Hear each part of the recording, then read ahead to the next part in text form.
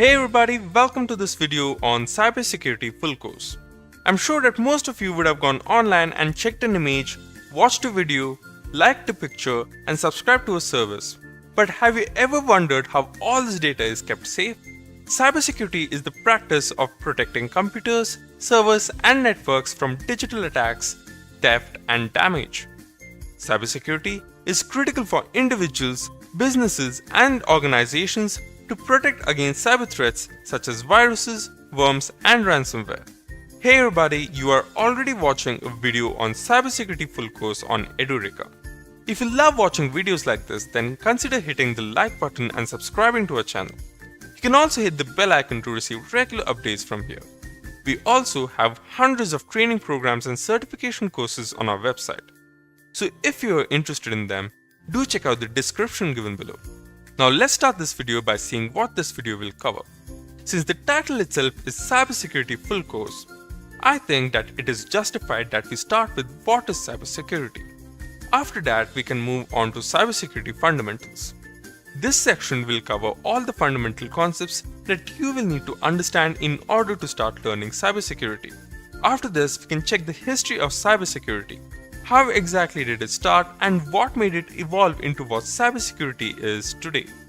We will then see some cybersecurity threats and the tools that is used in this domain. Once we are done with that, we will tell you the top 10 reasons why you should learn cybersecurity along with a few cybersecurity skills. With this video, we really do hope that you are able to work in this industry. So the next section is how to become a cybersecurity engineer, followed by the cybersecurity career path. If you are new to this industry, then let me tell you, cybersecurity certifications are absolutely necessary if you want to have a good chance in getting shortlisted. We will also need to cover coding for cybersecurity to maximize your knowledge in this domain. In this video, we will also see the top cybersecurity attacks that have gained reputation in the recent years. After this, we will move on to ethical hacking. We will start by seeing what ethical hacking means, after which we can learn the phases in ethical hacking. Once you are done with this, we will move on to some core concepts like ethical hacking with Kali Linux, cryptography, penetration testing, etc. In this video, we will also show you how to use Nmap, a network scanner that is used to discover hosts and services on a computer network by sending packets and analyzing the responses. We will also see a few methods of cyber attacks like cross-site scripting, DDoS attack, SQL injection, etc. After that, we will cover steganography, a technique that is used to hide data in a non-secretive manner to avoid detection. Now, after all this, we really do hope that you use these skills and succeed in your career. That is why we have included an ethical hacking roadmap which will help you plan your career and cybersecurity interview questions and answers to help you ease through the interview process. So now, let's get started with the first topic, which is what is cybersecurity?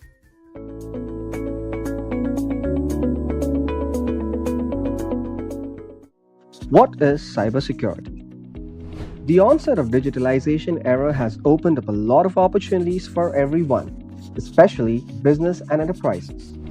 From mobile banking to online shopping to reading news and books, everything is just one click away. But it has been rightly said that everything comes at a price. The more you connect to digital assets, the higher the risk of security vulnerabilities for your sensitive and confidential data. Now the question arises, how are companies securing this critical data and combating these threats? The answer is cybersecurity. So, what is cybersecurity? Technically, cybersecurity is the body of technologies, processes, and practices designed to protect networks, computers, programs, and data from attack, damage, or unauthorized access or misuse of authorized assets. The goal of cybersecurity is to reduce the risk of cyber attacks and protect organizations and individuals from the intentional and unintentional exploitation of security weaknesses in systems, networks, and technologies. You loved a product on Amazon and plan to buy it. On your way to checkout, you are given options to pay through your debit or credit card or UPI. With millions of users sharing such sensitive information over the platform, ever wondered how Amazon tries to secure this information? How do Facebook and Google also manage to secure confidential information of its millions of users? Well, from renewed privacy policies to security-focused patents to use of AI for data security, each company is expanding its focus on data protection to encourage user trust. With the increasing advancements in the digital world, cybersecurity threats will keep getting more complex as hackers learn to adapt to security strategies. This will increase the widespread requirement of cybersecurity by companies that will be paying more than ever to land highly skilled cybersecurity professionals in order to secure their vulnerable assets from cyber attacks.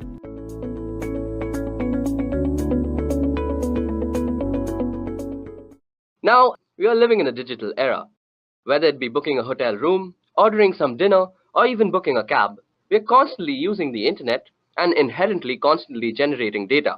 This data is generally stored on the cloud, which is basically a huge data server or data center that you can access online. Also, we use an array of devices to access this data. Now for a hacker, it's a golden age. With so many access points, public IP addresses, and constant traffic and tons of data to exploit, black hat hackers are having one hell of a time exploiting vulnerabilities and creating malicious software for the same.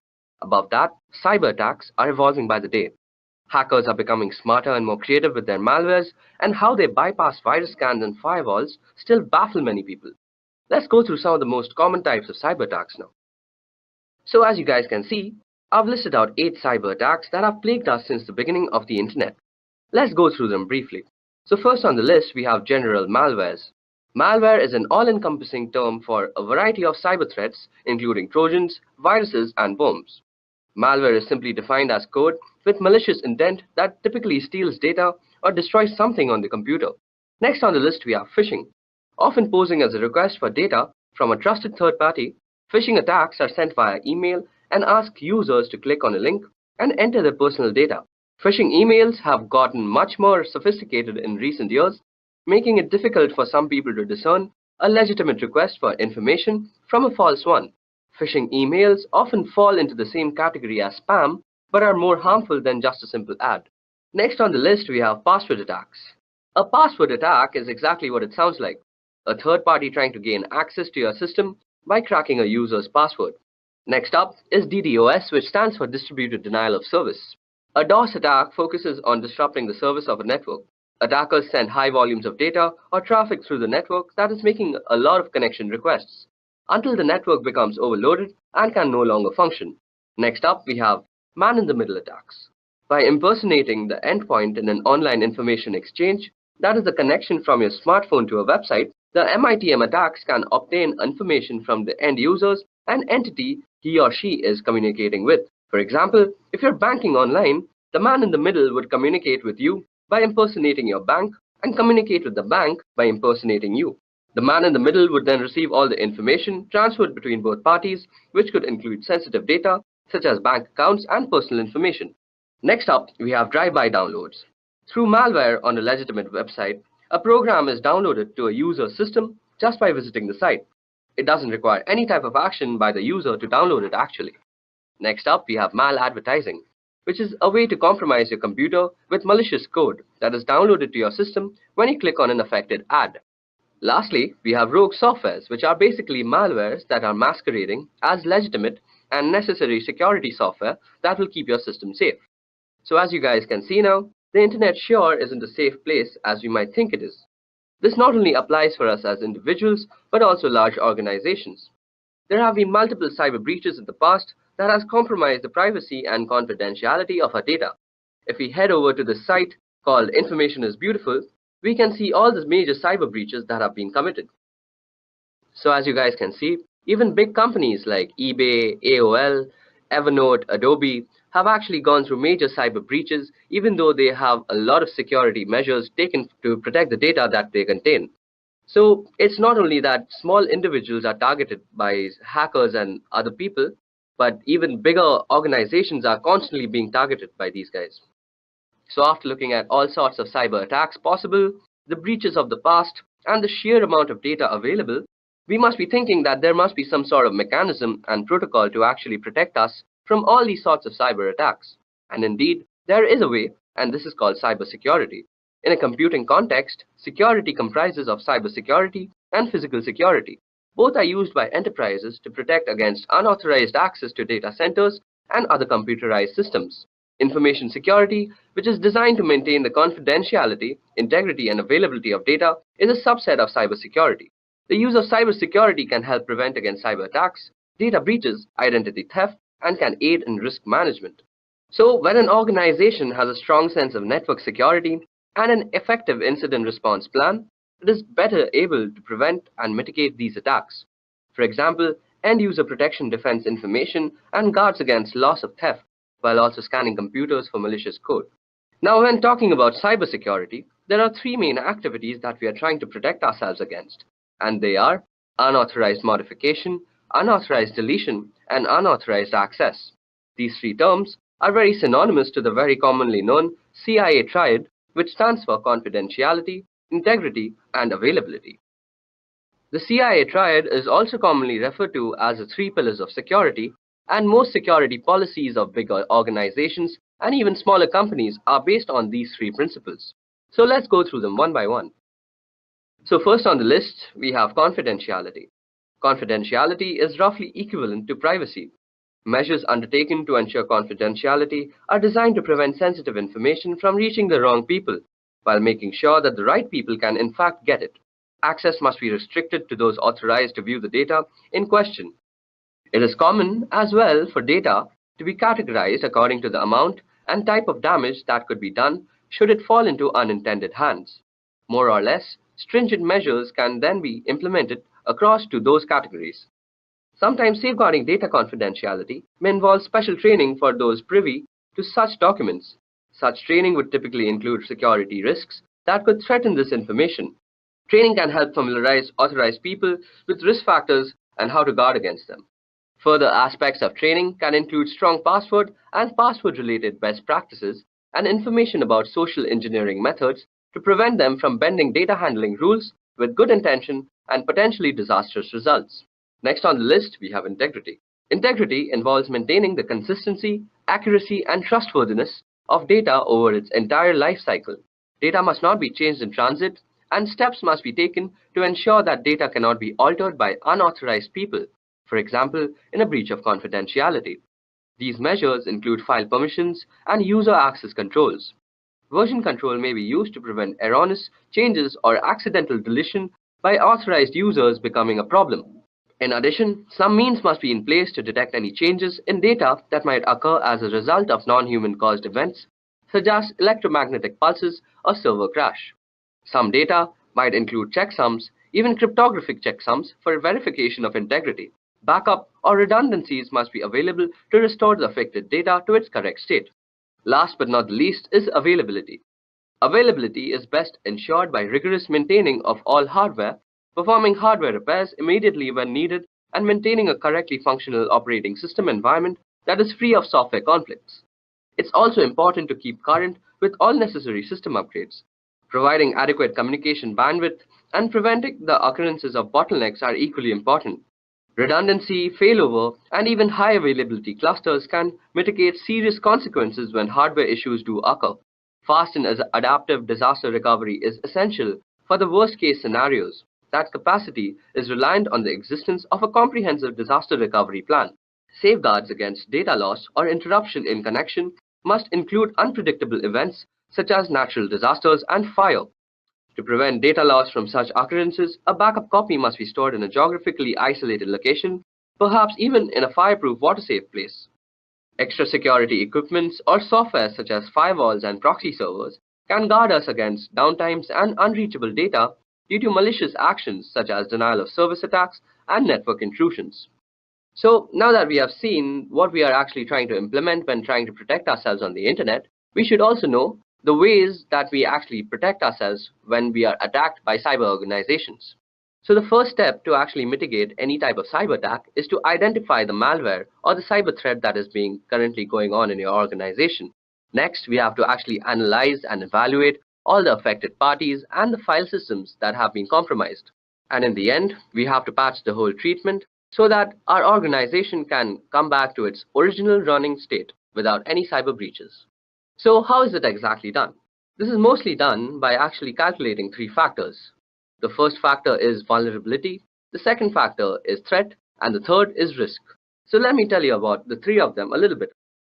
So first on the list of actual calculations, we have vulnerability. So a vulnerability refers to a known weakness of an asset that can be exploited by one or more attackers. In other words, it is a known issue that allows an attack to be successful.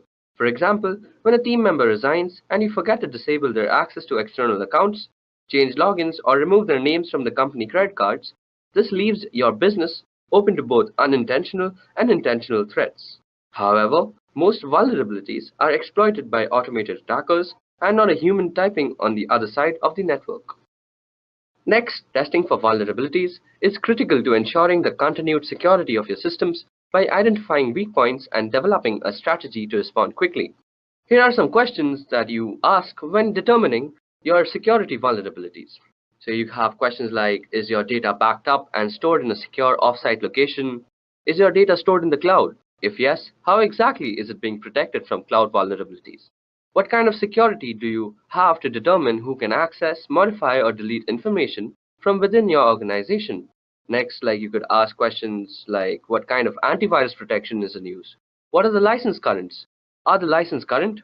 And is it running as often as needed? Also, do you have a data recovery plan in the event of vulnerability being exploited? So these are the normal questions that one asks when actually checking their vulnerability. Next up is threat. A threat refers to a new or newly discovered incident with potential to do harm to a system or your overall organization.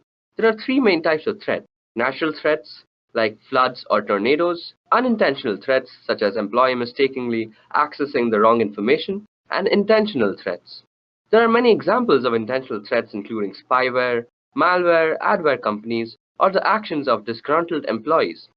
In addition, worms and viruses are categorized as threats because they could potentially cause harm to your organization through exposure to an automated attack, as opposed to one perpetrated by human beings. Although these threats are generally outside of one's control and difficult to identify in advance, it is essential to take appropriate measures to assess threats regularly. Here are some ways to do so. Ensure that your team members are staying informed of current trends in cybersecurity so they can quickly identify new threats. They should subscribe to blogs like Wired and podcasts like the TechGenics Extreme IT that covers these issues, as well as join professional associations so they can benefit from breaking news feeds, conferences, and webinars. You should also perform regular threat assessment to determine the best approaches to protecting a system against a specific threat, along with assessing different types of threat. In addition, penetration testing involves modeling real-world threats in order to discover vulnerabilities. Next on the list, we have risk. So risk refers to the potential for loss or damage when a threat exploits a vulnerability. Examples of risks include financial losses as a result of business disruption, loss of privacy, reputational damage, legal implications, and can even include loss of life. Risk can also be defined as follows, which is basically threat multiplied by the vulnerability. You can reduce the potential for risk by creating and implementing a risk management plan, and here are the key aspects to consider when developing your risk management strategy. Firstly, we need to assess risk and determine needs. When it comes to designing and implementing a risk assessment framework, it is critical to prioritize the most important breaches that need to be addressed. Although frequency may differ in each organization, this level of assessment must be done on a regular, recurring basis. Next, we also have to include a total stakeholder perspective. Stakeholders include the business owners as well as employees, customers, and even vendors. All of these players have the potential to negatively impact the organization, but at the same time they can be assets in helping to mitigate risk. So as we see, risk management is the key to cybersecurity. So now let us go through a scenario to actually understand how cybersecurity actually defends an organization against very manipulative cybercrime. So cybercrime, as we all know, is a global problem that's been dominating the news cycle. It poses a threat to individual security and an even bigger threat to large international companies, banks, and government. Today's organized cybercrime far outshadows lone hackers of the past, and now large organized crime rings function like startups and often employ highly trained developers who are constantly innovating new online attacks. Most companies have preventative security software to stop these types of attacks, but no matter how secure we are, cybercrime is going to happen. So meet Bob. He is the Chief Security Officer for a company that makes a mobile app to help customers track and manage their finances. So security is a top priority. So Bob's company has an activity response platform in place that automates the entire cybersecurity process. The ARP software integrates all the security and IT software needed to keep a large company like Bob's secured into a single dashboard and acts as a hub for the people, processes, and technology needed to respond to and contain cyber attacks. Let's see how this platform works in the case of a security breach. While Bob is out on a business trip, irregular activity occurs on his account as a user behavior analytics engine that monitors account activity, recognizes suspicious behavior involving late-night logins, and unusual amounts of data being downloaded. This piece of software is the first signal that something is wrong. An alert is sent to the next piece of software in the chain, which is the Security Information and Event Management System. Now, the ARP can orchestrate a chain of events that ultimately prevents the company from encountering a serious security disaster. The ARP connects to a user directory software that Bob's company uses, which immediately recognizes the user accounts belong to an executive who is out on a business trip, and then proceeds to lock his account. The ARP sends the incident IP address to a threat intelligence software, which identifies the address as a suspected malware server. As each piece of security software runs, the findings are recorded in the ARP's incident, which is already busy creating a set of instructions called a playbook for a security analyst to follow. The analyst then locks Bob's accounts and changes his passwords. This time, the software has determined the attempted attack came from a well-known cybercrime organization using stolen credentials. Bob's credentials were stolen when the hacker found a vulnerability in his company's firewall software and used it to upload a malware-infected file. Now that we know how the attack happened, the analyst uses the ARP and identifies and patches all the things. The ARP uses information from Endpoint Tool to determine which machines need to be patched, recommends how to patch them, and then allows the analyst to push the patches to all the computers and mobile devices instantly. Meanwhile, Bob has to alert the legal departments of the breach, and the ARP instantly notifies the correct person of the situation and the status of the incident after the attack is contained. And Bob's account is secured. The analyst then communicates which data may have been stolen or compromised during the incident. He identifies which geographies, jurisdictions, and regulatory agencies cover the users and information affected by the attack. Then the ARP creates a series of tasks so the organization can notify the affected parties and follow all relevant compliances and liability procedures.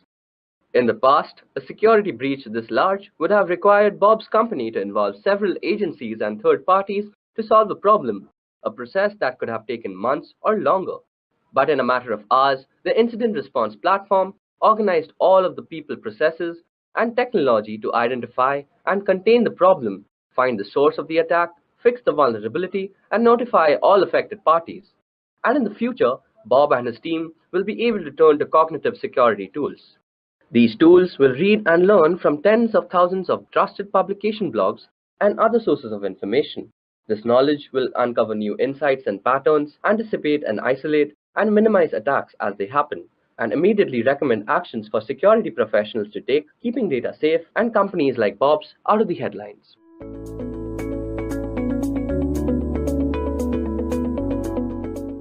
So let us take a trip to the early days of hacking to start with. Now, the Internet Engineering Task Force is responsible for maintaining documentation about protocols and various specifications and processes and procedures regarding anything on the Internet.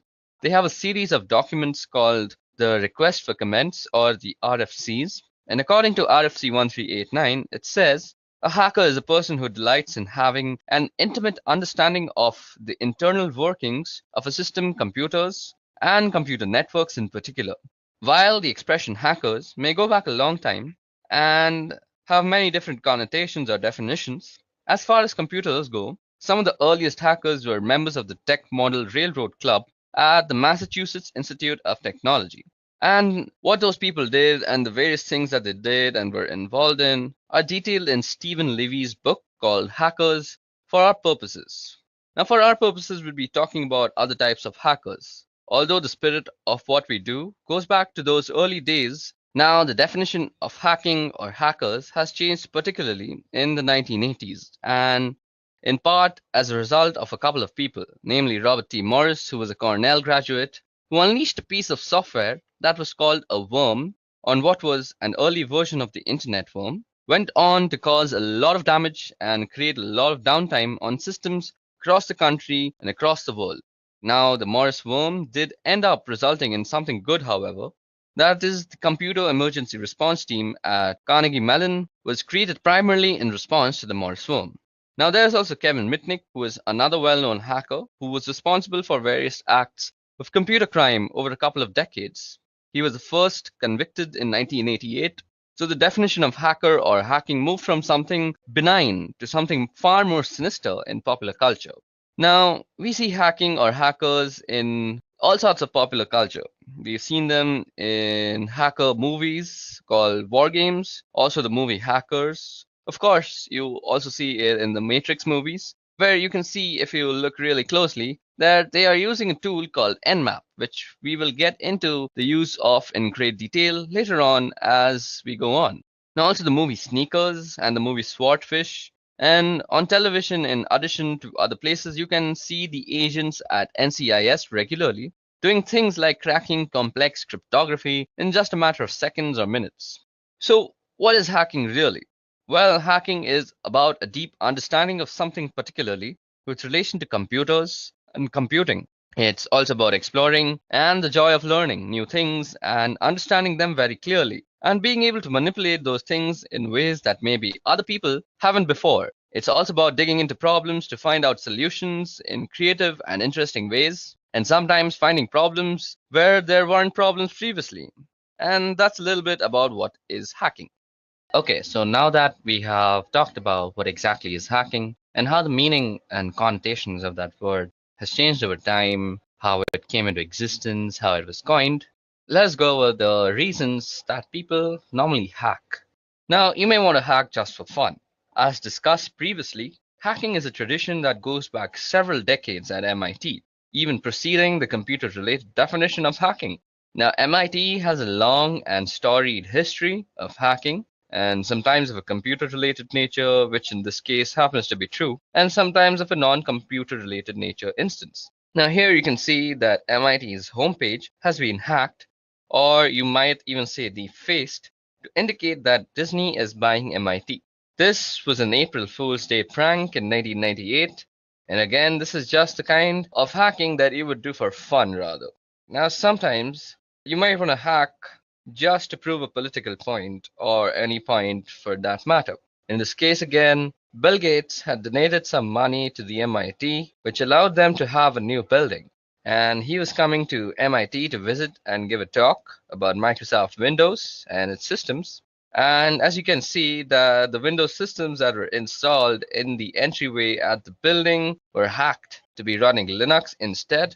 And you can see here that Tux the Penguin is saying, "Welcome to the William H. Gates building." Again, that's some students who decided that they wanted to make a point about Linux and Microsoft and Windows to Bill Gates, and they thought hacking was the best way to go about it. Sometimes you hack just for the challenge. Here's an example again at MIT, where some students turned the facade of a building into a Tetris game board. Now, this was a reasonably difficult hack, and the students went after it just for the challenge of completing it. And it just so they could have some pride of ownership and to be able to say that they were able to pull this off. You know, the things that teenagers do to show off to other teenagers, it just increases with increase in scale. Now, in spite of its difficulties and its challenges and all the obstacles and planning that had to go into it, they were able to pull it off, and now they have those bragging rights. So that was one of them. And one of the instances where somebody would hack just for the challenge and for the fun in it.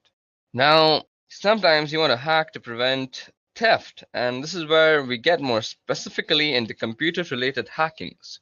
You see a lot of articles and stories in the news over the last few years about cybercrime, and here's an example of data theft compromised.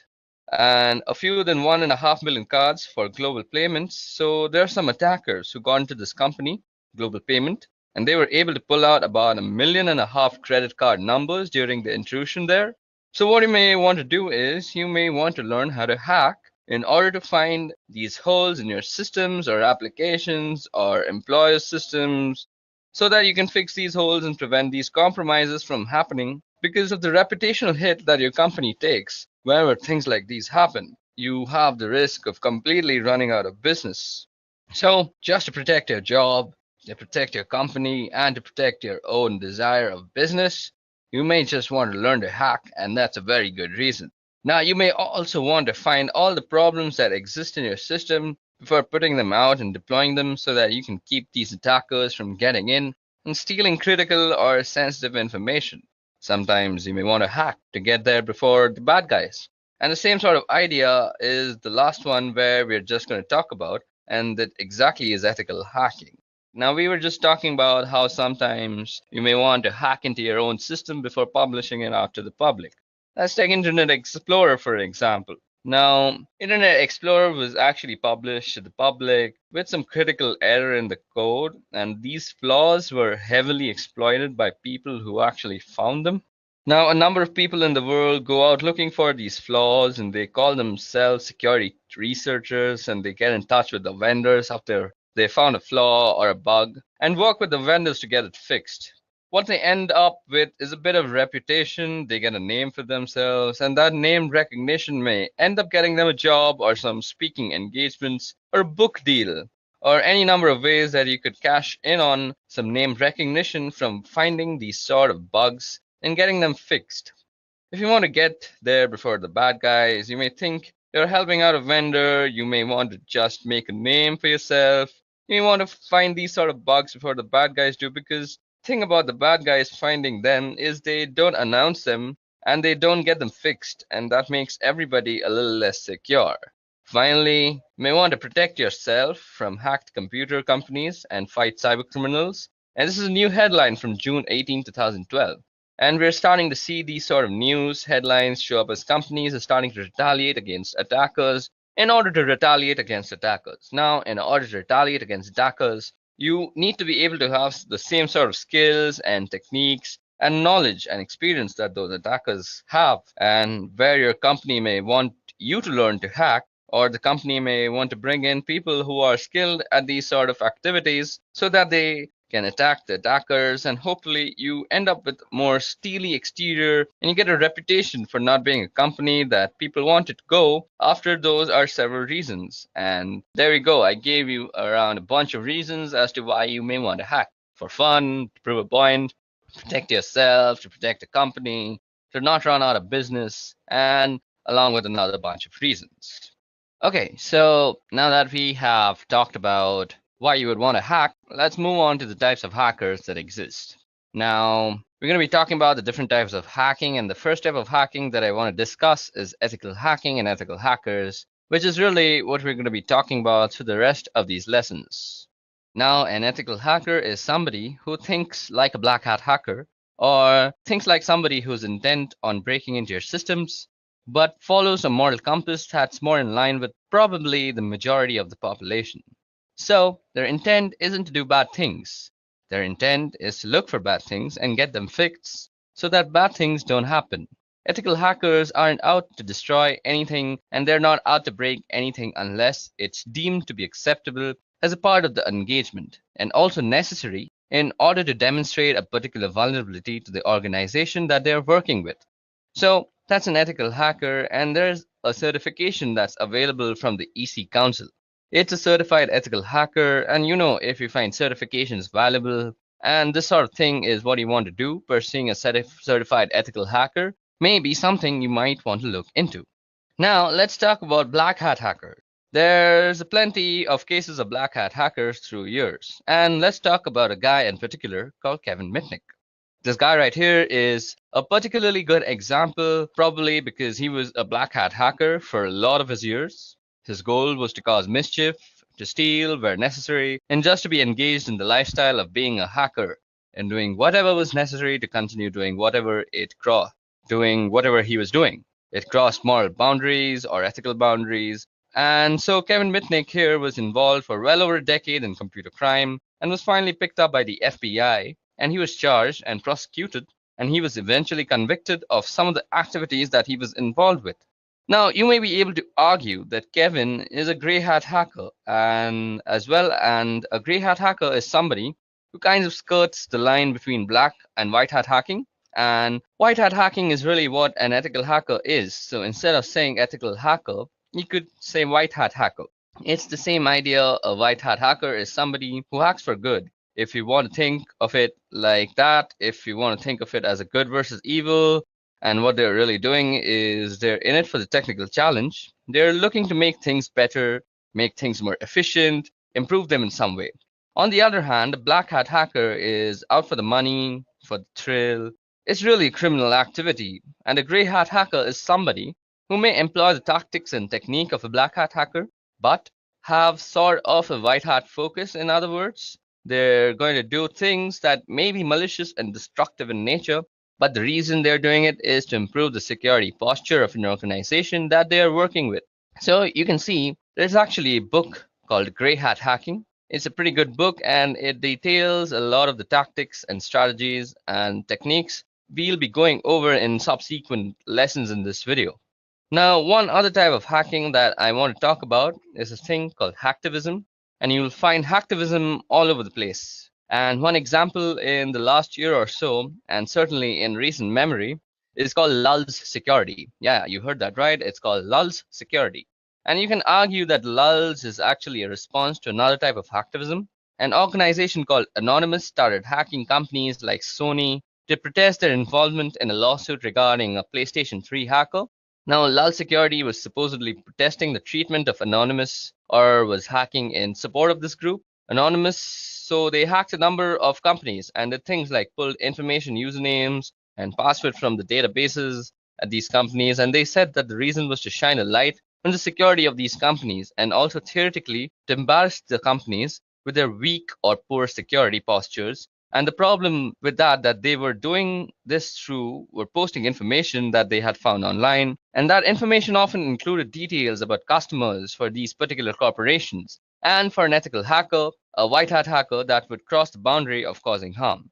So there's no reason for me as an ethical hacker to post information in a public forum about somebody, because I could be doing damage to them. But in this case, lulz security and Anonymous, specifically lulz security, were engaged in a form of hacktivism, and what they were doing was not only damaging to the corporation, that certainly was detrimental to those people. So different types of hackers and different types of hacking. We've got ethical or white hat hacking, we've got black hat, gray hat, and then we've finally got hacktivism. It's really the goal and the means that vary from one to the other. Okay, so now that we've discussed the types of hackers, let's also discuss the skills necessary to become one. So what we're going to discuss in this part are the different skills that are required or will be learned as a part of this video. So initially, just for basic computing, you need a basic understanding of operating systems and how to work them. There are going to be several fundamental types of tasks that I won't be going into any detail at all, and you'll need to know how to run programs and do things like open up a command prompt without me walking you through and how to do that. So I am going to assume that you have some basic understanding of how to do these sorts of tasks. Also, you need an understanding of the basic system software, and you'll need a basic understanding of how to use command line utilities. There are a number of tools and programs that we're going to be going through this video, and many of them use the command line. Now, whether it's on Windows or Linux, you'll need to be familiar with typing and being able to run programs from the command line, and the various command line switches and parameters that those programs or types of programs are going to use. Now, from a networking perspective, you need a basic understanding of some simple networking concepts. You need to know what cables are and switches and hubs and how systems are networked together. You don't really need a deep level of understanding. I'll be going through some protocols at a reasonably deep level, because I think it's important as an ethical hacker to understand what's going on at the protocol level, so that you can know better what you are doing and how to achieve the goals and tasks that you have before you. So we're going to be going over some protocols. So just understanding what protocols are and how they go together, those sort of things are necessary from a networking perspective. Now, we're going to also be learning a bunch of life skills. Yes, there are some life skills that it's important to have. I think the most important one is the ability to accept failure and persevere. And by that, I mean you're going to be just running across several things that just don't work the first time around. And it's going to take a little bit of time and stick-to-itiveness to plug away and keep going until you get something to work. And the way that you get things to work is having an ability to problem solve. And sometimes solving problems requires being a little creative. Sometimes you need to think out of the box and come at a problem from a different perspective in order to find a solution. Throughout the course of this video, you're going to run across a lot of sticky problems through the course of learning about being an ethical hacker and just doing the work, because it's not as simple. So here's a little recipe for how to do this. Now go follow this recipe every time and you're going to be successful. Every situation is different, every system is different. You're going to run across some pretty sticky problems and you're going to have to just wait and get your hands dirty and keep failing and failing and failing and failing until you find a way to succeed. So I think those skills are very necessary to learn how to be an ethical hacker.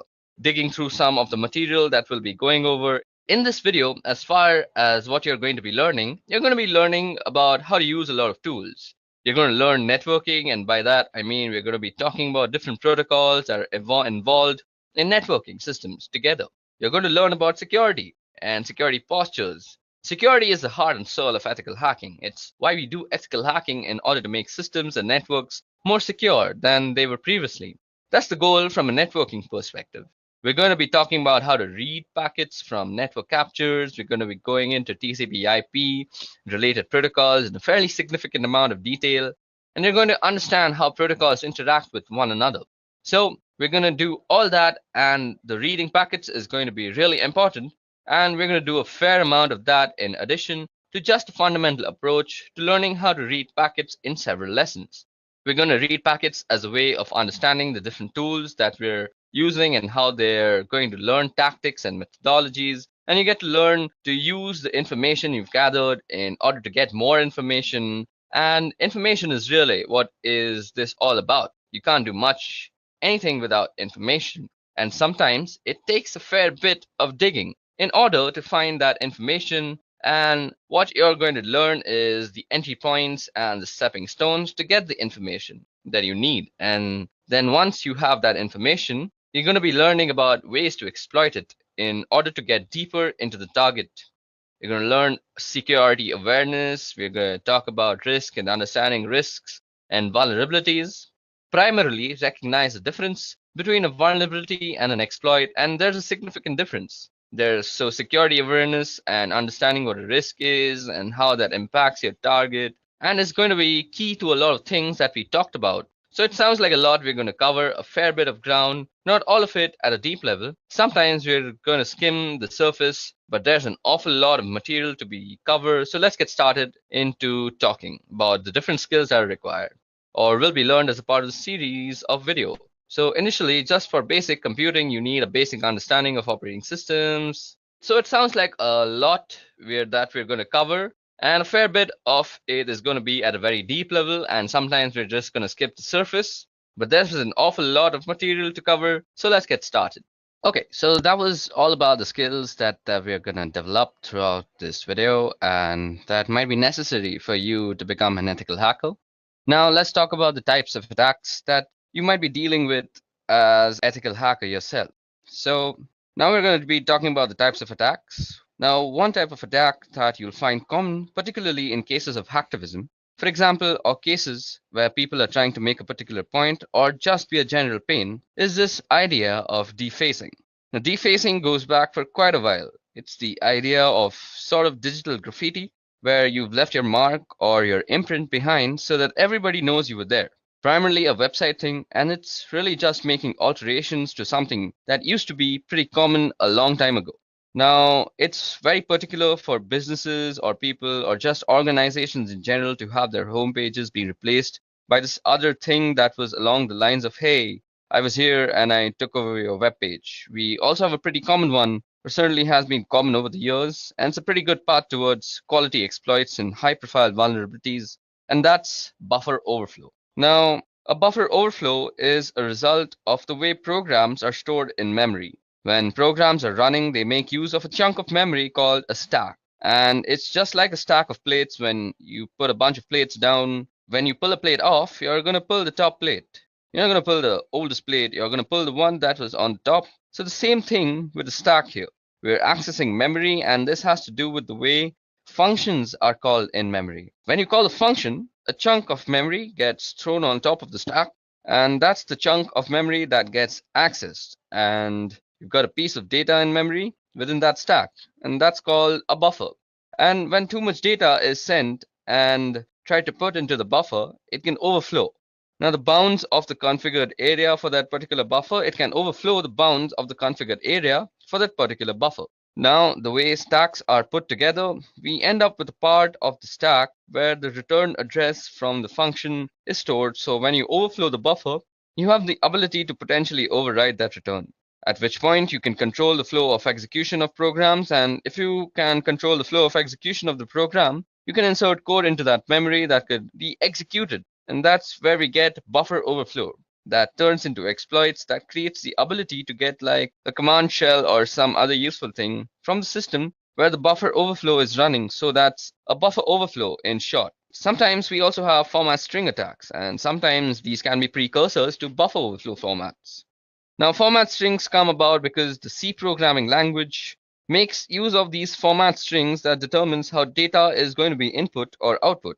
So you have a string of characters that define whether the subsequent input or output is going to be an integer, or whether it's going to be a character, or whether it's going to be a string or a floating point, that sort of thing. So you have a format string that defines the input or the output. Now, if a programmer leaves off the format string and just gets lazy and provides only the variable that's going to be output, for example, you have the ability to provide that format string. If you provide that format string, what then happens is the program starts picking the next piece of data off the stack and displays them, because that way we can start looking at data that's on the stack of the running program just by providing a format string. And if I can look at the data, I may be able to find information like a return address or some other useful piece of information. There is also a possibility of being able to inject data into the stack. I may be able to find some information like a return address or some other useful piece of information. There is also a possibility of being able to inject data into the stack. I may be able to find some information like a return address or some other useful piece of information. There is also a possibility of being able to inject data into the stack using this particular type of attack. Now, moving on to our next type of attack is a denial of service. A denial of service, this is a pretty common one, and you'll hear about this a lot. This is not to be confused though with the one that I'll be talking about after this, and that is a distributed denial of service. So this one that you see is a denial of service attack. And a denial of service is any attack or action that prevents a service from being available to its legitimate or authorized users. So you hear about a ping flood or a SYN flood, that is basically a SYN packet being sent to your machine constantly, or a Smurf attack. And the Smurf attack has to do something with ICMP echo requests and responses using broadcast addresses. That one's been pretty well shut down over the last several years. You can also get a denial of service simply from a malformed packet or a piece of data, where a piece of data is malformed and sent into a program. Now, if the program doesn't handle it correctly, if it crashes, suddenly you're not able to use that program anymore. So therefore, you are denied the service of the program, and thus the denial of service. Now, as I said, a denial of service is not to be confused with a distributed denial of service. And I know it's pretty trendy, particularly in the media, to call it any denial of service a DDoS or any denial of service a DDoS. Now, it's important to note that any denial of service is not a DDoS. A DDoS, or as you might know, a distributed denial of service, is a very specific thing. A distributed denial of service is a coordinated denial of service making use of several hosts in several locations. So, if you think about a botnet as an example, a botnet could be used to trigger a distributed denial of service, where I've got a lot of bots that I'm controlling from a remote location, and I'm using all these bots to do something like sending a lot of data to a particular server. When I've got a lot of systems sending even small amounts of data, all of that data can overwhelm the server that I'm sending it to. So the idea behind a distributed denial of service attack is to overwhelm resources on a particular server in order to cause that server not to be able to respond. Now, the first known DDoS attack used a tool called Stockholrot, which is German for barbed wire. Now, Stockholrot came out of some work that a guy by the name of Mixter was doing in 1999. He wrote a proof of concept piece of code called TFN, which was the Tribe Flood Network. Let me just show that for you. So you can see on the Wikipedia page that the Tribe Flood Network, or TFN, is a set of computer programs that is used to conduct various DDoS attacks such as ICMP floods, SYN floods, UDP floods, and Smurf attacks. Now, I know many people don't really consider Wikipedia a really good source of any sort of knowledge, but it's a good place to start off. So if you want to read about all these types of attacks like ICMP floods and what exactly is a SYN flood, you can always do that from Wikipedia. It's not that bad a place. Of course, you shouldn't use Wikipedia as your final Rosetta Stone. Moving on. So this program called Old Rod, which was used to attack servers like eBay and Yahoo back in February of 2000. So that attack in February of 2000 was really the first known distributed denial of service attack, which is not to say that there weren't denial of service attacks previously. So to that, there were certainly plenty of them, but they were not distributed. Now, this means there weren't a lot of systems used to coordinate and create a denial of service condition, and therefore we get the distributed denial of service attack. So that's a handful of type of attacks and some pretty common attacks that you're going to see as an ethical hacker when you become an ethical hacker, or if you're trying to become an ethical hacker, you should always know about these types of attacks. Okay, so in this lesson, we're going to be talking about penetration testing and some of the details around how it works and logistics and specifically things like scope. So what exactly is penetration testing?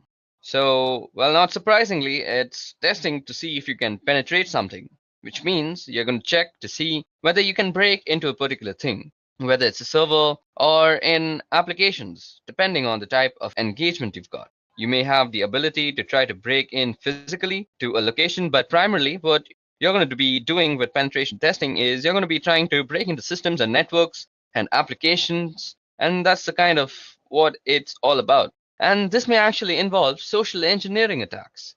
So it may require you to make a phone call to somebody and get them to give you their username and password, or some other type of social engineering attack, where maybe you send a URL via a crafted email. Sometimes it's just strictly a technical approach where you're running scans and you're running Metasploit and you're gaining access that way, or maybe some other type of technical application sort of connection. Sometimes it's physical access that you need. So in order to get access to a particular system, if you can get physical access, then maybe you can get in. So that's what exactly penetration testing is. It's checking whether you can get into a system, whether it be physically or on a network. So what are the goals of penetration testing? The goals would be to assess weakness in an organization's security postures. You want to figure out what they're vulnerable so that they can go and fix these problems. You want to help them understand their risk positions better and what they can or may be able to do to mitigate those risks. And ultimately, you want to be able to access systems in a particular way to find weaknesses. So those are really sort of the goals of penetration testing. Now, from a results standpoint, when you're done your testing, what you are going to do, well, you're probably going to generate a report.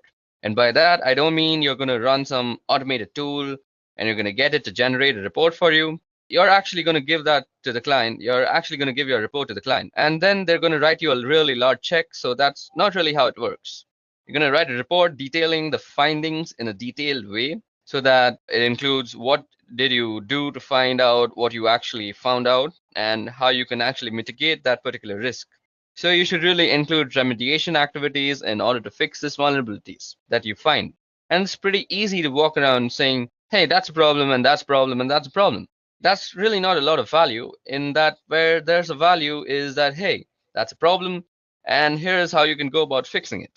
So let's talk about the scope of penetration testing. So firstly, you want to actually realize how big is the breadbox and how specifically what is it that the two of you have agreed, that being you, the ethical hacker, and the other guy being the authorized person to give you permissions to ethically hack, have specifically agreed that you can do penetration testing and you can target them as an organization or the client. And what you have agreed to are any exclusions or any sort of areas that they say you're not allowed to touch. So anything, so like if they've got a database server maybe, or there's a lot of really sensitive data on it, and there's a little hesitant, and they may put a don't touch this thing clause in the scope.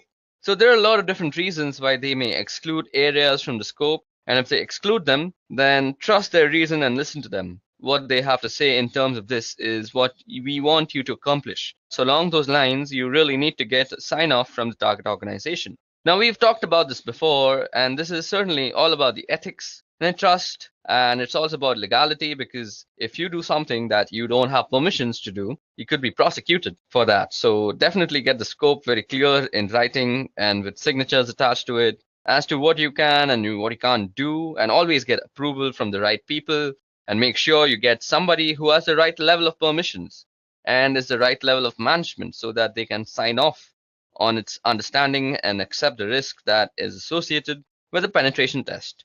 So let me talk a little bit about security assessments and how they differ from penetration tests. The security assessment is a hand-in-hand approach with clients. So you would walk in doing a collaborative thing where you're a trusted partner and you ally with them, and your goal isn't to penetrate them and point out all the things that are really bad, but it's to get a full assessment of the risk that the organization is exposed to. And you would probably provide more details about fixes that maybe you would in a penetration test. Now, what we're going to do is we're going to walk in and make sure that the policies and procedures they have in place are really what they need for the organization and the risk appetite that they've got.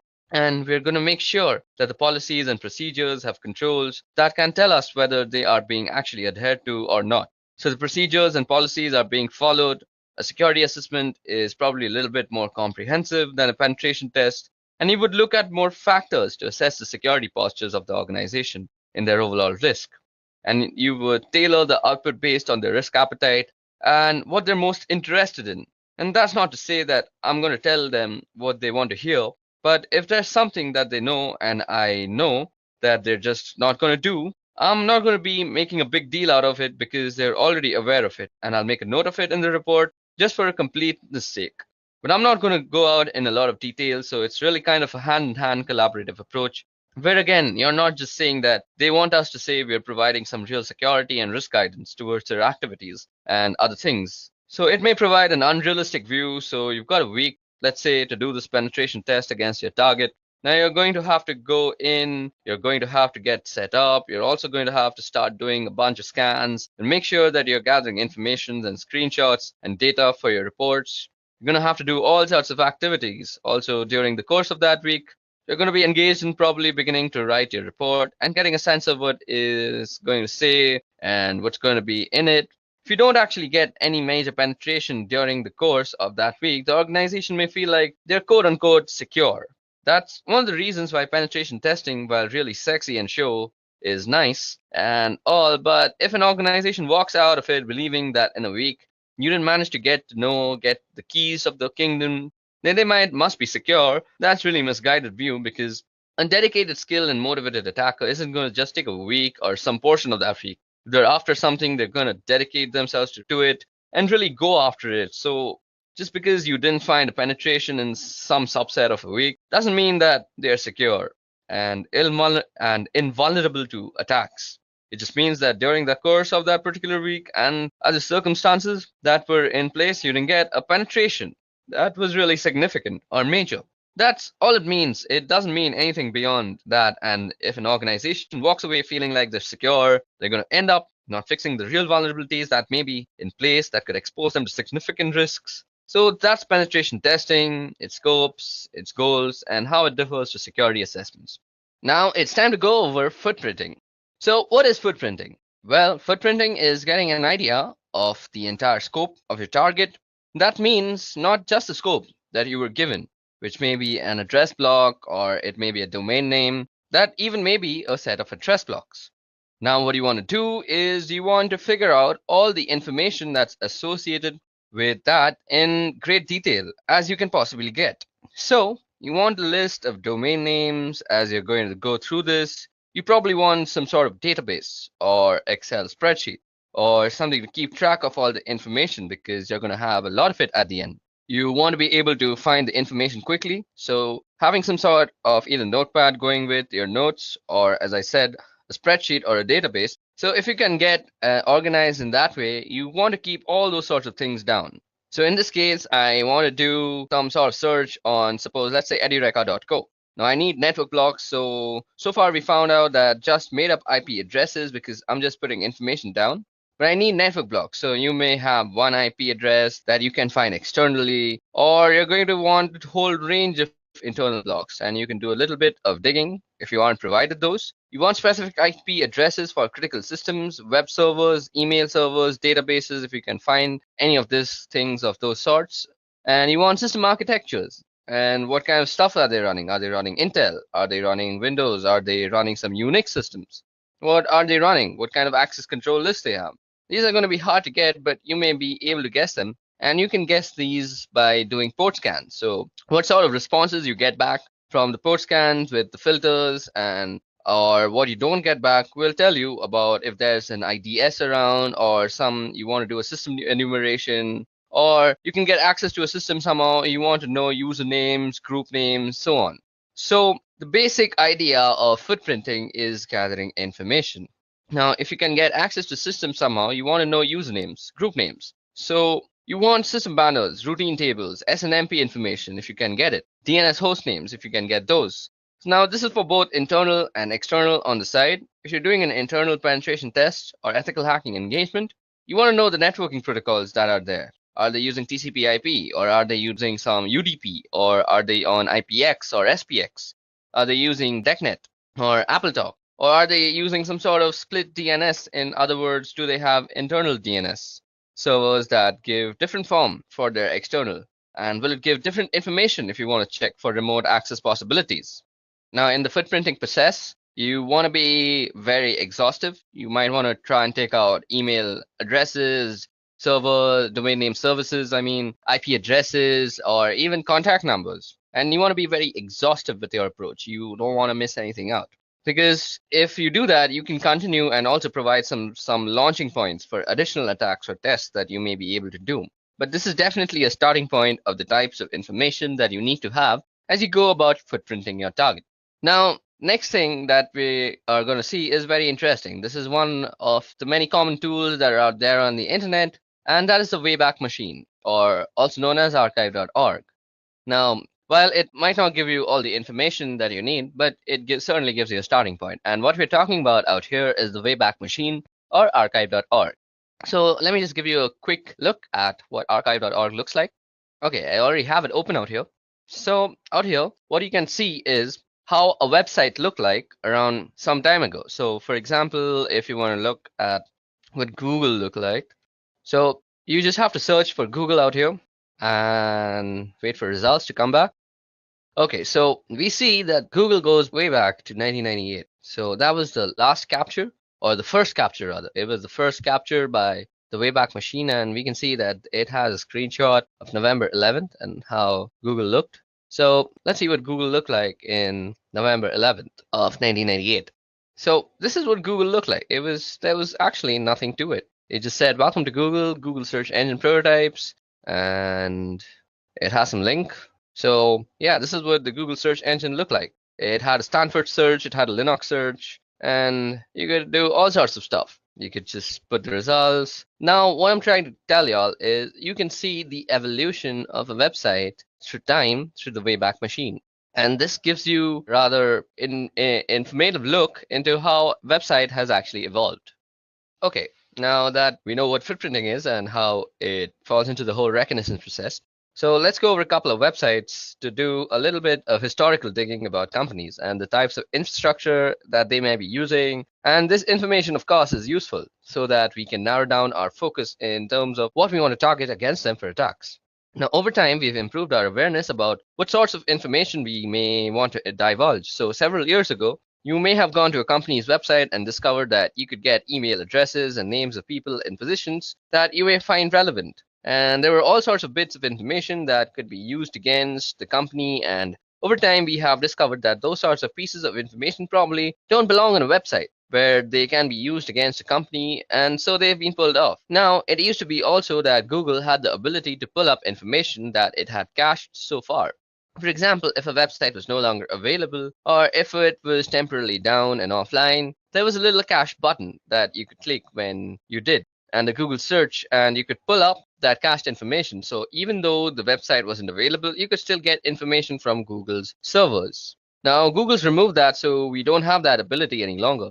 However, there is an internet archive that we can use. So this thing is called the Wayback Machine, and I have it open out here. So it's archive.org/web. So archive.org is a website that gives us information about other websites and how they looked like in years ago. And by so, I'm going to go to the Wayback Machine, which you can see is at the archive.org, and I'm going to go and try and search for edureka.co. So now we're going to take a historical look at edureka.co's website, and you can see we've got some years and they've got information going back up to 2013. So let's look at what this website looked like when it was just 2013. Okay, there doesn't seem to be any snapshots out here. I wonder what's going on. Okay, so let's go to 2014. And the first snapshot seems to be on the September 12th of 2014. Actually, it's on May 17th too. So let's see what that looked like. Okay, so this is what Edureka looked like back in 2013, or rather 2014, September 12th, 2014 to be actually exact. Now you can see that we have some live classes and all these pictures are there, and they've got this weird picture of this guy out here. I don't know why that was a thing back in 2014. Now we can browse more advanced screenshots, or rather the screenshots that were taken later on, and see how this company has evolved with its infrastructure and the way it actually lays out its content. Okay, so it still hasn't evolved, but I can go a couple of years ahead and see what this has actually evolved into. So if I were to go to December 2016, so this is what it looked like in 2016, and we can see that they've added this weird box out here about browsing courses. They have added a search bar. That kind of looks weird, but it's mostly because my internet is slow and it's not loading all the elements. They've also changed how they've actually laid out the courses. We can also see a change in the prices, I guess. So yeah, this tells us about how it evolves as a complete website. Now, this other website that I want to talk about is called Netcraft. Now, Netcraft does internet research, including the types of web servers that companies run. And they have a web server surveys. You can see here as we scroll that Apache Web Services has 64.3% of the internet market, of course, and that's followed by Microsoft with 13%. Interesting information, maybe useful information, but even more useful than that is looking at what different companies run for their websites. And you can see here. Okay, so let's try and search for edureka.co out here. So let's just put in the website URL, and that Netcraft generate the site report. So as you can see that some of the stuff is not available. We know that the NetBlock owner is by Amazon Technologies. The name server is this thing right here. The DNS admin is AWS DNS host master. We also have the IP address. We can go for a look up the IP on VirusTotal. We can do that. There is no IPv6 present, so that's some information that we can see. So we can obviously opt out to not target IPv6 ranges. Then there's also reverse DNS. Then we also have a bunch of hosting history. So this is a history of it. And we know that it's hosted on a Linux system with an Apache web server. And it was last seen, and this was when it was last updated. So this is some very useful information. You can also get information on stuff like Netflix. So if you just type, okay, I just spelled that wrong. So let me just change it from the URL out here. So if you go and type for netflix.com, and you'll see that it'll show you all sorts of information. So as you see that it's on an AWS server, it's an Amazon Data Services Ireland, and this is all the hosting history that it goes along with. It has some sender policy frameworks, domain-based message authentication and reporting confirmations, and there's all sorts of information that you can get about websites and their web servers from Netcraft. So the Wayback Machine along with Netcraft make up for some interesting tools that are available on the internet, from which you can do a little bit of your reconnaissance process. Okay, now that we have gone over Netcraft and the Wayback Machine, now it's time to actually get to know how to use the little information that this site actually provides. So what the next topic that we're going to go over is using DNS to get more information. Now we're going to be going over a tool, and this is called Whois, and it is a utility that is used to query the various regional internet registries to store information about domain names and IP addresses. And let me just show it to you about all the internet registries that are there. So I have aaron.net open out here, and these are the internet registries that provides the ISPs and looks over the internet control as a whole. So out here we have Afrinic, we have Apnic, we have Aaron, we have Lacnic, and we have RIPE NCC. So these are all the regions and all the different types of stuff that they support, all the different countries. you can look at the map that it is supporting out here by just hovering over the providers. So as you can see, all these brown region out here is Africa, Afrinic. Then we have APNIC, which is this black or grayish thing, which is India and Australia and quite a lot of Asia. Then we have ARIN, which is a lot of North America and the United States mostly. Then is LACNIC, which is mostly the Latino side, which is the South American part. Then we have the rest of Europe, which is RIPE NCC, and this is the part that RIPE NCC is providing internet to. Okay, so that was all about the internet registries. Now let's get back to the topic, and that is using DNS to get more information. Now for this, we're going to be using a Linux-based system. So I have Ubuntu running on my virtual machine out here, and let me just log into it. So firstly, we are going to be using this query called whois that looks up these internet registries that I just showed you. Let me just quickly remove this. Okay. So for querying information from the regional internet registries that I just talked about, you can use whois to get information about who owns a particular IP address. So for example, I could do whois, and let's see, I could do whois Google, or rather Netflix.com, and we can get all sorts of information about Netflix. So we can see that we have the visit mark monitor. Then let's see, let's go up and look for all sorts of information that is being given to us by this whois query. So as you guys can see, I just went a little bit too much. Okay, so registry domain ID. We have the domain ID where it is registered. The registered URL is mark monitor. Okay, so this is for marking actually. Now the creation date is 1997. So if you haven't realized, Netflix been around for a long time and it's been updated on 2015. And the registry expiry date, as we see, is 2019. So it's going to actually go off this year. Then this is all useful information. So we can see all sorts of domain status, the name server, the URL, the DNSSEC that it says unsigned. This is very useful information that is being provided by a very simple query. Now, if you want to know who owns a particular IP address, so let's see. Did we get back the IP address out there? We should have got back the IP address, but it's kind of lost on me. So to get back the IP address also for a domain name service that you know, so you could use this command called dig. So you dig netflix.com. Now, as you guys can see, that it has returned a bunch of multiple IP addresses. These are all the IP addresses that Netflix is. So I could do something like, if I was trying to check out who owns a certain IP address, and for example, I have got one of these IP addresses, but let's just assume I don't know that it actually belongs to Netflix. So I can go whois 54.77.108.2, and it'll give me some information. So as you guys can see, it is giving us a bunch of information as to who this is and how it is happening. So we see that it is from Aaron.net, and so we can very smartly assume that it's from the North American part. Now, we can also see that it's in Seattle, so our guess was completely right. So it also gives us a range. So this is something very useful. So if you see, we now have the range of the IPs that might be being used by this guy. So we indeed have 54. And it says it goes up to the 54. There's also 34. Now let's check that out and see what information we get. So who is, and let's check it out. What was the IP that we were just seeing? It's 34.249.125.167. So 34.249.165. I don't know.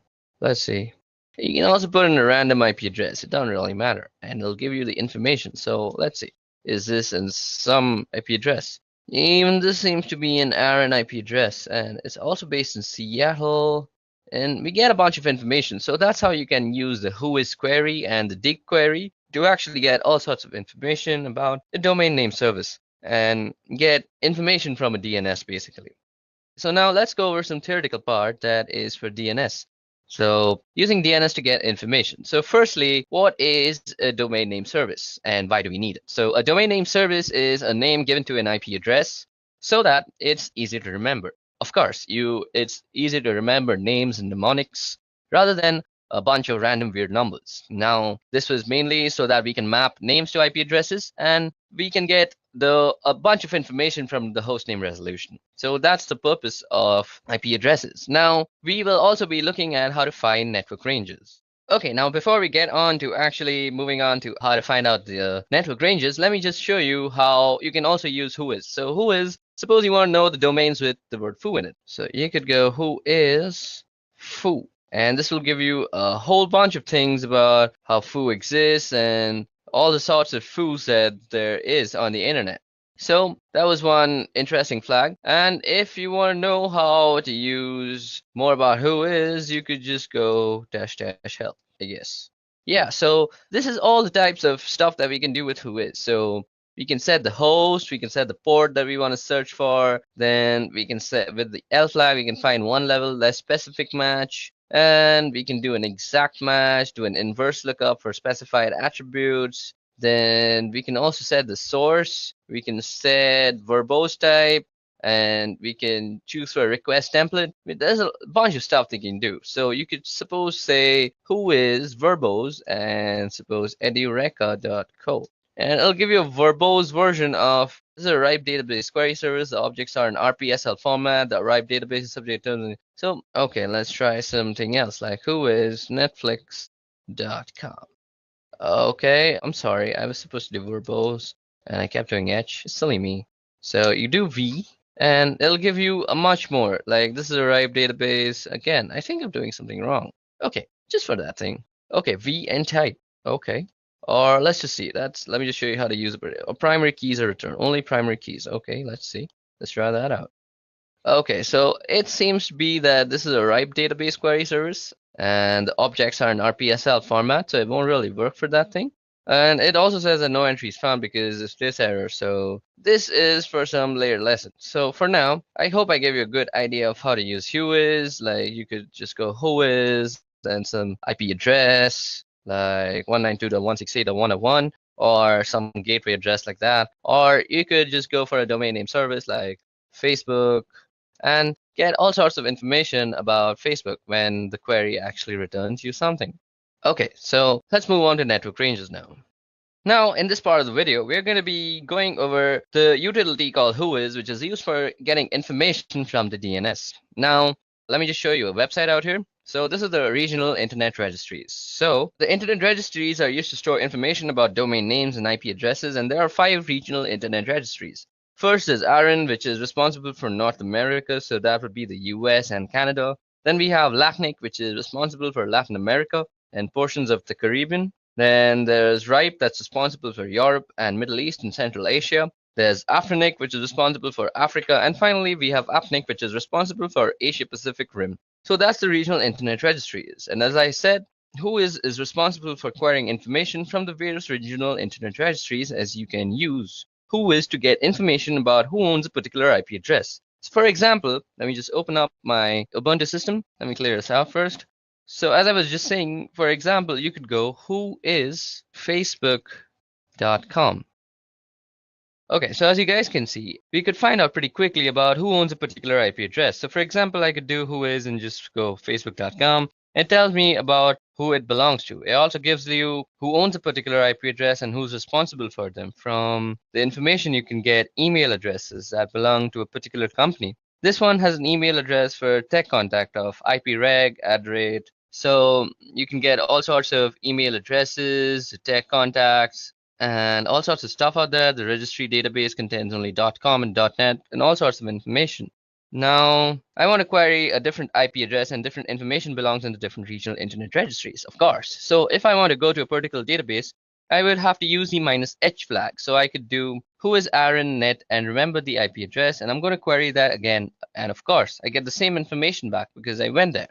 So you could just go whois h and then follow it with an IP address. So something like 34.205.176.98. So that's just a random IP address I just made up. And it says that whois option. Okay, so it's a capital H. Okay, so let's see that. And we get all sorts of information back from that. So area 8, ARIN, and all sorts of stuff. Now I can get information about domains as well. So if I can query something like netflix.com, and I can find out that this is actually Netflix, and there's an administrative contact and a technical contact static, and you can see the different domain servers, so the servers that would have authority of information about the DNS entries for that particular domain. You can also see other information like when the record was created, and a whole bunch of different phone numbers that you can contact. And additional to storing information about IP addresses and domain names, sometimes it will store information about particular host names. And there may be other reasons why you would store a host name or particular information about a host name on the system, whether one of the RIRS. Now, if I wanted to look up something specifically, once I had found that, I could now do a lookup on who is, suppose, let's say, something like who is foo. So let's say who is foo. Now, if you already don't have who is installed, you can easily install it by just going apt install who is on your Unix system, and that should do the trick. And then you can start use this really nifty tool. Okay, so that was all about using who is. Now let's get on to actually using how to find out network ranges for a domain. Okay, so now let's talk about how we're going to be going over and finding network ranges. So suppose you've got an engagement and you only know the domain name and you don't know much beyond that, and you're expected to figure out where everything is and what everything is. So how do you go about doing that? Well, you use some of the tools that we either have been talking about or will soon be talking about in more detail. And the first thing I'm going to do is I'm going to use the domain name edureka.co, and I'm going to look up edureka.co and see if I get an IP address back. So let's just head over there and go who is edureka.co, or we could use the host keyword. So as you see, we get an IP address back, and that is 34.210.230.35, and that is the IP address.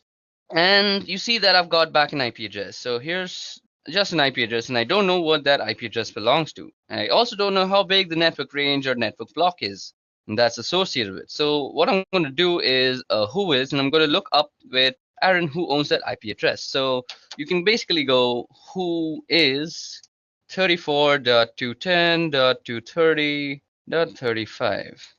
So as you guys can see, that gives us a bunch of information and who is.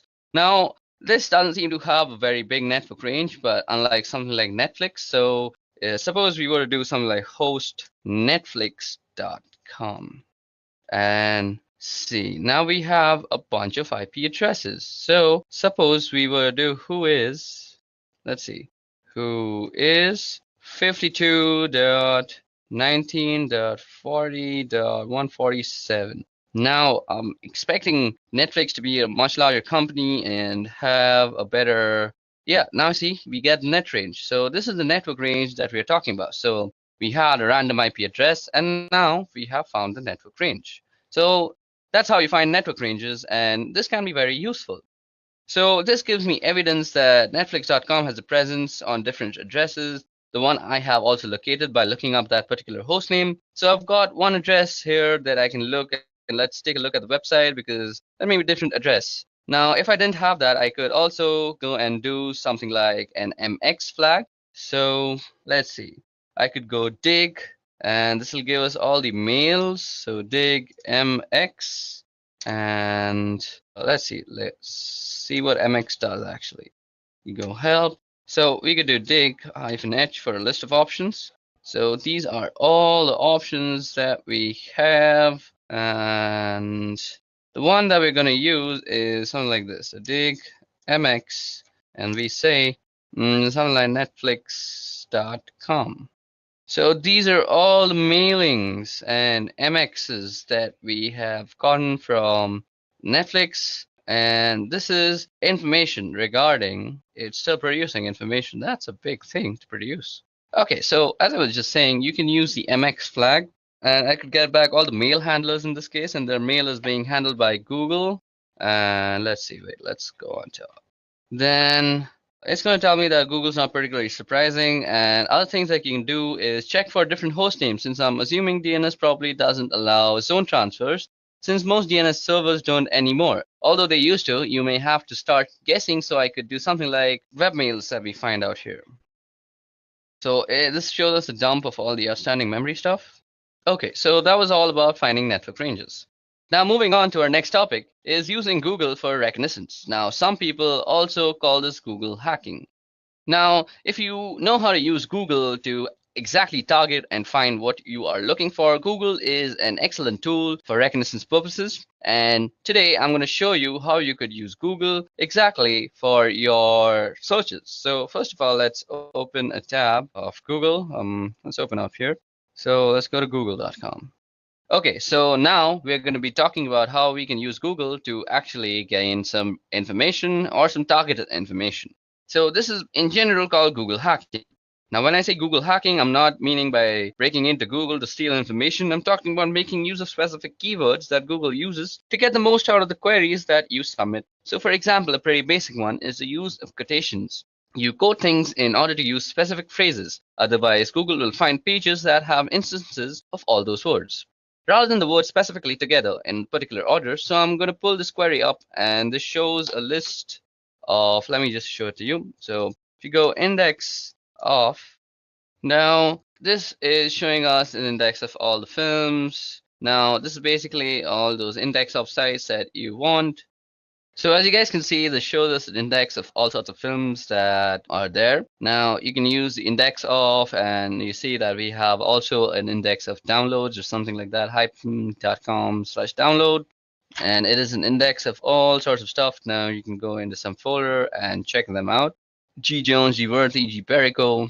I don't know what these are, but some sort of stuff. And this is how you can use Google. Now let me just show you some more tricks. So you can use this. So suppose you're using Google to find for something like a presentation. So you could use something like file type PPTX, and it'll search for every type of file there that is PPT. Okay, let's try some other site, .ppt. So config. Okay, so this brings up all the types of files that have some configs in them. So this is some gaming configuration, as we see. This is some digital configuration of Liverpool. Now you could also use something like this thing in URL, and you could use something like root, and this will give you all the things with root in their URL. So kingroot.n, digital trends, and how to root Android. So that's in the root. And suppose you want to say something like all in file type, or suppose you want some extension. So .ppt. .pptx, does that work? Let's search for JavaScript files. Okay, I think it's JS. Okay, that doesn't seem to work either.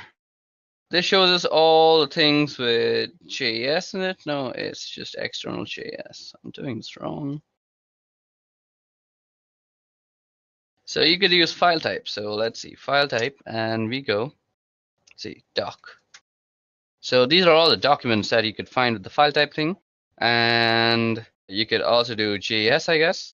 Yep, this will give you all the JavaScript files that are there. So this is how you can use Google to actually narrow down your searches. So suppose you want a particular set of keyword, and we want to make sure we get the passwords file from Google. Okay, so now let's go into more details about the various things you can find using Google hacking techniques. Now, while Google hacking techniques are really useful for just general searching in Google, they're also useful for penetration testers or ethical hackers. You can narrow down information that you get from Google. You get a specific list of systems that may be vulnerable. So we can do things like look for error pages that do in the title error. So I'm going to get a whole bunch of information. So suppose like we go in title and we say error. So as that, we get all sorts of stuff, and we can do the minus Google part. So if you do a minus Google, it'll not show you the stuff that's from Google. So we get various documentation pages about different vendors and the errors that they support. So here's one doc about Oracle, about Java error. But you know something more specific, we may be able to get errors about all sorts of other stuff. So this is how you could use the Google hacking technique to your own advantage if you're a penetration tester. Now let's also show you something called the Google hacking database. Now this is very useful for an ethical hacker.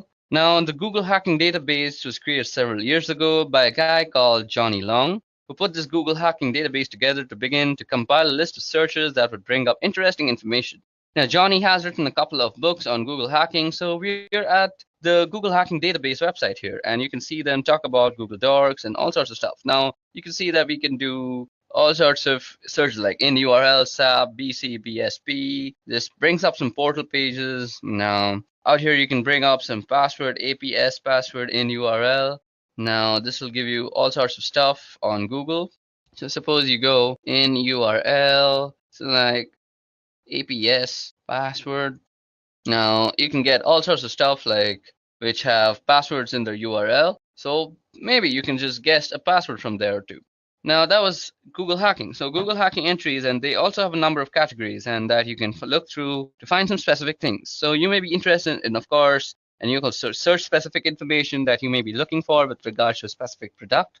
For example, let me just show you exploit database. These are all the types of stuff you can go through out here.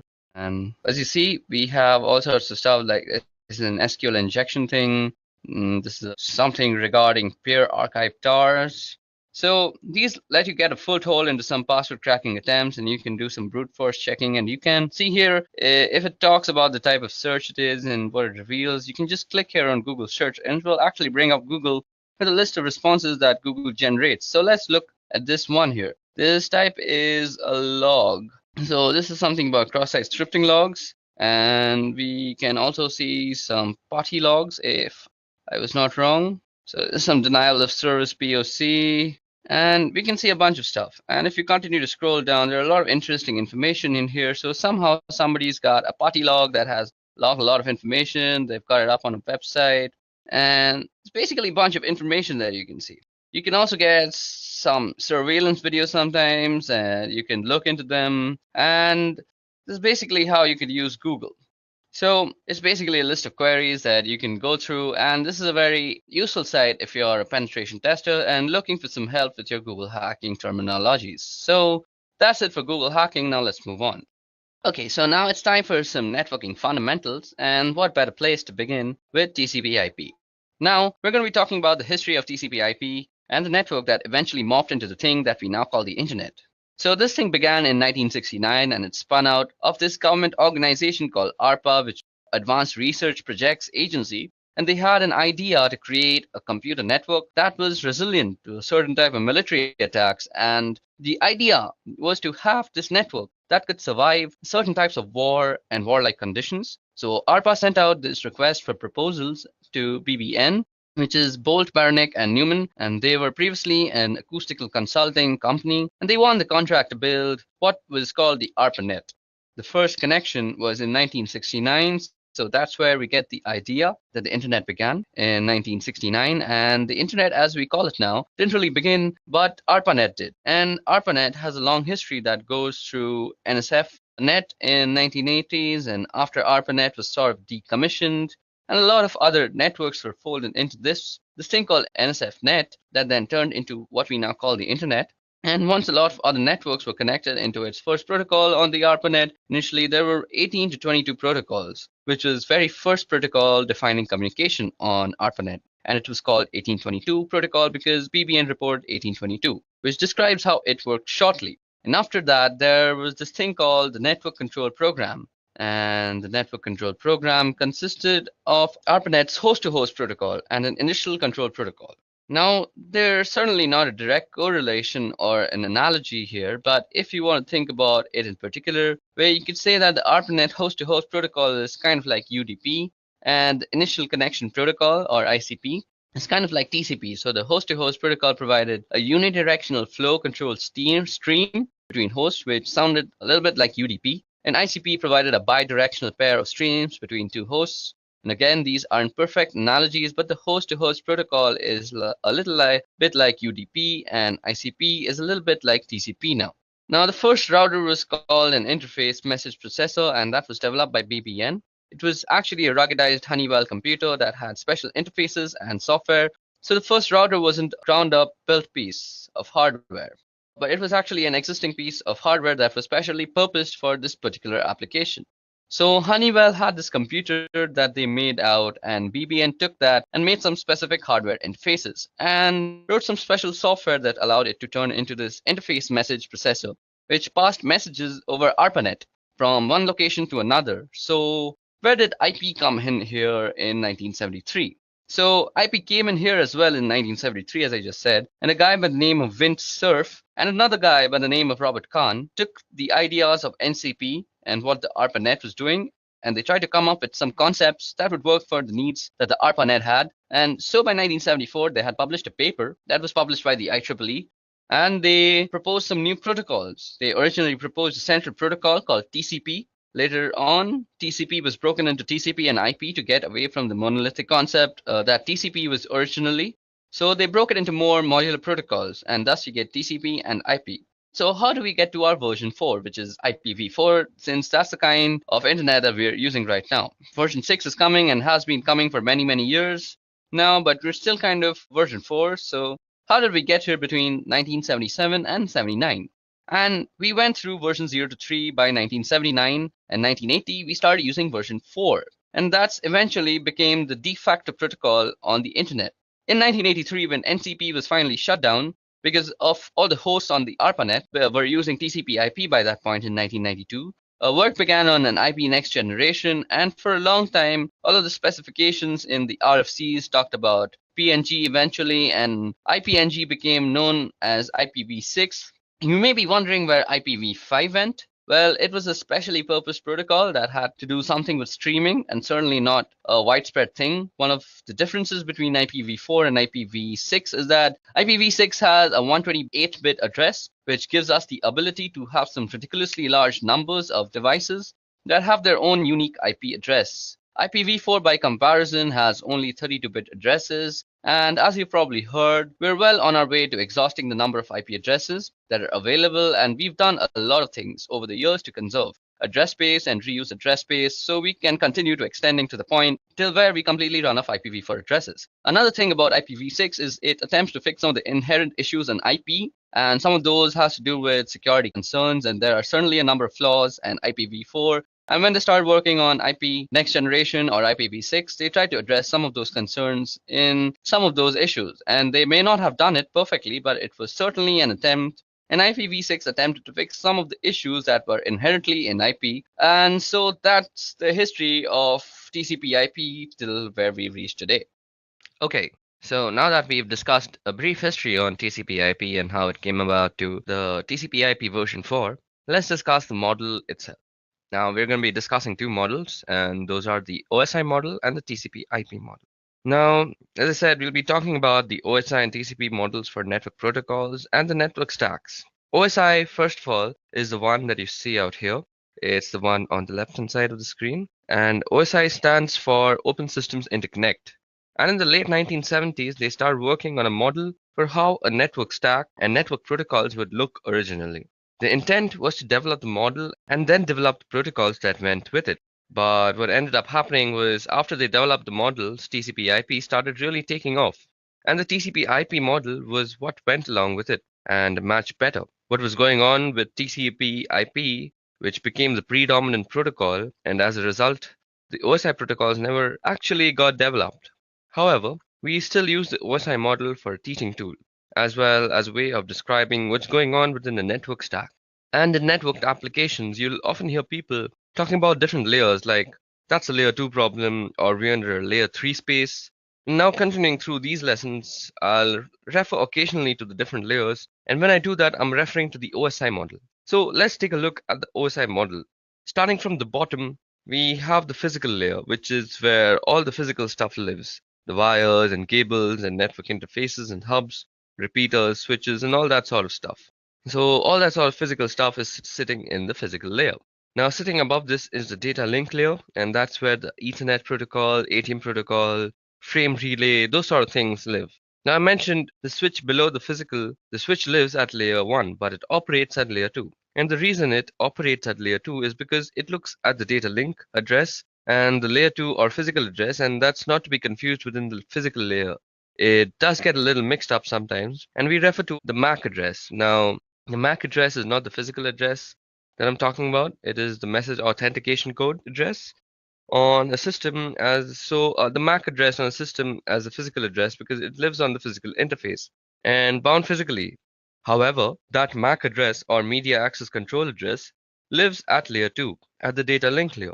The network layer, which is right above at layer 3, that's where the IP lives, as well as ICMP, IPX, and from IPX, SPX suite of protocols from novel routers operate at layer 3, And at layer 4 above that is the transport layer. That's the TCP, UDP, and SPX again, from the IPX SPX suite of protocols.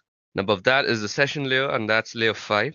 And that's AppleTalk, SSH, as well as several other protocols. And then there's a presentation layer, which is layer 6. And you'll often see people refer to something like JPEG or MPEG as examples of protocols that live at that layer. Then there's a presentation layer, which is the final layer, which is layer 6. And you'll often see people refer to something like JPEG or MPEG as examples of protocol that live at that layer. And then they live at that layer, which is the presentation layer. Finally, we have layer 7, which is the application layer. And that's HTTP, FTP, SMTP, and similar application protocols, whose responsibility is to deliver and use a functionality. So that's basically the OSI model, and that's the 7 layers of the OSI model. And there's some important thing to note here. That is, when we are putting packets onto the wire, the packets get built from top of the stack down from the top of the stack to the bottom of the stack, which is why it's called a stack. Each layer sits on top of the other, and the application layer is responsible for beginning the process, and then that follows through the presentation session and transport layer and down through the network data link until we finally drop it on the wire at the physical layer. When it's received from the network, it goes from the bottom up, and we receive it on the physical, and it gets handled by the data link and then the network and till the application layer. So basically, when a packet is coming in, it comes in from the application, goes out from the physical, and then when it's going out also, it goes from the physical through the data link, then the network, transport session, presentation, and application, and finally to the target system. Now what we're dealing with is an encapsulation process. So at every layer on the way down the different layers, add bits of information to the datagram or the packet. So that's when it gets to the other side. Each layer knows where its demarcation point is. While it may seem obvious, each layer talks to the same layer on the other side. So when we drop a packet out onto the wire, the physical layer talks to the physical layer, and in other words, the electrical bits that get transmitted by the network interface on the first system are received on the second system. On the second system, the layer 2 headers that were put by the first system get removed and handled as necessary. Same thing at the network layer. It's the network layer that puts the IP header, and it's the network layer that removes the IP header and determines what to do from there, and so on again. While it may seem obvious, it's an important distinction to recognize that each layer talks to each layer. While it may seem obvious, it's an important distinction to recognize that each layer talks to each layer. And when you're building a packet, you go down through the stack, and when you're receiving, you come up through the stack. And again, it's called a stack because you keep pushing things on top of the packet, and they get popped off the other side. So that was detailed and brief working on how the OSI model is set up and how the OSI model works. Now let's move on to the TCP IP model, which is on the right hand side. And you'll notice that there's a really big difference here. That being that there are only 4 layers in the TCP IP model as compared with the 7 layers of the OSI model. Now we have the network access layer, the internet layer, the transport layer, and the application layer, and the functionality. Now we have the access layer, the internet layer, the transport layer, and the application layer. The functionality that the stack provides is the same, and in other words, you're not going to get less functionality out of the TCP IP model. It's just that they've changed where different functionality resides and where the demarcation point between the different layers are. So there are only 4 layers in the TCP IP model, which means there are a couple of layers that have taken in functions from some of the OSI models, and we can get into that right here. The difference between the models at the network access layer in the TCP IP model that consists of the physical and the data link layer from the OSI model. So on the right here, you see the network access layer that takes into the account the physical and the data link layers from the OSI model. On the left-hand side, similarly, the application layer from the TCP IP model encompasses all the session presentation and the application layer of the OSI model. So on the right, the very top box, the application layer, encompasses the session presentation and application layer. And on the left-hand side, that of course leaves the transport layer to be the same. And in the OSI model, they call it the network layer. And in the TCP IP model, it's called the internet layer.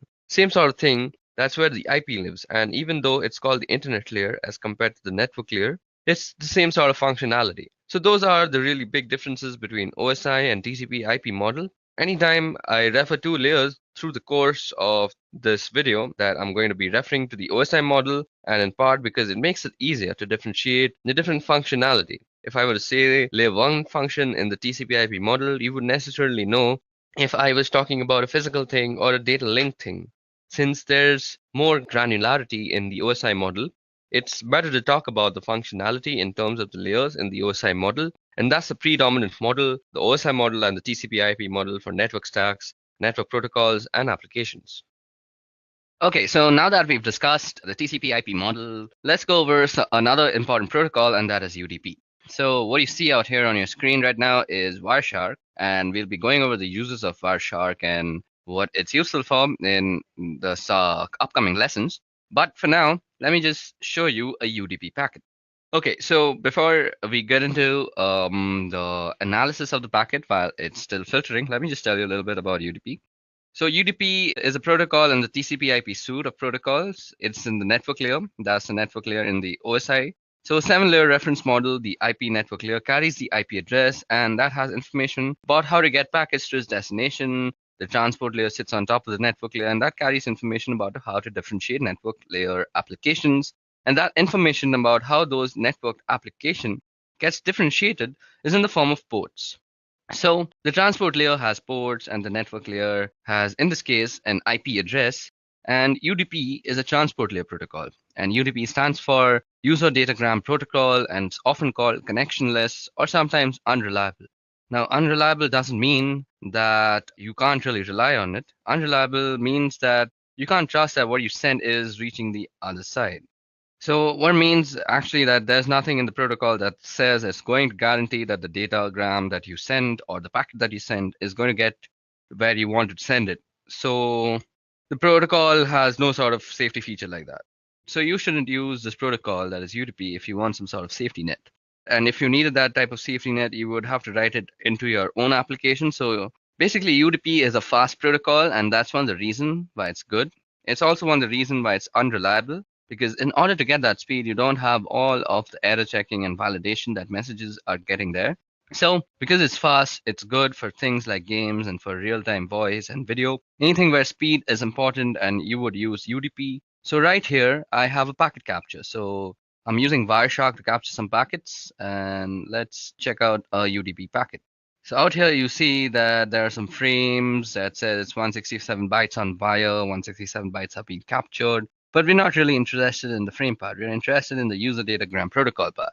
So out here, you can see that the source port is 1853 and the destination port is 52081. Now, it has a length and it has a checksum and stuff. So as you guys see out here, well, we don't really see a bunch of information. What you only see is the source port and the destination port, the length, and there's also a checksum. So UDP doesn't come with an awful lot of headers because it doesn't need any of the things that you see in the other packet headers. The only thing it needs is to tell you how to get the application on the receiving host, and that's where the destination port comes in. And once the message gets to the destination needs to know how to communicate back to the originator, and that would be through the source port or a return message. So a return message would convert the source port to a destination port and send back to that port in order to communicate with the originator. So we have a source port and destination port, and the length is a minimal amount of checking, and to make sure that if the packet that you received is different from the length that's specified in the UDP header, then there may have been something wrong. So you may want to discard the message to check for more messages. So the checksum also makes sure that nothing in the middle was tampered with, although if there's some sort of man-in-the-middle attack or something like that, a checksum is pretty easy to manufacture after you've altered the packet. So you can see here in the message that there's a number of UDP packets. Some of them just say UDP. The one look at happens to be from some Skype application, I guess. So talking to Skype servers, and we've already got the DNS. Now DNS also needs some fast response times because you don't want to spend a lot of time looking up information about servers that you're going to before, because just to go to them. So DNS servers throw out their queries onto the wire using UDP hopping to get fast sponsors. They don't want to spend a lot of time setting up connections and during all the negotiating that comes with a protocol like TCP, for example. So here you see that the DNS is using UDP, and what we've got here is another UDP packet with port destination and all sorts of stuff. So you can see it out here. So you can see the checksum, it's unverified checksum status. So you can check out all sorts of stuff using Wireshark. So that was about UDP, or the user datagram protocol. Okay, so now that we're done with the user datagram protocol, let's talk about addressing modes. So addressing modes is how you address a packet to your different destinations. So there are 3 kinds of addressing modes.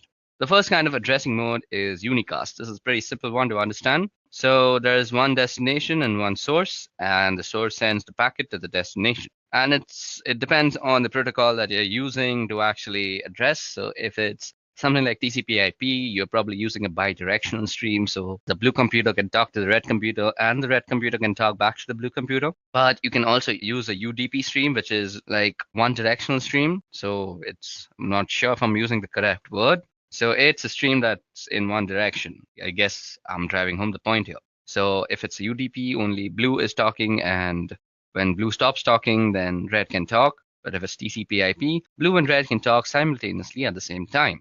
Now moving on, there's also broadcast. Now broadcast means that you are sending your packet to everybody on the network. So broadcast messages are very common from mobile network providers. So when you get those advertisements saying something like you have a new postpaid plan from Vodafone or Airtel or something like that, those are broadcast messages. So it's one server that is sending out one single message to all the other systems.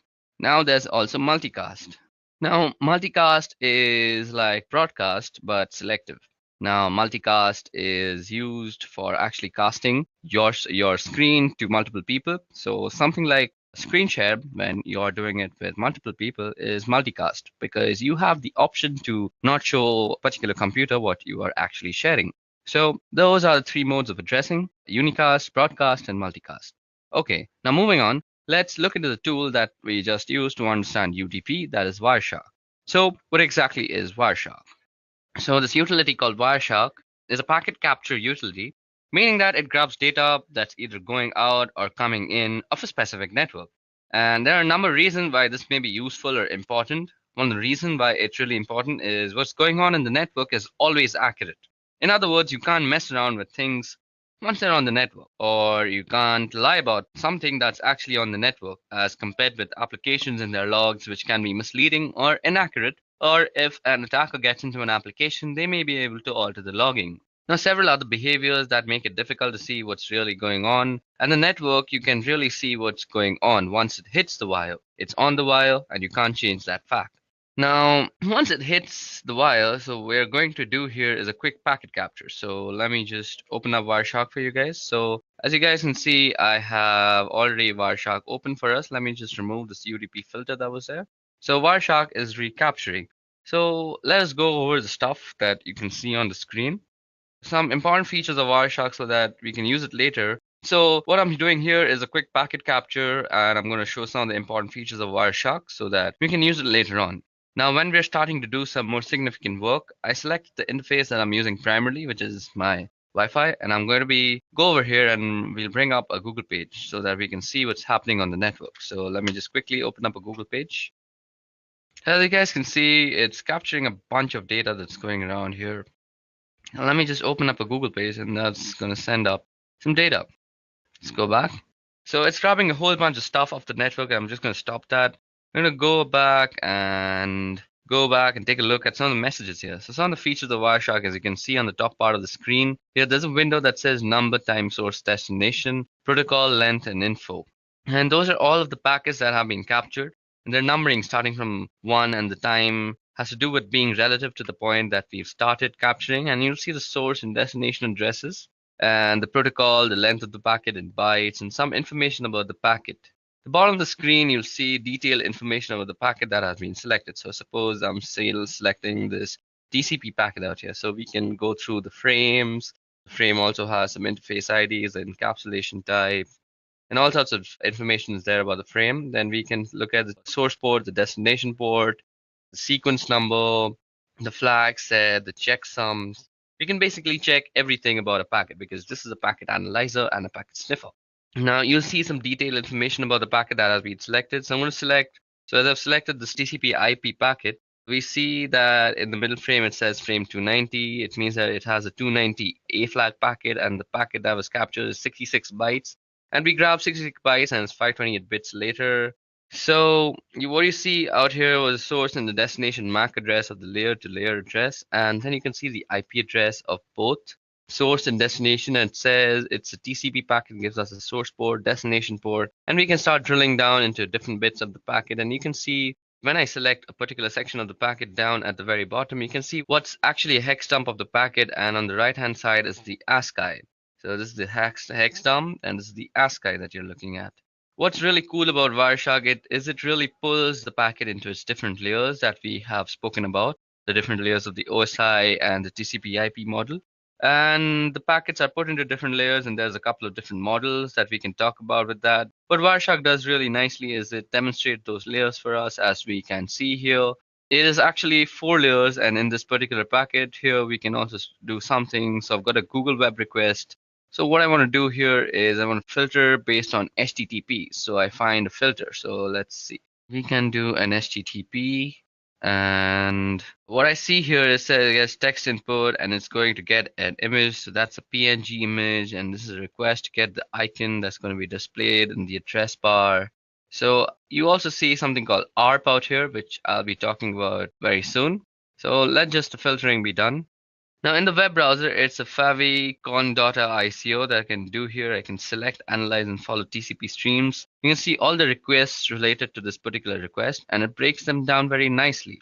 So you can see we've sent some requests to Spotify because I've been using Spotify to actually listen to some music. Then you can see all sorts of stuff like this was something to some not found place. So let's just take the Spotify one, and you can see that we get a bunch of information from the Spotify thing at least.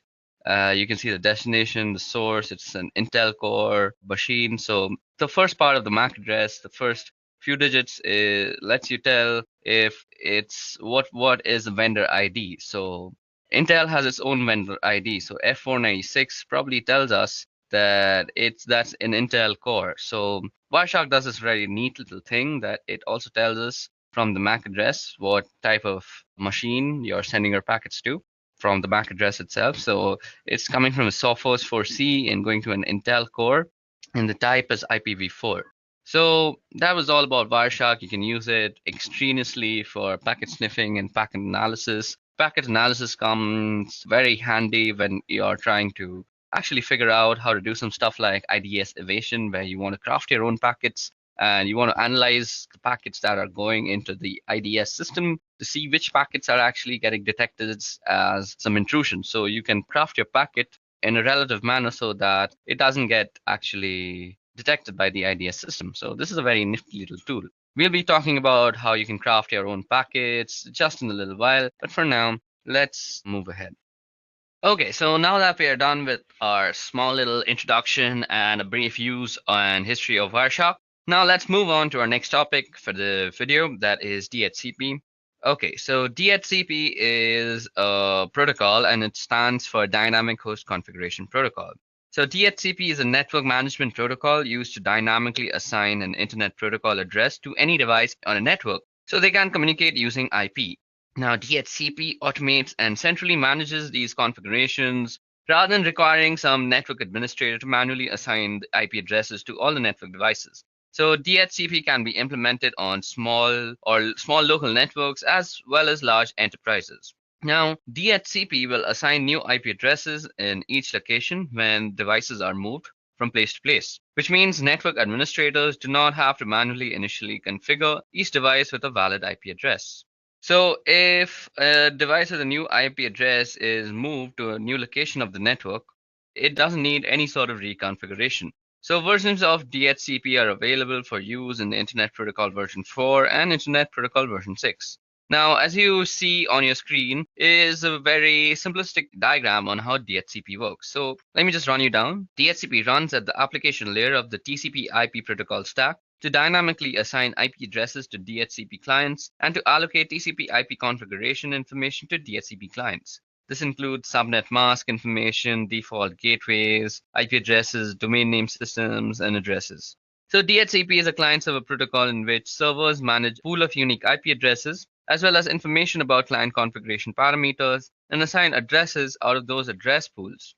Now, DHCP-enabled clients send a request to the DHCP server whenever they connect to a network. The clients configured with DHCP broadcasts a request to the DHCP server and the request network configuration information for a local network to which they're attached. A client typically broadcasts a query for this information immediately after booting up. The DHCP server responds to the client request. by providing IP configuration information previously specified by a network administrator. Now, this includes a specific IP address as well as for the time period, also called a lease, for which the allocation is valid. When refreshing an assignment, a DHCP client requests the same parameters, but the DHCP server may assign a new IP address based on the policy set by the administrator. Now, a DHCP server manages a record of all the IP addresses it allocates to networks, nodes. If a node is reallocated in the network, the server identifies it using its media access control address, now which prevents accidental configuring multiple devices with the same IP address. Now, DHCP is not a routable protocol, nor is it a secure one. DHCP is limited to a specific local area network, which means a single DHCP server per LAN is adequate. Now, larger networks may have a wide area network containing multiple individual locations depending on the connections between these points and the number of clients in each location. Multiple DHCP servers can be set up to handle the distribution of addresses. Now, if network administrators want a DHCP server to provide addressing to multiple subnets on a given network, they must configure DHCP relay services located on interconnecting routers that DHCP requests to have to cross. Now, these agents relay messages between DHCP client and servers. DHCP also lacks any built-in mechanism that would allow clients and servers to authenticate each other. Both are vulnerable to deception and to attack, where rogue clients can exhaust a DHCP server's pool. Okay, so let's move on to our next topic, and that is why use DHCP. So I just told you that DHCP doesn't really have any sort of authentication, so it can be fooled really easily. So what are the advantages of using DHCP? So DHCP offers quite a lot of advantages. Firstly is IP address management. A primary advantage of DHCP is easier management of IP addresses. In a network without DHCP, you must manually assign IP address. You must be careful to assign unique IP addresses to each client and to configure each client individually. If a client moves to a different network, you must make manual modifications for that client. Now, when DHCP is enabled, the DHCP server manages the assigning of IP addresses without the administrator's intervention. Clients can move to other subnets without manual reconfiguration because they obtain from a DHCP server new client information appropriate for the new network. Now, apart from that, you can say that DHCP also provides a centralized network client configuration. It has support for boot TP clients. It supports the local clients and remote clients. It supports network booting. And also, it has a support for a large network, and not only for small scale networks, but for larger networks as well. So that way, you see DHCP has a wide array of advantages, even though it doesn't really have some authentication. So because of these advantages, DHCP finds widespread use in a lot of organizations. Okay, so that winds up DHCP for us. So now let's move on to our next topic for this video, and that is Address Resolution Protocol. Now, Address Resolution Protocol is a protocol that is used in the local area network. So let me just give you a brief introduction to it, and then we'll get into how we can use it as an ethical hacker to looking into stuff and looking into vulnerabilities and looking if somebody is actually being hacked or something like that. Okay, so first of all, as I just said, Address Resolution Protocol is a local area network protocol. It basically works when you're using a LAN. So suppose you have a bunch of computers that are connected over a LAN, and they have the following IPs, which is 192.168.1.31 followed till 32, 33, 34. So these are the computers, and this is the scenario. How the ARP protocol works is that when suppose the red computer out here wants to send a piece of data or a packet or a datagram to this yellow computer, that is the IP that it's calling out. So it'll broadcast over the LAN saying a whois message, like who is 192.168.1.133, and they will be constantly listening for a reply after that. So they send out a packet and they don't really know which machine to send it to because nobody has responded yet. So after that, the red computer asks who is 192.168.1.33, and after that, the yellow computer recognizes that it has the same IP address, and he'll say that, hey, here's my MAC address, so we can communicate more easily in the future. So this MAC address is going to be tied into this IP address in a thing called the ARP table. I'm going to show you the ARP table right now in just a few minutes.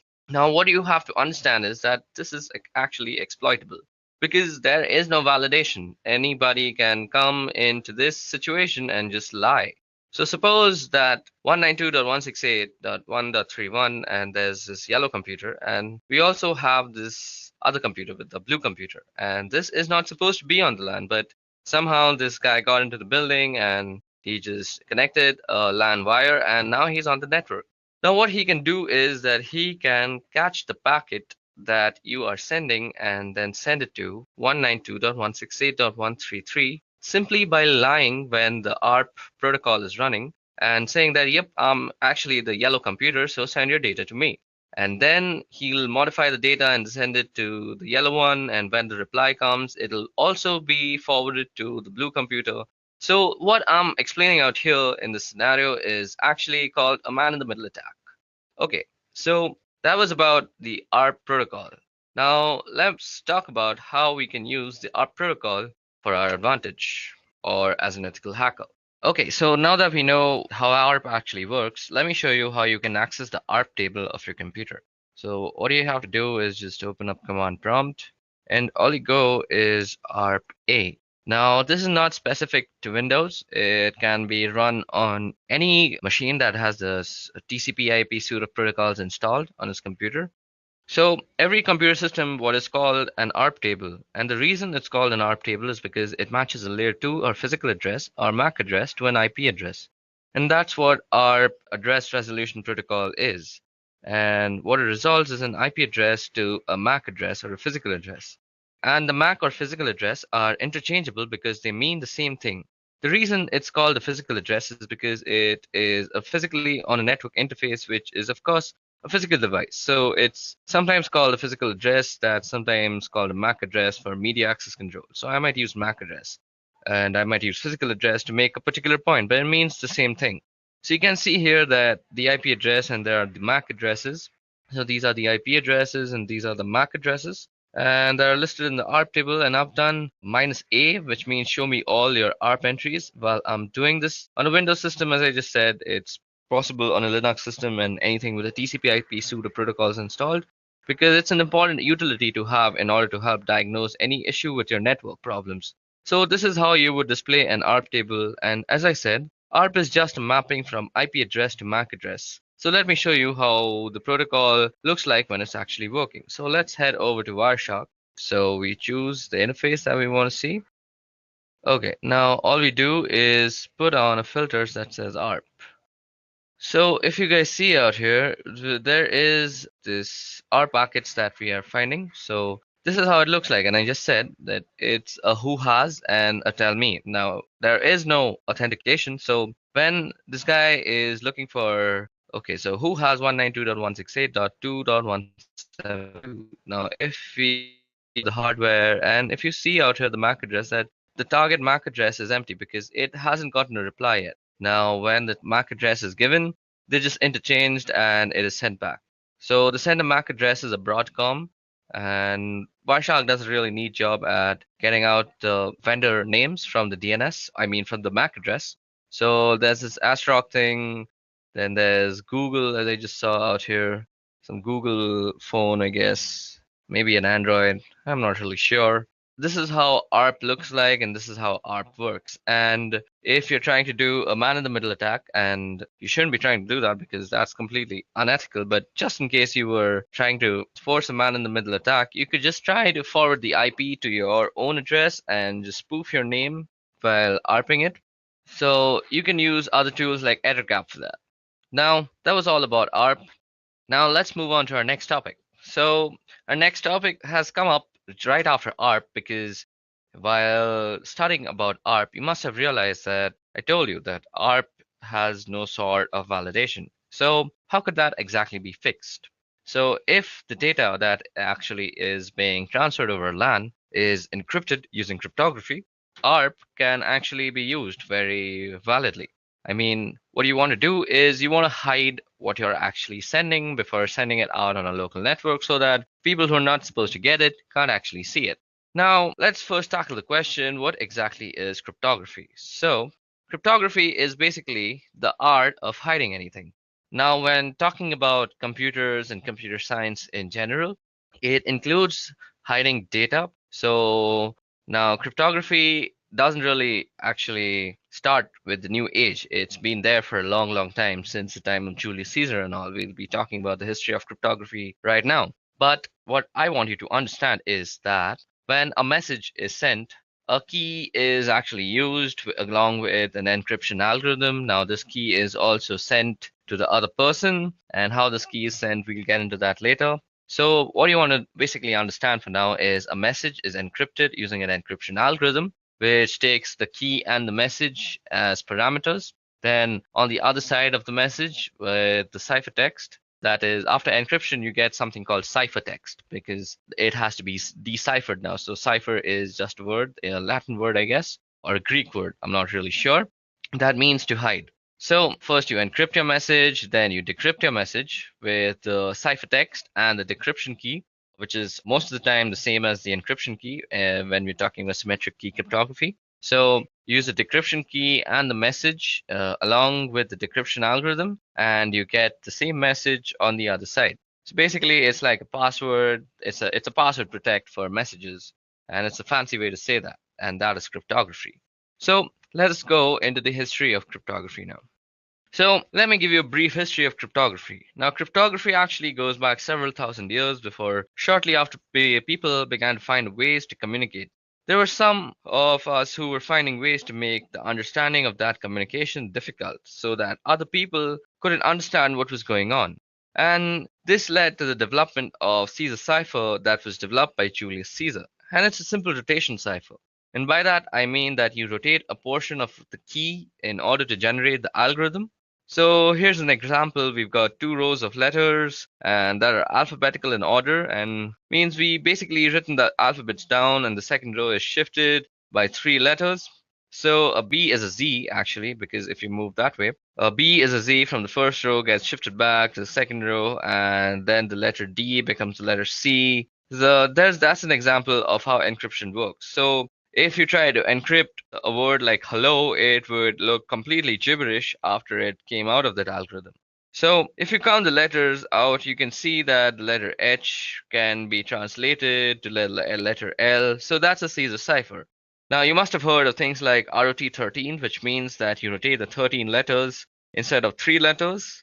That's what we can do here again. And this is just a simple rotation cipher or Caesar cipher. That's what, of course, the ROT stands for. It's rotate or rotation. Now, coming forward a couple thousand years, we have the Enigma cipher. Now, it's important to note that the Enigma is not the word given to this particular cipher by the people who developed it. It's actually the word given to it by the people who were trying to crack it. The Enigma cipher is a German cipher. They developed this cipher and a machine that was capable of encrypting and decrypting messages so that they could messages to and from different battlefields and war fronts, which is similar to the Caesar cipher.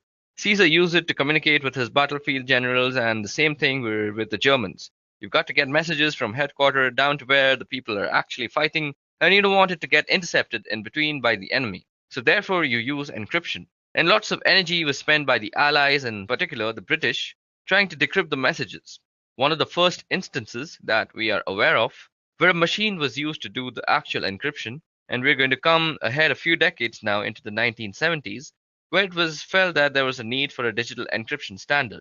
Now, the National Institute of Standards and Technology is responsible for that sort of thing, so they put out a proposal for this digital encryption standard. And an encryption algorithm, what ended up happening was IBM came up with this encryption algorithm that was based on the Lucifer cipher. That was one their people had been working on a couple of years previously in 1974. And they put this proposal together based on the Lucifer cipher, and in 1977 that proposal for an encryption algorithm was the one that was chosen to be the digital encryption standard, and so that came to be known as DES over time. And it became apparent that there was a problem with DES, and that was it only had a 56-bit key size, and while in the 1970s that was considered adequate to defend against brute forcing and breaking of code, by 1990s it was no longer considered adequate, and there was a need for something more, and it took time to develop. Something that would last long for some long period of time, and so in the meantime a stopgap was developed, and this stopgap is what we call the triple DES. The reason it's called triple DES is you apply the DES algorithm 3 times in different ways, and you use 3 different keys in order to do that. So here's how triple DES works. Your first 56-bit key is used to encrypt the plain text. just like you would do with the standard digital encryption standard algorithm, where it changes, and you take that ciphertext that's returned from the first round of encryption and you apply the decryption algorithm to the ciphertext. However, the key thing to note is that you don't use the key that you use to encrypt. You don't use the first key to decrypt it because otherwise you'll get the plain text back. So what you do is you use a second key with the decryption algorithm against the ciphertext from the first round. So now you've got some ciphertext that has been encrypted with one key and decrypted with the second key, and we take the ciphertext from that and we apply a third key using the encryption portion of the algorithm to that cipher. Encryption portion of the algorithm to that ciphertext to receive a whole new set of ciphertext, obviously. To do the decryption, you do the third key and decrypt it. With the second key, you encrypt it. And then with the first key, you decrypt it. And so you do reverse order and the reverse algorithm at each step to apply triple DES. So we get an effective key size of about 168 bits, but it's still only 56 bits at a time. Now I said triple DES was only a stopgap. What we were really looking for was the advanced encryption standard once again. And NIST requested proposals so that they could replace the digital encryption standard in 2001.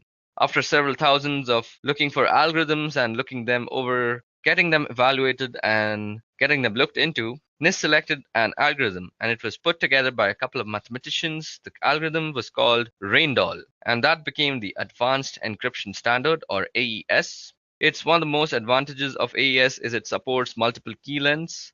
Currently, what you'll typically see is as we are using 128-bit keys. However, AES supports up to 256-bit keys. So if we get to the point where 128-bit isn't enough, we can move all the way up to 256 bits of keying material. So cryptography has a really long history. Currently, we are in a state where we have a reasonably stable encryption standard in AES.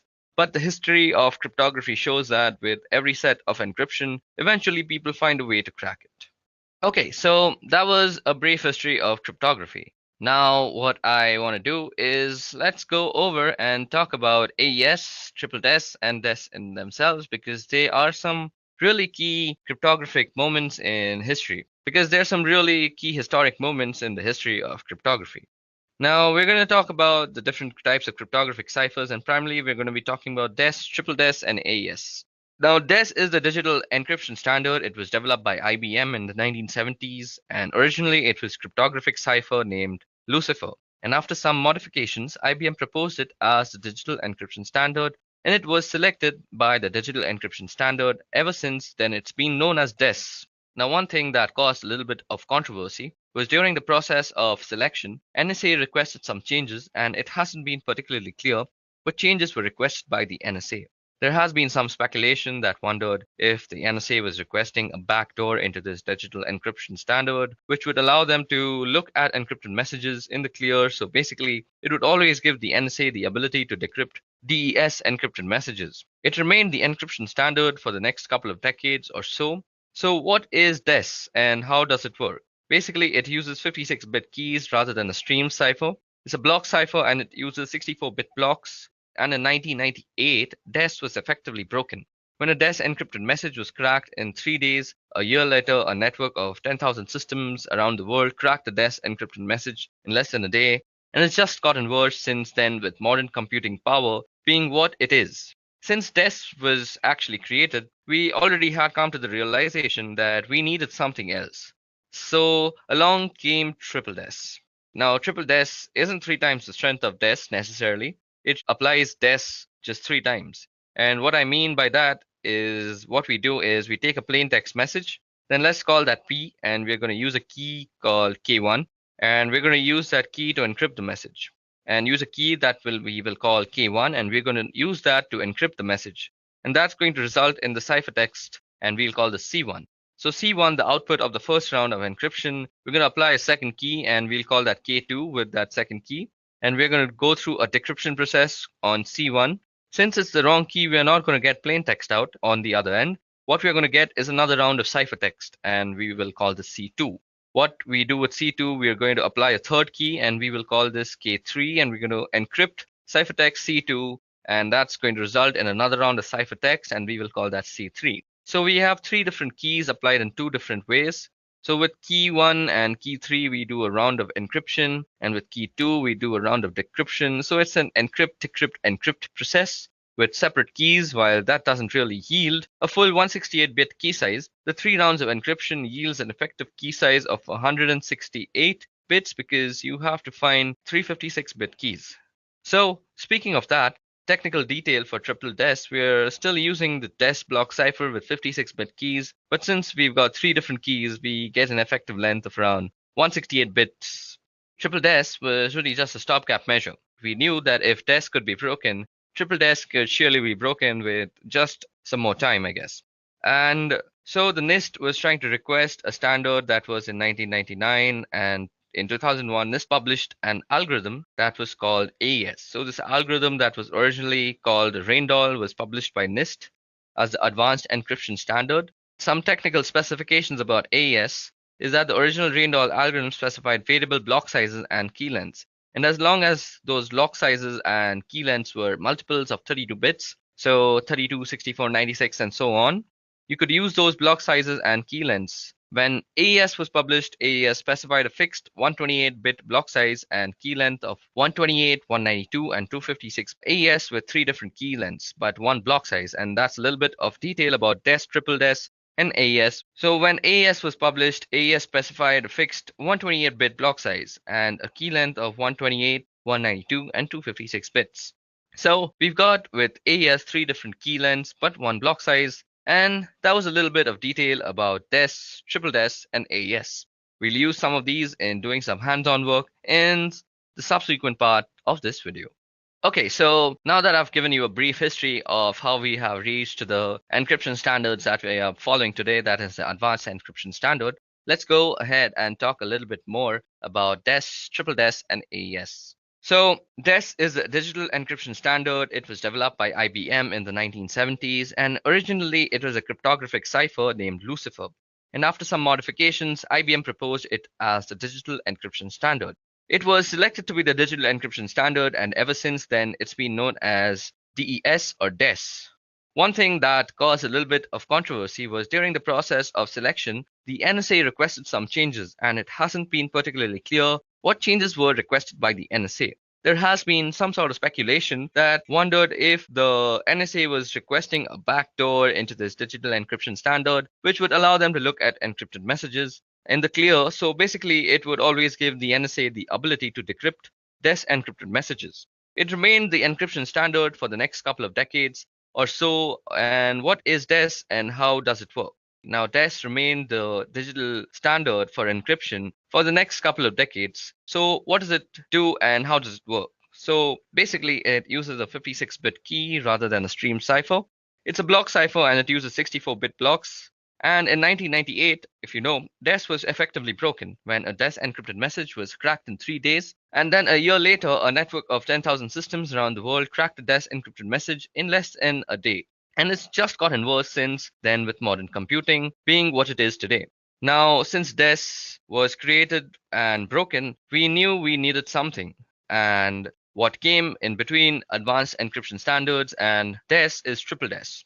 Now, triple DES isn't 3 times the strength of DES necessarily. It's really DES applied 3 times. And what I mean by that is we take a plain text message, then let's call that P, and we're going to use a key called K1. And we're going to use that key to encrypt the message, and that's going to result in the ciphertext 1. So we'll call that C1. Now, C1 is the output of the first round of encryption, and we're going to apply a second key called K2.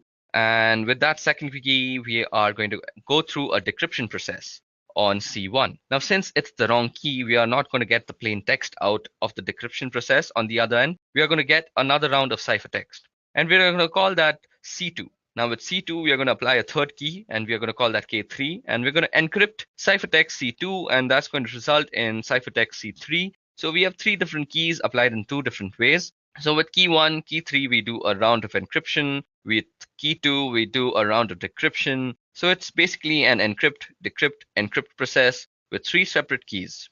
But what it does really is it doesn't really yield a 168-bit key size, because in effectiveness, it's basically 56-bit keys that are being used thrice, whether it be 3 different keys. So in effectiveness, you could say that it's a 168-bit key, but it is not the same strength. because people realize that triple DES can be easily broken, because if DES is broken, you can do the same thing with 3 different ways with whatever key that you use. So it just takes longer time to decrypt if you don't know the key, and if you are just using a brute force attack, you know that triple DES can be broken if DES can be broken. So triple DES was literally a stopgap between DES and AES, because people knew that we needed something more than triple DES. And for this, the NIST, or the National Institute of Standards and Technology, in 2001, they chose AES as the algorithm that is now called the Advanced Encryption Algorithm.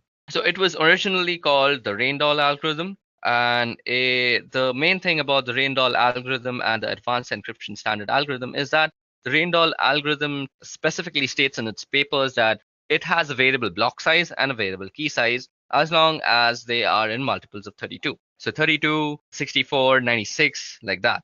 But what AES does differently is that it gives you one block size, that is 128 bits, and it gives you 3 different key sizes, that is 128, 192, and 256.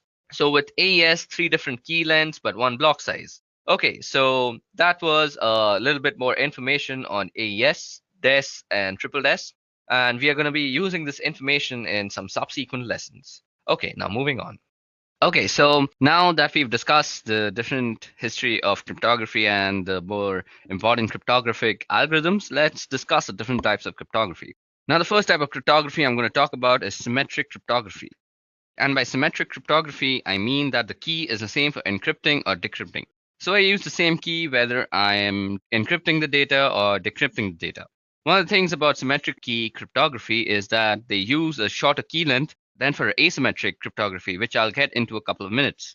It's also faster than asymmetric, and you can use algorithms like DES or AES, as those are both symmetric key cryptography algorithms, and you can use a utility like AES script. Let me just demonstrate how symmetric key cryptography works. So for this, we can use a tool called AES script. So in AES script is actually available for Linux and Windows and Mac, all the systems. So I'm using it on the Windows one, and I'm using the console version. So first of all, I have a text file called text.txt. So let me just show that to you. So as you guys can see, I have this thing called text.txt. Now to do text.txt, let me just show what text.txt contains. So as you guys can see, it has a sentence called "The quick brown fox jumped over the lazy dog." So that's the sentence that has all the alphabets in the English language, rather. So now we are going to try and encrypt it. So we can use something like AES or DES, because both of them are symmetric key ciphers, symmetric key algorithms, rather. So we are using AES in this case. So what we're going to do is say AES script. We're going to encrypt it, and we're going to use a password of, let's say, Pokemon. So we're going to call it Pokemon, and we're going to do text.txt. We're going to encrypt that file. So now we have encrypted that file. Now let's go see. We must be having a new file. So this is called text.txt.aes. So that is our encrypted file, and this is what we would generally send over the network if we are sending it to anybody. So let's assume the person who's received it also knows our encryption algorithm. I mean, encryption algorithm and the key that goes along with it. So let's try to decrypt it now. Now, before I decrypt it, let me just show you what an encrypted message looks like. So this is what the ciphertext looks like. Type text.txt.aes. So yeah, as you guys can see, the Windows console can't really read everything. But if I were to go here, if I were to just go into the file and just edit Notepad++, you'll see that it's a bunch of crap.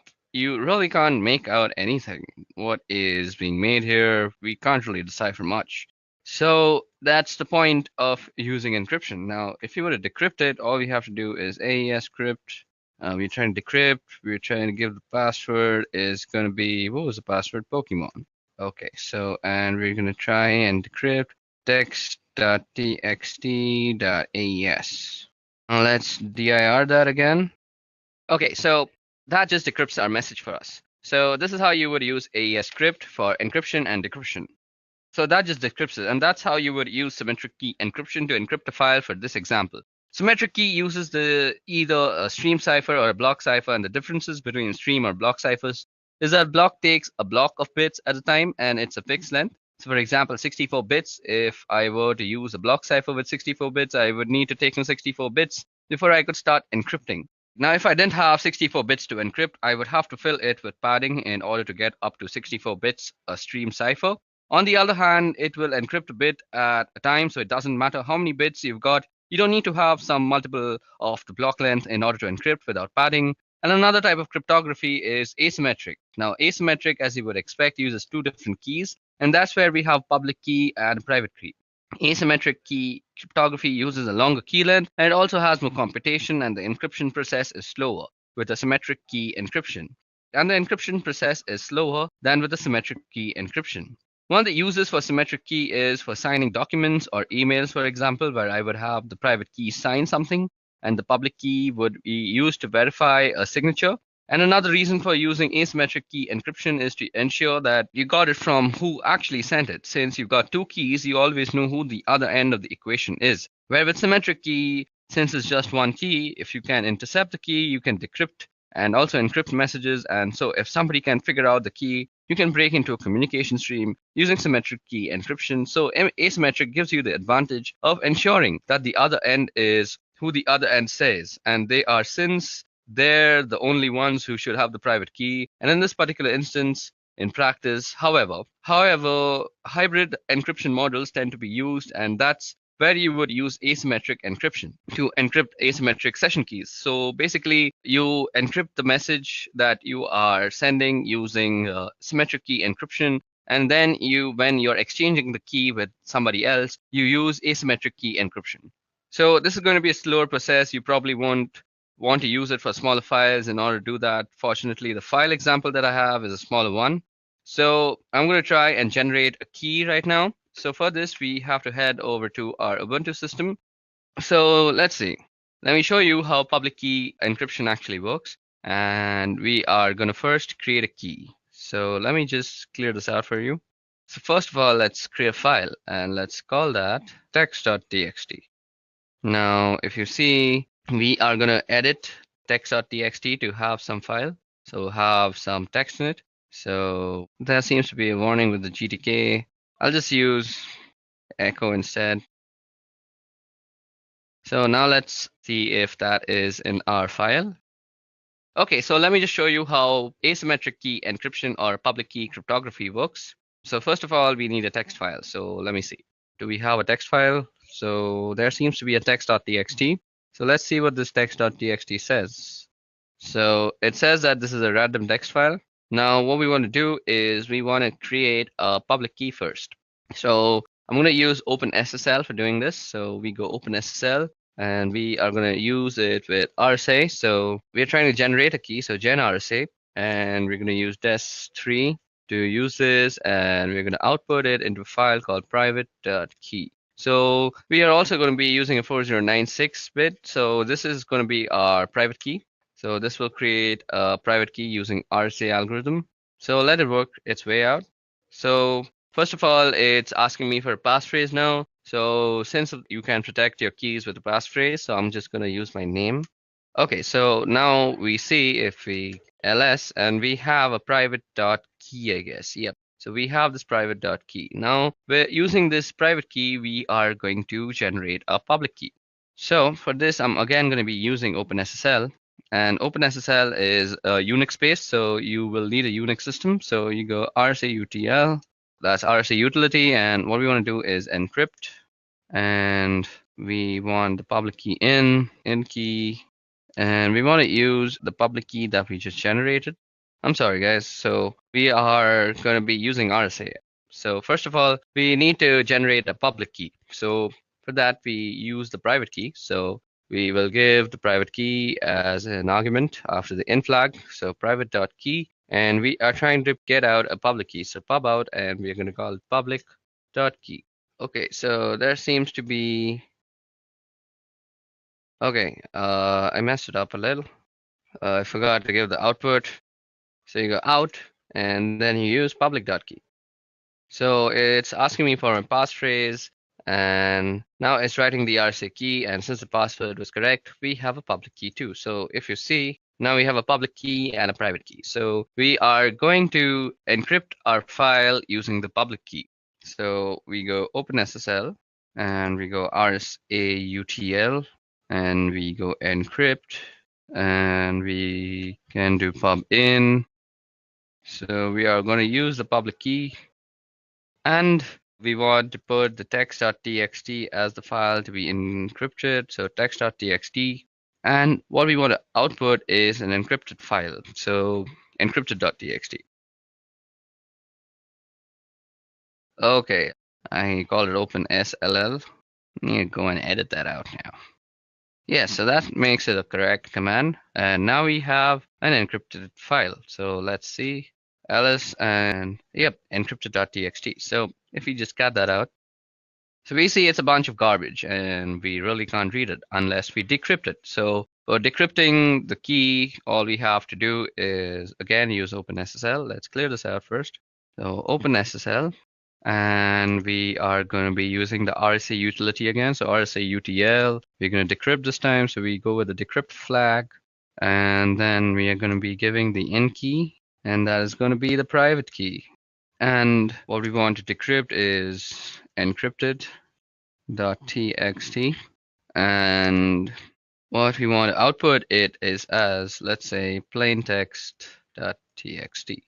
So it's going to ask me for my passphrase, which is my name, and I've entered the passphrase, and now we have a plaintext.txt. Now, if we are to go and ls, we see that we have a plaintext.txt out here, just beside info.txt. Now let me just cat that out. So plaintext.txt. So this is a random text file. And if we go up, we see that it was a bunch of garbage, and before that, it was a random text file. Now you can also run this command called diff plaintext.txt text.txt. So this will give you a difference in the text strings. So it's 0, so it gives you, that's the difference. So both the files are the same, and that's how public key cryptography works and how symmetric key cryptography works. Okay, now moving ahead of cryptography, let's talk about certificates. Okay, so now that we're done with cryptography, let's talk about digital certificates. So what is a digital certificate? Well, a digital certificate is an electronic password that allows a person, organization to exchange data securely over the internet using public key infrastructure. So digital certificate is also known as a public key certificate or an identity certificate. Now, digital certificates are a means by which consumers and businesses can utilize the security application of public key infrastructure. Public key infrastructure comprises of the technology to enable and secure e-commerce and internet-based communication. So what kind of security does a certificate provide? So firstly, it provides identification and authentication. The person or entities with whom we are communicating are really who they say they are. So that is proved by certificates. So then we have confidentiality. The information within the message or transaction is kept confidential. It may only be read and understood by the intended sender. Then there's integrity, there's non-repudiation. The sender cannot deny sending the message or transaction. The receiver, we'll get to non-repudiation, and I'll explain how non-repudiation comes into digital certificates. So digital certificates are actually issued by authorities who are business, who make it their business to actually certify people and their organization with digital certificates. Now, you can see these on Google Chrome. Now, let me just open Chrome for you guys, and you can see it out here. You can see certificates, and you can go into the issuer statements, and you can go into all sorts of stuff. So you can see it's issued by Encrypt Authority X3. So that's an issuing authority for digital certificates. Now, that was all about the theory of certificates. Let's go and see how you can create one. So to create a digital certificate, we are going to be using the OpenSSL tool again. So first of all, let me show you how to create a certificate. So we are going to be using the OpenSSL tool for that. So first of all, let me clear the screen out. So in this case, I'm going to generate a certificate authority certificate. So I'm doing an RSA key here to use inside the certificate. So first of all, I need to generate a private key. So to do that, as I had just showed you guys, we can use the OpenSSL tool. You go OpenSSL and gen RSA, and we're going to use DES3. Then we're going to out it, and let's call it ca.key. And we're going to use 4096 bits. So I'm doing an RSA key here to use inside the certificate. So I'm generating a private key, and the private key is used as a part of the certificate. And there's a public key associated with the certificate. So you've got public and private key, and data gets encrypted with the public key and then gets decrypted with the private key. So they are mathematically linked, that the public and private key, because you need one for the end of the communication and the other for the other end of the communication. And they have to be linked so that the data that gets encrypted with one key gets to be decrypted with other key. So this is asking for a passphrase, and so I'm going to be giving my name as a passphrase. So that has generated the key for us. So now I'm going to generate the certificate itself. So I'm going to be using the OpenSSL utility. So first of all, you say OpenSSL, and you say request. So it'll be a new request, and it's going to be an X509 request. It's going to be valid for 365 days. And let's see, the key is going to be ca.key. And we're going to output it into CA, or let's call it Edureka.crt. So this is a certificate that I'm producing in the name of the company that I'm working for. So that is Edureka. So it says it's unable to load the private key. Let me just see, is the private key existing? I had a previous private key, so let me just remove that. Does it have a ca.key? Seems like I put the name differently. So let me just try that again. Open SSL, then we do request. So we're requesting a new certificate, and it's going to be X509, and it's going to be there for 365 days, and key is ca.key. Apparently that's what it's called out here. So, and it's going to be out into edureka.crt. Let's see if that works. So let's enter the passphrase. So it's my name. So now it's going to ask me a bunch of information that's going to be inside the certificate. So let's say it's asking the country name. Again, so let's put in the state. Okay, so IN, state, province name, some state. So Bangalore. Locality, let's say Whitefield. Organization name is Edureka. Unit name, Brain Force. Common name, let's leave that out. Email address, let's leave that out too. And we have our certificate. So if you go and list out your files, you'll see that there is a certificate called edureka.crt out here, which is highlighted. Okay, so now if you want to view this file, you could always use the OpenSSL. You could always use the OpenSSL utility. So you say you want to read an X059 request and you want it in text, and what you want to see is edureka.crt. Okay, so that is the certificate. So you see that it has all the signature, it has signature algorithm, it has all the information about the certificate, and it says signature issuer is CIN in state Bangalore, in location Whitefield, Edureka Brainforce, validity. It has all sorts of information. So that was all about digital certificates, who issues digital certificates, where are they useful. So this is basically non-repudiation. So nobody can say with this certificate that if this certificate is included in some sort of a website, and that website tends to be suppose malicious and there's a complaint. Now the website can't go to a court of law and say they didn't know about this because the certificate that was included had their private key, and the private key was only supposed to be known to the company. So that is non-repudiation. You just can't deny that you didn't do it. Okay, so that was all about certificates. Now moving on. Okay, so moving on, we are going to be talking about cryptographic hashing.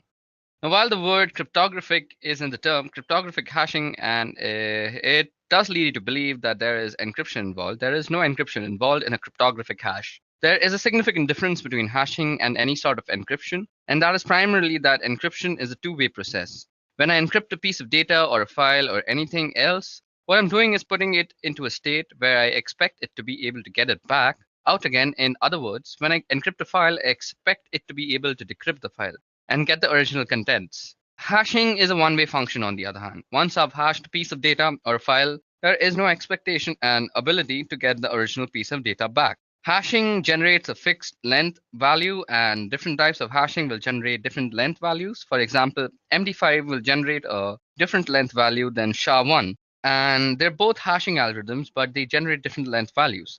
And the resulting value from a hash function should be in no relation at all to the original piece of data. As a matter of fact, if two inputs generate the same hash value, it's called a collision. And if you can generate collisions, you may be able to get a point where you can generate a piece of data that are going to generate the same hash values, and that leads you to the potential ability to break the particular hashing algorithm that you're using. So what we can use hash is for, well, one thing we can use hash is for file integrity. We can run a hash on a file and get a value back, and later we can check that the value to make sure if it's the same. If it's the same, I can be sure that the same file was hashed in both instances. So let me just show you an example of what I just said, that if we hash a file, we'll get the same hash every time. So remember the certificate that we just created? Let me just log in again. So we are going to hash this certificate, and it will create a certain hash. And we are going to see that every time we hash it, we are getting the same hash. So we can use this command called md5 sum, and we can do edureka.crt. So this is the hash produced after you've hashed edureka.crt. So if I do an MD5 again, so MD5 is a hashing algorithm that you should know of. So edureka.crt, and it will produce very similar hash. Let's see if SHA-1 works like this. So SHA-1 edureka.crt. Okay, SHA-1 is the SHA from the SHA-utils package.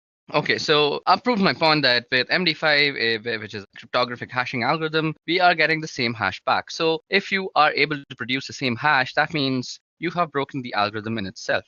So if you run MD5 on Linux, you can get a version of MD5 and MD5 summation program on Windows and Mac OS, where with the utility MD5, which does the same thing. So I just showed you the file and I hashed it. And another reason we use hashing is we are storing passwords. So passwords are stored after hashing. We hash the passwords, and the reason for hashing passwords is so you're not storing the password in clear text, which would be easily seen even if you got it protected with permissions. If I hash the password every time I hash that password, I'm going to get the same value back from the same algorithm. So what I do is store the hash in some sort of password database. Since it's a one-way function, you can't get the password back directly from the hash. Now, what you can do with most password cracking programs, do some variation of this, and you just generate hashes against a list of words, and you'll get a hash value that matches the one in the password. Once you get the hash that matches the one in the password, you know what password is there and here, and we come back to the idea of collisions. If I can take two different strings of characters and get the same values back, then it's easier to crack the password, because I may not necessarily get the password, but if the hash that I get back from a particular string of data is the same as that I get from the original password, then it doesn't matter whether I know the password, because the string of data that I put in is going to generate the same hash value that you're going to compare when you log in. And this hash value will just give you that it's valid, and you'll be able to log in. So suppose the password that you chose while making your account is dog, and the dog word produces this hash value. And if I were to hash cat with the same algorithm, and if the algorithm was prone to collisions, it might produce the same hash value as dog. So with the password cat, I could open up your password. I could open up your account. So that was all about hashing and hashing algorithms. Let's move on now. Okay, so in this part of the video, we're going to go over SSL and TLS. Now, SSL and TLS are ways of doing encryption, and they were developed in order to do encryption between websites, web servers, and clients or browsers. SSL was originally developed by a company called Netscape. And if you don't remember, Netscape eventually spun off their source code and became Mozilla project, where we get Firefox from. So back in 1995, Netscape released version 2 of SSL, and there was a version 1, but nothing was ever done with it. So we got to version 2 of SSL, and that was used for encryption of web transmission between the server and the browser to do a whole number of flaws between the server and the browser. Now, SSL version 2 had a whole number of flaws, and SSL 2 has the type of flaws that can lead to decryption of messages without actually having the correct keys and not being the right endpoints. And so Netscape released SSL version 3 in 1996. And so we get SSL 3.0, which is better than 2.0, but it still had some issues. And so in 1999, we ended up with TLS. Now, SSL is secure socket layer and TLS is transport layer security. They both accomplish the same sort of thing, and they're designed for primarily doing encryption between web server and web browsers, because we want to be able to encrypt the type of traffic. So let me show you what kind of traffic looks like. So first of all, let me open Wireshark. And out here, I already have a TLS scan ready for you guys that you can see. We have all sorts of TLS data. So you can see that here's my source, and it's 1.32, and destination is 7612.4059.46, doing a client key exchange and the change cipher spec and an encrypted handshake message. And then we start getting application data. So there are some other steps involved here, and you're not seeing all of it with this particular Wireshark capture because, again, we get fragmented packets, and at some point it starts getting encrypted. And you can't see it anyways because Wireshark, without having the key, can't decrypt those messages. But what ends up happening is the client sends a hello, and the server responds with a hello, and they end up exchanging information as a part of that. Now, including version numbers supported, and you get random number, and the client's going to send out a number of cipher suits that may want to support an order, and it can support the server, and it's going to pick from those suite of ciphers. Now, then we start doing the key exchange and then do the change cipher spec and from the client and server, and eventually the server just sends a finished message. And at the point we've got this encrypted communication going on, but there's this handshake that goes on between the two systems. And there's a number of different types of handshakes depending on the type of endpoints that you've got. But that's the type of communication that goes on between servers and the client one. Important thing about using SSL and TLS is, as I mentioned, some of the earlier versions had vulnerabilities in them, and you want to make sure that the servers aren't actually running those. So you want to run some scans to figure out the type of calls and ciphers that different systems use. So for this, we can use something called SSL scan. So this is available for Unix. I'm not really sure if there is something that is similar for Windows or Mac, but on a Unix-based system that is Linux, we can use SSL scan. So let me just show you how to use that. Clear this part out. So what we can do is run SSL scan, again, suppose www.edureka.co. So I'm going to do an SSL scan here against the website, and you can see it's going out and probing all the different types of ciphers that we know on this system. Start with SSL v3 and are going to TLS version 1. And we could force SSL scan to try to do an SSL v2. If I scroll back up, here I get the surface ciphers, which is SSL version 3. It's using RSA. And it's using RSA for the asymmetric. Now, in order to do the key exchange, and once we get the session key up, we're going to use AES 256, and then we're going to use the secure hash algorithm to do the message authentication, or the MAC. It's something called the HMAC for the hashed message authentication code. And what it does is simply hashes the MAC address that you would check one side against the other to make sure that the message hasn't been fiddled with in transmission. You can see here all the different types of cipher suits that are available. Here's TLS running RC4 at 40 bits using MD5, so that would be a pretty vulnerable type of communication to use. And between the server and the client, a 40-bit cipher using RC4 is a low-strength cipher, and we would definitely recommend that clients remove those from the supported ciphers that they have on their server. All that configuration would be done at the web server as well as when you generated your key and your certificates. Normally, certificates would be handled by a certificate authority. Now, you can also self-sign certificates and have those installed in your web server in order to do communications with your clients. The challenge with that is browsers today warn when they see a certificate against a certificate authority that is entrusted of it, and it doesn't have any certificate authority at all. So you'll get a warning in your browser indicating there may be a problem with your certificate. If your clients are savvy enough, and if the users are savvy enough, you may be able to make use of these self-signed certificates and save yourself some money. But generally, it's not recommended simply because clients are starting to get these bad certificates. And when they run across one that's really a problem, a real rogue certificate, they're going to ignore the certificate message in their browser and just go to these sites that could have malicious purposes in mind and may end up compromising the clients or your customers or users. So that's SSL and TLS and how they work and negotiate between servers and endpoints. Okay, so now that we've talked about TLS and SSL, let's talk about disk encryption. Now, disk encryption is actually something that was not really difficult to do, but sort of out of the reach of normal desktop computers for a really long time. Although there have long been ways to do encryption of files, and to a lesser degree, maybe entire disks, as we get faster processors, certainly encrypting the entire disks, and being able to encrypt and decrypt on the fly without affecting performance is something that certainly comes within reach. And it's a feature that shows up in most modern operating systems to one degree or another.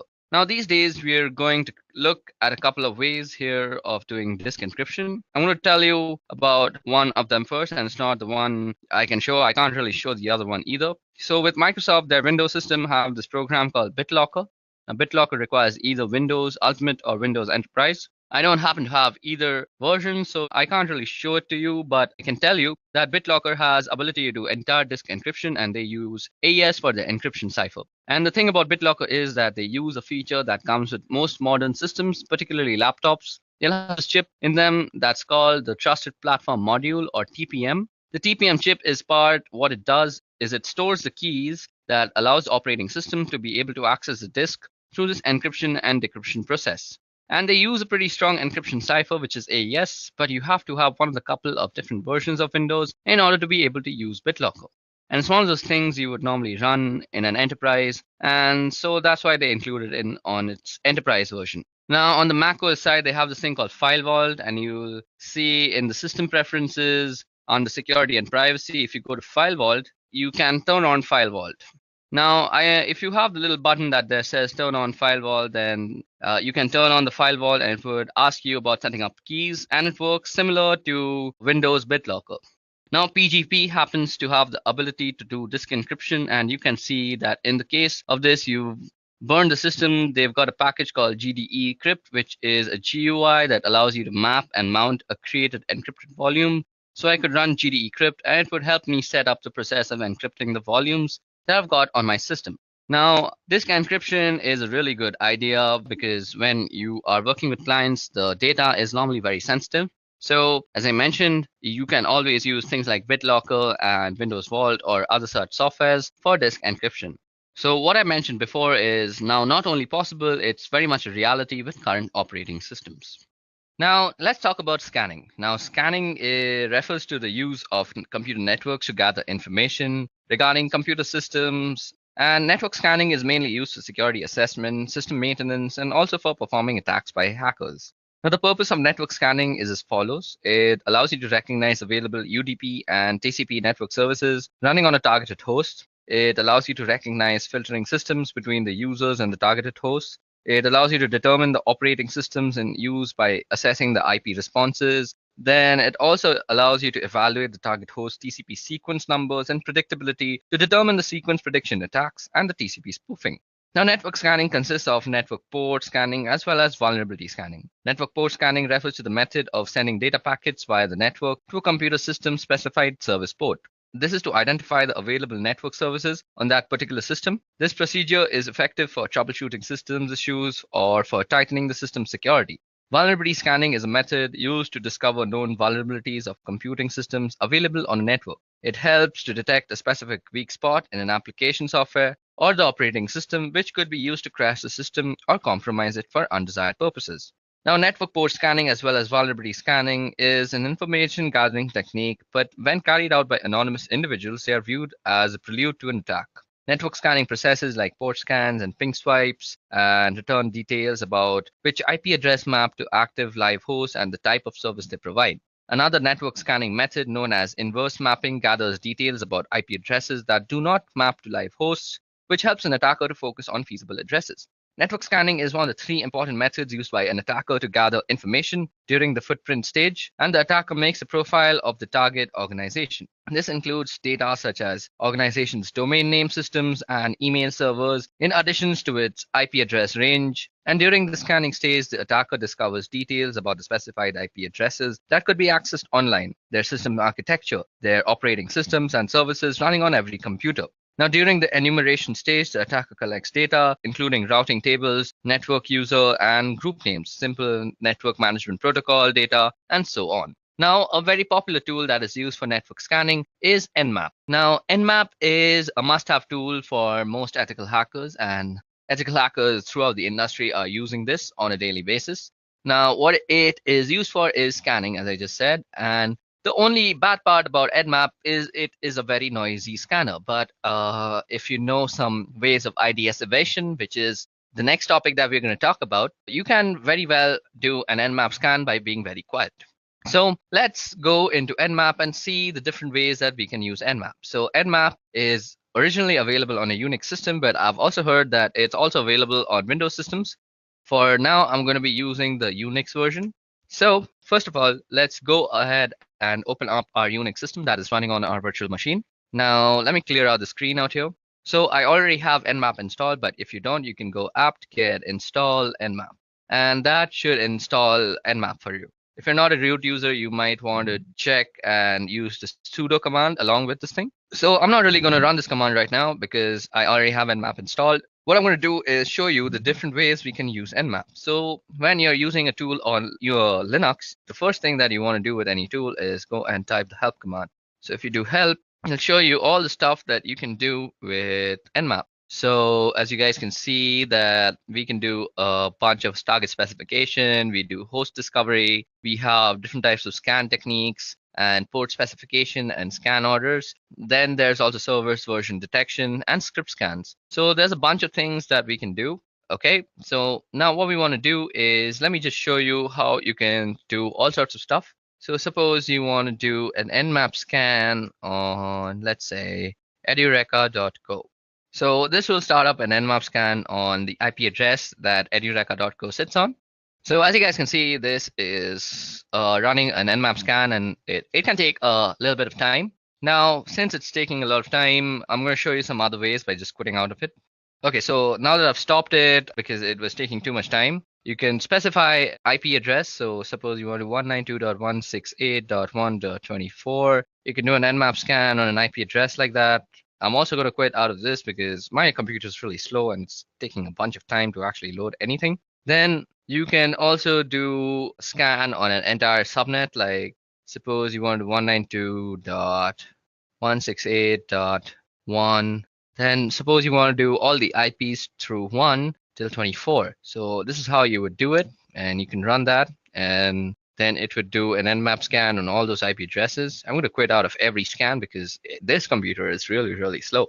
Okay, so let me show you some other flags. So suppose you had a file that says targets.txt. So suppose you had a file that had all the target files in it. So let me just create a target file, targets.txt. Now you could use this file and actually create an Nmap. So and actually run through all the IP addresses. So suppose targets.txt had a list of IP addresses. All you would have to do is nmap and il, which is basically input list. So small I and capital L, and then you tell the name of the target, which is targets.txt. Okay, so because that had no IP addresses, as you can see, 0 IP addresses scanned in 0.89 seconds. So you can do that. Now you can also do an exclude. So Nmap allows you to do that. With Nmap, you can do exclude. And suppose you want to do a scan and you want to exclude some IP address. So let's see, 192.168.1.1. Suppose you want to exclude that. So you can very well do that, and it will start scanning up all sorts of stuff. So that was the host name, so that's why it's failed. It was its target. Now you can also do some scanning techniques. So suppose you want to scan for SYN ports. So SYN ports. So you could do something like, let's choose a default IP address. Now Nmap for a SYN scan, you do small s and capital S. So that is for SYN scans. And this will choose all the TCP SYN port scans, and you can do it on anything. So after that, you just put in an IP address. So out here, I'm going to say 192.168.3. I don't know, .2.34. And it'll give you all sorts of information after that is done. I'm not going to run the scan for a long time. After that, you can also scan TCP connection ports. So for that, you use the ST flag. So Nmap, S, and T. And this is default, and you can use a TCP connection port scan. So after that, you just enter the IP address. So 192.168.2.34. And that should do a TCP port scan. Let's quit out of that. So let me just tell you all the flags for the different types of scanning techniques. So SU instead of ST, let me just tell you, SU instead of ST will actually scan for UDP ports. Then if you do an SA, it will scan for all the acknowledgement port scans. So when there's a TCP handshake going on, it sends back an acknowledgement packet. So you can specifically scan for those types of stuff.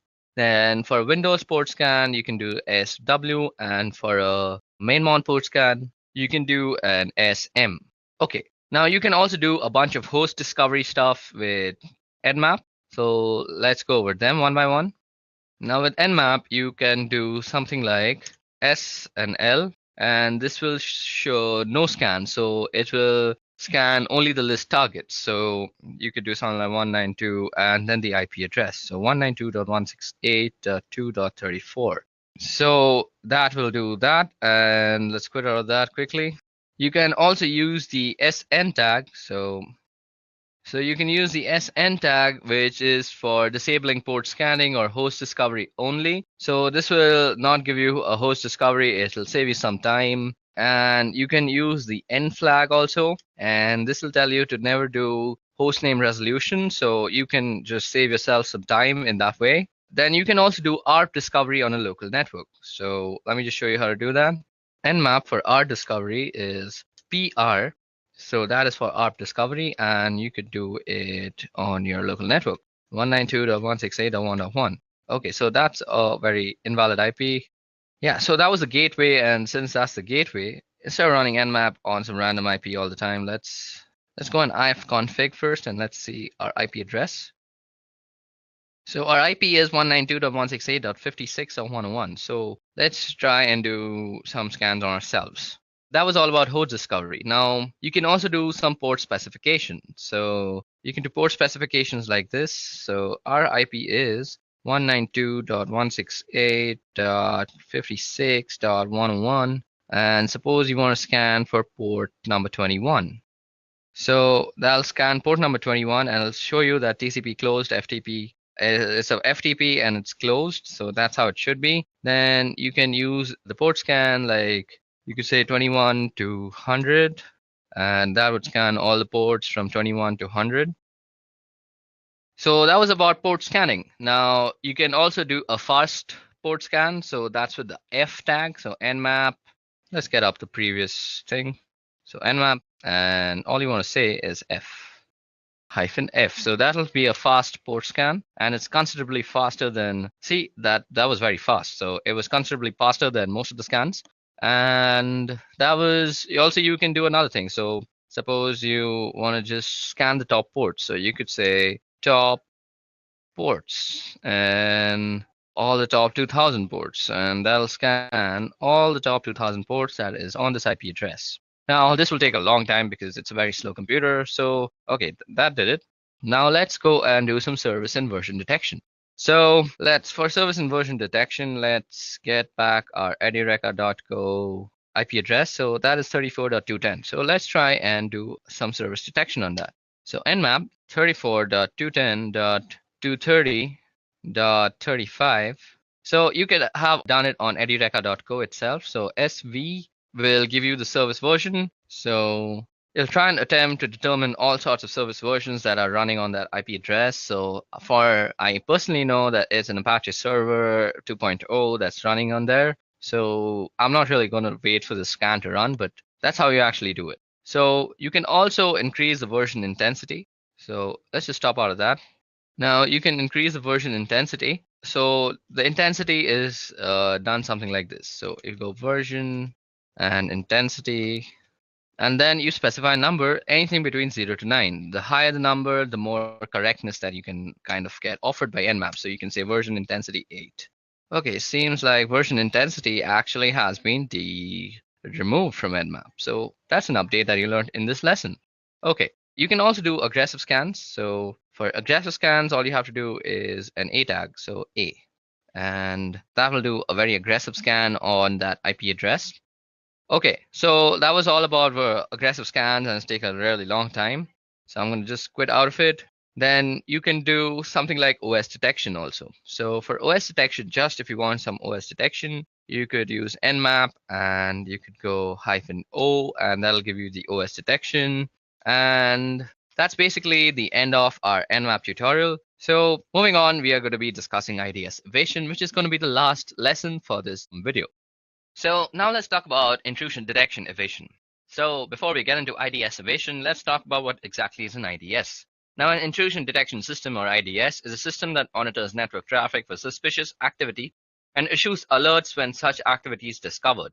While anomaly detection and reporting is primary function, some intrusion detection systems are capable of taking actions when malicious activity or anomalous traffic is detected, including blocking traffic sent from suspicious IP addresses. Although intrusion detection systems monitor network for potentially malicious activity, they are also prone to false alarms or false positives. Consequently, organizations need to fine-tune their IDS product when they first install them. That means properly configuring their intrusion detection system to recognize what normal traffic on their network looks like compared to potentially malicious activity. An intrusion prevention system also monitors network packets for potentially damaging network traffic, but where an intrusion detection system responds to potentially malicious traffic by logging the traffic and issuing warning notification, intrusion prevention systems respond to such traffic by rejecting the potentially malicious packets. So there are different types of intrusion detection systems. So intrusion detection systems come in different flavors and detect suspicious activities using different methods. So kind of intrusion detection is a network intrusion detection system. So that is NIDS is deployed at a strategic point or points within the network where it can monitor inbound and outbound traffic to and from all the devices on the network. Then there is host intrusion detection system, that is HIDS, which runs on all computers or devices in the network with direct access to both the internet and the enterprise internal network. HIDS have an advantage over NIDS in that they may be able to detect anomalous network packets that originate from inside the organizations or malicious traffic that NIDS has failed to detect. HIDS may also be able to identify malicious traffic that originates from the host itself, as when the host has been infected with malware and is attempting to spread to other systems. Signature-based intrusion detection system monitors all packets traversing the network and compares them against a database of signatures or attributes of known malicious threats, much like antivirus softwares. So now let's talk about IDS Evasion. Okay, so now let's talk about IDS Evasion. Now, IDS is an intrusion detection system, as we just spoke about, and is there to detect exactly the types of activities that we are engaged in sometimes. And sometimes you may be called in to work on a target where activities are known and should be known by the operators or the operations people involved in monitoring and managing the network. And the idea being not only do they want to assess the technical controls that are in place, but they also want to assess the operational procedures and ensure that the systems and processes are working the way that they are supposed to be working. Now, when you are engaged with a target that you are in full cooperation with, you don't need to do these types of evasion tactics. All these techniques may be actually avoided. But if you're asked to perform an assessment or a penetration on a target where they are not supposed to see your activities, then you need to know some different techniques to evade detection from an IDS. So we're going to talk about a couple of different things that you can do. So one thing that you can do is manipulate packets to look a particular way.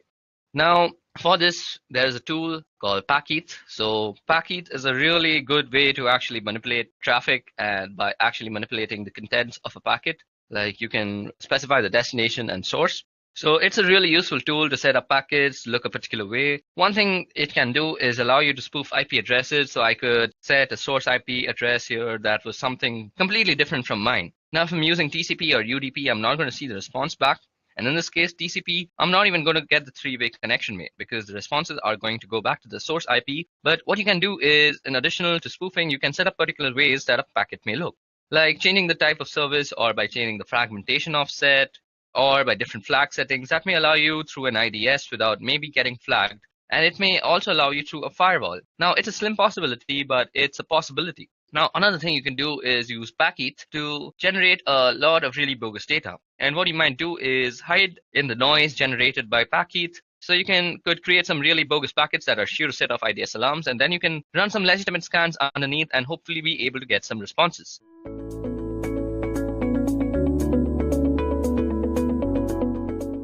Now, cyber attacks are taking place all the time. Even as we speak, the security of some organization, big or small, is being compromised. For example, if you visit this site out here, that is ThreatCloud, you can actually view all the cyber attacks that are actually happening right now. Let me just give you a quick demonstration of how that looks like.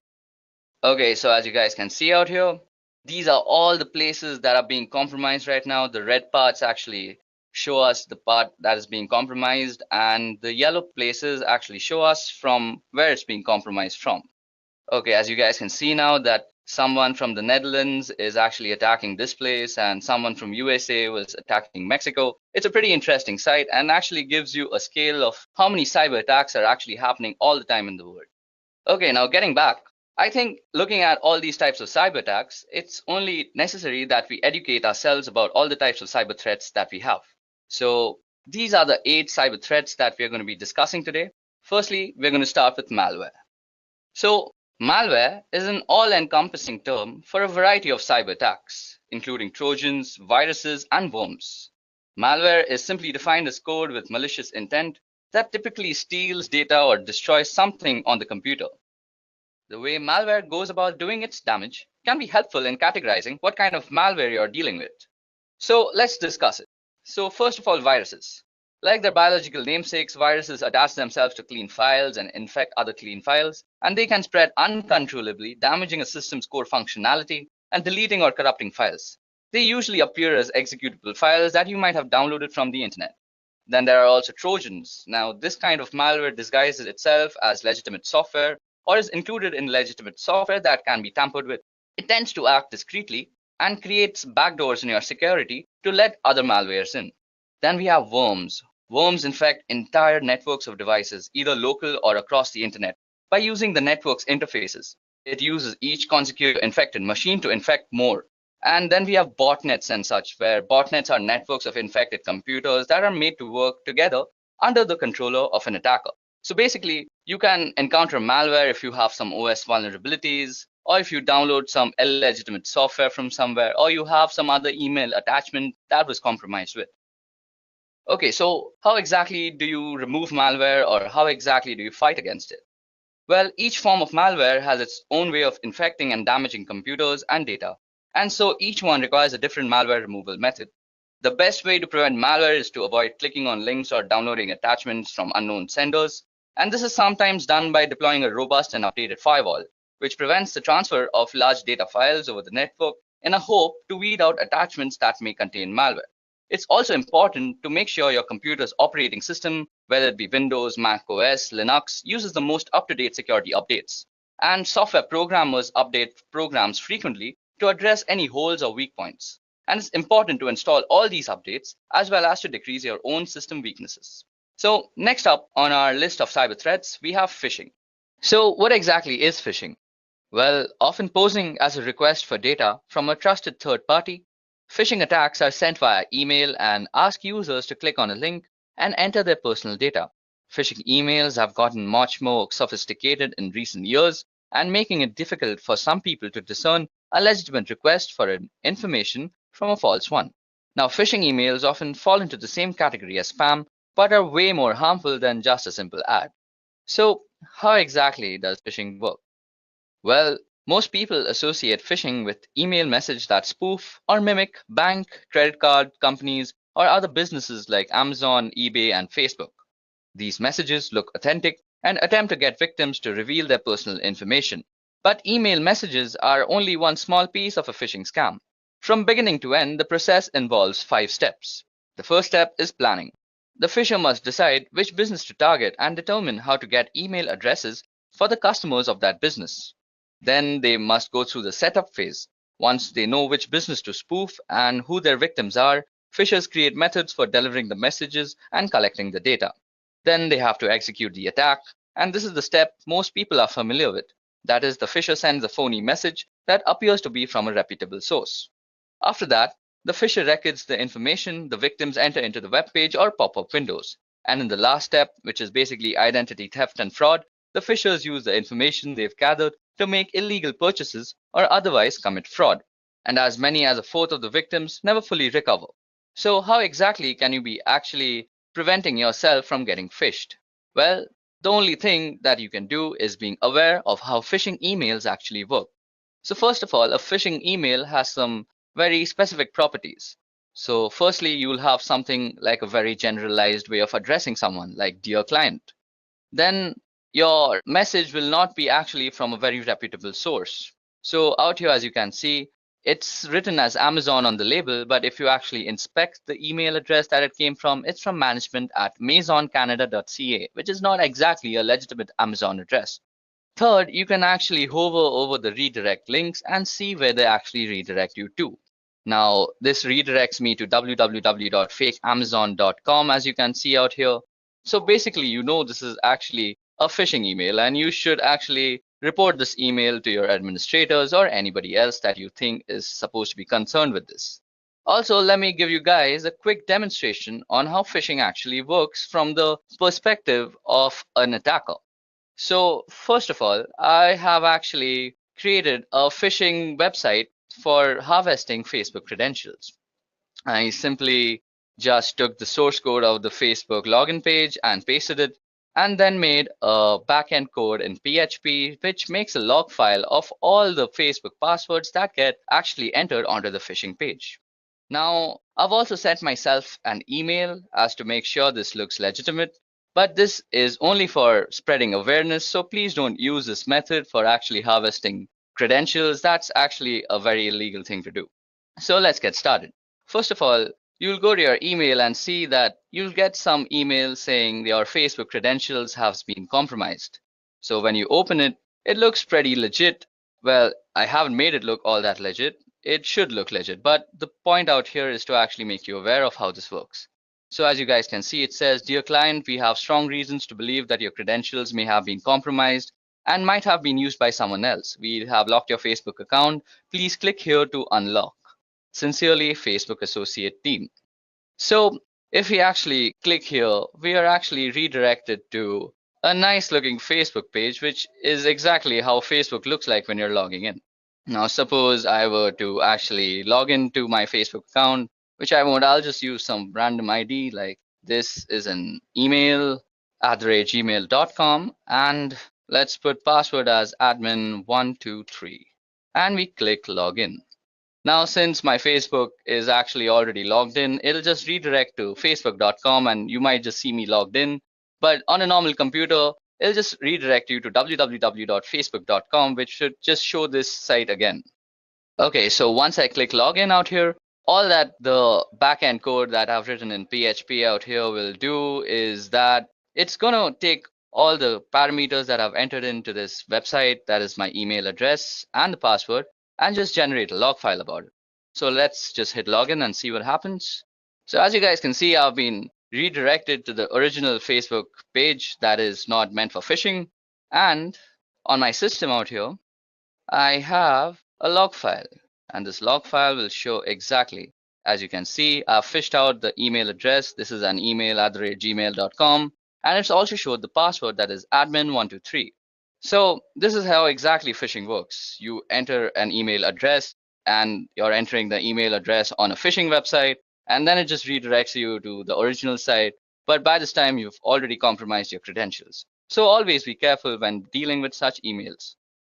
So now jumping back to our session, the next type of cyber attacks we're going to discuss is password attacks.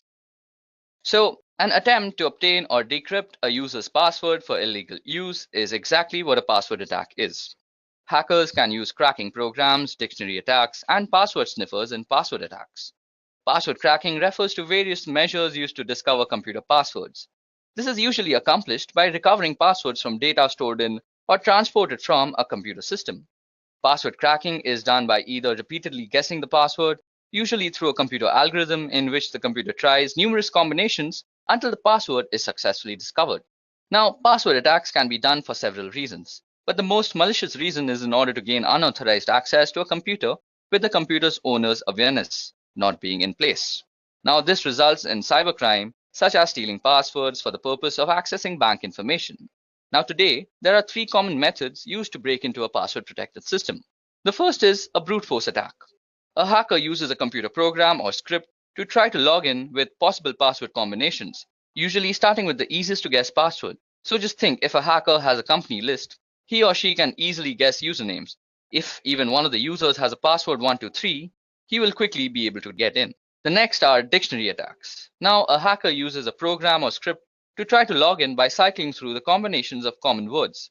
In contrast with brute force attacks, where a large proportion key space is searched systematically, a dictionary attack tries only those possibilities which are most likely to succeed, typically derived from a list of words, for example, a dictionary. Generally, dictionary attacks succeed because most people have a tendency to choose passwords which are short or such as single words found in the dictionaries, or simple, easy predicted variations on words such as appending a digit or so. Now, the last kind of password attacks are used by keylogger attacks. A hacker uses a program to track all of the user's keystrokes. So at the end of the day, everything the user has typed, including the login IDs and passwords, have been recorded. A keylogger attack is different than a brute force or dictionary attack in many ways, not the least of which the key logging program used is a malware that must first make it onto the user's device. And the keylogger attacks are also different because stronger passwords don't provide much protection against them, which is one reason that multi-factor authentication is becoming a must-have for all businesses and organizations. Now, the only way to stop yourself from getting killed in the whole password attack conundrum is by actually practicing the best practices that are being discussed in the whole industry about passwords. So basically, you should update your password regularly. You should use alphanumerics in your password. And you should never use words that are actually in the dictionary. It's always advisable to use garbage words that make no sense for passwords, as they just increase your security. So moving on, we're going to discuss DDoS attacks. So what exactly is a DDoS or a DOS attack?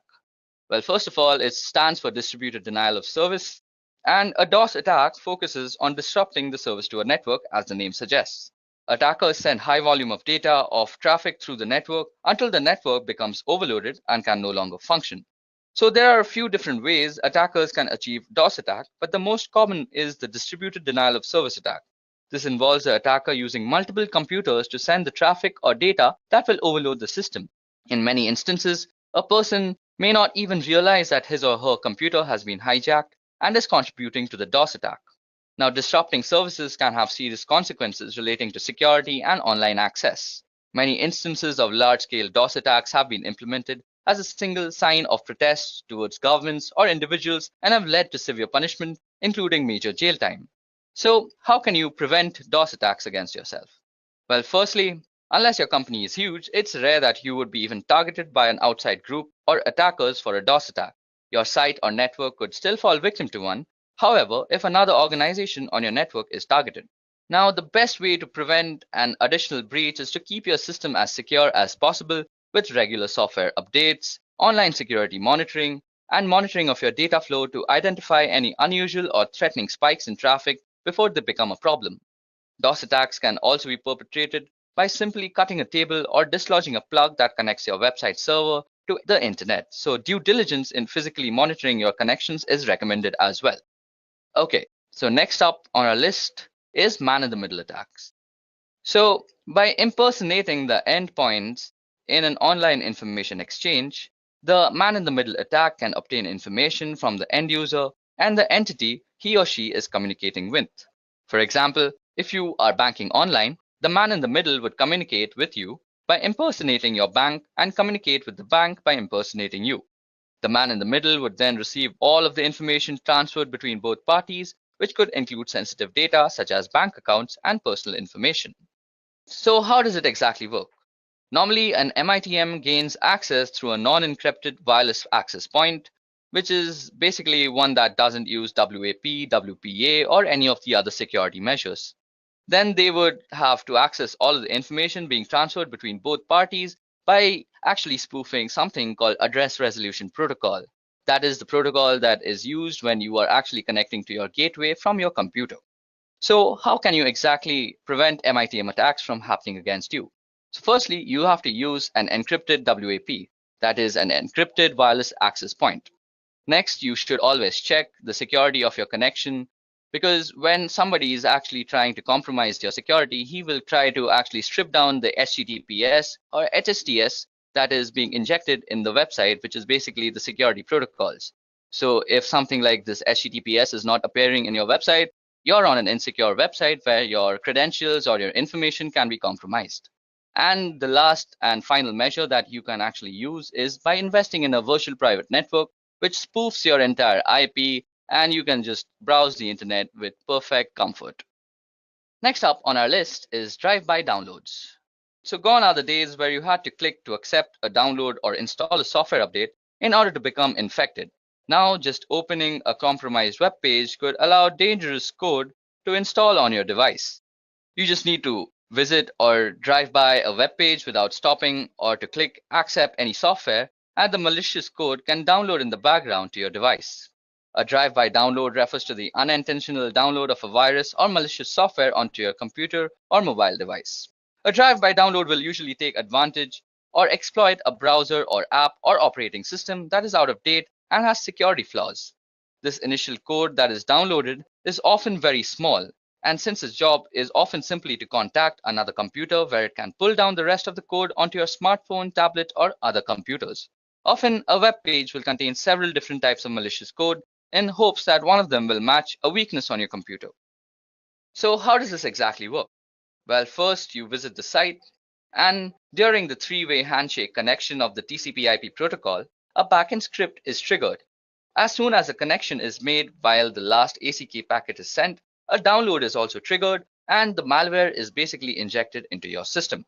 Now, the best advice I can share about avoiding drive-by downloads is to avoid visiting websites that could be considered dangerous or malicious. This includes adult content, file-sharing websites, or anything that offers you a free trip to the Bahamas. Now, some other tips to stay protected include keep your internet browser and operating system up to date, use a safe search protocol that warns you when to navigate to a malicious site, and use comprehensive security software on all your devices like McAfee All Access and keeping it up to date. Okay, so that was it about drive-by downloads. Next up is maladvertising or malvertising. So malvertising is the name we in the security industry give to criminally controlled advertisements which intentionally infect people and businesses. These can be any ad on any site, often ones which you use as a part of your everyday internet usage, and it is a growing problem, as is evident by a recent US Senate report and the establishment of bodies like Trust in Ads. Now, whilst the technology being used in the background is very advanced, the way it presents to the person being infected is simple. To all intents and purposes, the advertisement looks the same as any other, but has been placed by a criminal. Like you can see the Mint ad out here, it's really out of place, so you could say it's been made by a criminal. Now, without your knowledge, a tiny piece of code hidden deep in the advertisement is making your computer go to the criminal servers. These then catalog details about your computer and its location before choosing which piece of malware to send you, and this doesn't need a new browser window and you won't know about it. So basically, you're redirected to some criminal server, the malware injection takes place, and voila, you're infected. It's a pretty dangerous thing to be in. So how exactly can you stop malvertising? Well, first of all, you need to use an ad blocker, which is a very must in this day and age. You can have ad blocker extensions installed on your browser, whether it be Chrome, Safari, or Mozilla. Also, regular software updates of your browser and other softwares that work peripheral to your browser always help. And next is some common sense. Any advertisement that is about a lottery that's offering you free money is probably going to scam you and inject a malware too. So never click on those ads. So the last kind of cyber attacks we are going to discover today and discuss about is rogue software. So rogue security software is a form of malicious software and internet fraud that misleads users into believing that there is a virus on their computer and manipulates them into paying money for a fake malware removal tool. It is a form of scareware that manipulates users through fear and a form of ransomware. Rogue security software has been a serious security threat in desktop computing since 2008. So now, how does a rogue security software work? These scams manipulating users into download the program through a variety of techniques. Some of these methods include ads offering free or trial versions of security programs, often pricey upgrades, or encouraging the purchase of the deluxe versions. Then also pop-ups warning that your computer is infected with a virus, which encourages you to clean it by clicking on the program. And then manipulated SEO rankings that put infected website as the top hits when you search. These links then redirect you to a landing page that claims your machine is infected and encourages you a free trial of the rogue security program. Now, once the scareware is installed, it can steal all your information, slow your computer, corrupt your files, disable updates for legitimate antivirus softwares, or even prevent you from visiting legitimate security software vendor sites. Well, talking about prevention, the best defense is a good offense. And in this case, an updated firewall makes sure that you have a working one in your office that protects you and your employees from these type of attacks. It is also a good idea to install a trusted antivirus or anti-spyware software program that can detect threats like these. And also a general level of distrust on the internet and not actually believing anything right off the bat is the way to go.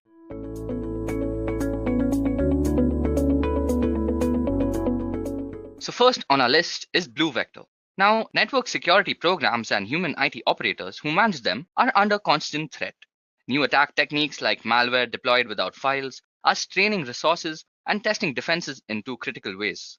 First, brand new threats and attack techniques often have at least a small window of time when they can bypass some defenses before defender catches up. Second, even if critical threats like zero-day malware are stopped, the constant siege of attackers means that defenders are likely to get overloaded by both real alerts and false positives.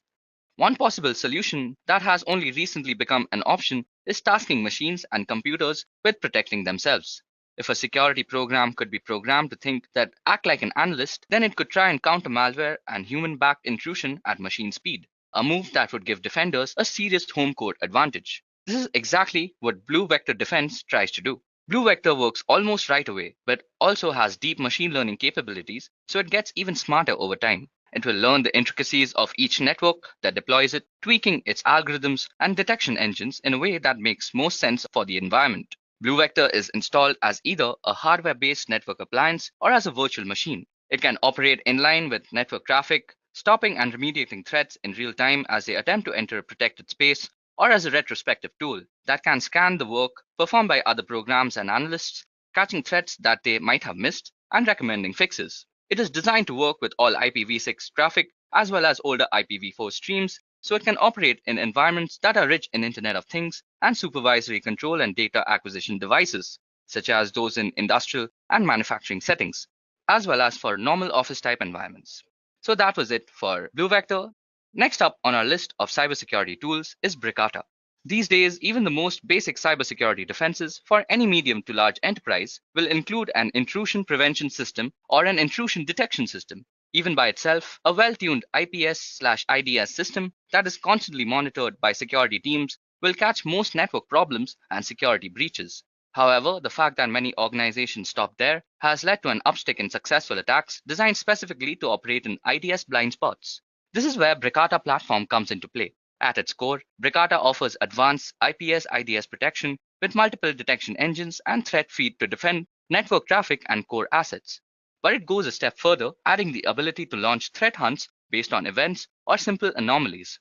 This would enable an organization to begin network-level threat hunting using the same staff and tools they are already using for IPS monitoring.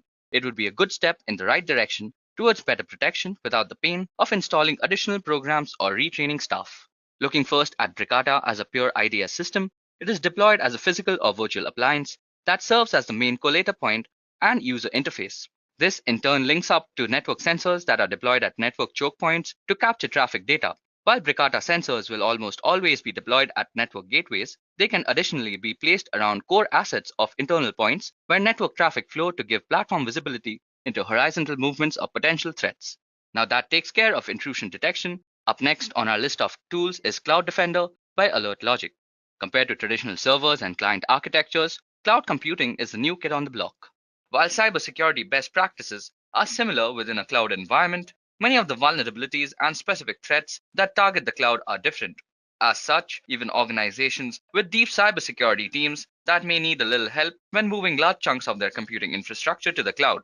That is the whole idea behind Cloud Defender from Alert Logic. Designed from the ground up as a way to provide protection to web applications, critical data and everything else running or stored within an organization's cloud, there is a whole sliding scale of support available. At the low end, Cloud Defender is a user-friendly tool that would enable local IT staff to inspect their cloud deployment to look for evidences or hidden threats or breaches. At the other extreme, the 200-person cybersecurity team at Alert Logic can take over most cloud-based cybersecurity functions, offering monitoring, advising, and logging of events in a software-as-a-service model. When used as a SaaS, Alert Logic will do everything short of remediating problems. Most organizations are probably want to use Cloud Defender as some combination of both SaaS security and as a tool to aid their local team. The platform is configured for this and making all logs and information collected by the program available at least for a year to local IT staffers. Cloud Defender works with any cloud environment, including Amazon Web Services, Microsoft Azure, Google Cloud Services, VMwares, and others. There is no difference in pricing based on the cloud environment. Pricing is totally based on the number of nodes being protected and the size of the log files being analyzed. Up next on our list of tools is Cofense Triage, which works as a phishing defense tool. One of the most popular and quickest ways for attackers to enter a network these days is to trick a user into taking an action, whether installing malware or providing their login credentials. And if they pretended to be a company official, a business partner, or a family friend, their chances of success skyrockets. Phishing email run the game from clumsily worked sweepstakes type scams all the way up to highly researched and targeted campaign designed to attack a handful of key people at an organization. Yet, despite the danger they pose, most organizations have little or no defense against them. Back in 2008, when the original PhishMe product was deployed, which was also the name of the company at the time, there was also very low awareness of the danger that these types of email represented. The PhishMe simulation was created to allow network administrators and security personnel to craft their own phishing emails to train users about the dangers sometimes hidden in mail messages. As an organization, PhishMe has moved its focus away from pure education into threat remediation. Even the company's name is changing from PhishMe to Cofense, which is a combination of collaborative and defense. One of the first Cofense branded products, Triage, takes email reported by users as suspected phishing and helps to manage responses. In one sense, the PhishMe product helps to make users more adept at spotting phishing scams, while Triage creates a way for organizations to tap into newfound skill set that the employees should have learned. The next tool in our list deals with application security, which is basically the convergence of endpoint security, network security, and content security. As you guys can see, the name of the tool is Contrast Security, which is actually a suite of tools. Now, as such, cybersecurity programs tend to look at the problem of defense from a lot of different angles, with expectations that enterprises will employ several different types of security at the same time. This has led to a different problem. Alert fatigue setting in on IT teams, as all of those programs sound the alarm many times and all the time. The Contrast Security suite aims to change that trend in two important ways. First, it takes one of the critical aspects of cybersecurity today, that is application security, and condenses it into a single program that can protect apps from the time of development, first begins all the way through the deployment and their full life cycle. Second, because Contrast Security embeds agents inside each app that is protecting essentially becomes a part of the program, there is almost no chance of a false positive. In fact, it scored a rare 100% on the OWASP security benchmark, passing over 2,000 tests without generating any false positives. The secret sauce for Contrast Security is use of bytecode instrumentation, a feature in Java used to help integrate programs and application features during development.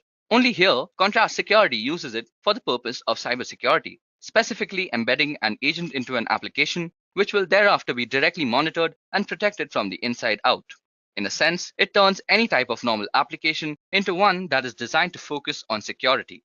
But don't worry, all the enormous business-focused tasks of the app will still function. So next on our list of tools is Digital Guardian. In recent years, advanced threats have been increasingly targeting endpoints. This makes sense because endpoint security has traditionally been the realms of signature-based antiviruses, technology that has proven to be inadequate protection against targeted and highly advanced malware campaigns. That is where Digital Guardian threat-aware data protection platform comes in. With most endpoint security programs, protection is delivered through the creation of rules. Behavior that breaks the rules of the network is considered a suspect and is blocked, flagged, or otherwise becomes the subject of a security alert. One of the biggest problems with this method is that security is only as good as the rule set. Administrators either must carefully craft rules based on their own expertise or set a protection program into learning mode for several weeks or months while it discovers good network behavior and crafts rules restricting everything else. The Digital Guardian platform, by contrast, comes ready to use, preloaded with thousands of best practices rules based on years of experience working in the field. And after a quick data discovery process, those rules are tailored to the specific network that it is protecting. This is all done nearly instantaneously, so that when agents are deployed, they can immediately begin protecting endpoints with good security policies. Next on our list of cybersecurity tools, we have Intellecta. There are important distinctions between compliance and security. They are meant to be mutually supporting, with compliance rules put in place to provide a good security baseline. But it's possible to be completely in compliance with all applicable regulations and still not be adequately secure. The reverse is also true. If an organization has deep security, but it's still not technically in compliance with applicable regulations, should a data theft occur, they will likely still be held responsible, sometimes financially, because of the lack of compliance. And just like compliance and security are similar but different, so too are the skill set used to implement them. Organizations can have a deep IT or cybersecurity staff that is unskilled with compliance issues or unpracticed in knowing exactly which regulations apply. That is where the Intellecta platform from Tech Democracy shines. The platform acts like a security information and event management console, but for compliancy issues. Installed either as an on-premise or cloud-based console, it pulls information from a series of network collectors and correlates that data into a continuously monitored compliancy dashboard. It's a neat tool that every company should have. Up next on our list of tools, we have the Mantix 4, which is a pretty interesting tool in my opinion. Given the insidious nature of advanced threats, it's almost a certainty that every organization of any size will eventually be hacked or compromised, regardless of what or how many cybersecurity defenses are in place. In response, the somewhat new concept of threat hunting is becoming an increasingly important part of cybersecurity defenses. The Mantis 4 platform, named after the apex predator of the insect kingdom, the praying mantis, seeks to solve the people problem. While the program provides robust threat hunting tools for use by clients, the company also employs a team of experts to hunt on their behalf. It takes threat hunting into the software as a service realm. Mantis 4 was originally designed for the Canadian government's Department of Public Safety, which is the equivalent of the Department of Homeland Security in the United States. In Canada, Mantis 4 helps to defend networks sitting in 10 sectors considered critical infrastructure, rooting out threats that might bypass more traditional protection. The system is deployed as two components. The first part is comprised of observer sensors that sit at critical points within a protected network, either alongside routers or at network gateways, though they can be deployed almost anywhere depending on the need. The sensors are lightweight enough to be housed inside a virtual machine or within a network server with additional bandwidth. However, because the observer sensor process and record a lot of traffic, the best deployment is probably going to be as a small appliance that hosts nothing else, something the company provides. The sensors can be set to work inline or to passively sniff network traffic. Now, the last tool that we're going to discuss for today is a pretty important tool also in my opinion, and it covers a very important aspect of any industry level cybersecurity plan, that is traffic analysis. Network traffic analysis tools have been used for a long time to help improve efficiencies in enterprise network, locating unused capacity bandwidth and eliminating choke points. It has recently been employed as an arms of cybersecurity too. That makes sense given that, except for insider threats, attacks are going to be initiated and ultimately controlled by outside elements. The communication between the internal threat malware and its controllers on the outside are captured by traffic analysis tools. The problem is that while the logic of using traffic analysis in cybersecurity is solid, the reality is a bit different. For one, even a small to medium-sized enterprise is going to generate 3 or 4 billion traffic logs per month. Without computerized assistance, no human is going to be able to wade through that and find anything meaningful. Second, capturing all that data traditionally requires the installation of network traps on gateways across the network. For an organization with branch offices or remote locations, the number of traps installation can climb pretty high, and even then, some traffic may escape around those gateways. SecBI has fielded new software that aims to eliminate both of those problems: volume processing of data for actionable intelligence threat and a reliance on network trapping hardware.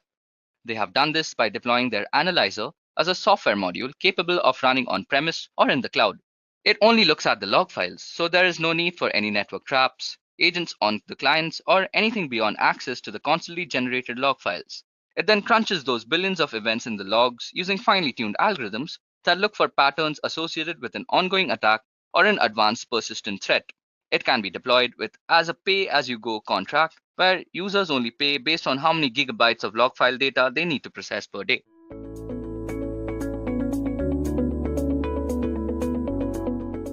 So, recognizing the national and economic security of the United States depends on the reliable function of critical infrastructure.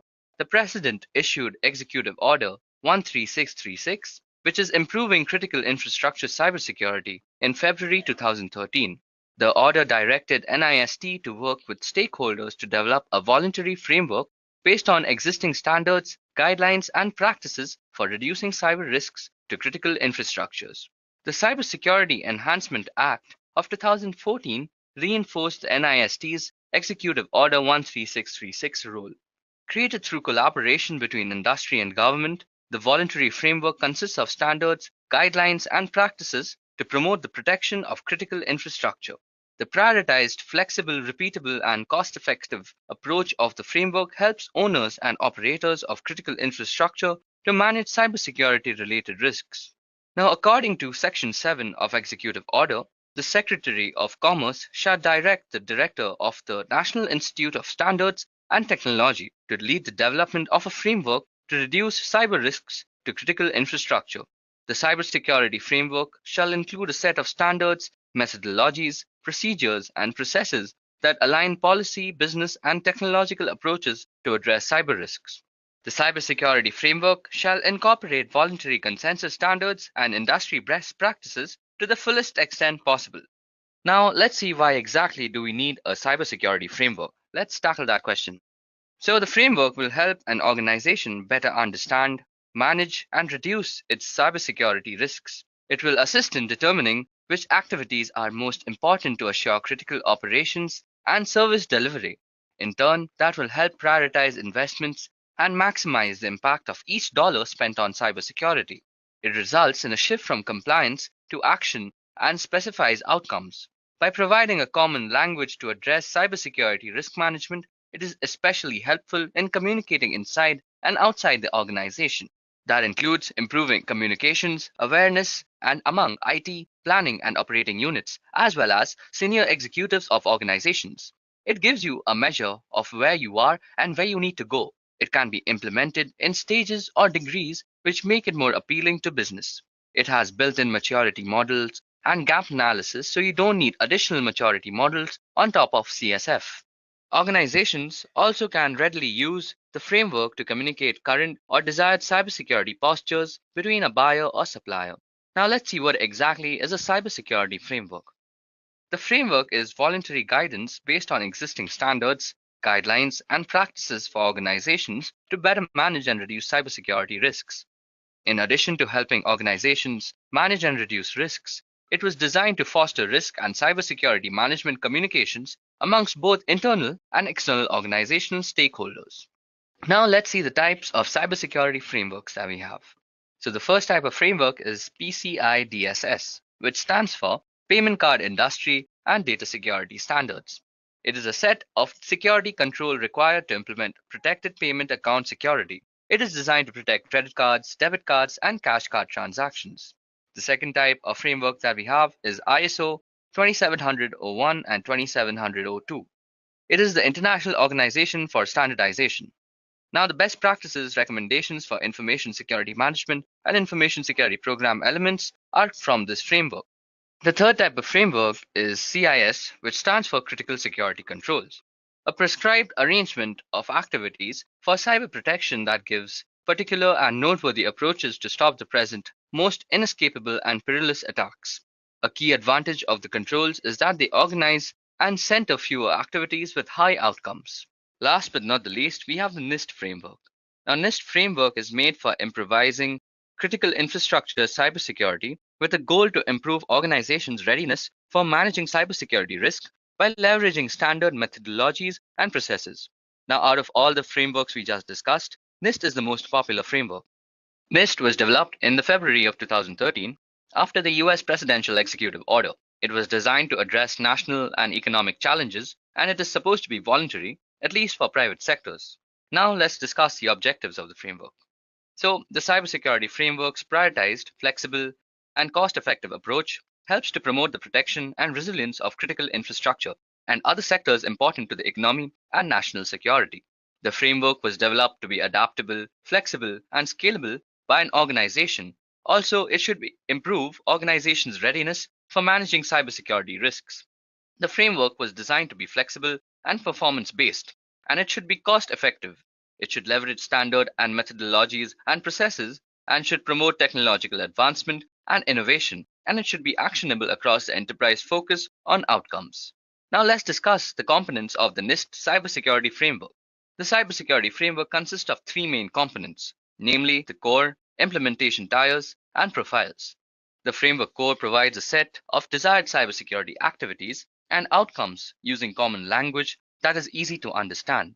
The core guides organizations in managing and reducing their cybersecurity risks in a way that is complementing an organization's existing cybersecurity and risk management processes. Next, we have the framework implementation tiers, which assist an organization by providing context on how an organization views cybersecurity risk management. The tiers guide organization to consider the appropriate level of rigor for their cybersecurity program and are often used as a communication tool to discuss the risk appetite, mission priority, and budget. Last but not least is the framework profiles, which are an organization's unique alignment of their organizational requirements and objectives, risk appetite, and resources against the desired outcomes of the framework core. Profiles are primarily used to identify and prioritize opportunities for improving cybersecurity at an organization. Let's discuss the framework tiers now. The tiers describe the degree to which an organization's cybersecurity risk management practices exhibit the characteristics defined in the framework. The tiers range from partial, which is tier 1, to adaptive, which is tier 4, and describe an increasing degree of rigor and how well integrated cybersecurity risk decisions are into broader risk decisions, and the degree to which an organization shares and receives cybersecurity information from external parties. Tiers do not necessarily represent maturity levels. Organizations should determine the desired tier, ensuring that the selected level meets organizational goals, reduces cybersecurity risks to the level acceptable by the organization, and is feasible to implement fiscally and otherwise. Next, we have the core.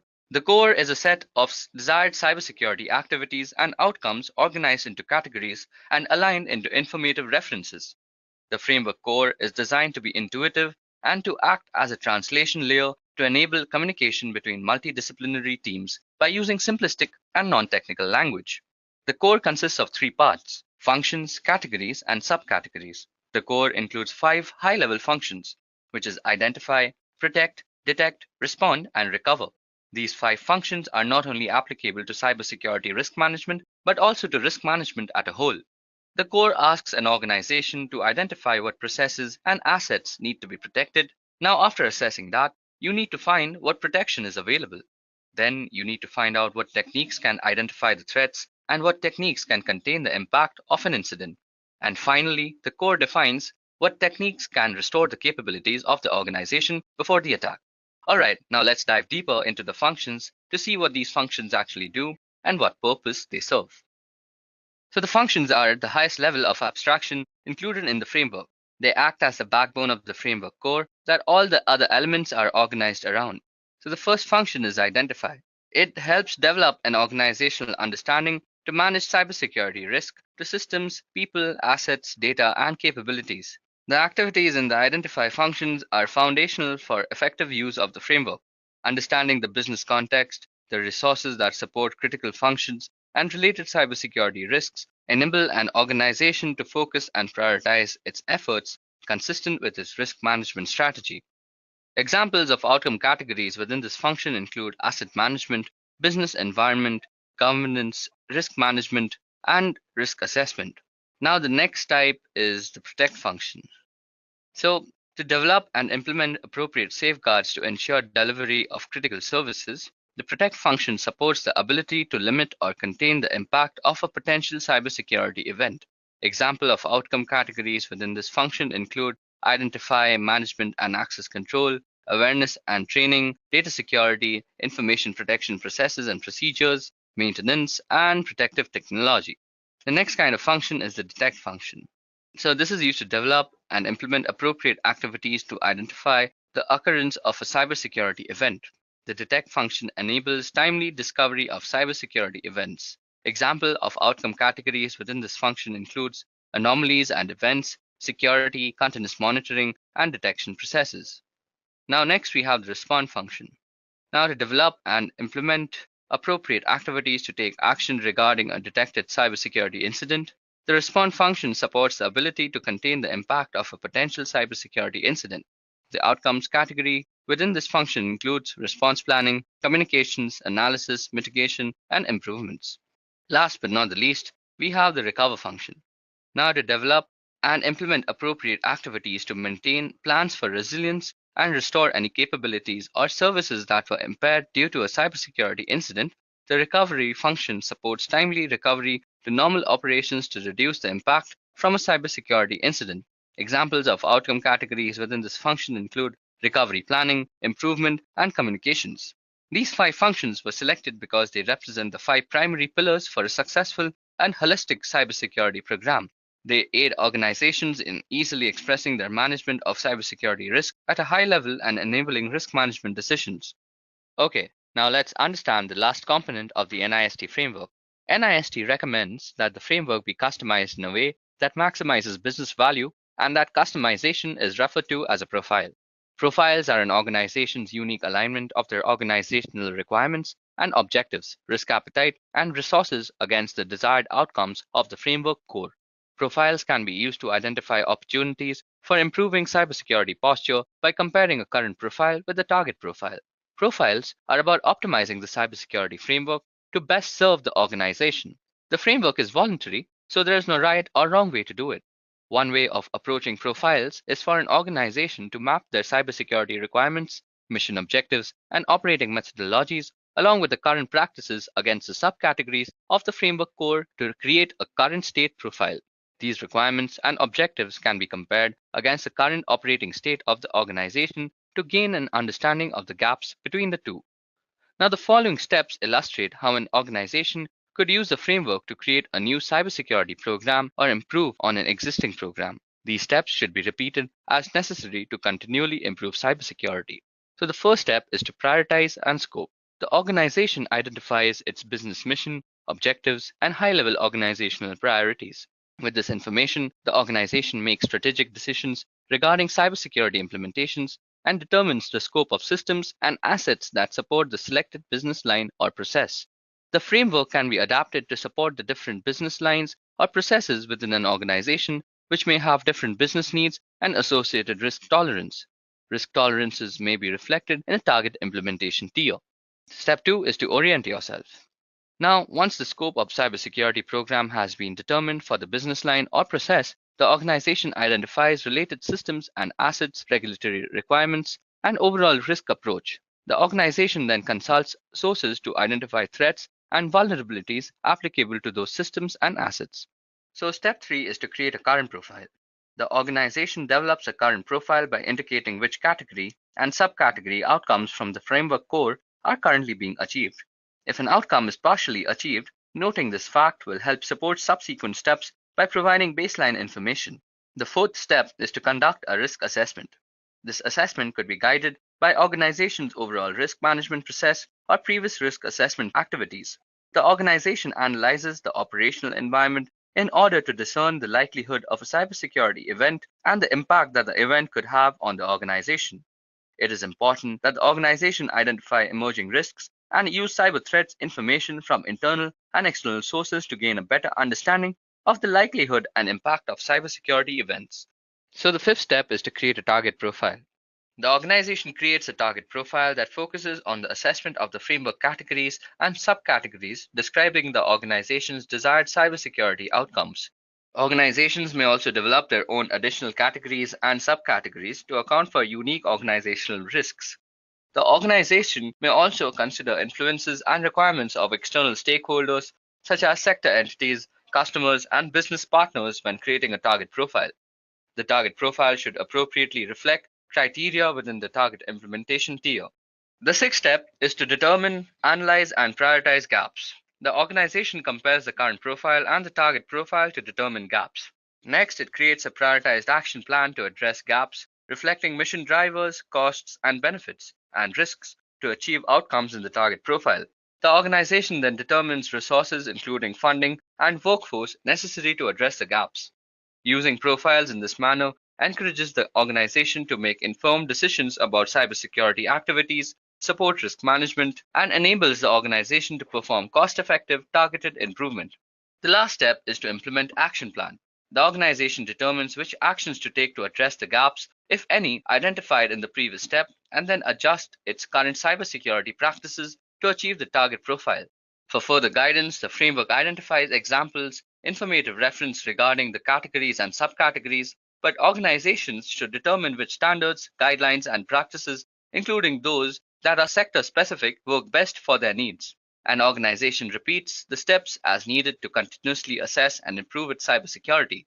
For instance, organizations may find that more frequent repetition of orient step improves the quality of risk assessment. Furthermore, organizations may monitor progress through iterative updates to the current profile, subsequently comparing the current profile to the target profile. Organizations may also use this process to align their cybersecurity program with their desired framework implementation tier. Now, the framework helps guide key decision points about the risk management activities through the various levels of an organization for supporting risk management. Now, as you can see in the picture, it describes a common flow of information and decisions at the following levels within an organization. The levels are executive, business process, and implementations or operations. The executive level communicates mission priorities, available resources, and overall risk tolerance to business process levels. The business or process level uses the information as input into the risk management process and then collaborates with the implementation or operation level to communicate business needs and create a profile. The implementation or operation level The implementation or operations level communicates the profile implementation progress to the business level. The business level uses this information to perform an impact assessment. Next, the business level management reports the outcomes of that impact assessment to the executive level to inform the organization's overall risk management process and to the implementation operation levels for awareness of business impact.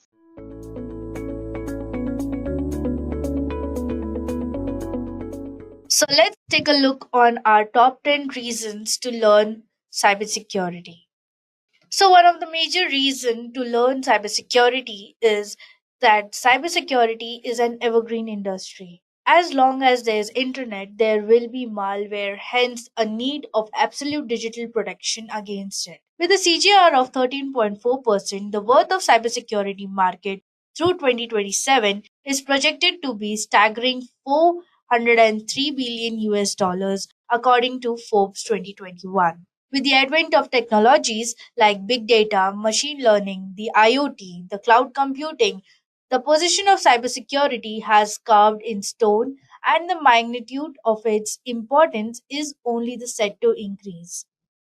Cybersecurity job trends are always forever, and there is no chance for a shortfall of demand for those who have gone through professional training or in this particular domain. So, our next reason is cybersecurity is meaningful and vitally important. We all know cybercrimes have cost the world $2 trillion so far since 2019. And the major drawbacks were the advancement of the technologies, such as artificial intelligence. As artificial intelligence plays an increasingly prominent role in cybersecurity, as the number of attempted cyber attacks has grown rapidly, it has become increasingly tricky for human cybersecurity experts to react to them all and predict where the most dangerous attacks will take place. This is where AI comes to play. But unfortunately, thanks to ever growing availability of AI hackers and criminals, where they are growing increasingly proficient and using it too. AI algorithms are used to identify systems with weak security or that are likely to contain valuable data among the million of computers and the network connected to the internet. This is how the hackers get opportunity to attack their targets. Next is building a security aware culture. Perhaps the most important step that can be taken at any organization is to ensure that it is working towards initiating and fostering the culture of awareness around cybersecurity issues. Today, it's no longer good enough for employers or employees to simply think of cybersecurity as an issue for the IT department to take care of it. In fact, developing an awareness of the threat and taking basic precautions to ensure safety should be fundamental part of everyone's job's description in 2023. If we talk about Internet of Things and cloud security, ranging from smart wearables to home appliances, cars, buildings, alarm systems, and industrial machineries, which have proven to be bugbear for those with responsibility for cybersecurity. This is because as they are often not used to store sensitive data directly, manufacturers haven't always been focused on keeping them secure with frequent security patches and updates. With more and more organizations now established on cloud security, measures need to be continuously monitored and updated to safeguard the data from leaks. Although cloud applications such as Google or Microsoft are well equipped with security from their end, still it's the user end that acts as an significant source for erroneous errors, malicious software, and phishing attacks. By this, you might have come to know that cybersecurity is actually meaningful and very vitally important in our day to day lives. Now, if you wish or you're planning to become a cybersecurity expert, you must be wondering about the requirements to start your career in cybersecurity. Well, in cybersecurity, the requirements are super basic. If you think pursuing a career in cybersecurity is challenging, you're possibly wrong. Because in cybersecurity, the requirements are super basic. All you need is confidence and a professional background in IT. The overall eligibility criterion is being relaxed around the world. One reason for this could be the huge gap between the demand and the availability of the experts. Even the college students and young professionals can go for it without worrying anything. For those who doesn't have a professional background can simply proceed with the cybersecurity certification which enables them to earn equally as experts with solid background in cybersecurity. So to become a cybersecurity professional, you absolutely don't have to go to some college for a 4-year degree course or anything else like that, or get a handful years of experience. All you need is basic understanding to cybersecurity.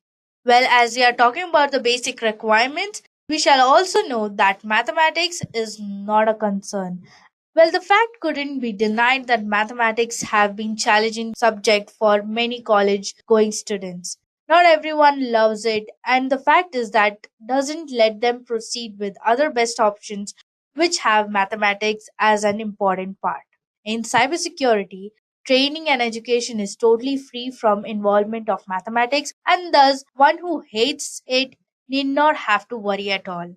Those who are still very young and consider it one of the best available options is due to this reason.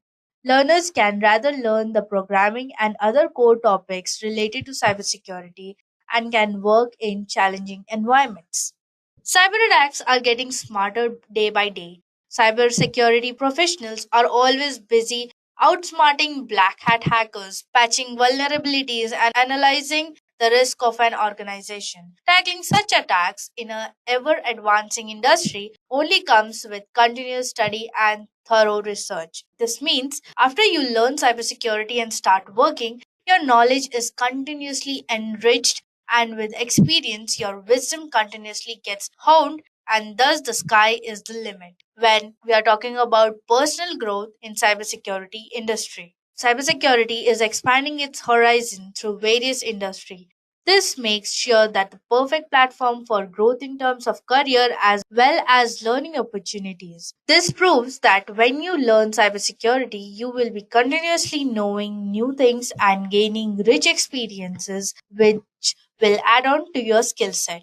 Now, for those who aspire to travel the globe, cybersecurity might just be the perfect career path. Thousands of homegrown cybersecurity experts are working to protect business, government agencies, and general consumers travel the whole world. On a globe scale, the rise of cyber attacks is outspacing the supply of cyber defenders. This results in plenty of opportunities for cybersecurity professionals and experts to travel overseas to serve their skills which are in high demand. Hence, if you have ever wanted to work in different countries, then a career in cybersecurity must just be the perfect passport to your success. If we talk about industry requirements, then there are over millions of companies in this world spread across a variety of sectors and industry, and a large proportion of them share one thing in common today, that is the internet connection. More than 400,000 people already work in the information security industry, and demand for cyber skills which is growing fast in every type of company and government department. So whether you dream of working in a sports or a fashion or media or the emergency services, the sky or any other industry, cyber skills could be your gateway, as everyone needs someone to defend their sensitive data. Well, we got to know that there are plethora of industries where the cybersecurity professionals are in huge demand. We should also know there's a wider scope in cybersecurity.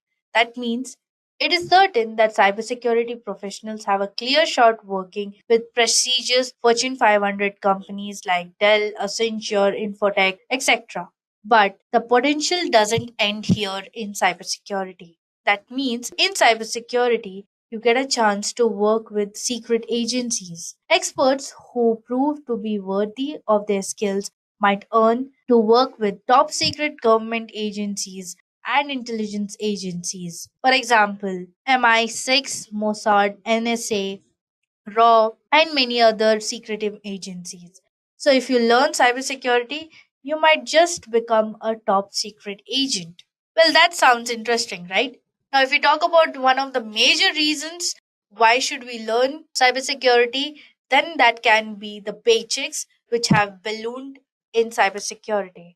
I think we all can agree that money makes the world go round. And that's true.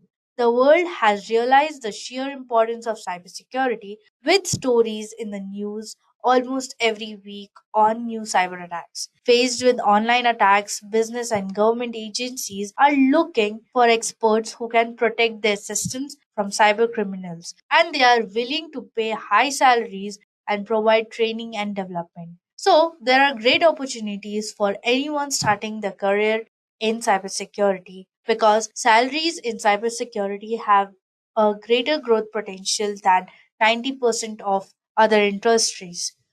For senior security professionals, earning can surpass the average median by vast amount. And these earnings totally depends upon your merits. Now the last but not the least, the reason to learn cybersecurity is that it's never too late to begin with. That means one of the best thing about cybersecurity is that it's never too late to realize that you want to be in this particular profession. There are a lot of people across the globe that opted this option after completing 50 years of age. In fact, it could be the best thing you can do after the retirement if you are having a background in IT. There is no need to worry about the job security as experts in this fields are always demanded widely. So, you are always welcome to join any of the training courses and other options in this particular field.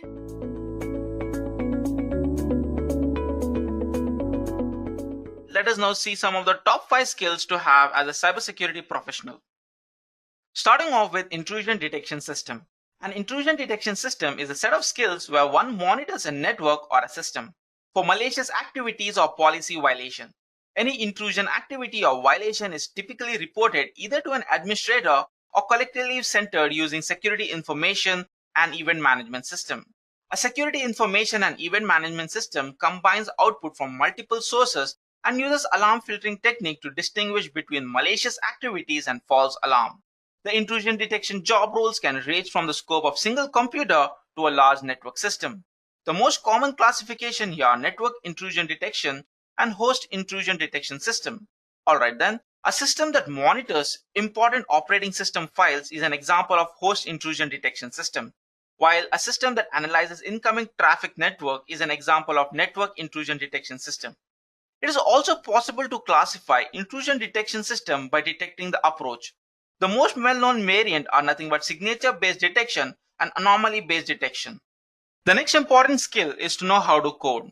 It is very important that a cybersecurity professional has a background in programming. Now you might be wondering how coding is related to cybersecurity, right?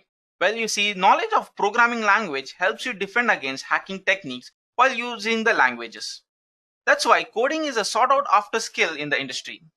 If you know cybersecurity programming language, you're already a step ahead.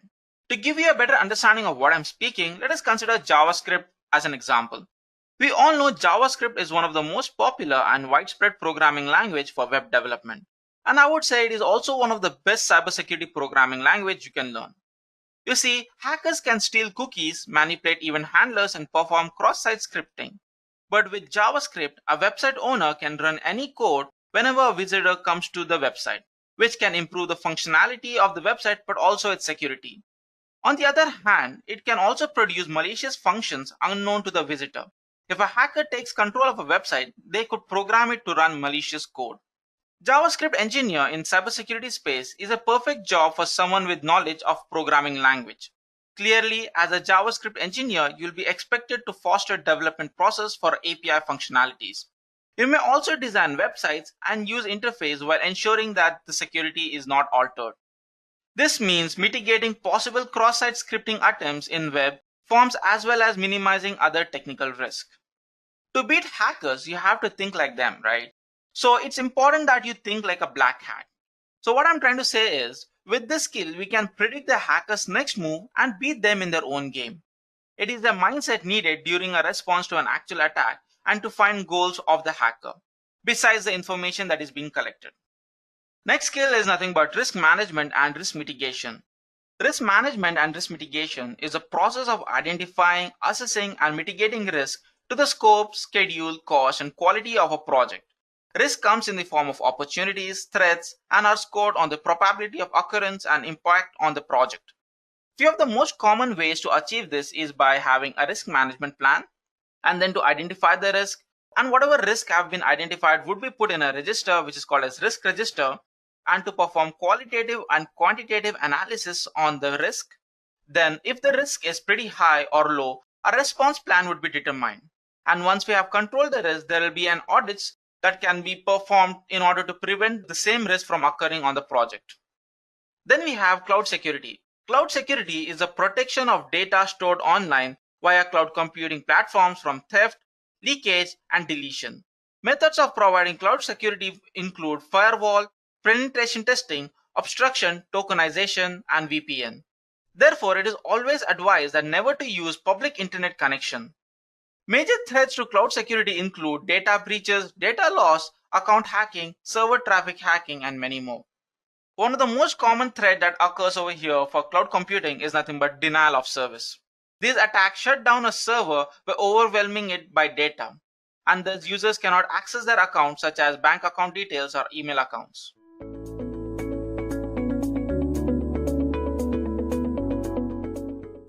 Why become a cybersecurity engineer? Let us first analyze the current and forthcoming trends that are driving the demand for cybersecurity engineers today. So there are 6 most recent trends which have resulted in an increase in the need for cybersecurity engineers. At first, increasing ransomware attacks.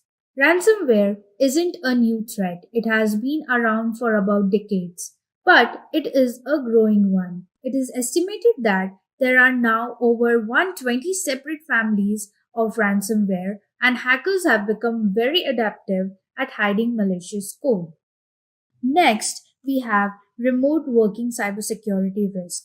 For example, did you know work from home possesses a new cybersecurity risk and is one of the most talked about new trends in cybersecurity? This is because home offices are often less protected than centralized offices. Next is the evolution of Internet of Things. The expanding Internet of Things creates more opportunities for cybercrime. So many additional devices change the dynamics and size of what is sometimes called as cyber attack surface, that means the number of potential entry points for malicious actor. Next, increase in cloud services and cloud security threats. Cloud services offer a range of benefits such as scalability, efficiency, and cost saving. But they are also a prime target for attackers. Misconfigured cloud settings are a significant cause for data breaches, unauthorized access, insecure interfaces, and sometimes account hijacking too. Next, we have social engineering attacks getting smarter. Social engineering attacks like phishing are not new threats but have become more troubling and the widespread remote workforce. Nowadays, attackers target individuals connecting to their employer's network from home because they can make easier targets. And lastly, continued rise of AI.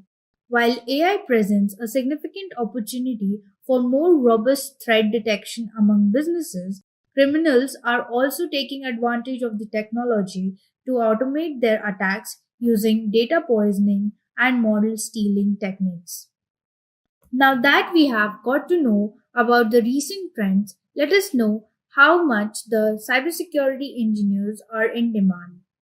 So we had done an extensive survey and found out that there are 14,000 plus job vacancies in India, whereas in the US there are more than 15,000 jobs available for a cybersecurity engineer. The major high-tech cities, Bangalore and California, have the highest job vacancies for cybersecurity engineers. Moving ahead with the salary package, then an average salary of a cybersecurity engineer in India is 6 lakh per annum, and $101,580 per annum in US. Companies like IBM, Deloitte, TCS, Oracle, Cognizant, Accenture, Amazon, Capgemini, SEAC, and many others have a huge demand for cybersecurity engineers. Now that we have come to know the demand for cybersecurity engineer, let us know who is a cybersecurity engineer. A cybersecurity engineer is an IT professional who is responsible for maintaining the security aspects of computer and networking systems and perform various tasks such as designing and implementing secure networking solution, monitoring, troubleshooting, etc. How cybersecurity engineer helps the organization? A cybersecurity engineer helps the organization by assessing the organization's security requirement and setting up the best practices and standards in response, developing and deploying all security measures required to secure an organization, conducting regular testings and scannings to identify the vulnerabilities in the networks and the systems, performing regular penetration testing, and taking an active role in the change management process. Next, let us know the job description and the skills required for the cybersecurity engineer. We searched numerous job descriptions from many organizations, out of which we picked 2 job descriptions as a reference. So at first, we have Vodafone, which is a multinational telecommunication company. They had a requirement for cybersecurity engineer, and their job description specified the tasks performed by a cybersecurity engineer, such as following the cybersecurity baseline to deliver the tasks which support the execution of cybersecurity strategies, supporting the team to deliver the technical operation in the cybersecurity platform. They are also responsible to detect, identify, and respond to the cyber events, threats, risks, and vulnerabilities in the line with the management response plan. Let's look on to the another job description that is from Visa, which is an American-based multinational financial service corporation. Their job descriptions specify the tasks such as implementation and continuous improvement of effective security controls, ensuring the correct and comprehensive functioning of server security technologies, working with the vendors to ensure time implementation of product updates and bug fixes, and many more. To become a cybersecurity engineer, you must be familiar with skills such as programming language, operating system, networking fundamentals and protocols, security aspects, web development, and CI/DI tools. Apart from that, you should also be familiar to the tools such as Jenkins, Travis CI, GitLab, Shodan, Maltego, Netcraft, etc. Moving ahead with roles and responsibilities of a cybersecurity engineer, a cybersecurity engineer is responsible for tasks such as planning and implementing security measures of systems and networks, troubleshooting security and network problems, ensuring the protection of organizations' data and infrastructure, being a part of daily administrative tasks with relevant departments in the organization, regular testing and identifying networks and system vulnerabilities, and responding to all system and network security breaches. At last, how do you become a cybersecurity engineer? So, in order to become a cybersecurity engineer, you need to follow this roadmap, which shows you the step-by-step approach that you need to take. So, the first step is that you should have a basic knowledge about programming languages such as Python, Perl, C++, Java, PowerShell, etc. Next, you should work on operating systems like Windows, Mac OS, Linux, Kali Linux, etc., followed by networking fundamentals and protocols such as TCP/IP, UDP, FTP, etc. After that, you should know about the security aspects, followed by web development skills, and at last, you should have an hands-on experience on tools such as Jenkins, GitLab, Travis, etc. This roadmap will surely help you reach to your destination easily. In order to start your career path in cybersecurity, you can check our Edureka YouTube channel and find all cybersecurity related sessions, as well as you can also refer to our Edureka blogs related to cybersecurity. Apart from this, you can also enroll yourself to the Edureka's Cybersecurity Certification Training Program in order to learn from experienced industry professional, work on real-time projects, and become a certified expert.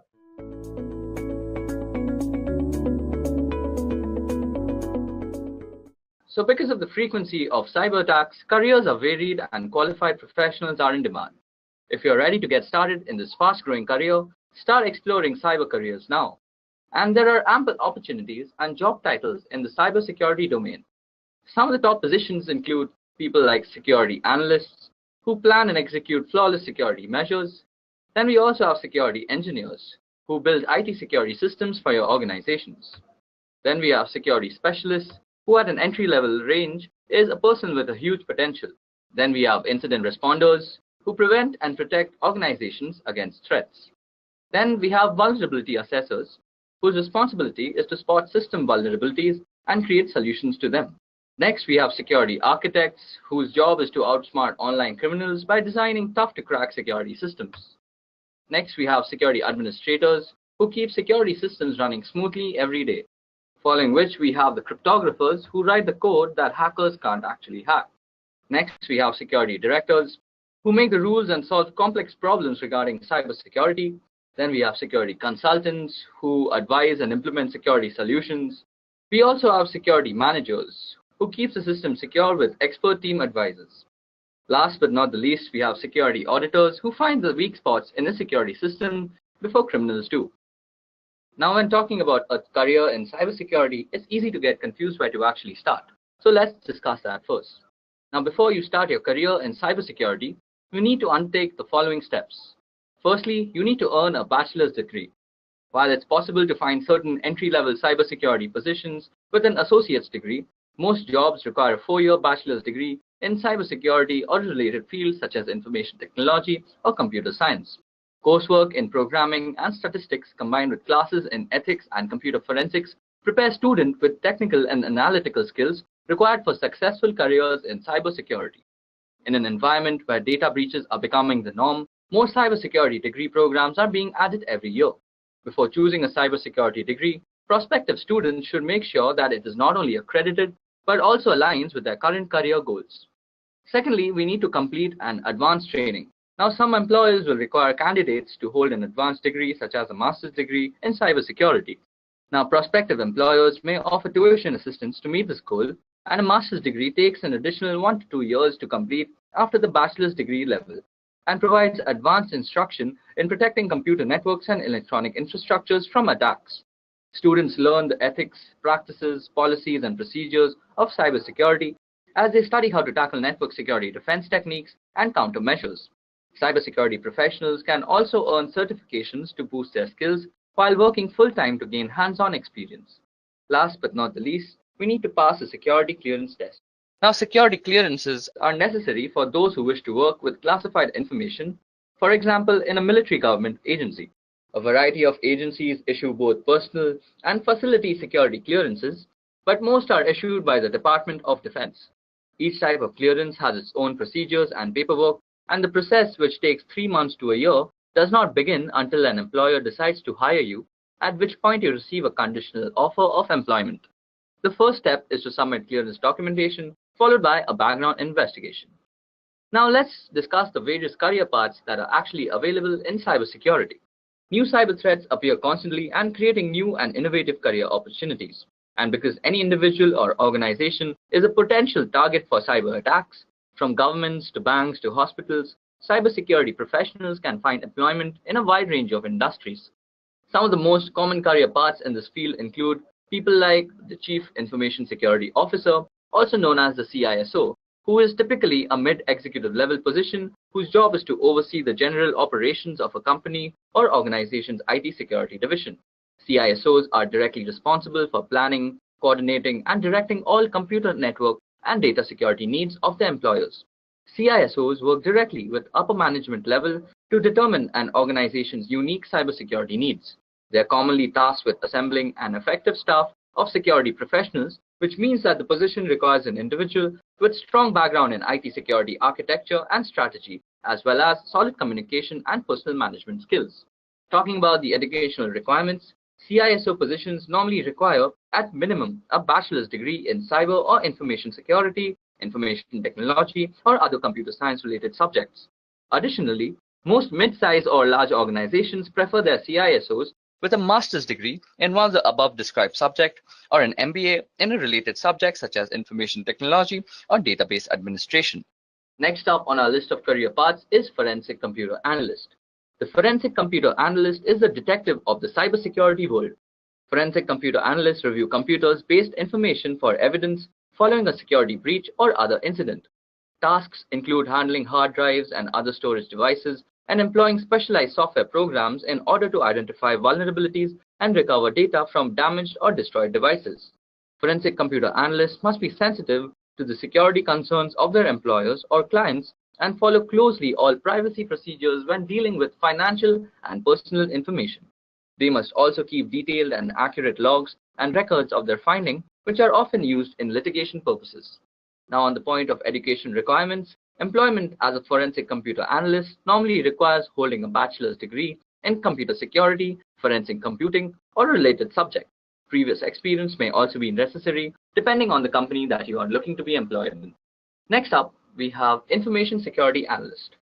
An information security analyst is responsible for the protection of an organization's computer system and networks. They plan and execute programs and other measures including installing and using of software for data encryption and firewalls. Additionally, ISAs help design and execute plans and methods for the recovery of data and systems following a cyber attack. ISAs must continuously stay on top of the latest industry trends and cyber threats, which involves researching new security technologies and networking with other professionals. On the topic of educational requirements, ISAs need to earn a bachelor's degree in computer science or related area. There is a growing trend towards undergraduate degree programs specializing in the information security field, which may become the preferred choice of employers in the future. Now, employers, particularly large corporations or organizations, may prefer job candidates with an MBA in information systems. Next up, we have a penetration tester field. Now, penetration testing concerns the proactive authorized employment of testing techniques on IT infrastructures to identify system vulnerabilities. Simply put, that means penetration testers are given the permission to hack into a computer and network system to preemptively discover operating system vulnerabilities, services and applications with problems in them, or improper configurations and more. And this is done before outsider intruders have the opportunity to cause some real damage. Penetration testers must be highly creative in their methods, often using testing tools of their own design to break into the system under scrutiny. Penetration testers are required to keep careful records of their activities and discovered vulnerabilities. On the topic of education requirements, penetration testers typically earn a bachelor's degree in information technology or cybersecurity or other closely related subjects. Many employers additionally require applicants to have earned relevant professional certifications too. Last but not least, we have the position of a security architect. A security architect is responsible for establishing and maintaining network security for his or her organization. Security architects work in all sectors of the economy for companies, government agencies, and non-profit organizations. They may be employees of companies or independent contractors too. And in addition to working on specific security systems, security architects develop and implement organization security policies and procedures for employees and others with access to computers, networks, and data systems to follow. Now, security architects are responsible for the hands-on repair of issues raised in the problem, as well as an analysis of breaches following security incidents. They typically work in an office environment on a full-time basis. On the topic of the education required, a job as a security architect normally requires a bachelor's degree in information security, information technology, or computer science. Some previous work experience is often required in addition to an undergraduate degree too. Okay, so now that we've discussed the various career paths that are available in the cybersecurity domain, let's discuss the salaries that go with them. Okay, so the explosion in the demand for skilled cybersecurity professionals, combined with the scarcity in talent, has resulted in high wages and excellent benefits for qualified applicants. So as you can see on the screen, I have listed out the national median salary is available for some of the most in-demand cybersecurity careers. So for example, a CISO or a Chief Information Security Officer earns around $143,000 a year, while a Security Director or a Computing, Networking or IT Director earns around $120,000 a year. And this keeps going down to IT security consultants who earn around $80,000 a year. Okay, so now that we know the salaries that come along with cybersecurity jobs, let's look at the skills that are actually required for having a cybersecurity profession. So there are a number of core skills needed by anyone entering the cybersecurity employment market, whether starting his or her first professional job or transitioning from another computer-related field. Here are a few of the key required skills. So firstly, we need communication skills. Cybersecurity professionals must have strong written and verbal communication skills, as the job in the field requires them to communicate clearly and concisely with clients and executives as to what the problem is and how they are trying to tackle it. Next up, they must be able to work in a team environment, as it is a very important skill for almost any profession. Without a team member having a clear understanding of their responsibilities and how they integrate into the whole team, no job is actually possible. Next up, we also need some integrity and discretion.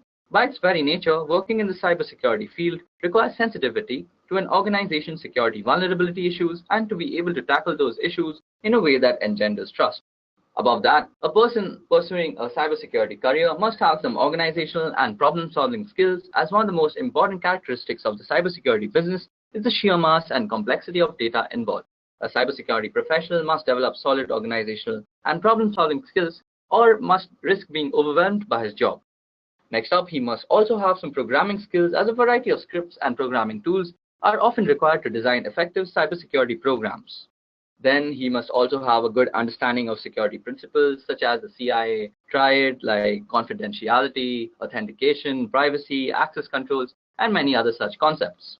Next, he must be excellent at risk analysis, as cybersecurity personnel must be able to assess a client's particular security needs in light of its organizational goals, which require knowledge of risk analysis principles. Above that, network protocols must be at the tip of the tongues of cybersecurity professionals, as that is always what they're dealing with. Also, they must be able to actually identify malicious code from actually good code and how they are propagated and the risk associated with it.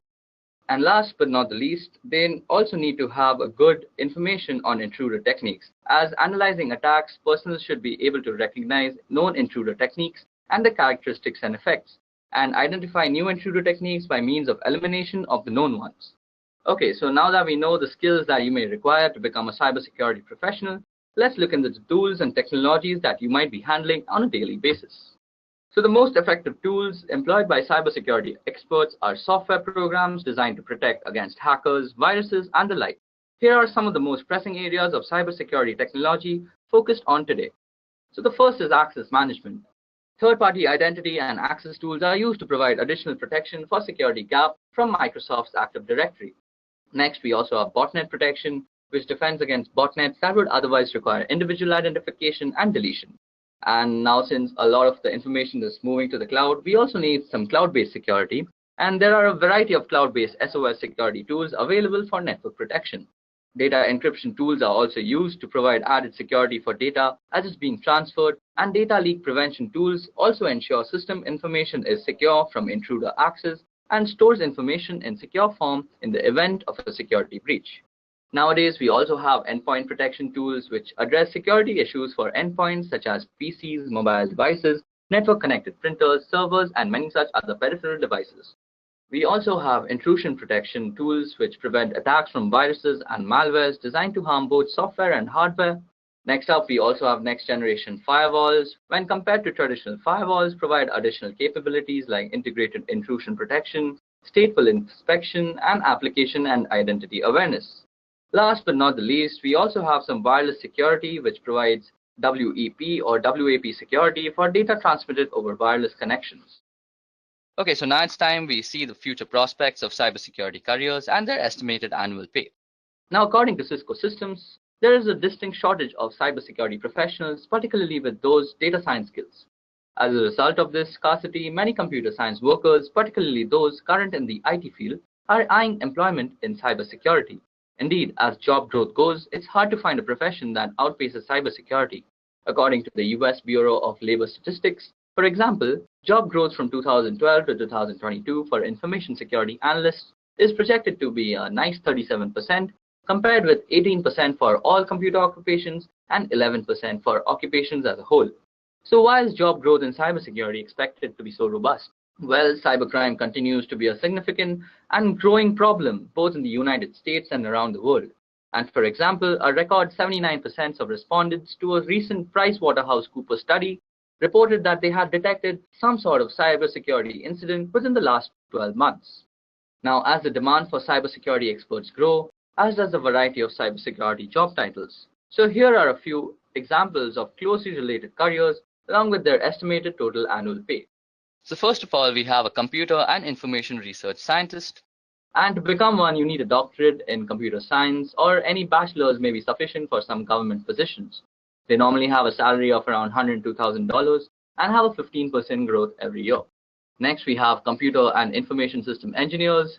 And to become one, you need a bachelor's in computer science or IT or related fields. And in some cases, you also need an MBA. They also have a handsome salary of $120,000 a year and a 15% growth above that too. There are also computer hardware engineers, and you don't really need much education to become one. A simple bachelor's degree in computer science engineering is enough, and you'll have a salary of around $100,000 a year and a growth of 7%. Next up, we have computer network architects, computer network support specialists, and computer programmers. And most of them require a bachelor's degree in computer science, information system, engineering-related fields, or other communication-related fields. Sometimes companies might even ask for an MBA degree according to their preferences. Also, they have some handsome salaries, like a computer network architect makes around $91,000 a year. A computer programmer makes around $75,000 a year, while a computer network support specialist makes around $60,000 a year.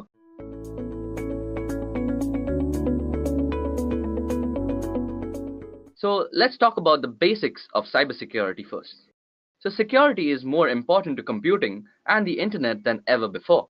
And the following well-respected security certifications will not only help you stand out from the crowd, but also make you a more valuable member of the IT security community. Cybersecurity skills fall into different categories, such as secure coding, vulnerability and penetration testing, breach detection, attack mitigation, and so on. Now, cybersecurity certifications come in all shapes and subjects, from forensics to intrusion to ethical hacking. They are typically administered by independent accrediting organizations like CompTIA, EC Council, GIAC, ISACA, and ISC Square. Making a career in IT security requires both experience and certification. Cybersecurity certification qualifications are becoming a norm in many job descriptions today, and organizations seek quantifiable ways of measuring prospective employee expertise. Also, DoD directive says that for certain levels of positions in security department, you should have one or more of these certifications to prove that you have knowledge and competency that are required within a position. Basically, DoD directives provide guidance for training of government employees who conduct information assurance functions in their position, which is why I'm going to discuss some of the best and popular certifications throughout the variety of industry.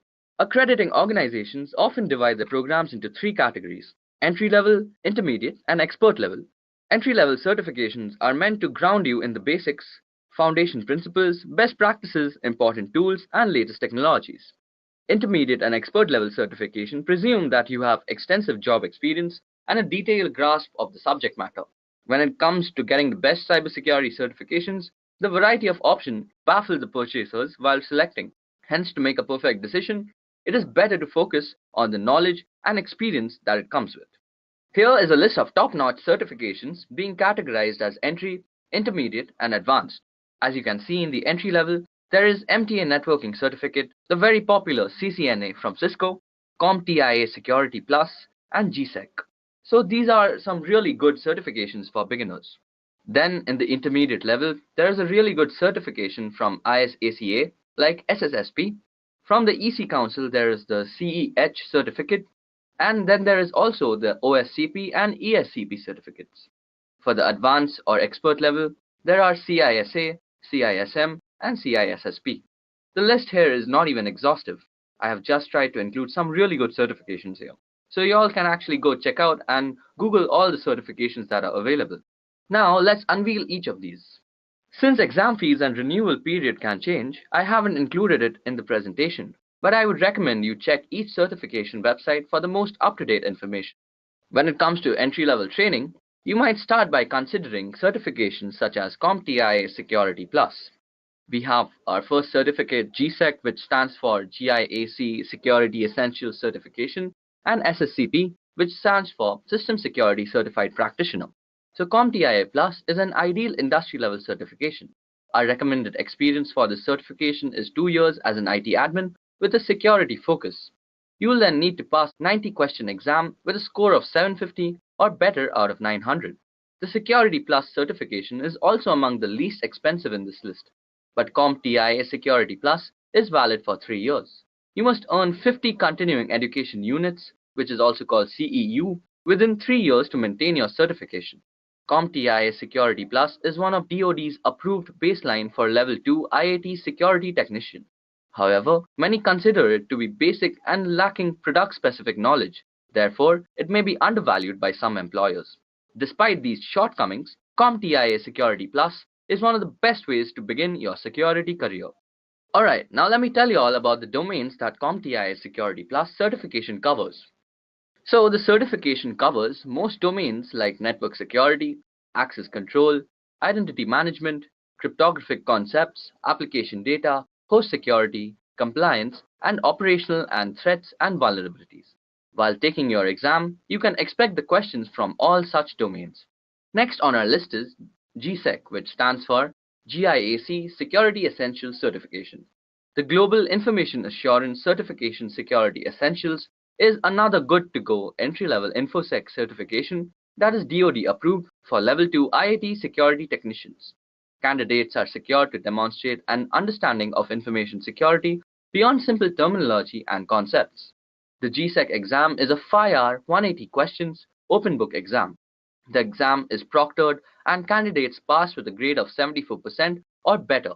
Although the exam is open book, the GSEC exam tests the candidate's understanding and problem-solving skills with scenario-based questions. You need to really know your stuff to actually pass this thing. The GSEC is valid for 4 years and can be renewed with 36 continuing profession experience points. It's important to note that this certification is called Security Essentials. It actually also implies Networking Essentials. I recommend that you brush up on materials from CCNA, CompTIA Network Plus, and IPv4 subnetting. The domain of GSEC includes the following: cryptography, web communication security, active defense, contingency plans, critical controls, IT risk management, access control and password management, window network security, networking and its protocols. Next on our list of certifications, we have SSCP. The SSCP certification from ISC Square is a good intermediate level security certification. You are required to have a minimum of 1 year of experience in one of 7 designated security areas. Then you must pass a 3-hour 125 question multiple choice exam with a score of 70% or better. You also must certify every 3 years by earning 60 continuing professional education points. SSCP is seen as a relatively easy, vendor-neutral badge to obtain. The certification is one of the US Department of Defense approved baseline certification for both Level 1 and Level 2 Information Assurance Technical certifications. Now let's discuss the domains it covers. The content of SSCP has been refreshed to reflect the most pertinent issues that information security practitioners currently face, along with the best practices for mitigating those issues. Some topics have been updated while others have been realigned. The result is an exam that most accurately reflects the hands-on technical IT skills and practical security knowledge required by practitioners to support an organization's mission and operations. Following are the domains of the certifications: access control, security operation and administration, risk identification, monitoring and analysis, incident response and recovery, cryptography, networking and communication security, systems and application security. So next on our list of certifications, we have CEH. The Certified Ethical Hacker is an intermediate level certification focused on the prevention of most common attacks and securing systems and networks. CEH is designed to ensure a strong understanding of hacking practices, including footprinting, reconnaissance, scanning networks, SQL injections, worms and viruses, DDoS attacks, social engineering, and honeypots. CEH certification requires successfully completion of a 4-hour 125-question multiple-choice cybersecurity examination with a minimum of 70% score. With the increasing number and awareness of cyber attacks, the certified ethical hacker resonates with many employers. However, there is some debate about the value of the certification. In terms of difficulty, the EC Council maintains a tight control over entry to the certification exam. In order to be eligible to attempt the CEH exam, it requires that candidates attend an EC Council official training program or provide employer-verified proof of at least 2 years of information security experience. The CEH exam is further categorized as core, advanced, and expert. However, the general domains includes information systems and networking, security controls, reconnaissance fundamentals, network attacks, system and device attacks, regulations, and policies and ethics. So next on our list of certifications again is CISA. The Certified Information System Auditor, or CISA, is ICACA's validation for audit control, assurance, and security. The main responsibility for a CISA is to assess vulnerabilities, report on compliance, and institute controls within an enterprise system. This world-renowned certification will certainly set you apart from the competition and allow you to work anywhere you want. While anyone can take the CISA exam, getting certified has the following requirements. So firstly, you need a year of experience in information systems or any qualifying educational degree. Next, you need to have an adherence to the Code of Professional Ethics and also an adherence to the Continuing Professional Education Program and compliance with the Information Systems Auditing Standards. The domains of CISA include the following: acquisition, development, implementation, operations, maintenance, and auditing. Next on our list of certifications, we have CISM. The Certified Information Security Manager, or CISM, is truly a management-focused certification. This is an ideal certification for seasoned IT managers, security managers, and CSOs. The CISM validates a vast range of cybersecurity skills and recognizes managers who promote these international security practices. If you are interested in IT security management, the CISM provides a multitude of opportunities. While anyone can take the exam, maintaining the certifications require 20 hours of continuing education every year and compliance with ICACA's Code of Professional Ethics. The CISM exam objectives include access control, identity management, security management, policies and procedures, intrusion prevention, network security, physical security, security tools, and security trends.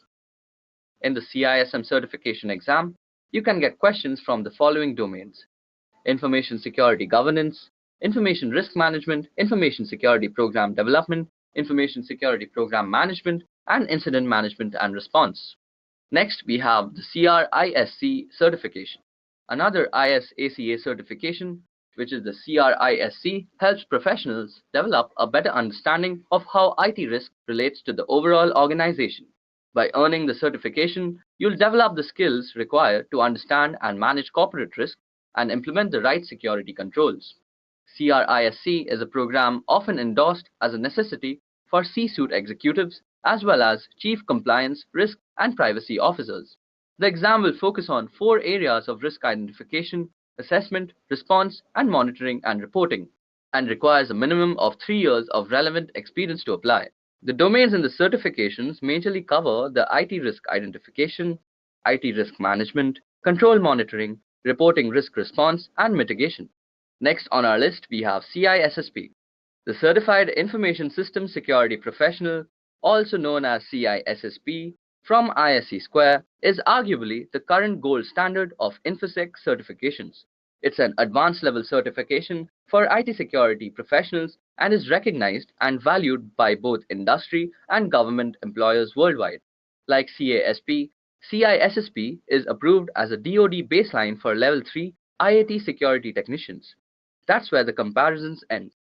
CISSP certification is designed for security professionals who develop information security policies and procedures. This is the most advanced certification we've discussed so far, and for many candidates, it may require up to a year to prepare for the exam.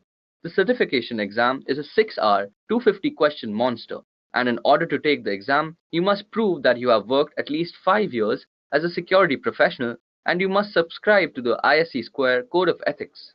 Once you are a CISSP certified practitioner, you must recertify every 3 years through at least 120 hours of continuing professional education.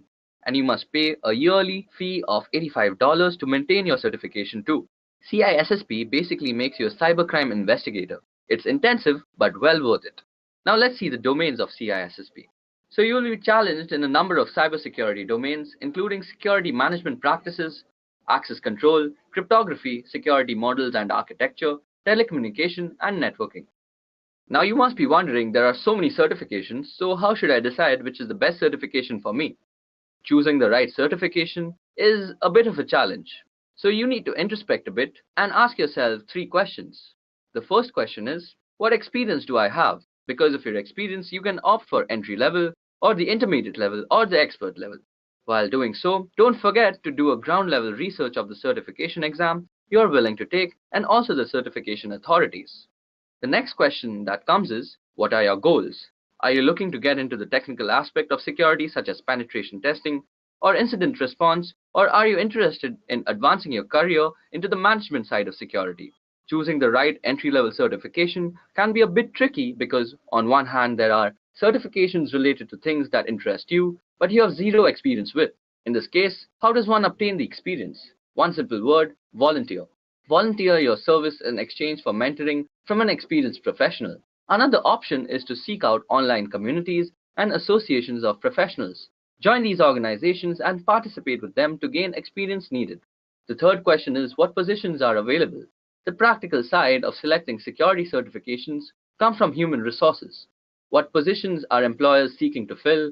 Or more specifically, what positions are they seeking to fill in my geographical area? It is a good idea to do your homework to answer these questions.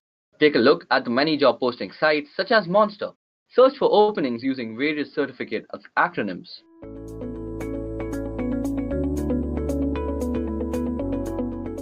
Let's see a few of the top programming languages to consider while learning cybersecurity. Starting off with C and C++. We all know C is one of the oldest programming language out there and was developed in early 90s. It was mainly used to develop software like operating systems, database, compilers, and many more. It is an excellent language to learn for programming for beginners. Moreover, after learning C, it must be very easy to learn programming language like Java and Python. Speaking about C++, it is a general purpose programming language which is actually an extension of C programming. And the main use of C++ is to develop operating systems, browsers, games, and many more. So why should I use C and C++ for cybersecurity? Well, you see, both are low-level programming language that you need to know as a cybersecurity professional. This is because these languages have low-level access to hardware such as RAM and system processing, which are easily exploited by hackers if not protected. So why are C and C++ useful in cybersecurity? C and C++ are useful for reverse engineering and finding the vulnerabilities. And on top of that, a lot of malware is written in C++. Thus, learning C++ is more important for reading and understanding open source code. Many cybersecurity programs such as Nmap, the network mapper tool, are created using C++. Next, we have Python. We all know Python is a general purpose object-oriented high-level programming language and is one of the most popular and widely used coding language due to its versatility. It includes high-level data structures, dynamic binding, dynamic typing, and other features, making it ideal programming language for complex application development. Python is suitable for general-purpose tasks like data managing and big data facilities. It is a high-level scripting language that is easier to learn than other low-level languages. Python is a useful programming language for cybersecurity professionals because we can perform a variety of cybersecurity functions like malware analysis, penetration testing, and scanning. Apart from that, Python enables cybersecurity managers who lead the team to implement projects quickly. As Python has an extensive set of libraries, which means that cybersecurity tools are already available. And finally, we all know Python can be used for accomplishing multiple tasks such as host discovery, accessing servers, port scanning, and network scanning. This helps cybersecurity professionals to keep up with the task. Moving ahead, we have JavaScript. JavaScript is one of the most popular and widespread programming language. It is one of the top-rated programming language for web development. Moreover, the growth of frameworks such as jQuery, Angular, and React.js has made JavaScript even more powerful. It helps programmers to build front-end as well as back-end software using different JavaScript-based frameworks like jQuery and Node.js. However, JavaScript comes with a variety of frameworks and libraries, and its usage has now extended to mobile application development, desktop app development, and game development. It is one of the best cybersecurity programming language you can learn. If you are proficient in JavaScript, you can make sure that website is secure enough to reduce or even eliminate web-based attack. What I'm trying to say here is that JavaScript enables you to design secure websites and user interface. This is achieved by mitigating possible cross-site scripting attempts in web forms and minimizing other technical risks. JavaScript also allows you to work with cookies, manipulating event handlers, and even perform cross-site scripting. Next in our plate we have PHP. PHP is a server-side programming language that is used to develop websites. PHP powers 80% of the top 10 million websites, thus making it most dominant server-side language on web. Thus, knowledge of PHP will enable you to know how to defend against intruders. One of the most common hacking techniques using PHP is DOS, which stands for Denial of Service Attack. Such attacks usually attempt to make web applications unavailable to user by shutting down the websites. Hackers make use of PHP to delete all the data on your website if you are not careful about how you built it. Thus, learning PHP programming language can help you identify and solve vulnerabilities in the PHP code. Moving ahead, we have SQL. SQL is a domain-specific language used in programming. It manages the data stored in database. With organizations getting more data-driven, SQL is most sought-out programming language for managing databases. You see, SQL enables you to access records or data with just one single command. Thus, by using SQL queries, the user will not have to specify the data that should be retrieved.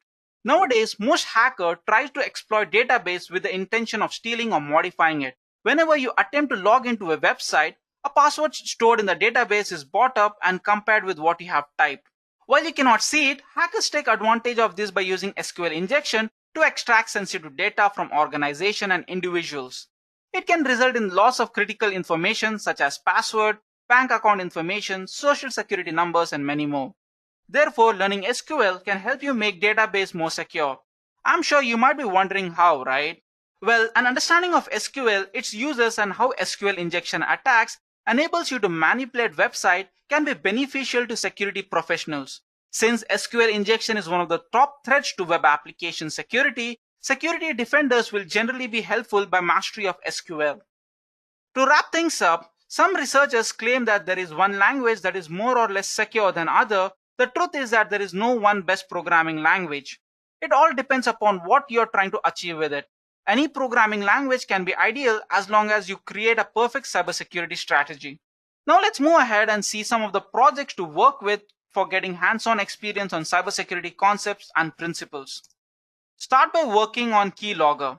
You see, Keylogger, which is a shorthand term version of Keystroke Logger. So what this software does is it has the ability to record every keystroke made by anyone on that system. This would be useful by hackers to get private information like net banking credentials, account user ID and password, and many more. This concept of cybersecurity could be a great topic to do a project on. You see, if you are a programmer or someone who is good at coding, you can develop your own keylogger and capture keystroke on your system. Another project could be developing a keylogger or find a way for a keylogger to capture stroke on a virtual keyboard as well. Keyloggers over the years have become more sophisticated, thus making it hard for AVs to detect them.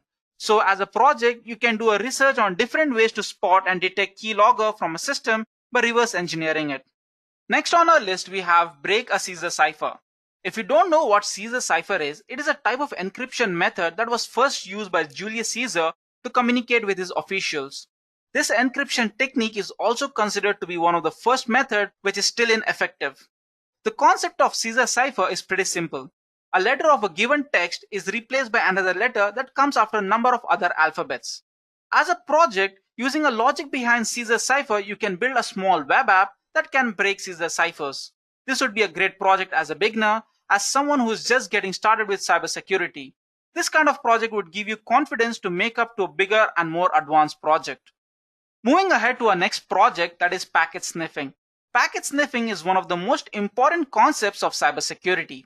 When you are in a get-to-go of your cybersecurity journey and want to do a project around the concept you learned, packet sniffing can be a great choice. You see, if you're learning cybersecurity in a training center, they would definitely allow you to perform this task as your project. But if you are using network of an organization and institute, then it is advised to take a prior permission of the administrator. Packet sniffing, which is also known as network traffic analysis, is all about taking a look at data packets that are sent across the internet and moves on your network. There are several tools available that captures packets such as TCP dump, Win dump, and many more. Finally, on our next project, we have SQL vulnerability assessment. SQL injection is one of the most initial and important topics in cybersecurity.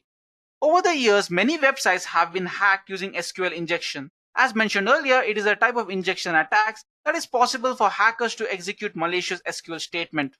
Therefore, project on this concept would add significant value to your portfolio. Now moving ahead in our session, let's see how we can encrypt and decrypt our message using cryptography. Before we do that, let's see what is cryptography. Well, cryptography is associated with the process of converting ordinary plain text into encoded text. It is a method of storing and transmitting data in a particular form so that only those who are authorized to see it can proceed with it. Cryptography not only protects data from thefts and alteration, but also it can be used as an authentication. Before we move on and build our cryptography system, let me give you a brief overlook. So to give you a better understanding of what is cryptography, right? So let's go something like we have two people over here. Let's say A and B. Now A and B are trying to have a conversation. Sometimes what happens is when we are on a web, there'll be a third party as an intruder over here. When A and B are trying to connect, we obviously have an intruder. We have this kind of intruders only when we are trying to have a conversation over unsecured network. Okay, so now what happens is these people have access to public Wi-Fi and there is an intruder over here. So whatever conversation that these people are having, right, it's going through them. Okay, it's going through this intruder over here. So now what these guys do is they know that they are in a public network. So they come up with a solution. Okay, so if A is trying to send a message something like hello, he will try to encrypt this. Okay, he'll try to encrypt this, say something like hello will be converted into OLLEH, and he'll send this as a package to B. And now as A knows B, right? So he will inform to B as he receives this package, which would be OLLEH, he will tell whatever message you're receiving from my end, try to just reverse it. So now B gets the actual message, right? But now what happens with I, who's our intruder over here? Intruder will get the message OLLEH. But now intruder is stunned. He doesn't know what this information means. And as I'm not providing any kind of clue or a key, so intruder will not have any access or any information to get out of this. So now what we're going to do is we're trying to create a system where there would be two servers. So we'll be using Python network programming, although it's not necessary for you to know Python network programming to generate a ciphertext. Okay, so this is just to give you the feel of sending a message from one server to the other.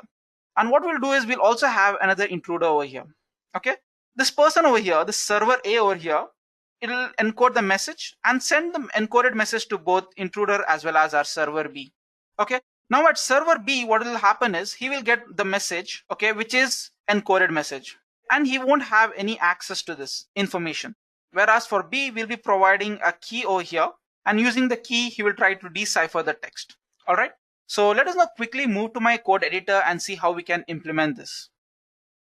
So as you can see, I have come here to my IDE, that's I'm using PyCharm here, and I've already created 3 files. So server1, hacker1, and client1. So server1 here refers to the A part. A hacker is nothing but the intruder, and client1 is going to be our receiver end, right? So what we're going to do initially is we are going to have the server1. Okay, before we move ahead, right, I'll just give you an example of what we're going to do. So we'll have like message here. So you're supposed to pass in your message. So we'll give here input. Okay, and we'll give a small message, something like please enter your message. Okay, so now what we're going to do is whatever message we get, it'll be stored here in MSG, right? So now we're supposed to design our own encryption algorithm. So what we're going to do for that, we'll give something like ENC. But before that, what we'll do is let me just give an example what we're going to do. So let's take like 4 alphabets. Okay, so we have A, B, C, and D, right? So now our encryption algorithm would be something like wherever we have A, right, it would become D. If you have B, it would be C. If you have C, it's going to be B. And if you have D, it's going to be A. So basically what I'm trying to say here is if this is a string, okay, our encryption algorithm would be the reverse of that. Okay, so our encrypted message would have the reverse of that equivalent values.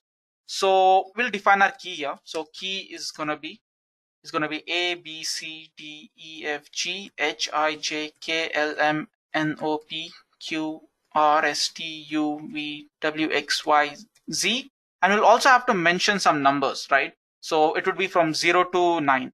So 0, 1, 2, 3, 4, 5, 6, 7, 8, 9. And then we'll give a space with an exclamatory mark. Okay, this is just to increase the complexity of our code. Okay, so now what we're going to do is we'll create a dictionary. Okay, so now we're going to create a dictionary, right? So we'll have something like encrypted message. So E_MSG, right? So let this be an encrypted message. This would be equal to dictionary.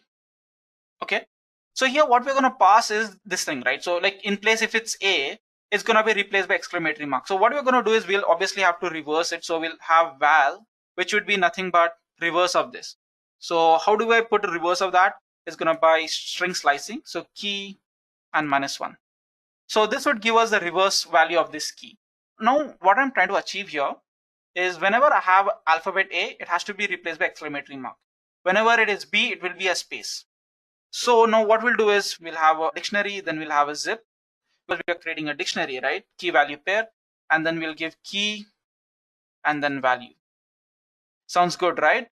Okay, so what we have done over here is we have created our dictionary. So let me quickly print this dictionary and show you how it would look like. So print. Okay, so let me quickly run this here.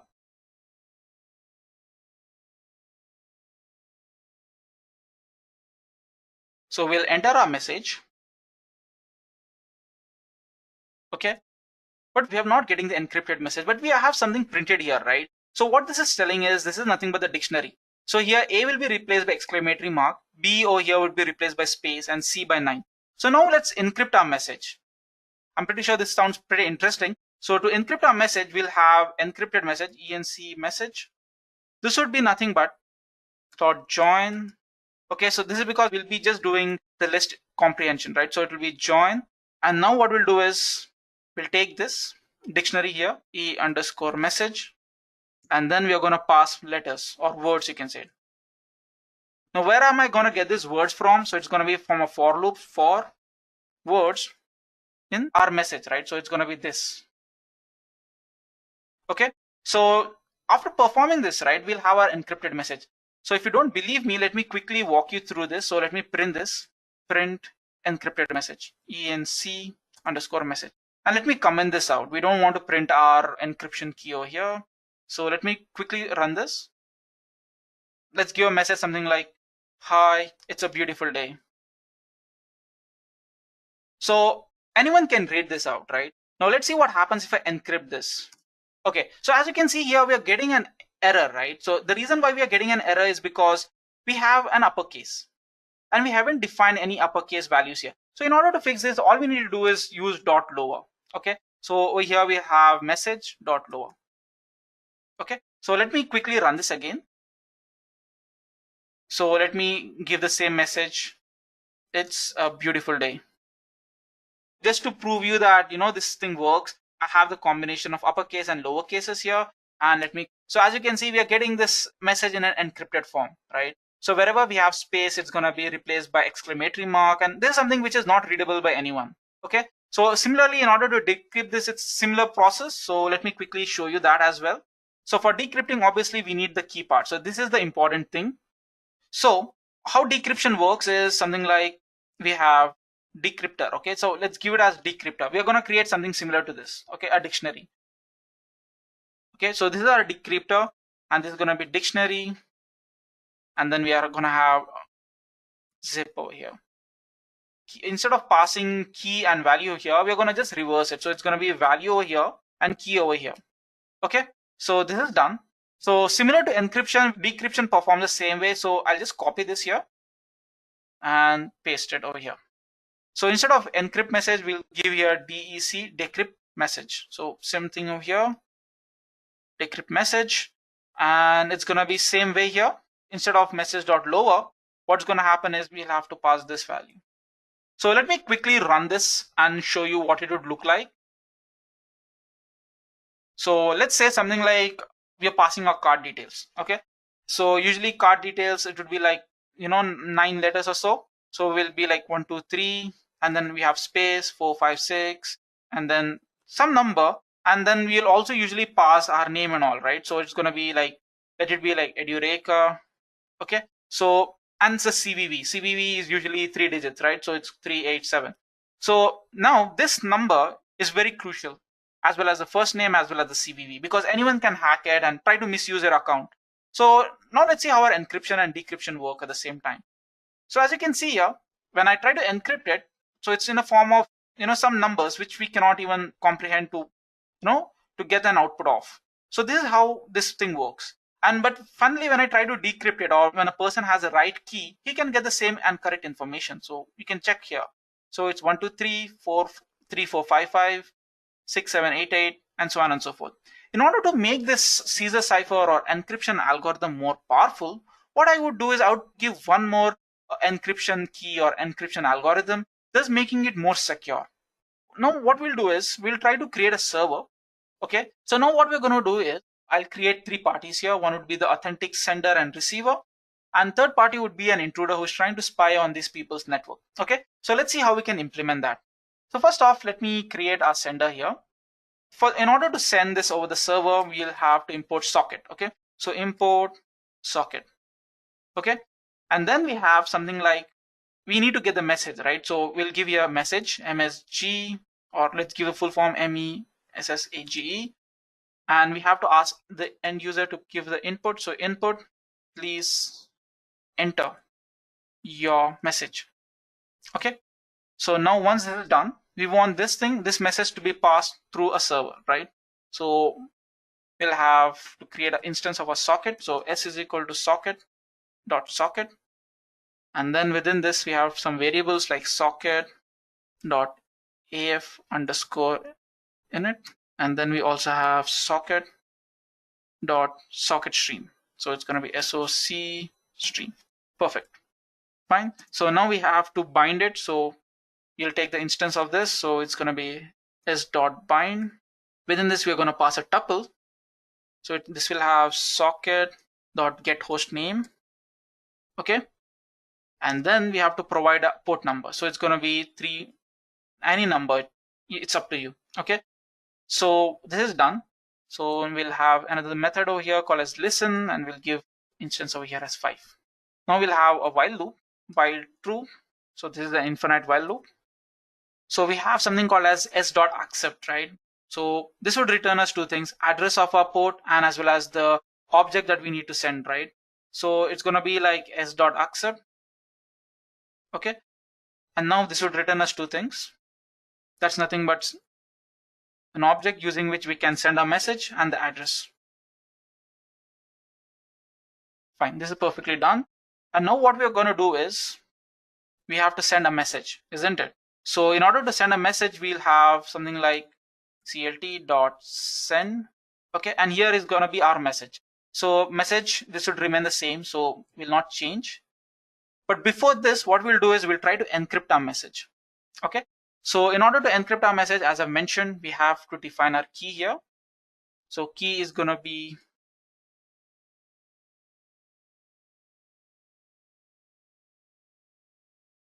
and then we are going to have numbers, space with exclamatory mark. So in order to make it more complicated, we can also add some special characters like hash, whatever it is, it's totally up to you. And now we also have to have a value, right? So this would be like VAL, and this would be just the reverse of our key. So key, we'll use slicing operation here, and this would be done. Now in order to encrypt our message, all we need to do is we need to just exchange these values, right? So we'll have message. Okay. And so for this, I'm going to just use this dot join, and then we'll use list comprehension. So this is going to be like dictionary name, right? So what's our dictionary name? So we obviously have to give a dictionary name. So let's give the dictionary name as encryptor. So encryptor over here would be equal to the dictionary, right? So dictionary, and we're supposed to have a zip. This zip will have arguments like key, which would be the keys, and values over here. Perfect. And now we have to pass an encryptor here. and we need to pass the key values, which would nothing be letters, or we can give it as words. So how do I get these words? As I mentioned, it's from for loop for words in message. So this is the message, right? So this is the input message. Okay, dot lower. Perfect. So this is done. So now what we're going to do is we'll save this. Before we run, what we'll do is we'll create our receiver and also an hacker. So the code for the receiver and hacker would almost be same, just few differences. So let me quickly go back to my page.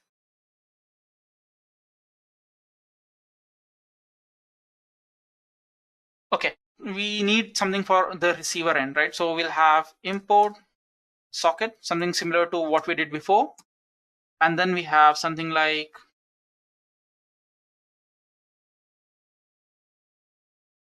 give the encryption key.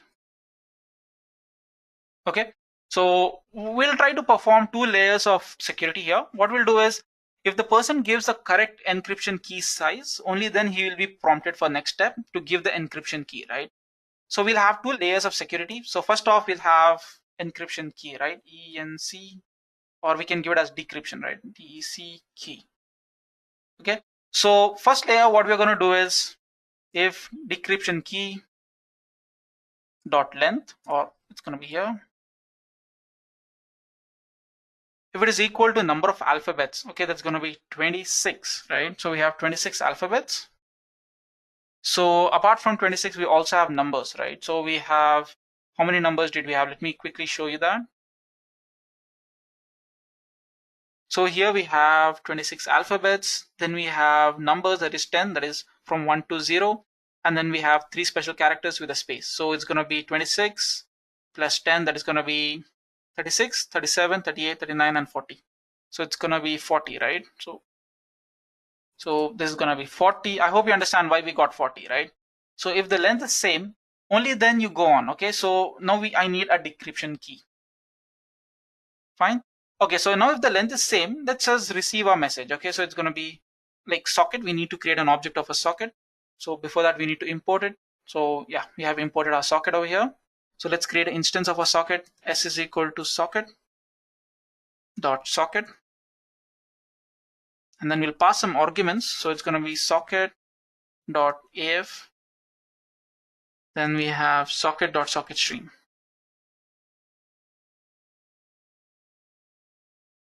Okay, and similar to earlier, we have connect method here as well as dot connect, wherein we're going to pass the tuple. So it's going to be socket dot get host name. And mind it, we're going to fill this port number later. The port number should be same as what we had before. Okay, so we'll just give a random something like this here as of now, and we'll change it later.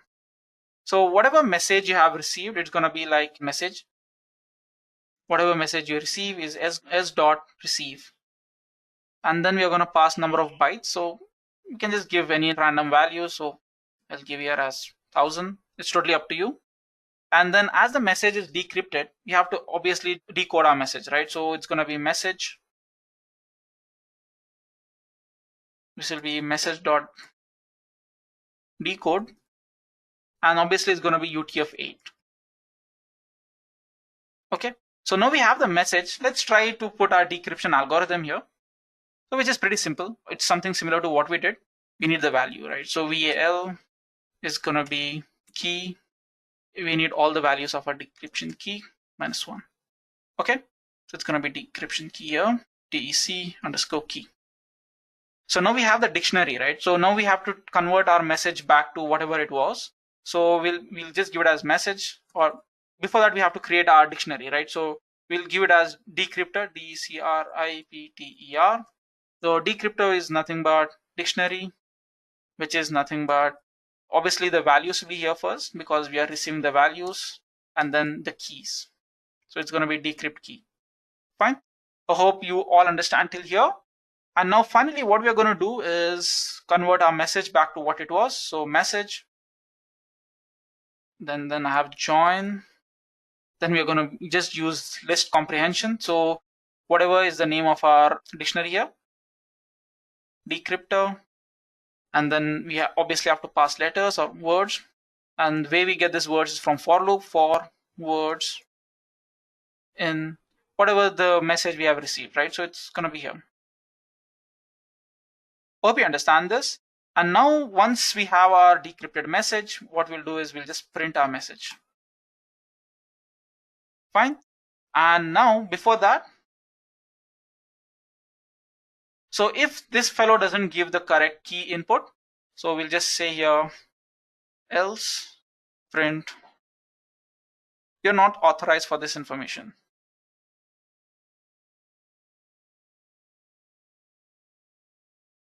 So now we have our algorithm ready here. Before that, let's quickly fix this. So let me go back to our server 1. Okay, so here as you can see, we have two changes. We have to copy this part, and we obviously have to encrypt our message before sending. Okay, so before this, we have to encrypt this into form of bytes, which will be encrypted in the form of bytes, right? And then we have to message which algorithm I'm using here. So it's going to be UTF-8. Perfect. So let me quickly jump here. Okay, and let me pass this value here as well, because this host name should be same, right? Okay, so let me now quickly run this and show you how it would look like. But before that, let's copy our encryption key. Okay, and then another small change I would do is just give some space, Fine. So now let me run this and show you. First, let me run our server 1. Okay. Yeah, so here let's give something like, hi, I'm sending you my ID number, and we'll give some random number. Let it be like 67, 69, 21, and something like that. Okay, and just give some characters as well. Okay, so let's hit enter. So now it is expecting that we run our client code. So let me quickly fetch that one now. And yeah, here we have our client, and we'll enter our presentation mode here. Okay, and let me run our client, right? So here I'll click for run, and then we'll have client over here. This is asking me to give an encryption key. First, let's do one thing. Let's give some random encryption key. So let's give something like this, some random number that I'm generating over here, and let's have some special characters. So here it says you're not authorized for that information. So let's now run this again and give the correct encryption key, right? So let's run this here. And as I've copied this earlier, so let me just give this part, and we should get our message. Hi, I'm sending you my ID, and this is so and so forth is my ID. Okay, so now what we'll do is we'll create our hacker over here.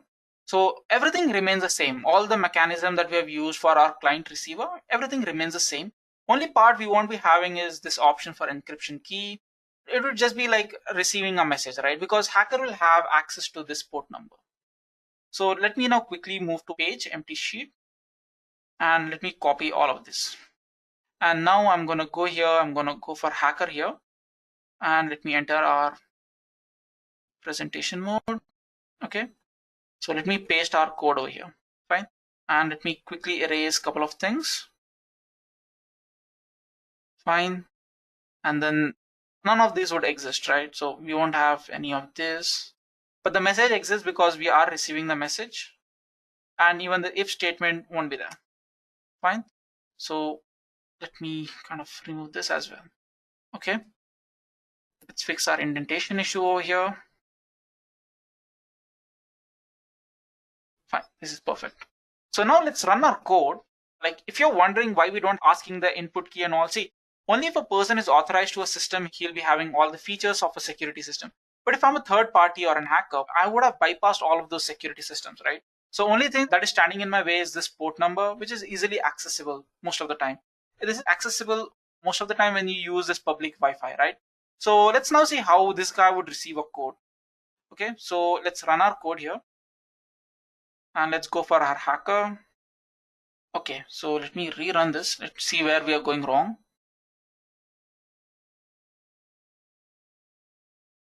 Okay, let's see if our encrypted message is working fine over here. So let me just print my encrypted message. Fine. And let me rerun our server. Okay, so I'll have something like hello, my bank details are, so let me give something that resembles a bank account number. Okay, and let's see if this works. Okay. Okay, the issue that we are having over here is because we are supposed to encrypt our message before this while true, right? Okay, so let me quickly get that fixed. So all we are supposed to do is just have this over here, cut this part and paste it over here. Fine, I hope this looks fine. So let me fix this indentation part. Okay, so let me rerun our server again. So let me give some basic simple words here. Hi, I'm your friend. Okay, so let's see. Yeah, so you can see here it's working now, right? So let me quickly rerun this and put some value that would resemble real life scenario. So let's have something like, I am sending you my account details. Okay, fine. So now this looks cool. So now what we'll do is we'll try to run our code here again once again. So we have run server. Let's see if our message is getting encrypted. So my account details, some random number that I'm giving here. Fine. Okay, so it's getting encrypted. Okay, so now let's run this once on our application, that is once on our receiver, another once on the hacker. Okay, right? So okay, so we have our client here. So let's see what happens. Client 1, and we'll run our client 1. So it's asking me to give an encryption key. Let's copy our encryption key here, close this and rerun our client. Fine. So it's asking me to give an encryption key. Should be something like this, and I would hit enter. So I'm getting a correct value. So let me rerun this once again, giving a wrong encryption key. Okay, so let me rerun this here and let me give, hello, I need info. So it would say you're not authorized for this. Pretty much simple, right? So now we'll do the same for how our hacker would have our message, right? So let's see how this would look like. Okay, so I would run this now. I would run our hacker. So hacker is over here. So hacker would get an encrypted message. I hope you got a brief idea about how to design a cybersecurity system, right? Specifically cryptography.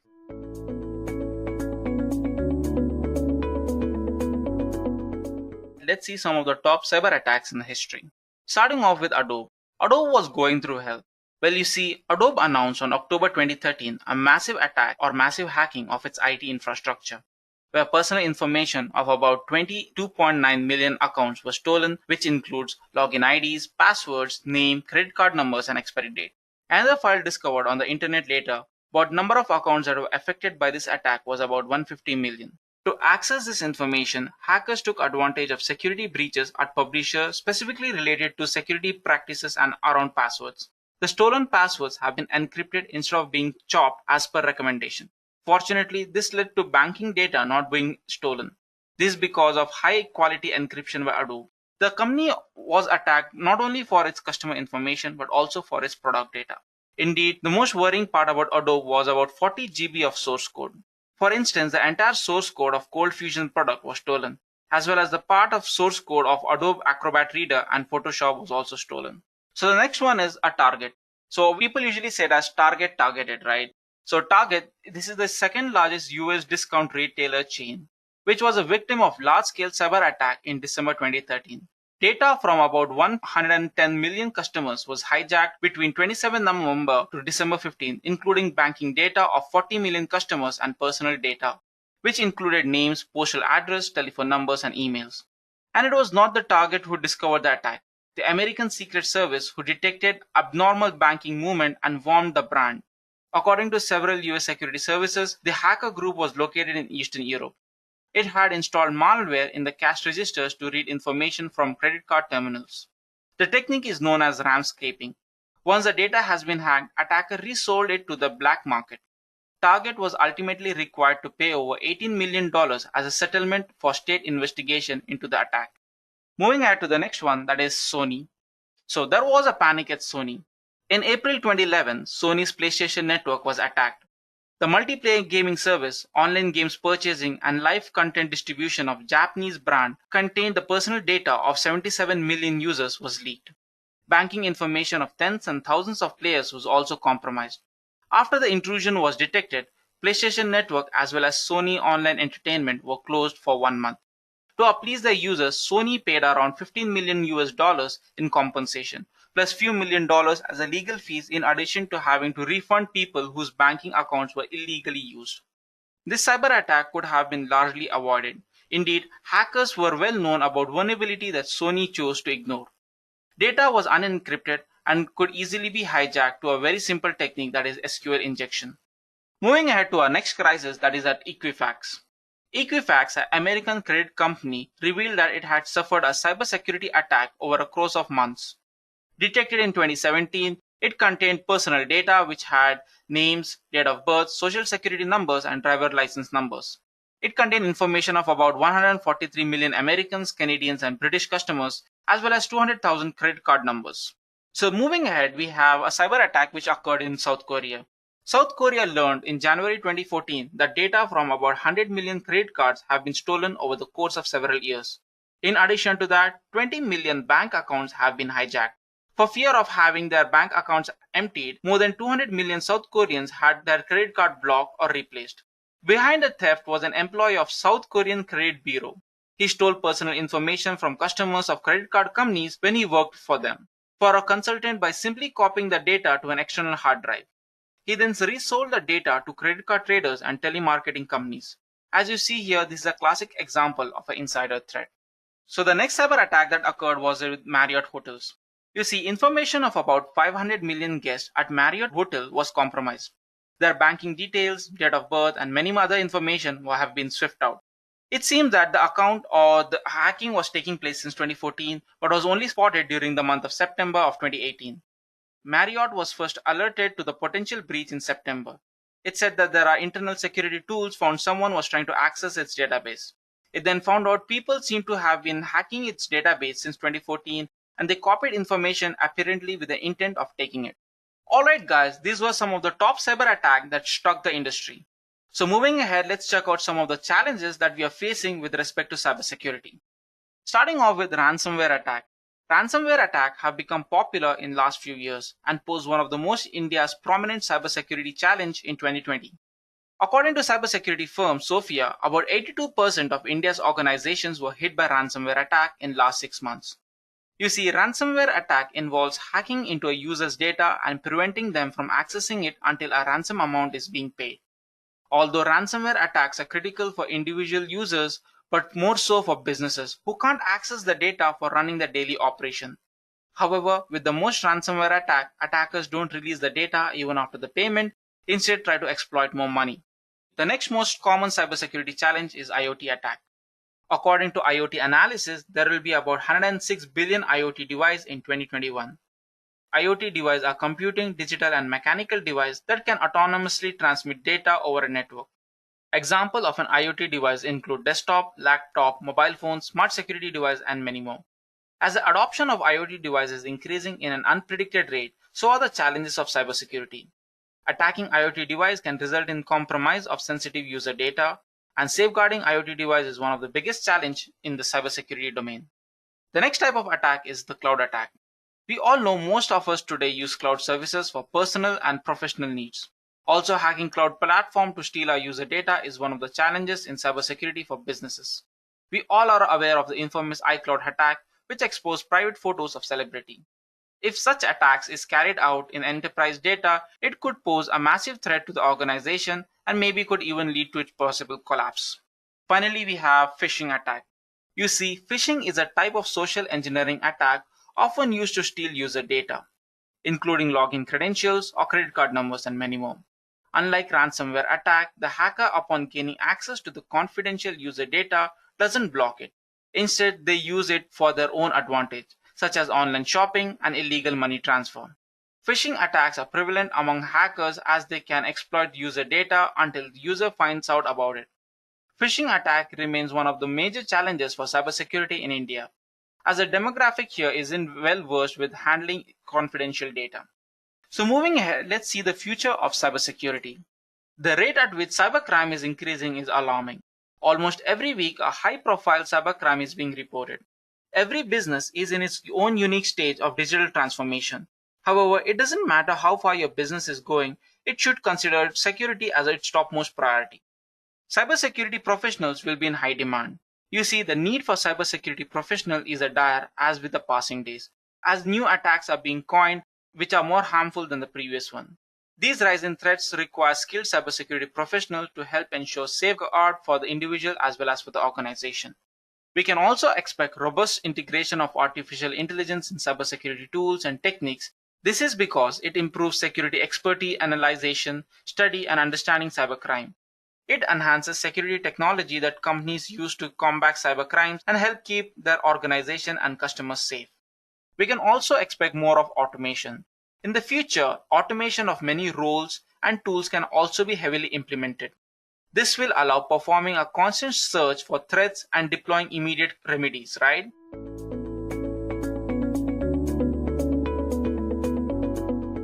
What exactly is hacking?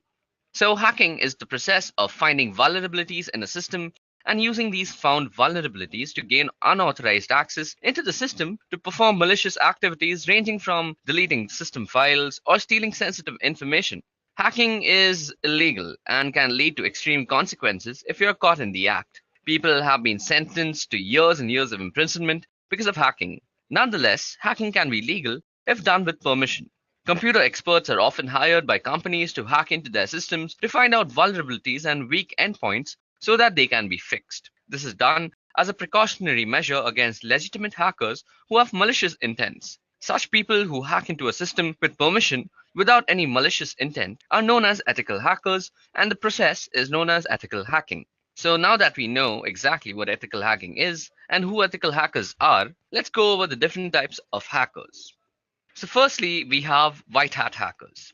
Now, white hat hackers is another name for an ethical hacker. They hack into a system with prior permission to find out vulnerabilities so that they can be fixed before a person with malicious intents finds them and does his job with it. After that, we have black hat hackers. Now, black hat hackers, also known as crackers, are those who hack in order to gain unauthorized access to a system and harm its operations or steal sensitive information. Black hat hacking is illegal and has always been illegal because of its malicious intent, which includes stealing corporate data, violating privacy, damaging the system, blocking network communications, and much more. Following which, we have grey hat hackers. Now, grey hat hackers are a blend of both black hat and white hat hackers. They act without malicious intent, but for their own fun. They exploit a security weakness in the computer system or network without the owner's permission or knowledge. Their intent is to bring the weakness to the attention of the owners and getting appreciation in form of a little bounty from the owners. Last but not least, there are suicide hackers. Last but not least, we have suicide hackers. Now, a suicide hacker is a person who works with the intent to bring down major corporations and infrastructure. These kinds of hackers are not scared of the consequences of their actions as they mostly work with vengeance in their mind. These people are also called hacktivists because they mostly utilize the technology to announce a social ideological reform or some religious reform or a political message. In general, most hacktivism involves website defacement or denial of service attacks. Okay, so now that we've discussed the different kinds of hackers that are there, let's go through the different kinds of hacks that exist in the world. Now that we have discussed the various types of hackers, let's go with the different types of hacking. Now, we can segregate hacking into different types depending on what the hacker is trying to achieve. Firstly, we have computer hacking. So this is the process of stealing the computer ID and password by applying hacking methods and getting unauthorized access to a computer system. Secondly, we have password hacking. Now, this is the process of recovering secret passwords from data that has been stored in or transmitted by a computer system. Thirdly, we have email hacking. Now, this includes gaining unauthorized access to an email account and using it without taking the consent of its owner for sending out spam links, third-party threats, and other such harmful activities. Fourthly, we have network hacking. Now, hacking a network means gathering information about a network using a tool like Telnet, NSLookup, Ping, Tracert, or Netstat. Now, these are done with the intent to harm the network system and or hamper its operations. Last but not the least is the most common type of hacking, which is website hacking. Now, hacking a website means taking unauthorized control over a web server and its associated software such as a database and other interfaces.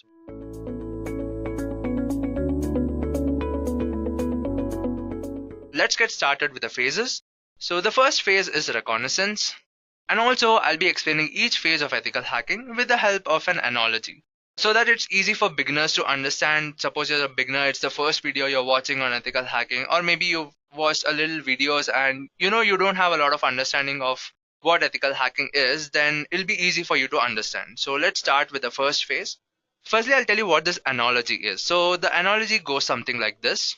Suppose there's an enemy layer at a location, and this enemy layer has got a lot of destructive weapons. And you are the army chief who's assigned to attack the enemy layer and take control of this.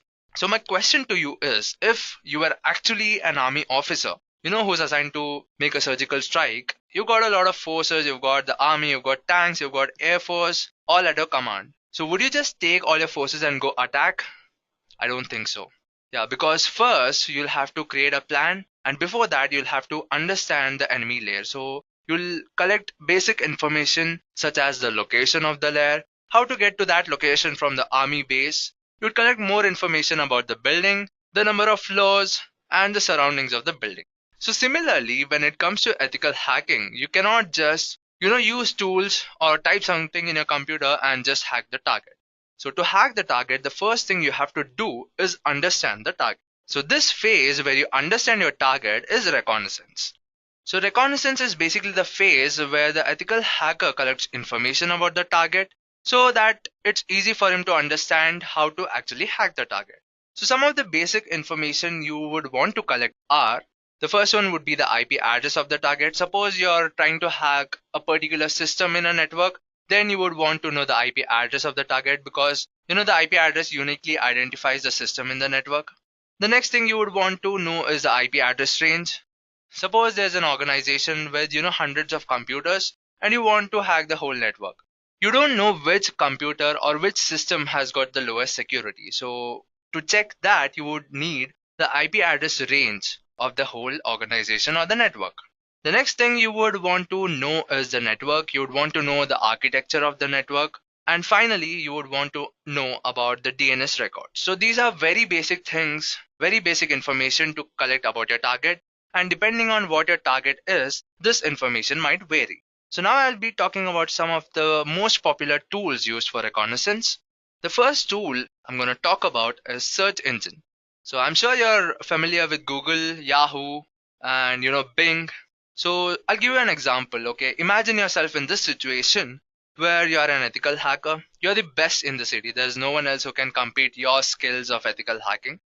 And one day you're at your office and this guy, a CEO of a big organization, comes to you and he hands out the name of a website and he wants you to test for security loopholes or weaknesses on his website.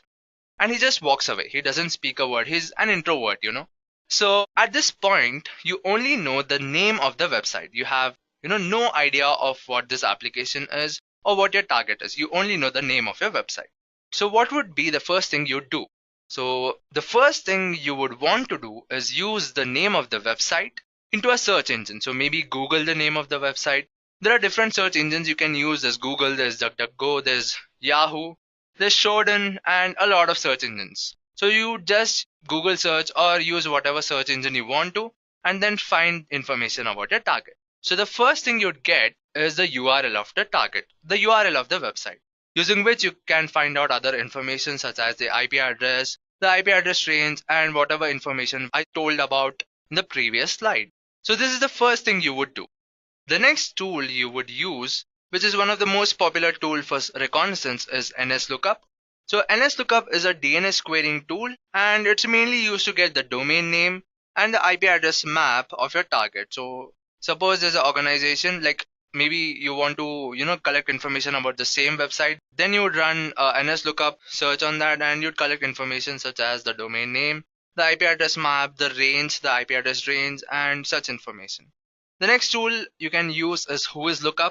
So WhoisLookup is a browser-based query and response tool, and it's mainly used to get the registration and delegation details of your target. So suppose your target application requires a login. So maybe the username is the email ID, and using Whois lookup, you can find out who the website is registered to, the contact information, and many other information. So these information will play a vital role when you're actually trying to hack the application. So these are the most popular tools for reconnaissance. Moving forward to the next phase of ethical hacking. So the next phase is scanning. Now let's come back to the surgical strike example. You found out the location of the enemy layer. You found out the way how you can go from the army base to the enemy layer. And you've also found out about the surroundings.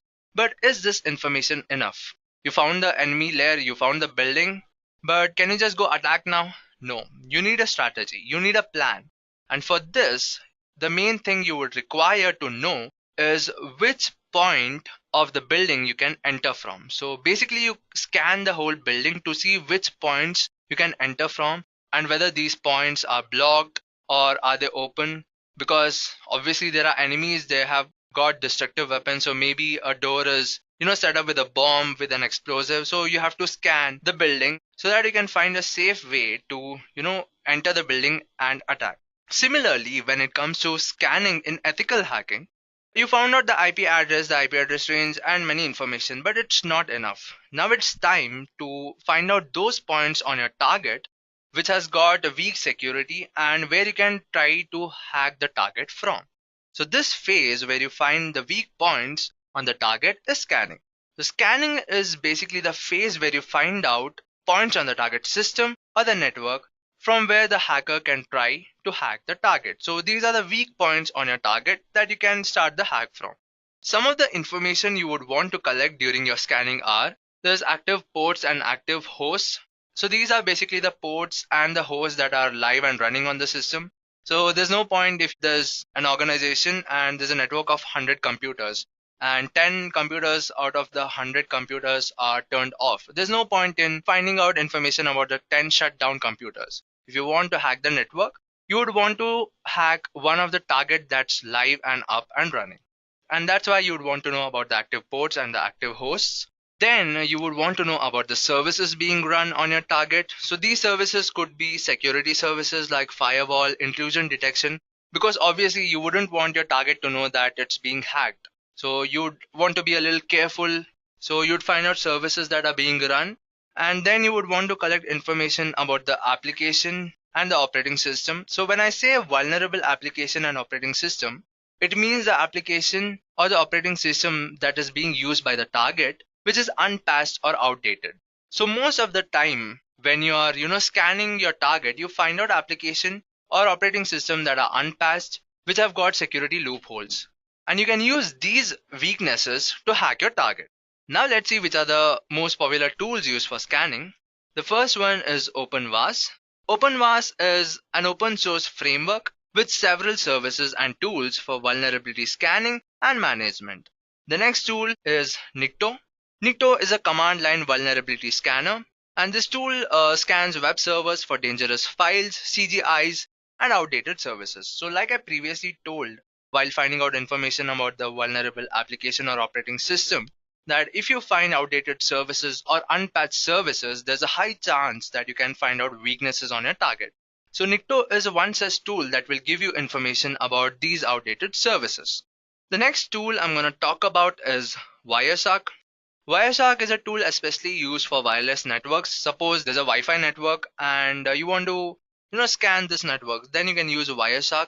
And this is an open source packet analyzer and gives a lot of information about the wireless network. The next tool, and my most favorite tool, is Nessus. Nessus is a very powerful tool that provides high performance data capture. And the reason I like Nessus is it provides various types of scans. So depending on what information you want about the target or what type of target is your system or the network, you can select different scans. So each scan will give you different results using which you can hack the target. So these are some of the most popular tools used for scanning. So moving on to the next phase, that is exploitation. So now you've collected enough information about your target, your plan's ready, you know where to enter the building from, you know how to attack. It's time to attack. So now you call your foes, your tanks, your army, and then lead the attack and then gain control of the enemy layer. Similarly, when it comes to ethical hacking, you use different exploitation tools because your tools are like your force, like your army, and you use these exploitation tools to hack the target. So this is the phase where the hack actually happens. So exploitation is a phase where the hacker takes advantage of the weakness and loopholes found on the target system or the network and then runs appropriate tools to hack the target. So there are different steps for using exploitation. The first thing is selecting the right attack. So not every attack is applicable to every target. So depending on how your target is, depending on what weaknesses you found on the target, you will have to select the appropriate attack. Then you will have to launch the attack on your target, and finally you will gain access of your target. So some of the most popular tools used for exploitation are: the first one is Beef. Beef is a tool mainly used for penetration testing, and it's a tool that leverages browser vulnerabilities. The next tool is one of my most favorite, and this is the tool that I mostly use.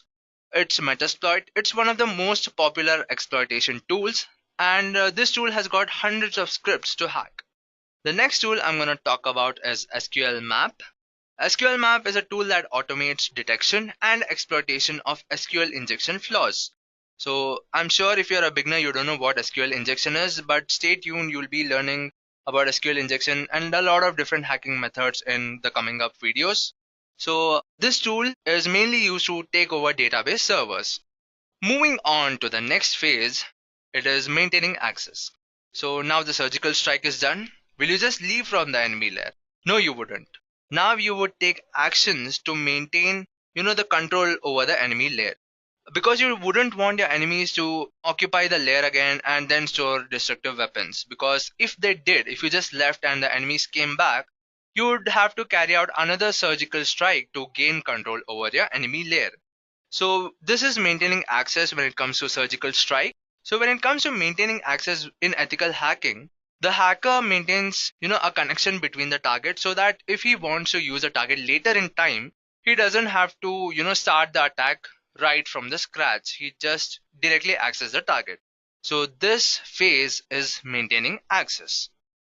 So maintaining access is a phase where the hacker installs softwares or makes changes on the target system after the target has been hacked so that he can access the target later in time directly without having to hack the target right from the scratch. So some of the ways are doing this there are different ways, but I've listed down some of the most efficient or the most popular ways. So the first one is installing backdoors. So backdoors are basically used to bypass login or authentication. Then the next way is creating new users. Suppose your target requires you to log in to do something on your target. Then you would create a new user with a new username and password. And later in time, when you want to access the target, you would use this username and password to log into your target. Another thing you can do is escalate the privileges. Suppose you want to run certain system commands on your target or certain system services on your target. And to run these system services, you need super user privileges. Then what you would do is make a normal user a super user and then use this user to run system services on your target. The next thing you can do is install rootkits. Rootkits are softwares used to enable access on your target. And finally, you can use Trojans. So let's see which are some of the most popular tools used for maintaining access. The first tool is Powersploit. Powersploit is a tool mainly used for Windows operating system. And this tool is used to connect to the victim's PowerShell. So if you've used the Windows operating system, you should know that a PowerShell is a place where you can run system commands from. So when you're a hacker and you hack a Windows operating system and you want to do something on that system, maybe delete the files, copy the files, or run any services, which actually you shouldn't do. You shouldn't be deleting the files or anything because you're on the track of being an ethical hacker. But I'm just telling you, for example, if you want to do any such thing, then having access to the victim's PowerShell will be really useful. The next tool I'm going to talk about is Weebly. Weebly is a PHP web shell that can be used to install stealth backdoors or to manage web accounts. And then you can use DNS to TCP. DNS to TCP is a network tool that relays TCP connections through DNS traffic. You probably don't understand a lot when I'm trying to explain about these tools, but given time when you're learning, maybe watching the next videos, I'm sure you'll understand all these topics. So for now, just know about these tools, and yeah, that's all. So let's move on to the next phase, that is covering tracks. So you're done with the surgical strike and you've got control over the enemy layer. So the main thing you would want to do is keep your strategy, your plan confidential, because you wouldn't want the enemies or any unauthorized person to know what your strategy, your plan, or any information about your surgical strike. So you erase all the details regarding this. But when it comes to ethical hacking, it's a little different. A hacker erases all the details, all the information regarding his identity, and also how he carried out the exploit, so that the target doesn't know that someone has hacked the target, first of all, and if at all he knows that his system was hacked, then he shouldn't be able to trace back who this hacker was. So covering tracks is a phase where the hacker hides his identity and also the way the exploit has happened. So he wouldn't want the target to know how he was hacked. There are different ways of doing this. Some of the most common ways are clearing the cache and cookies. Then you would want to tamper the log files. Suppose, like I told you in one of the slides, if your target requires you to log in using a username and password, and you've done that, you've logged in using a username and password, then you would want to delete these log files so that the target doesn't know that some other user had logged into his system. Then you can close the ports that you might have started or stop the services that you might have started in order to install backdoors, rootkits, or whatever purpose you did it for. So this is covering tracks, and the final phase of ethical hacking is reporting. Now you're done with the surgical strike, you've cleared all the evidence, all the clues, all the information, and now you have to inform your higher officer on what actually happened. So you'd inform him how you found the layer, what was your strategy, what was your plan, what weaknesses you found on the enemy layer, and how did you actually gain control of the enemy layer. So you create a documentation of it. Similarly, when it comes to ethical hacking, instead of reporting to your higher officer, you report to the target organization. You tell them what weaknesses you found on the target, which weaknesses the target was vulnerable for, and which attacks you used to hack the target. So reporting is basically a phase where the hacker creates documentation of the weaknesses and loopholes found on the target, the way he used these weaknesses and loopholes to hack the target, and also mentions certain precautions that the target can take to make this security better. So like I told you earlier, this is the phase that differentiates a malicious hacker from an ethical hacker. I'll tell you why now, because as an ethical hacker, you know what you should do. You should tell the target organization about the information found, the way you hacked the target, and also tell them how they can make the security better. But a malicious hacker wouldn't do this. A malicious hacker would hack the target, would hide his identity, and whatever purpose he hacked the target for, he just do it and vanish. So this is the phase that differentiates a malicious hacker from an ethical hacker. So these are the 6 phases of ethical hacking. So if you want to hack a target successfully and efficiently, I suggest you follow these steps. And maybe while you're practicing, you think reporting is not really that important because you have your own target, you're trying to hack it, you hack it successfully. You might think, why should I create a report for this? But let me tell you, make a habit of creating reports right from the beginning so that when you actually are working for an organization, it's pretty simple. You know what details to include and it'll be very helpful. So, don't take any of these phases lightly. Practice each phase, with dedication. Now, let me tell you about some of the great hacks that have happened over time. I made a list of 4 hacks. I know there are hundreds of great hacks that have happened, but I've made a list of 4 hacks just to give you the idea of how powerful a hacker can be. So the first hack I'm going to talk about is the FBI hack. So in 2016, the entire database of FBI was hacked and the identities of all undercover FBI and Homeland Security agents was made public, due to which a lot of lives were in danger. The next hack is the NASA hack. A hacker hacked into NASA and downloaded the source code used to run the International Space Station. And to fix this issue, NASA had to shut down its network for 3 weeks. So just imagine how powerful you'd be if you have the source code to run the International Space Station on your system. So this is how powerful you can be as a hacker. But You can only do this when you've got enough skills.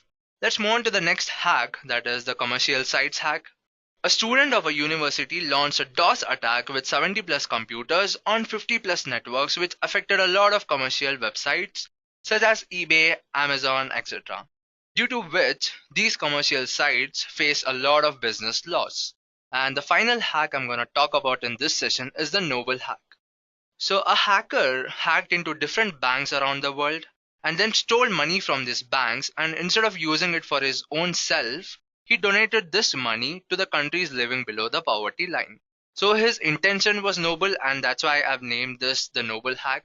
Though his intention was noble, what he did was illegal. And all of these hacks, the 4 hacks I spoke about, was just to give you an idea of how powerful you can be. But all of these hacks were made for illegal purpose. As an ethical hacker, you should not be involved in any such illegal activities because that's not what ethical hackers do.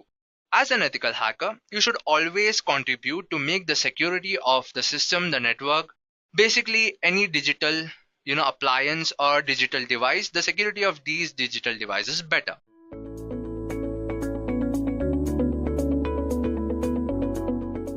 Now, Kali Linux is a Debian-based Linux distribution aimed at advanced penetration testing and security auditing. Kali contains several hundred tools which are geared towards various information security tasks, such as penetration testing, security research, computer forensics, and reverse engineering. Kali Linux is developed, funded, and maintained by Offensive Security, a leading information security training company.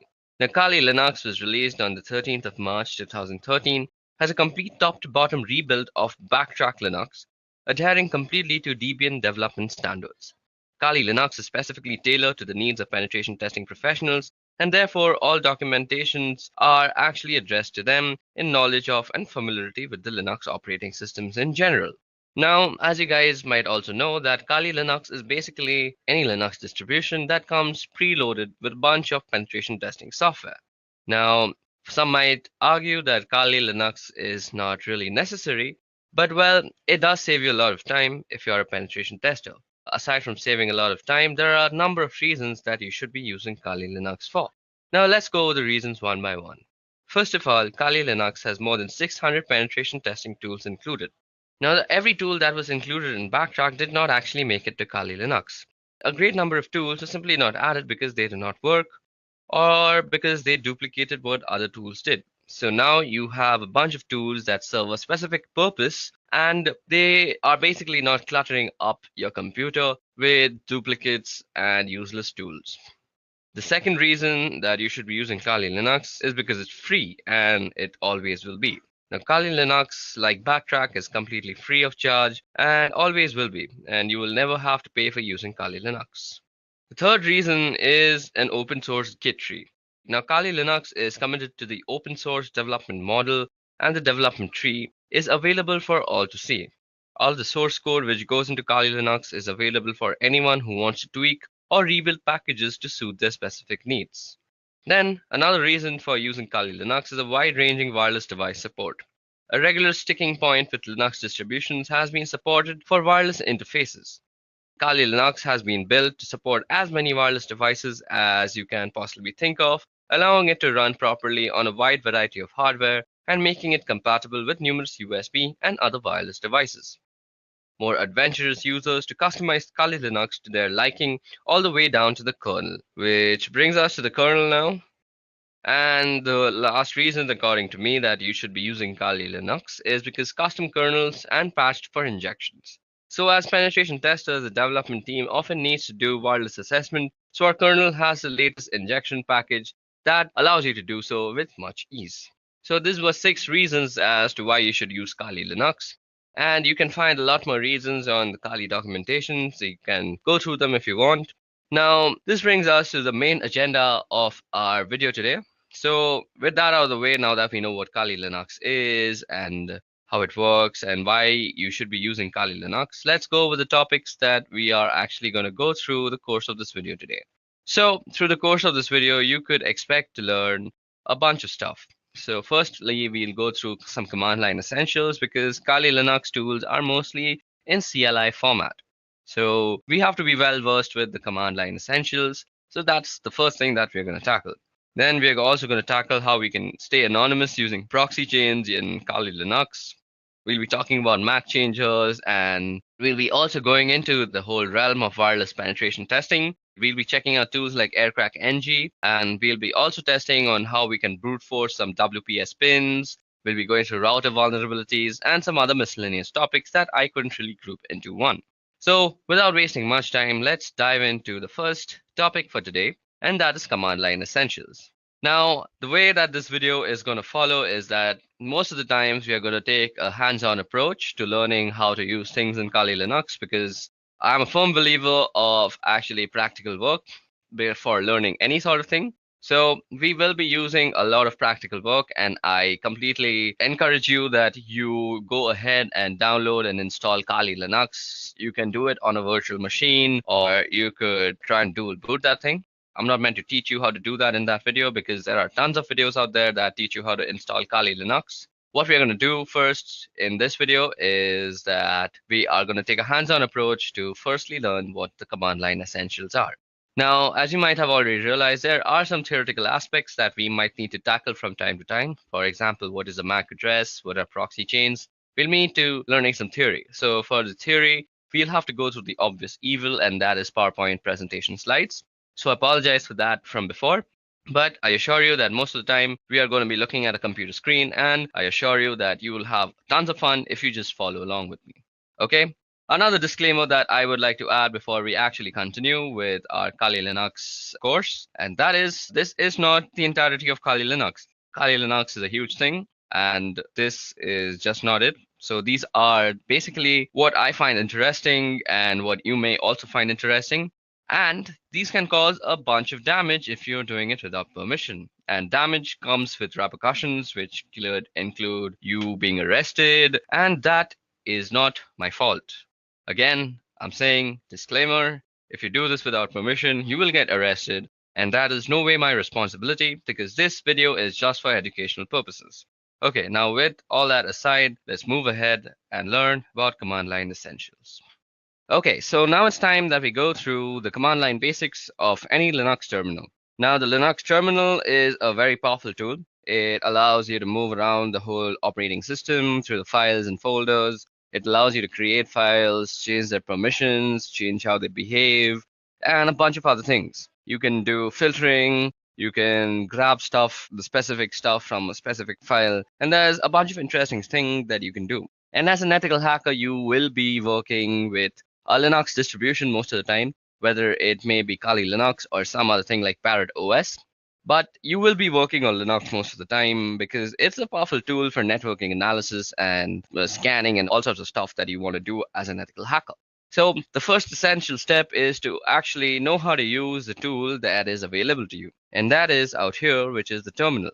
Now, as I'm running this on a virtual machine, you might find it that my execution times are much slower. And that is because I have a very, very slow laptop, because my virtual machine is actually eating up a lot of my RAM. And I have a bunch of other processes that are also rendering. I do this on my free time. So let's go ahead and go through the commands that we are going to actually go through. Now, let me actually make a list of commands that I want to teach you guys. So let me see if LeafPad is available.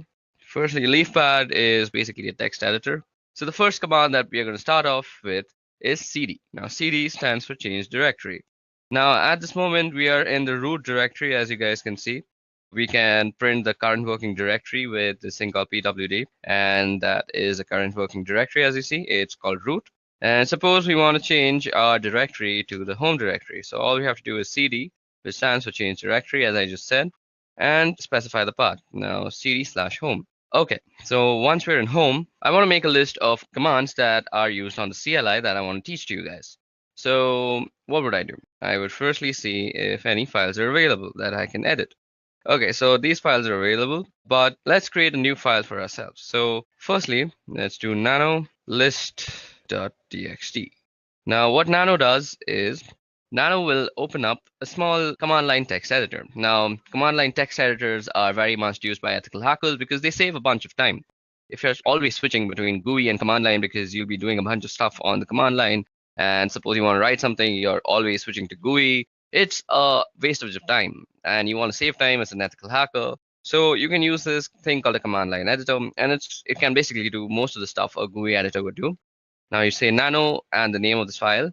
So nano basically has created this file now, and it has opened up this new fresh window which overrides the command line that we were in, the bash. And this is the place where you can actually edit what goes into the file. Now let's see the list of commands that I'm going to teach you. I'm going to teach you ls. ls will be the list of files. We did cd. We saw a pwd, so that was the print working directory. We'll be looking at how you can copy stuff with the cp command. Then we'll be looking at mv, which is basically move. Then we'll be looking at cat, and that's an interesting one. And also less, which is another interesting thing. Then we'll be looking at grep, which is actually used for grepping or grabbing things from files that you might want to see. You'll see what I mean in a short while. We'll see echo, which probably does what you think if you have any experience with Linux. Then we'll be doing touch, and we'll be doing make dir, which is make directory. And then we'll do in chown, chmod. Then one of the most dangerous commands is rm. And then you can do man plus help. Okay. So these are the list of commands that we are going to go through in this part of the video. So suppose I was making this video and I wanted to save this somewhere. So if you see down here, there are a bunch of options that are shown to you. Now this caret sign might be not what you're thinking, that the shift 6 one, it's not shift 6. It's actually a control. So caret is control, and then G of course means G. So if you go control G, it will actually get help. Now what we want to do is save the file, and that is control O, and that is write out. So what we want to do is say control O, and now it's going to say if we want to name the file list.txt, and we want to name the file, and it says that we have written down 15 lines. So that's how you save a file. Now all we want to do is exit out of here. Okay, so first let's go ls, and let's go through whatever there is. So ls shows us the list of files that are there in that directory. Now ls can also show you the list of files in a directory with the paths that you specify. Like if I say ls var, it'll show me everything that is in var. Okay, there are a lot of interesting things in var, so let's head over to var. So cd/var, and you hit enter, and now we are in the folder var. So now to actually demonstrate how powerful ls is, we have a few flags. Now to see the flags of any command, you can just do -- help universally throughout the Unix command line. So out here you see some information that is kind of tough to read, but if you go on top and scroll out here, you'll see all the flags that you can use with the command, that is ls, and how you can use them. So you can see what to use, and you can read a little bit about it. So if you use all, it ignores entries starting with dot. So suppose we were to do ls in var, let's see. So it shows us like this. Now if we do lsl, it'll show a long list with more information. So these are the permissions that you see out here. We'll be seeing how we can change the permissions of files soon enough. And this is who owns the file, the user and the user group. This is the file number, I guess. I'm not sure. This is when they were created. This is the name of the file. This is the time when the file was created, I guess. Okay, so that's how you get very detailed information about all the files. Now, there's another thing you might want to use with ls, and that is the A tag. So you can go lsa, and it will show you all the hidden files also. So now you see some 2 files that were not shown out here. Our file list begins from backup, but when we do -la, we see 2 more files, that is dot and dot dot. So let's see if we can move into that, cd dot. So we can't even move into that. So that's interesting. So these are hidden files. So these are not seen to random users, and we can actually do stuff with them. We'll see how we can use hidden files later on. So if you want to show hidden files through ls, all you have to do is ls and -la. So that was all about ls. So let's move back to /home, where our list of commands that I want to show you all was. So cd home, let's ls and see what was it called. It's called list. And suppose I want to see the contents of list.txt. All I have to do is say list.txt. Now it shows us whatever this file is containing. It'll read it out for you. So we've done CD, we've done LS and its various forms, we've done PWD. Now it's time to do CP. So CP is basically used for copying files from one place to another. So suppose I want to copy this address file that is there into some other directory, let's say var. So all I would have to do is cp name.txt, and then you specify which location you want to actually copy it to. So cd/var.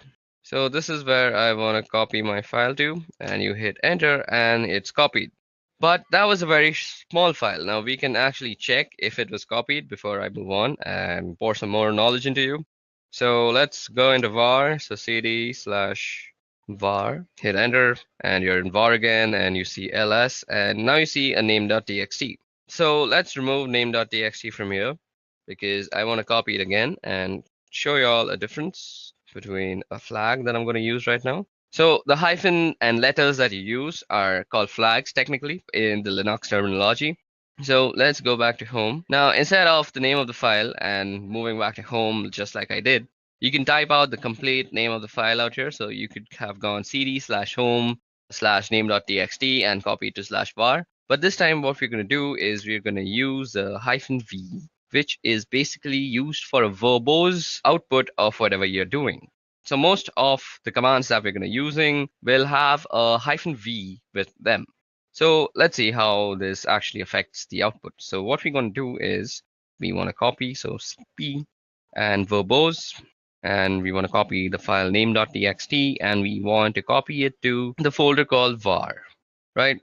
So now you'll see that it will give us what is being moved, rather, that is name.txt, and where it is being moved to. So this is a very good way of knowing what is actually happening, because if you do it without the verbose part, and suppose name.txt was just a 20 GB file, and you just don't know if it has finished or not. So if it's a 20 GB file, it'll continuously update you on where what is being copied. So basically, all you have to do is type -v if you want to know where your file is being copied on the exact path. Okay, so that was about how you can copy files from here and there. Now, what was the next command that we want to see? So cat. So let me just go and see the next command that is there. So list.txt. So after cat, I want to show less. Okay, so we've done CP. We also have to do MV. Now, as you guys can see, that CP is basically a copy. Copy is, as you would expect, it leaves a copy of the file that in the original directory while also maintaining a copy in the directory that you specified. But if you wanted to move the file completely, all you would have to do is use the command MV. So MV is for moving the file. Now let's see what all goes with MV. So you can type help, and as I said, you get the verbose option and you get suffixes. You can force things to happen. So suppose you don't have the permission, do not prompt before overwriting. So it'll give you a prompt and you can completely overlook the prompt with the F thing. So let me just show you how that looks like. We'll be doing a verbose and we will be copying the address.txt file. And okay, so every time I've been actually typing, so you can do address.txt by just pressing tab and it'll autocomplete. So address.txt to /var. Now it'll show you that it is actually renamed address.txt to var address.txt. Now, if you go and do ls out here, you will see that address.txt is not actually here, but if we were to move to var, so cd/var. Okay, I've also been typing out commands that I've been previously using, and you can simply toggle through all the commands that you've used by the up and down keys. So ls, mv, mvv help, cat list. I did cd home, and now I have to go through all this just to prove a point. So cd var, we want to change there. Now we're in the variable folder, and we also want to see what we have out here. So address should be out here, and ls. And as you guys can see, address.txt is the first file that has come up. And it is basically the same file, and I can prove that to you by just catting the file, and there's address.txt. And you see that is some random address for some random person. Okay, now let's quickly clear out our file, our window. You can do that with the Control L, or you can just type out clear. Now, what we want to do is move back to home. So yeah, cd home. Okay, so now that we're back in home again, let's cat out our next file. So list.txt, and after move, I wanted to go through cat. Now cat, as you guys can see, is printing out the contents of a file, and there's also less, which does something very similar to cat. So let's see what it does. So if you go less and do list.txt, you actually see the contents of the file in a completely new window which overlays on the previous window. And this is a very neat way to actually see the contents of a file, which is through less if you want to keep your main command line interface not so cluttered, which cat clutters it completely. So if you want to get out of this place, this less place, and all you have to do is press Q, and Q gets you back. And as you see, nothing was printed out on our main interface. So this is a very cool way to actually keep your command line interface neat and tidy when you're doing work.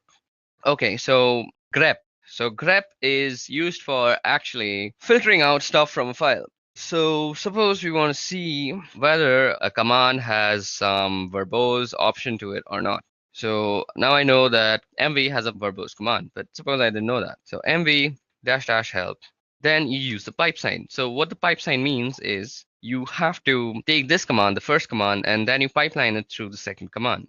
And you want to see grep-v if that exists. Okay, so let's see grep verbose. Yep, so a verbose exists, and that is -v, and that's -- verbose. So explaining what is being done. So what happened out here is basically we took this first command and then we filter it, and filtering is done through the piping. So basically think about you're taking some information and pipelining it through something else which funnels it out of this command, which is grep.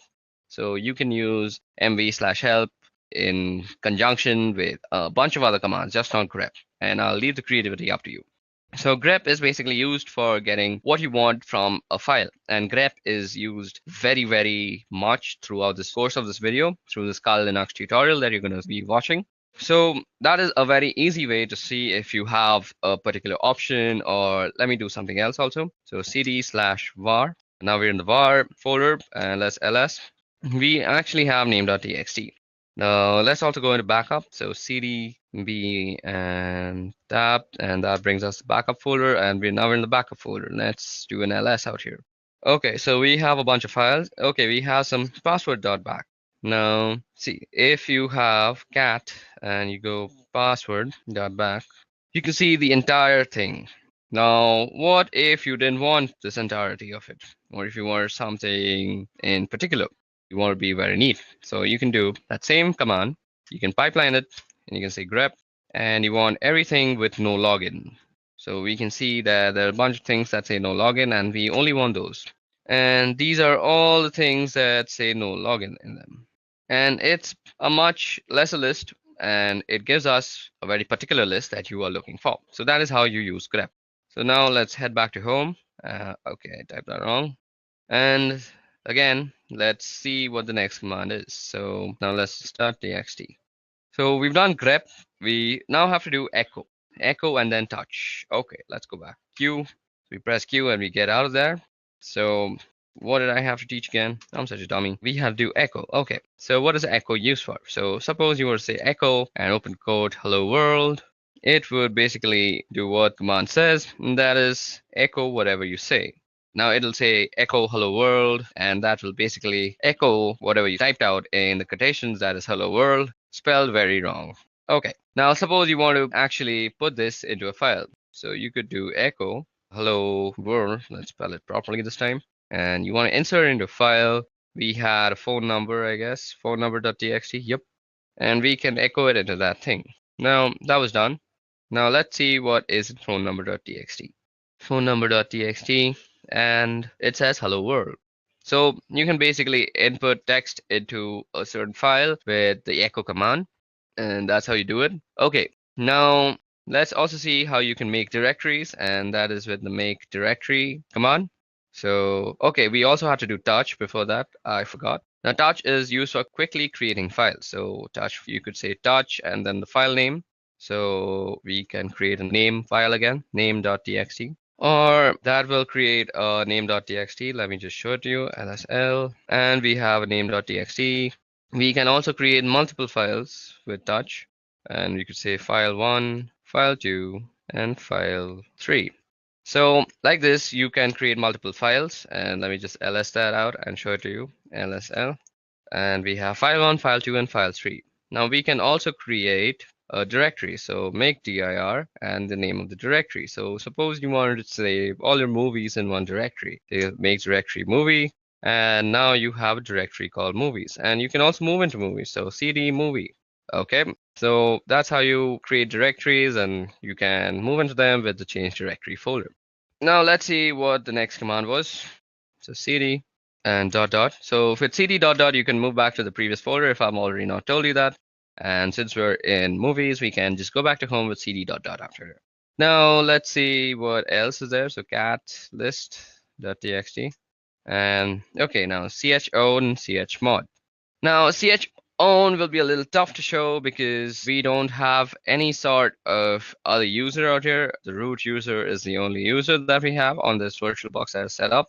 But if you want to change the ownership of a file, let's say, so you can see the ownership of a file through the lsl command, and you see that root and root. So this is the owner name and this is the owner group, and they're mostly the same thing. So our next command that we're going to actually see is called chown. So let's see how chown is actually used. Chown is used for changing the ownership of a file. So I actually don't remember how to use chown. So if you actually don't remember or you're getting stuck somewhere, just use the help function. So if a command line argument is symbolic, so let me just go through this once. So this is how you use it, owner and then colon group.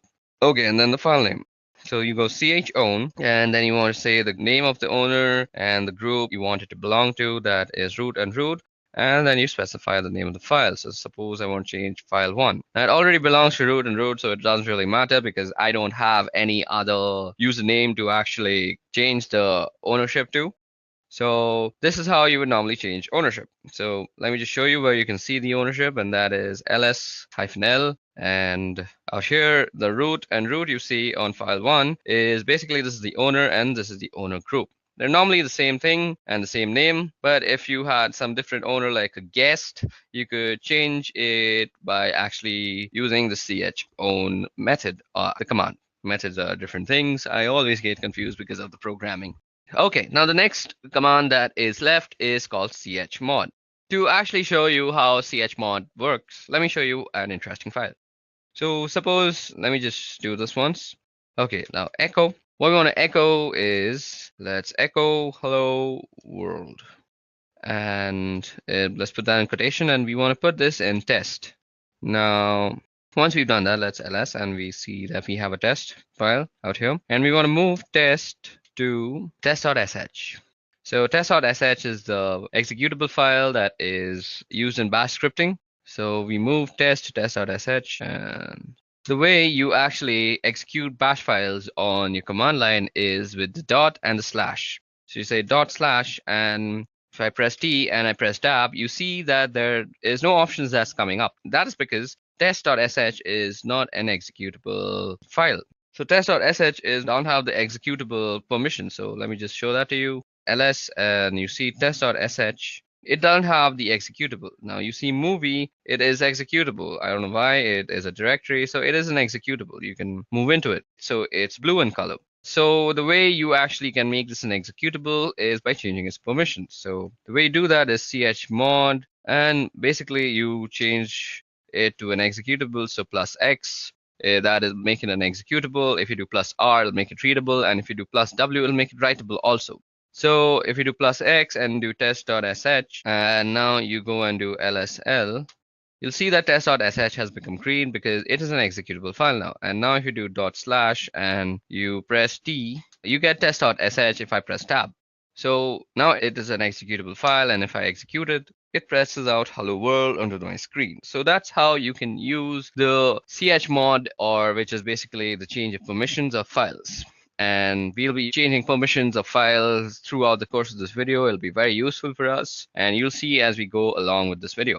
Okay, so the next thing that I want to show you all, only two are left, and I remember those now, and it is rm. And rm is used for actually removing files. So you should be very careful while using rm or any sort of removing command on a Linux system, because once you remove something, it is very difficult to get it back, and it's almost near impossible. It's not like Windows where it's basically just disappeared in front of your eyes, but it's still there in the memory, cluttering it all up. That's why Linux always trumps Windows. That's one of the reasons. I'll make a video on that later on. But for now, let's focus on RM. Now we can remove file 1. So let's see. So file 1 is going to be removed. So if we ls now, you see file 1 doesn't exist. But let me show you.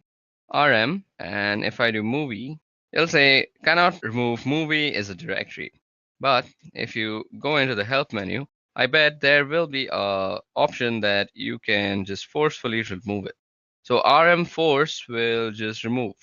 So rm/r, and you can do movie, and it'll recursively remove everything. And if you go here and do lsl, you'll see that there is no movie directory anymore, and that is how you can remove movies. Now that prompt that you see out there is actually a safety measure, because once you remove a directory and it's not retrievable, that's a very sad scenario, and you don't want to get yourself in such a scenario in whatsoever possibility. Okay, moving on, so on and so forth. That was all about the RM folder. Now you can do RM and the address of anything. So RM, I know we moved an address.txt, so into the var folder, we can go rm var and address.txt. And that will remove address.txt from the folder of var. Let me just show you that worked. So cd var and ls, and you see that there is no address.txt out here. Okay, another way to get help for any command that you want is man, and suppose you want to see about rm. It'll show everything about RM that is there to show to you. It'll show you how to use it. It'll give you a description, synopsis, the name, remove files or directories. It's a very useful way. So out here you see this is the manual page. So that is what it means, man. And you can press line 1 or H, or you can press Q to quit. So that's very much helpful. Okay guys, so that was all about the command line interface and how we can use it to go about the operating system and change file permissions, copy files, move files, and a bunch of other stuff. Now it's time to get on with the interesting stuff, and that is, firstly, we're going to be learning how you can actually stay anonymous with proxy chains. Okay guys, so now that we are done with the command line basics, it's time that we move forward with proxy chains. So before we move forward with proxy chains, let us head back to our PowerPoint presentation and see what exactly proxy chains are. Okay, so proxy chains. Now, as the name suggests, proxy chains are basically a chain of proxies. Now, where is a proxy used? A proxy is used whenever you want to anonymize yourself on the wire or the network. You do not want to know, or you do not want your others to know what the source IP address was for your client system. And to do this, all you have to do is send your packets through a bunch of intermediary systems, and these intermediary systems carry the packet out and they transmit it to the target system. And this is much slower, and let's see how we can use this in Kali Linux now. In combination with Tor in order to anonymize traffic, not only on web browsing traffic, but rather instead on all networks related traffic generated by pretty much all your applications. But you can also change this in the settings.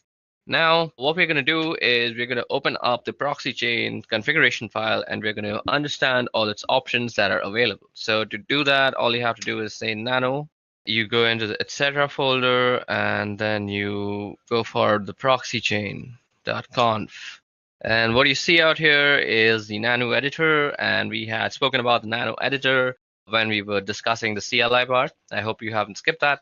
Now what you see out here is a bunch of instructions and options. So let me just zoom in into this command line interface, and now you can read everything much well. So what proxy chains is, well, it gives you the ability rather to route your traffic through a series of proxy servers and stay anonymous in such a fashion by hiding behind them or by having them forward your requests, so it looks that on the other side that your requests are coming from them as opposed to you. Now, surprisingly enough, there are a large amount of these proxy servers out there that you can use, but they're not very stable. You know, they go up and down and they're not very fast. So for specific targets, they can be useful, but not for brute forcing and not for any sort of computing attack.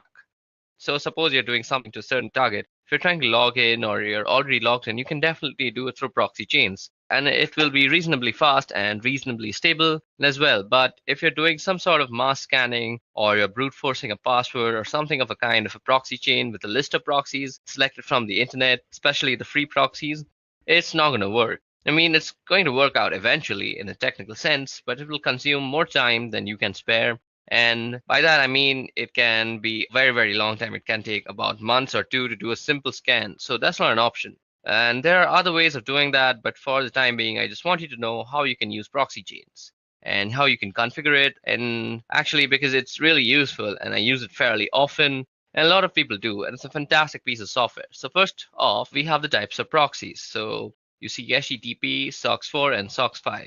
Now, there are fundamental differences between these protocols, and you always want to find yourself a SOCKS5 proxy, as that's the best possible one, and that has the ability to anonymize all sorts of traffic.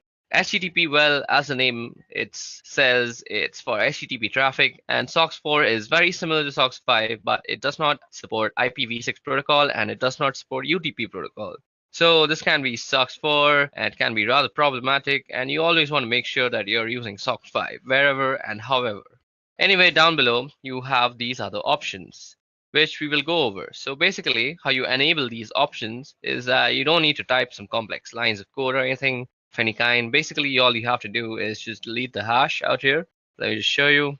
So suppose we wanted to actually activate dynamic chains option. So all we have to do is delete the hash. But let's put in the hash right now. So after you delete the hash, all you have to do is save the file and the option is enabled. This hash presents a commented outline, meaning that the system reading this will ignore if there is a hash, and if there isn't a hash, it will take it into consideration and interpret it accordingly.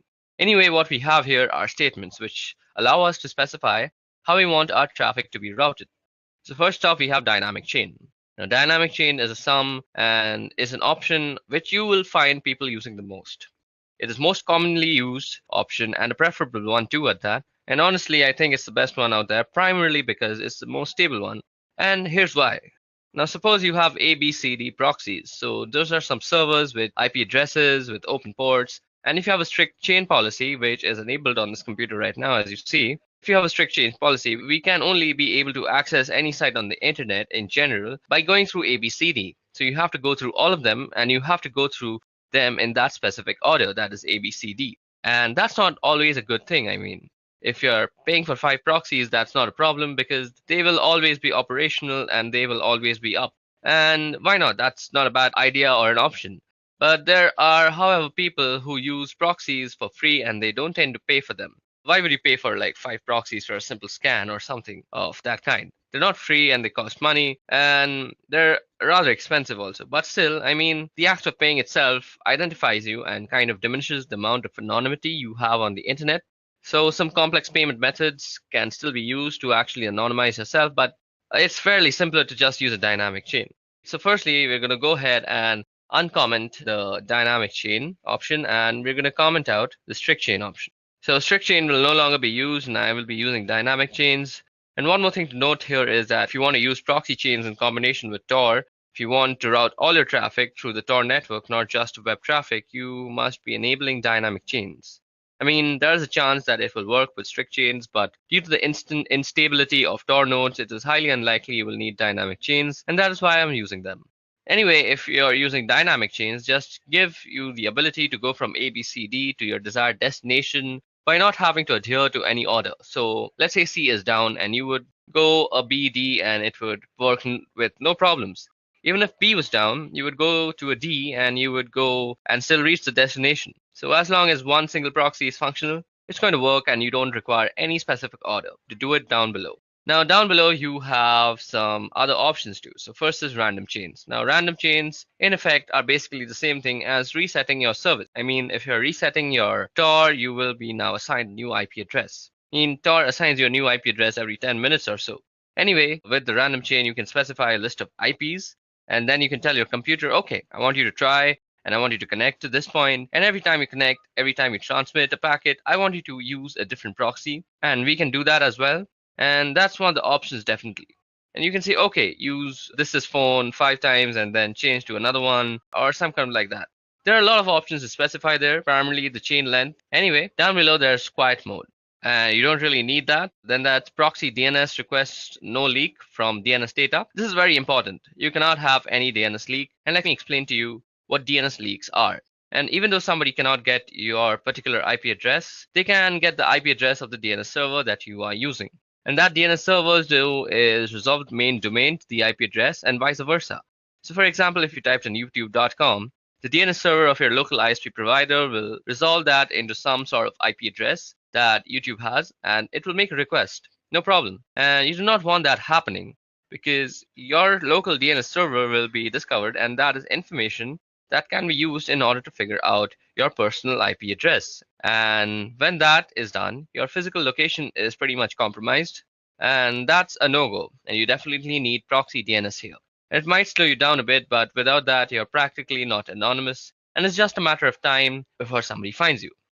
Now, if you go down below, we have some other options here, but we're not really interested in them at the moment. What we here are for the formats for entering proxies, and I'm going to leave it at that.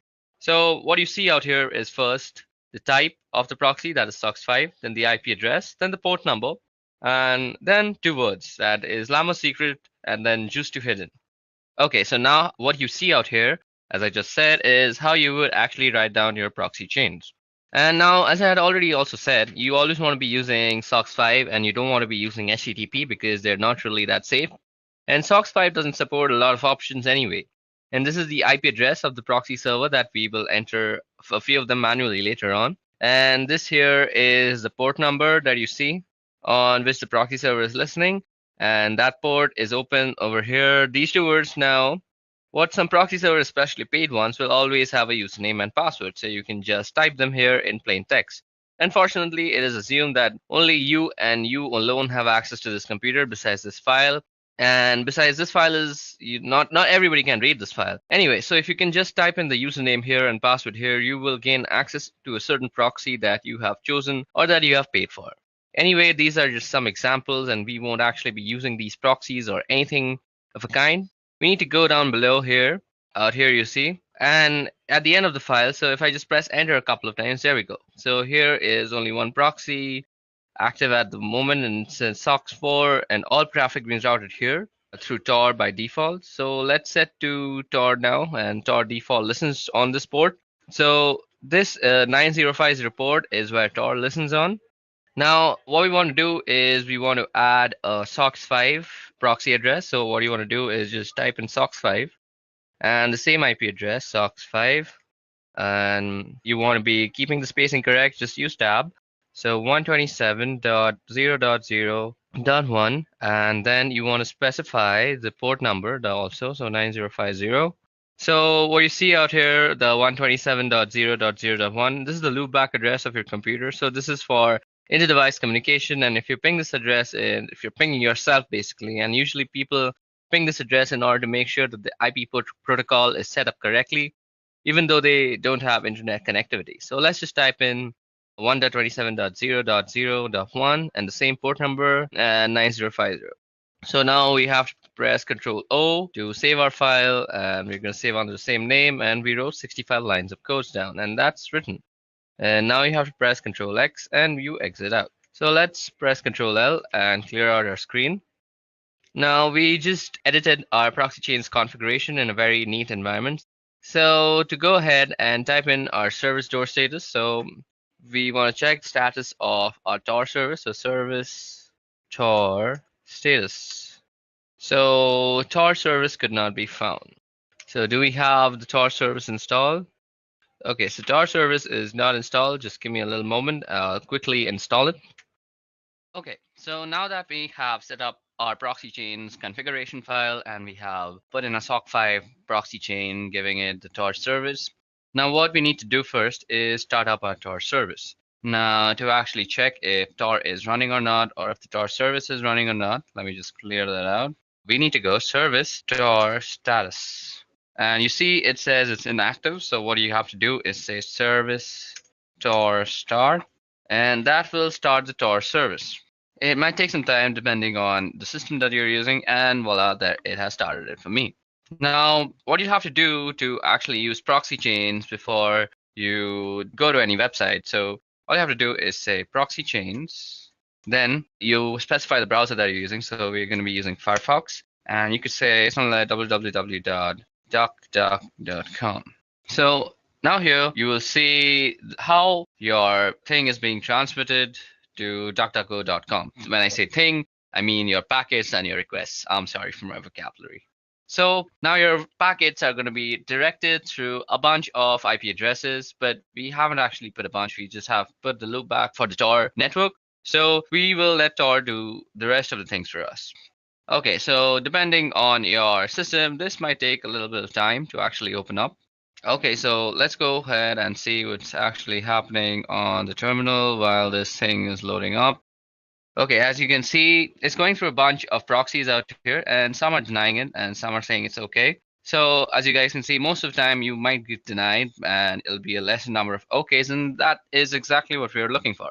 Because primarily we have gone a great extent for the anonymity, and what you want to do is stay like that. So this is basically how you use proxy chains. Now, if this computer just decides to open up DuckDuckGo.com on Mozilla, I could actually show you some interesting stuff, but it seems my computer has kind of given up on actually opening DuckDuckGo.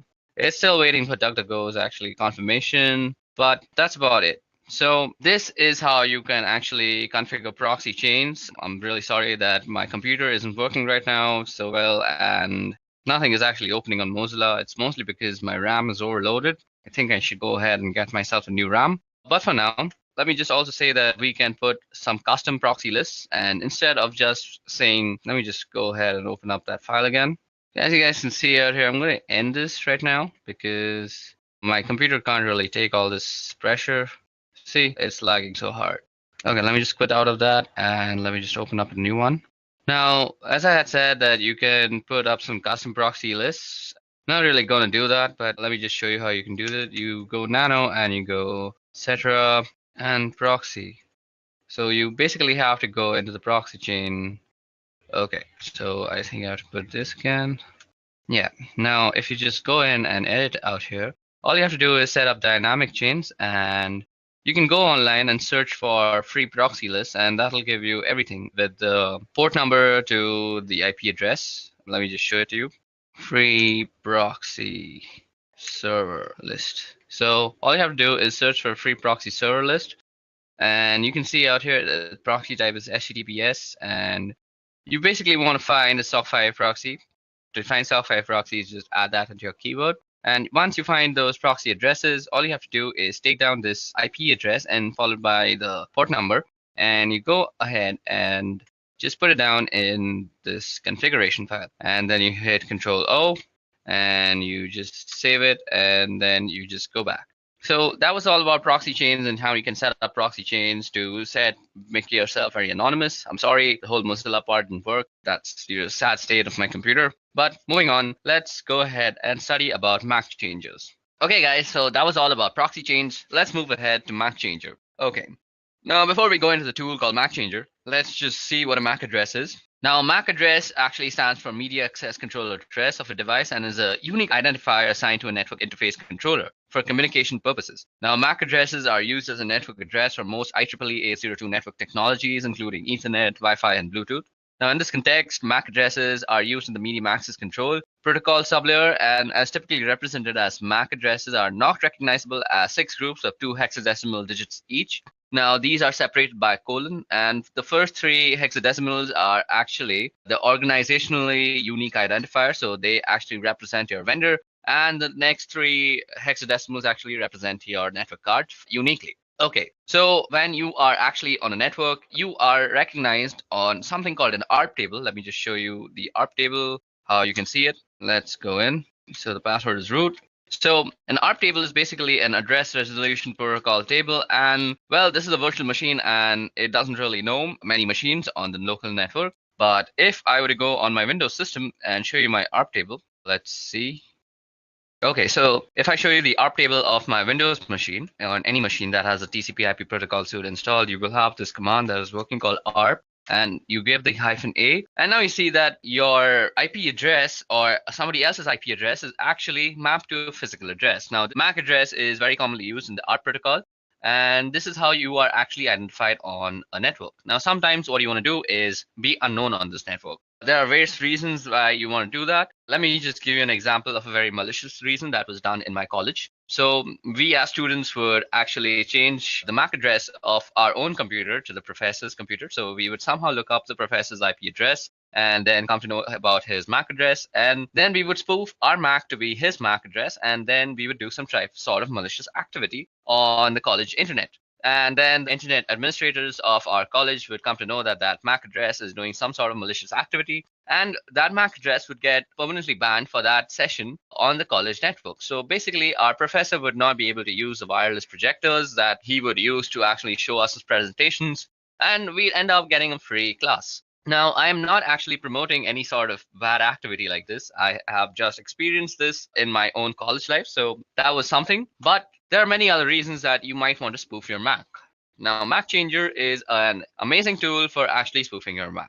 So first of all, how do you come to know your MAC address? So let's see, you go ifconfig, and this will give us our MAC address. Now, this address that you see out here is the MAC address of this machine.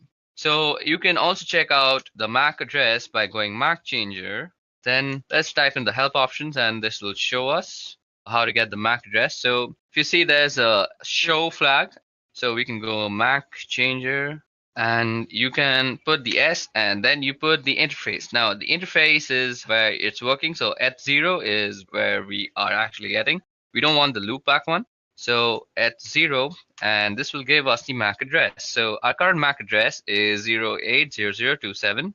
Let's see if that was the same one shown. Where is that MAC address? Okay, so ether 080027. So I'm sorry, this was the MAC address. I selected the wrong thing. What I was showing you is the IPv6 address, and you can see that's very, very long. So this is our MAC address.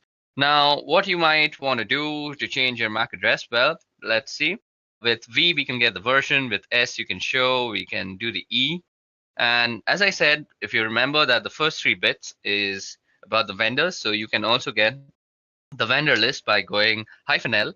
So you go -L, and this will give you a list of MAC addresses and which vendor they belong to. So sometimes if you know the vendors that are actually being used on the network of your college, for example, and you want to just stay anonymous and not raise any flags of suspicion, so you could hide yourself as a Cisco router.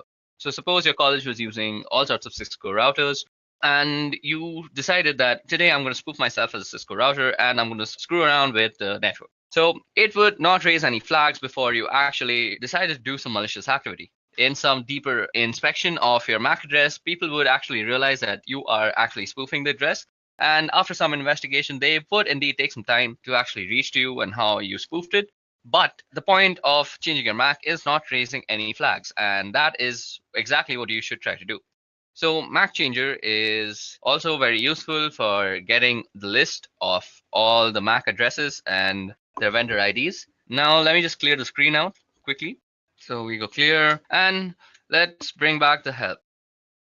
So we go MAC Changer and --help. Now what we want to do is give ourselves a random MAC address. Now MAC Changer, so that is done with the R flag, and we want to do it on each 0. So once you run that, you will be given a new MAC address. So our new MAC address is F6C649. Now you can verify that by running ifconfig. Now we could just do ifconfig, and you see our new MAC address is on Ether. So we could also do something like this, ifconfig, and you could grep Ether. So that is telling you the MAC address, and this is completely new. Also, you could show it through the MAC Changer tool itself. Okay, so we need to give it the E0. I forgot that. Now you see that this is our current MAC address and this is our permanent MAC address, and they two are completely different. Sometimes you also might want to actually change your MAC when your laptop is or your system is booting up, because you might want to stay anonymous all the time. Who knows? And sometimes you might think, I'll actually change it when I want to change it. But let's face it, we are forgetful as human beings, and we tend to forget things that we are supposed to do. So what else is better than to actually automate the whole process yourself and forget about remembering all these stupid nitty-gritty stuff? So you can tell Linux or Kali Linux to actually change your MAC address on boot up is use this tool called crontab. Now crontab is actually used for scheduling tasks on Linux. So let me show you how to do that. Firstly, let's clear our screen and go cron tab and go help. Now you see it's a pretty small menu. So first we start with the U flag, which user this file is going to work for. Then we got the E flag, which is for editing cron tab users, the users cron tab list. And you can see the list of users cron tab. And let's see, so do we have any cron tab lists? So there is no cron tab at this moment, so we can set up one for ourselves by going to the E. Then there's the R, which is delete users cron tab. And I want to tell you all, be very careful when deleting anything of that sort, because once you delete something from Linux, as I've already said, that it is very, very difficult to actually retrieve it back. You might get fragmented pieces of what you had actually deleted, and that will only leave you with sadness and devastation. Now, what you want to do is go through cron tab and press E, and this will bring us to select an editor. To change, later run select editor. So we'll do with nano. So what you have out here is the readme file of cron tab, and if you read this entire thing, you will get how to use cron tab completely. But if you have any sort of doubts even after reading it, you can leave them down in the comment section below. Now what you want to do is actually set up a cron tab so that you can change your MAC address whenever you reboot your computer. So all you have to do is say at reboot, what you want it to run is MAC changer. And if you remember, we want a random MAC address and we want it on ETH0. So that's done. Now all you have to do is save this thing. So you go Control O, and that will write it out to cron tab. And you press enter and you have written down one line. Now you go Control X, you have exited out. So now let's us clear the screens by pressing Control L and enter. And let's go ahead and get our MAC address. So if we go ahead and run that, our MAC address is set to F6, C6, 49. So just remember the first few letters, F6, C6, and 49. Now let me just reboot my computer, and you will see after I reboot and run ifconfig again with grep ethop, we will see a different MAC address. Now rebooting might take some time because I'm actually using a virtual machine, but till now it's given problems with the Firefox, but let's hope this won't take much time. Okay, so now that our computer has booted up and we have actually opened up our terminal, let's go in and type ifconfig and let's get in our ether, that is the MAC address. So if you remember the MAC address, now you see that it has completely changed. And that's how you can spoof your MAC address on your local network. And this will basically help you in staying anonymous on our protocols and anything that actually maps your IP address to the MAC address. Okay, so that was all about MAC changers. I'll meet you in the next section now. So in this section, we'll be talking about wireless encryption protocol cracking. So that is basically Wi-Fi cracking. Now, Wi-Fi in today's day and age uses pins or passwords to normally encrypt their data usage. Basically, if you want to access the wireless access point, you need a password or a pin to actually gain authorization. Now, this authorization is done using a four-way handshake, which we will try to capture using a tool called aircrackng, and then we will try to crack into the password using a wordless generator called crunch. Now you can use aircrackng to crack WPA and WPA2. There's also another protocol called WEP or WEP, and that is not normally used these days. If you find anybody using that, you should always advise them to actually upgrade to WPA or WPA2, because WEP is actually very easily cracked in these days, and people are generally punished for using WEP by hackers all around the world. Okay, so now you can actually go ahead and go into a terminal and type ifconfig to actually look at your network card name. As you guys can see out here, it's called WLO1. So the first step that we need to do to actually go into the process of Wi-Fi cracking is set up our network access card or our access point into monitor mode.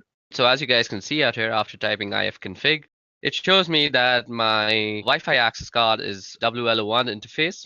Now, our process of cracking passwords is pretty simple. What we want to do is actually monitor for all sorts of access points that are nearby to us. Once we have chosen the access point that we want to actually penetrate into and find the password, what we want to do is run an arrow dump scan on it, and then we will try and de-authenticate any device that is connected to that access point. Now, one assumption out here is that the password is saved in that device and it will automatically try to re-authenticate itself with the access point. And we want to catch and log this re-authentication process, which will actually have a four-way handshake between your device and the access point. So this is basically the procedure we are going to follow. Now, another thing that you need to know before actually using this process to gain any access to any Wi-Fi is that you need to know a little bit about what the password is. Maybe it could be the length, or it could be something like a specific character at a specific place.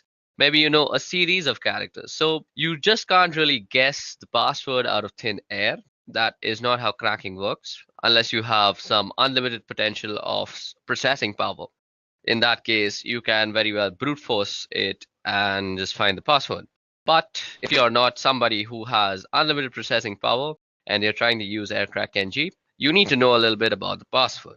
Also, before we proceed with this wireless encryption protocol cracking, what I want to say is if you want to get into somebody's Wi-Fi network, or you want to actually test for vulnerabilities, it's better that you test for router vulnerabilities than actually cracking a Wi-Fi password, because you're more likely than not to find more router vulnerabilities than actually successfully crack a Wi-Fi password if you don't know anything about it.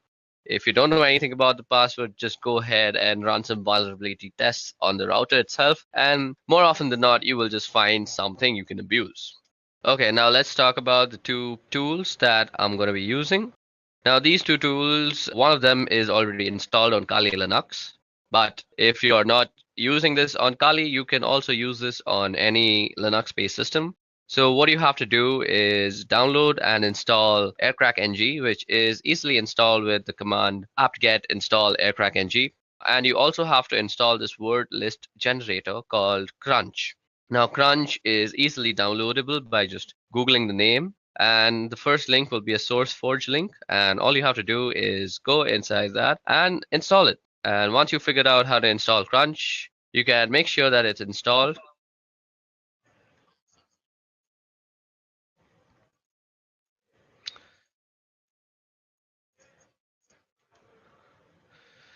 Now, once you have installed both the softwares, you can check out if the manual pages are opening up. Let me just open the manual page of AirCrackNG and show you that it has been properly installed. Now, as you guys can see, the manual page of AirCrackNG opened up, and the manual page of Crunch is also opening up. So that means both of our softwares have been successfully installed on our system. Now, before we go ahead, let me just show you how Crunch actually works. So Crunch is basically a word list generator. What you would do is you try and generate a word list with given characters. So what you can see out here is I've typed in Crunch 35. So that means the minimum length is 3 and the maximum length is 5. And I've given it a series of numbers, so it will use these numbers and generate all the words that are possible from length 3 to length 5. So the way we are going to use Crunch in conjunction with AirCrack is that we are going to use Crunch to generate the word list, and then we're going to pipe the word list through AirCrackNG when we are actually trying to capture and crack what we will capture in a certain log file. Now, what you want to do first is actually put your network interface card on a monitor mode. Now, you can do that by typing in ifconfig and then the interface name, which happens to be WLO1. And first, you have to put it down. So ifconfig WLO1 down. Now, to put your interface card into monitor mode, you have to type in iwconfig and you go the name of the interface and then you go mode monitor. Okay, it seems I've spelled it wrong, so let me just do it once again. So that has put our network interface card into monitor mode. And what we need to do after that is we need to start up our network interface. So all we have to do is type in ifconfig WL1 up. Now, once it is up and running, you can check by typing in ifconfig that indeed your network interface card is up and running. Don't worry, it's running in monitor mode if it's up and running. What we want to do next is pretty important to the whole process. So what we want to do now is check for some services that might still be running in the background that might hamper with our whole scanning process. So we do this by actually typing in the command airmon-ng check and then the name of the interface. So as you guys can see, nothing is exactly running right now. But if there were any process running, you would only add the command airmon-ng check, and instead of writing the interface name, all you have to do is say kill. and it will kill any processes. Now, if you see any process named the network administrator, you want to kill that process first separately and then kill any other child processes. You may need to actually run this command a few times before all the processes are killed, and then you're good to go. Okay, so now that we have finished killing all the sub-processes, what we want to do is run an error dump scan on the network card. So that is WLO1. So for this, we go error dump -ng, and then we put in the name of the interface. And this will start up a scan that will look something like this. So after you run the error dump scan on your interface, what you see out here is a result of all the access point that is found out through the monitoring mode. Now, if you see, we have a bunch of columns out here. First of all, we have the BSS ID column. Now, the BSS ID column is basically the MAC address of all the routers that are found. Now, every router obviously has a MAC address. So those are the MAC address that is tied to the router names, which is shown by the ESS ID. Then we have the PWR column, we have the beacons column, we have the data packets column. Another important column is the channel column. It's important to know which channel your router is working on. Then we can see the cipher column, the authentication. So out here, we can see the encryption that is used. So most of it is using WPA2. So what we will be cracking is basically WPA2. So from this list, what you need to recognize is basically the Wi-Fi router that you want to crack into. Now, I'm performing this particular test in my office, and I don't really have the permission to actually go in and test them for these vulnerabilities. I'm not the security analyst of here. So I don't really have the permissions to penetrate into them. So what I have done is I have run a similar test at home using my own Wi-Fi, and I will show you the results for that. But for this working example, you will see the scans that I'm running in this office. So as we intend to stay ethical, what we are going to do out here is we are going to capture whatever we find in our office for only educational purposes. But when we are doing the actual cracking step, that is the last step of this whole procedure, I'll be running it on a file that I had generated at home, as I just said, because I have permissions to do whatever I want with my own Wi-Fi and passwords. Okay, so for this example, I'm going to pick this Wi-Fi that is called Edureka Wi-Fi, and it's running on channel number 6. So what we want to pick from here is the BSS ID and the channel number. We need to remember these two things. First, the BSS ID, and second, the channel number. Now, what you want to do after that is open up a new window on your terminal and log in as root. Now, what we want to do here is run a separate error dump scan on this specific BSS ID and check for all the devices that are actually connected to this access point. Now, we do this by running the command error dump ng. And while we are doing this, we also want to capture all the scan outputs that we actually get into a certain file. So we'll be actually storing it in a file called capture. And then we just have to pass in the BSS ID and the interface. We also have to specify the channel. So let's see what the channel is one. So the channel is channel 6. So that's what we want to do. And we specify the channel with the -C flag.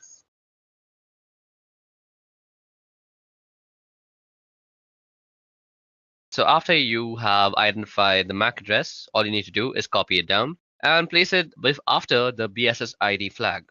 Okay, so we're going to run our command out here, and we just want to say our file is going to be called test.capture. Now that our scan is up and running, all we want to do is wait till someone is actually connected to this access point. So I forgot to mention this. For this process to actually work properly, somebody needs to be connected to that access point, because what we are going to try and do is disconnect that certain device and let them reconnect and capture that log file. Okay, so it seems like nobody is actually connecting to it. So at this time, all I'm going to do is go back to our error dump scan that we had run on our network interface and look for some other MAC address or other access point to actually penetrate into. And let's see if something has actually connected to that. Okay, so, oh, voila. Now what you see out here is that somebody has actually connected to this access point, and his MAC address can be seen under the stations tab. Now, what we want to do is run a deauthentication broadcast message on that station and deauthenticate that guy. Now, to actually run the deauthentication process, all you have to do is go ahead and open up a new terminal window again and let the scan be running in the background. Don't close any scan at this moment.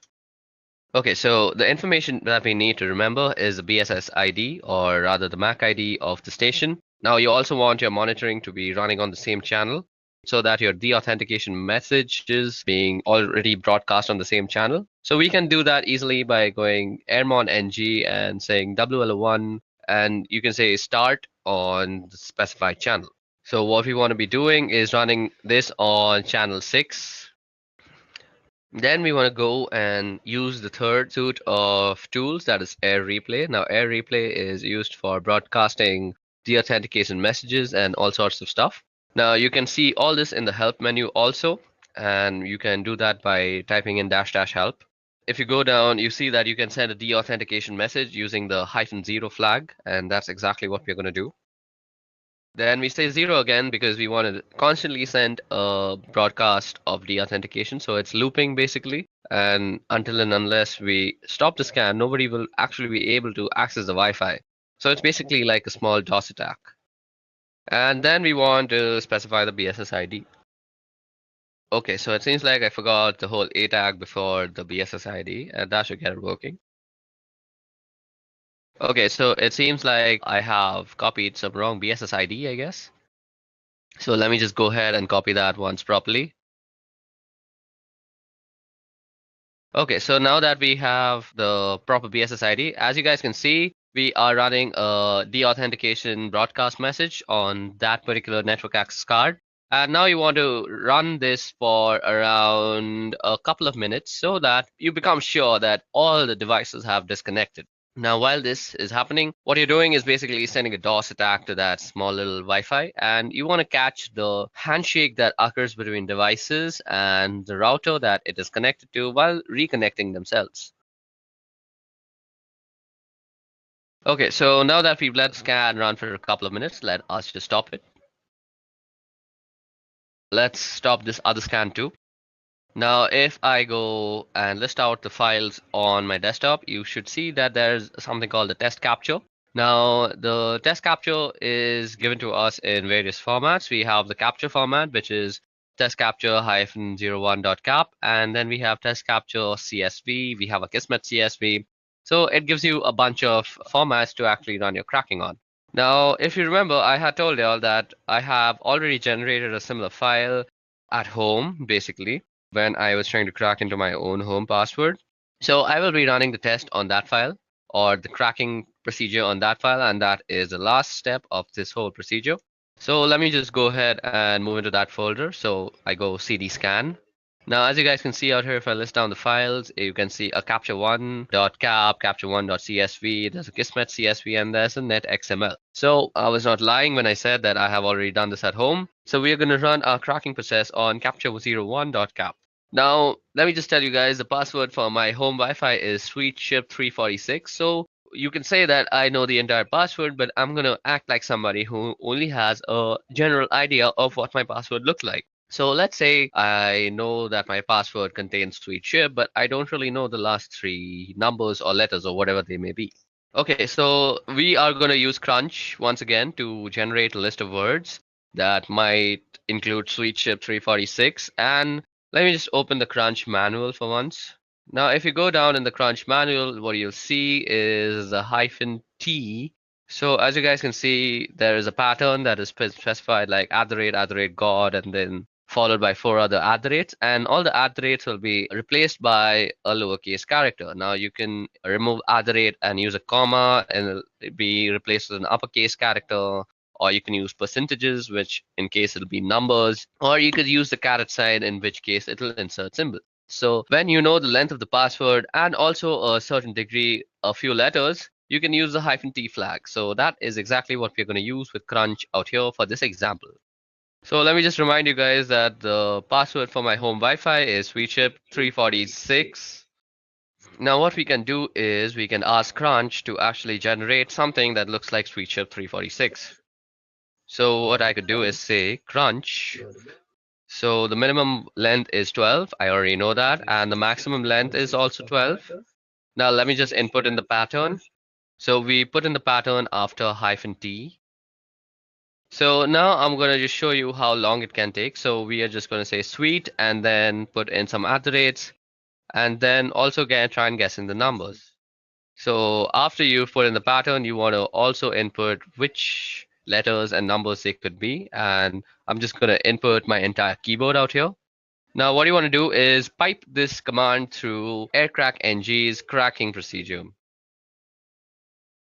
Okay, so now what we want to do is pipe this command through aircrackng, and we want to write from, or rather read from the capture file. So what we go is -w and then hyphen and then the capture file name. So capture01.cap. And then we also have to specify the ESS ID, which is given through the E flag. And the ESS ID for my home Wi-Fi is nestaway_C105. So that's exactly what I'm going to type in. And this will start up the cracking process on my Wi-Fi from the captured file. So as you guys can see, this is going to take a long time, and I'm not really actually going to complete it. So in this time, I'm actually just going to try and explain why this is not very feasible on a virtual network. So basically, this is not feasible because at this moment, my computer is using all 4 of its cores and all the memory that is possible. So what this means is, on a virtual box, this is not really possible. Your virtual box doesn't really have that much power. If you're using a 4-core processor computer, only 2 of its maximum cores can be actually allotted to your VirtualBox machine. Above that, you can't really give it the entire memory because that will make your computer crash. So if you want to do something like this, it's better that you install Kali Linux as a dual boot or as your own daily driver, and then you can do this. So this is why I have not done this on a virtual machine and instead done this on Deepin Linux, which is my daily driver operating system. Now, as you guys can see, it is constantly trying to actually guess the password by actually going through all the permutations and combinations. That is basically, it's taking in all the words generated from Crunch, piping it into the current command, that is the aircrackng command, and it's comparing everything. So what I'm going to do is I'm actually going to end this because this will take a very long time. And what we're going to do is we're going to actually try and shorten the command of the amount of guessing that we're trying to do. So let me just try and do that. So as you guys can see out here, I have reduced the number of alphabets that might be actually tested. But even in this case, this will take a humongous amount of time. And let me just show that to you. So as you guys can see, the test is running, and there's not really much you can do. You can just let this run, go out for a cup of coffee, and then come back. And you might still see that running. It really depends on what the password is and how much time it takes to crack it. And how much processing power you have directly affects how much time this will take. So let me just show you guys that this is taking a bunch of time.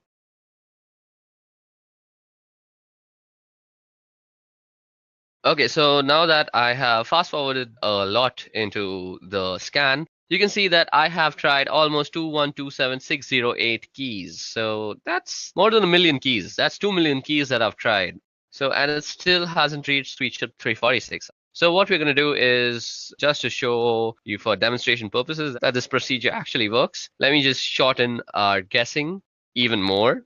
So what we want to do is, this time we want to just guess the numbers. So we will modify our command accordingly. So we just put in SweetShip and let the algorithm just guess the 346 part. So we're going to remove the alphabets from the guessing scope also. And as you guys can see, the password is almost immediately guessed because only 456 keys were tested. And as you guys can see, it shows that the key was found and it's SweetShip 346. Now, let me also show you that it works with the guessing of letters, just because I don't think I've justified that letters are also guessed and not just numbers. So let me make it just guess the P part. That is sweet she, and then it should guess P and then 346. So let me just show you that. And as you guys can see, it guesses it almost immediately after just going through 15,000 keys. Okay, so that brings us to the end of this Wi-Fi cracking tutorial and also to the end of this video, which was regarding ethical hacking using Kali Linux. I hope you guys had a bunch of fun learning about MAC changes, proxy chains, and a bunch of stuff that we did, like Wi-Fi password cracking. I hope you practice these procedures and methodologies that I've taught you only for your own educational purposes and not use it to harm anybody or do anything harmful with it, because let me just tell you very seriously that you can be prosecuted by the law.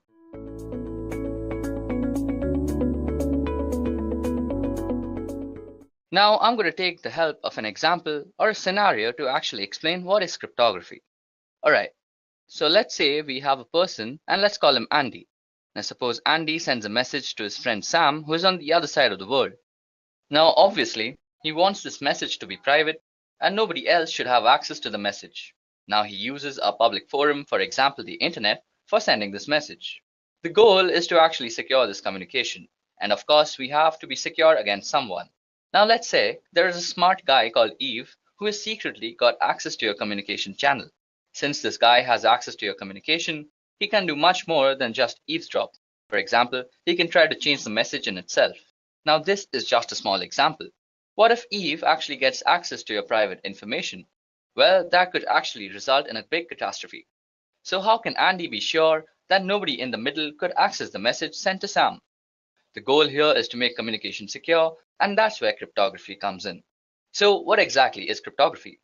Well, cryptography is the practice and the study of techniques for securing communication and data in the presence of adversaries. So let me take a moment to explain how that actually happens. Well, first of all, we have a message. This message is firstly converted into a numeric form, and then this numeric form is applied with a key called an encryption key, and this encryption key is used in an encryption algorithm. So once the numeric message and the encryption key has been applied in an encryption algorithm, what we get is called a ciphertext. Now this ciphertext is sent over the network to the other side of the world, where the other person who the message is intended for will actually use a decryption key and use the ciphertext as a parameter of a decryption algorithm, and then he'll get what we actually sent as a message. And if some error had actually occurred, he'd get an error. So let's see how cryptography can help secure the connection between Andy and Sam. So to protect his message, Andy first converts his readable message to an unreadable form. Here he converts the message to some random numbers, and after that he uses a key to encrypt his message. After applying this key to the numerical form of his message, he gets a new value. In cryptography, we call this ciphertext. So now if Andy sends the ciphertext or encrypted message over communication channel, he won't have to worry about somebody in the middle of discovering the private message. Even if somebody manages to discover the message, he won't be able to decrypt the message without having a proper key to unlock this message. So suppose Eve here discovers the message and he somehow manages to tamper with the message and message finally reaches Sam. Sam would need a key to decrypt the message to recover the original plaintext. So using the key, he would convert a ciphertext to numerical value corresponding to the plaintext. Now after using the key for decryption, what will come out is the original plaintext message or an error. Now this error is very important. It is the way Sam knows that message sent by Andy is not the same as the message that he received. So the error in a sense tells us that Eve has tampered with the message. Now the important thing to note here is that in modern cryptography, the security of the system purely relies on keeping the encryption and decryption keys secret. Based on the type of keys and encryption algorithms, cryptography is classified under the following categories. Now cryptography is broadly classified under two categories, namely symmetric key cryptography and asymmetric key cryptography, popularly also known as public key cryptography. Now symmetric key cryptography is further classified as classical cryptography and modern cryptography. Further drilling down, classical cryptography is divided into two, which is transposition cipher and substitution cipher. On the other hand, modern cryptography is divided into stream cipher and block cipher. In the upcoming slides, I'll broadly explain all these types of cryptography. So let's start with symmetric key cryptography first. So symmetric key algorithms are algorithms for cryptography that use the same cryptographic keys for both encryption of plaintext and decryption of ciphertext. The keys may be identical, or there may be some simple transformation to go between the two keys. The keys in practice represent a shared secret between two or more parties that can be used to maintain a private information link. This requirement that both parties have access to the secret key is one of the main drawbacks of symmetric key encryption in comparison to public key encryption, also known as asymmetric key encryption. Now, symmetric key cryptography is sometimes also called secret key cryptography, and the most popular symmetric key system is the Data Encryption Standards, which also stands for DES. Next up, we're going to discuss transposition cipher. So in cryptography, a transposition cipher is a method of encryption by which the positions held by units of plain text, which are commonly characters or groups of characters, are shifted according to a regular system, so that the ciphertext constitutes a permutation of the plain text. That is, the order of units is changed, the plain text is reordered. Now, mathematically speaking, a bijective function is used on the character's position to encrypt and an inverse function to decrypt. So as you can see that there is an example on the slide. So on the plain text side, we have a message which says, meet me after the party. Now this has been carefully arranged in the encryption matrix, which has been divided into 6 rows and the columns. So next we have a key, which is basically 421635, and then we rearrange by looking at the plain text matrix, and then we get the ciphertext, which basically is some unreadable gibberish at this moment. So that's how this whole algorithm works. On the other hand, when the ciphertext is being converted into the plain text matrix is going to be referred, and it can be done very easily. Moving on, we are going to discuss substitution cipher. So substitution of single letters separately, simple substitution can be demonstrated by writing out the alphabets in some order to represent the substitution. This is termed as substitution alphabet. The cipher alphabet may be shifted or reversed, creating the Caesar and upstash cipher respectively, or scrambled in a more complex fashion, in which case it is called a mixed alphabet or deranged alphabet. Traditionally, mixed alphabets may be created by first writing out keyword, removing repeated letters in it, then writing all the remaining letters in the alphabet in the usual order. Now consider this example shown on the slide. Using the system we just discussed, the keyword zebras gives us the following alphabets from the plain text alphabet, which is A to Z. So the ciphertext alphabet is basically zebras, then followed by all the alphabets we have missed out in the zebra word. So as you guys can see, it's zebras followed by S, C, D, F, G, H, and so on. Now suppose we were to actually encrypt a message using this code. So as you guys can see on the screen, I've shown you an example, which is a message, flee at once, we are discovered, is being actually encrypted using this code. So if you guys can see out here, the F letter actually corresponds to S, and then the L letter actually corresponds to I out here. Then we actually get the ciphertext, which is SIAAZQ, using the code and the process that I just discussed. Now traditionally, the ciphertext is written out in blocks of fixed length, omitting punctuations and spaces. This is done to help avoid transmission errors to disguise the word boundaries from the plain text. Now these blocks are called groups, and sometimes a group count, that is the number of groups, is given as an additional check. Now 5-letter groups are traditional. As you guys can see that we have also divided our ciphertext into groups of 5, and this dates back to when messages were actually used to be transmitted by telegraph. Now if the length of the message happens not to be divisible by 5, it may be padded at the end with nulls, and these can be any characters that can be decrypted to obvious nonsense, so the receiver can easily spot them and discard them. Next on our list is stream cipher. So a stream cipher is a method of encrypting text to produce ciphertext in which a cryptographic key and algorithm are applied to each binary digit in a data stream 1 bit at a time. This method is not much used in modern cryptography. The main alternative method is block cipher, in which a key and algorithm are applied to block of data rather than individual bits in a stream. Okay, so now that we've spoken about block cipher, let's go and actually explain what block cipher does. A block cipher is an encryption method that applies a deterministic algorithm to the symmetric key to encrypt a block of text rather than encrypting 1 bit at a time as in stream ciphers. For example, a common block cipher, AES, encrypts 128-bit blocks with a key of predetermined length that is either 128, 192, or 256 bits in length. Now, block ciphers are pseudo-random permutation families that operate on the fixed size of block of bits. These PRPs are functions that cannot be differentiated from completely random permutation and thus are considered reliable until proven to be unreliable by some source. Okay, so now it's time that we discuss some asymmetric cryptography. So asymmetric cryptography, also known as public key cryptography, is any cryptographic system that uses pair of keys, which is a public key which may be disseminated widely, and private keys which are known only to the owner. This accomplishes 2 functions: authentication, where the public key verifies that a holder of the paired private key sent the message, and encryption, where only the paired private key holder can decrypt the message encrypted with the public key. In a public key encryption system, any person can encrypt a message using the receiver's public key. That encrypted message can only be decrypted with the receiver's private key. So to be practical, the generation of public and private key pair must be computationally economical. The strength of a public key cryptographic system relies on computational efforts required to find the private key from its paired public key. So effective security only requires keeping the private key private, and the public key can be openly distributed without compromising security. Okay, so now that I've actually shown you guys how cryptography actually works and how the different classifications are actually applied, let's go and do something interesting. So you guys are actually watching this video on YouTube right now. So if you guys actually go and click on the secure part besides the URL, you can actually go and view the digital certificates that are actually used out here. So click on certificates and you'll see the details in the details tab.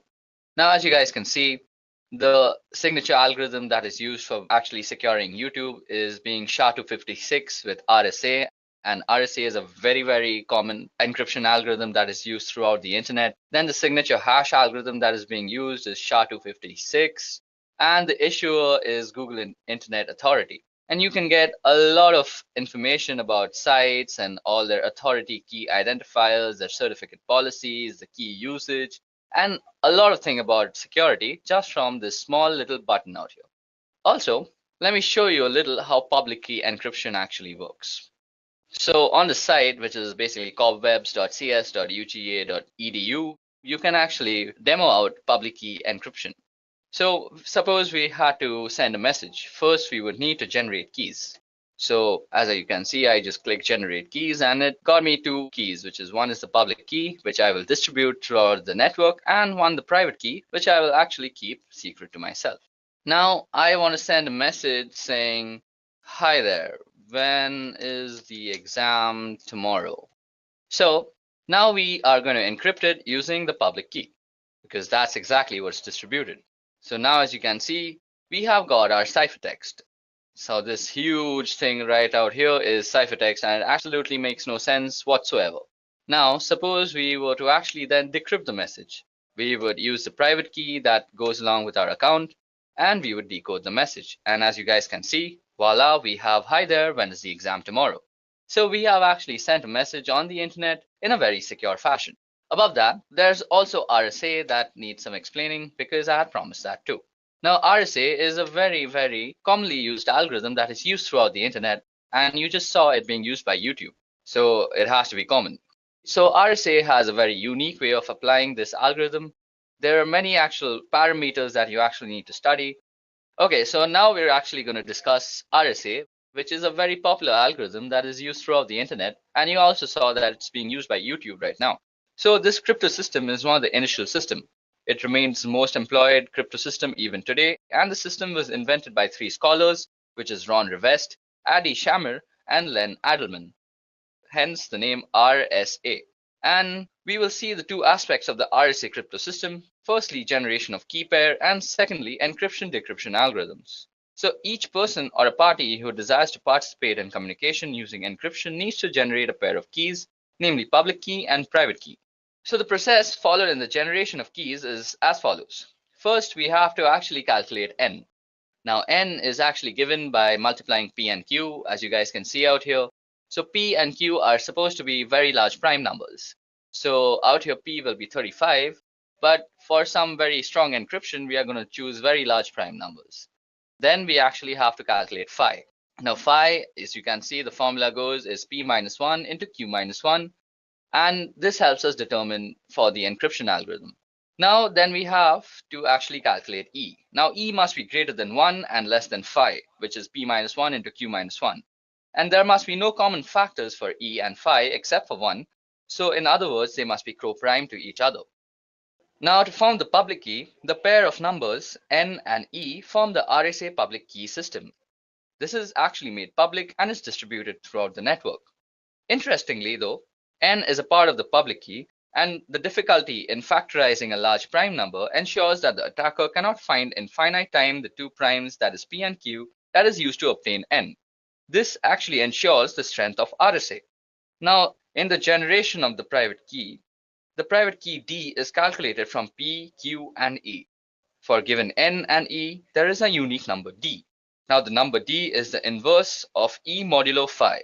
This means that D is a number less than 5 such that when multiplied by E, it gives 1.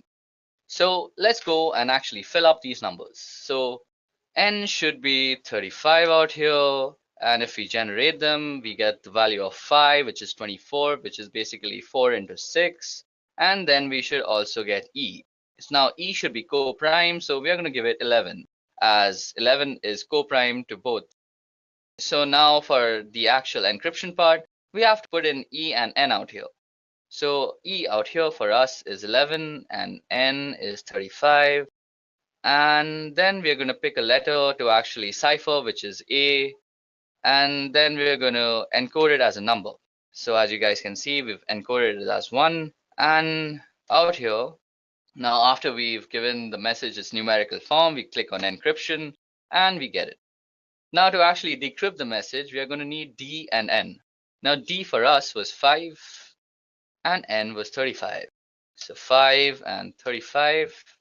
And then we're going to take encrypted message from above and we're going to decrypt this message. So after you decrypt it, we have the numerical form of the plain text, and to then decode the message, just click here, decode message, and as you guys can see, we have decoded a message using RSA.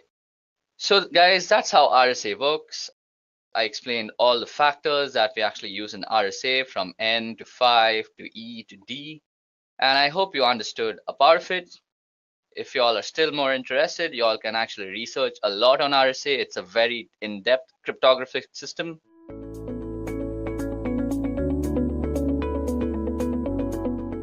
So when you get hired as a penetration tester or a security analyst, one of your main roles is vulnerability assessment. So what exactly is vulnerability assessment? Well, a vulnerability assessment is the process of defining, identifying, classifying, and prioritizing vulnerabilities in a computer system, application, and network infrastructures, and providing organization doing the assessment with the necessary knowledge, awareness, and risk background to understand the threats to its environment and react appropriately to them. So vulnerability is a situation that can be taken advantage of by a hacker or a penetration tester for their own misuse or actually for fixing the issue. So vulnerability assessment has 3 steps. So the first step is actually identifying the assets and the vulnerabilities of the system. The second step is actually quantifying the assessment. And the third is reporting the results. Now, vulnerability assessment is only a small part, and pen testing is an extended process of vulnerability assessment. Pen testing or penetration testing includes processes like scanning, vulnerability assessment in itself, exploitation research, and reporting whatever the results are. So in the industry, one of the most widely used frameworks when penetration testing is Metasploit. So Metasploit is widely used in penetration testing, as I just said, and also used for exploitation research. So some of you might ask, what exactly is an exploit research? Well, in this world, there are tons of exploits, and the way to approach each one of them is ever so different. So what we have to do is exploit all the research that is available to us, and we have to find the best way to approach them. So suppose, for example, you have a secure shell login. So the best way to actually approach a secure shell login, until my knowledge, is that you have to get a backdoor access to this from the port numbers that you can scan via Nmap or Zenmap. Okay, so without wasting much time at looking at PowerPoint presentations, let's actually get started as to how we can use Metasploit. So Metasploit is a freely available open source framework that is widely used by pen testers, as we just discussed. So to actually install Metasploit, which is easily available on Linux and Windows, I guess. Let me just check it out. So you go on your browser and you type Metasploit downloads. Now you just visit the first link, and as you guys can see, it says it's the world's most used penetration testing tool. And then you just download the Metasploit framework by clicking the download button here. So y'all might also find a pro version, which is a paid thing. And this has a little bit of extra features like group support and actually helping a company work as an organization. But we don't actually need that when practicing our pen testing abilities. So for that, you just go ahead and download Metasploit framework and install it on your system. Above that, there's another thing I want to make you guys aware of, and that is Metasploitable. So when actually pen testing, we need a server or a website to actually pen test things on. So normally this is a very illegal thing to do without permission. So Metasploitable has actually created a server with a lot of vulnerabilities on it, and it's called Metasploitable 2. So Metasploitable 2 is easily downloadable from this link. and it's a VirtualBox file, so you guys must have a virtual machine software on your system to actually set this thing up. I'll also go through how to actually set up Metasploitable because it has a lot of configuration and network management to go with it. So we'll get to that later. But for now, let's get started with Metasploitable. So before that, Metasploitable is written in Ruby. And if you all know Ruby coding and you all know how to make exploits, you all can also always contribute to the Metasploit community. So Metasploit is one of the most widely used pen testing tools in the industry. So what exactly is Metasploit? Well, it's a framework, and what a framework is it's actually a collection of tools. So these tools are majorly used for penetration testing and exploitation research. Now one might ask, what exactly is exploit research? Well, there are tons of exploits out there, and there are tons of ways to actually approach them. And this only comes to us from thorough research as to how we can approach each and every exploit in their best way. So talking about Metasploit, well, it's open source and it's free, and it's also written in Ruby. So if you guys know Ruby coding and know how to make exploits, y'all can always contribute to the Metasploit framework. Now talking about the download part, well, y'all can easily download Metasploit from its download page, which is www.metasploit.com/download. I'll be leaving the download link in the description. And once you're on the download page, you'll see two versions. One is the free version, which is the original Metasploit framework, and it's the core framework that everybody works on. And then there's Metasploit Pro, which comes with a 14-day free trial. So Metasploit Pro actually has a few extra features, which is great for an organization, like it helps you work as a team. But if you're a guy who's just practicing pen testing like me, Metasploit framework, the free version, is the absolute way to go. Now also, when pen testing, y'all will also need Metasploitable. Now Metasploitable is an intentionally vulnerable target machine for actually practicing your Metasploit skills on. So we'll go over the installation of Metasploitable later, but for now, let's go over Metasploitable. So once you guys have actually downloaded the link, y'all can actually install it on your systems, and Metasploit actually has three interfaces. So we are going to be using the command line interface, or the MSF console in other words, but y'all can also use the GUI interface, which is called Armitage if I'm not wrong. So let's get started. So first of all, I've already actually downloaded Metasploit and installed it on my computer, and y'all can just do the same by pressing the download button, as you guys can see. So to start up Metasploit, all you have to do is go on your terminal, and so to start a Metasploit, all you have to do is go on your terminal on Linux. Well, we're starting a PostgreSQL server because, first of all, the PostgreSQL server is the basis of all the Metasploit exploits that are stored, and starting it will just make it run faster. So we go service PostgreSQL and start. So that should start up a service, and indeed it has. So next thing you want to do is go in and type MSF console, and that's going to take a little bit of time because I have a very slow computer, and it's going to start up our Metasploit frame. So as you guys can see, we got a big banner out here which says Metasploit Cyber Missile, and the banner changes every time. Don't get worried if you have a different banner. And the main thing is that you should see this MSF thing out here. So this means we are in the MSF shell right now, which is the Metasploit framework shell. So let's get started by actually clearing our screen. So first things first, the first command that you might want to run on Metasploit is the help command. So help will tell us everything that we can do with this framework. So as you guys can see, there are a bunch of commands and their descriptions to go along with it. Y'all can give it a quick read and find the things that are interesting to you. So as you guys can see, banner is display an awesome Metasploit banner. Y'all can change the banner. As you guys can see, there are a lot of juicy commands, like there's a banner command, which I just had used. So if you go and type banner, it'll give you a nice cool banner about Metasploit. And there are other commands which work very similar to Linux, like cd, which changes the current directory. You can change the color by toggling colors. And then you can connect with the host and all sorts of stuff. So Metasploit has a bunch of exploits. So before we go further, I want to make you guys aware of three important terms regarding Metasploit. So the first is a vulnerability. And we had already discussed this, that a vulnerability is a situation which can be taken advantage of by a system or a person who access. So the second part is an exploit. So what exactly is an exploit? Well, an exploit is a module which is a bunch of code written in Ruby on Metasploit that is used to target different vulnerabilities. And the third thing is a payload. So a payload is the action that you do once you actually have access to somebody's system. So basically, suppose you've hacked somebody and you've gained access to their system.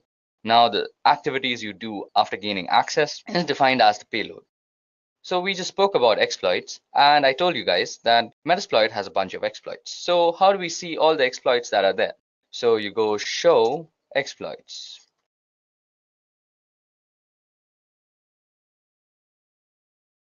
Well, as you guys can see, we've loaded up a bunch of exploits, which is basically all the exploits that Metasploit has to offer at this moment. So let me just increase the screen a bit. And let's scroll completely to the top.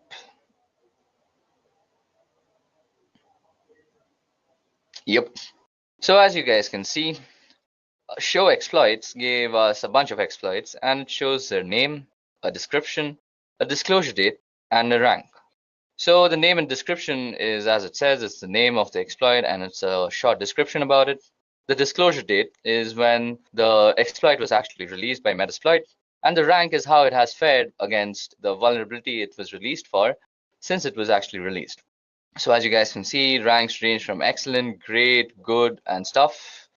And we have a bunch of exploits. So as you guys can see, there's an Android exploit, there's a Samsung Galaxy Knox Android exploit, there are a bunch of Windows exploit, Adobe Flash exploits, FTP exploits, MySQL exploits, ASP.NET exploits, and a bunch of other stuff. So as you guys can see, there are a bunch of exploits to use, and it can get confusing and rather troublesome to search for the exploit you actually want to use. So as a pen tester, you can always go for the search keyword, which is basically, suppose you know that you have a MySQL server which has a bunch of vulnerabilities and you want to test those out. So you simply go search MySQL. Now I'll search the database for all the exploits that are related to MySQL and present them to you.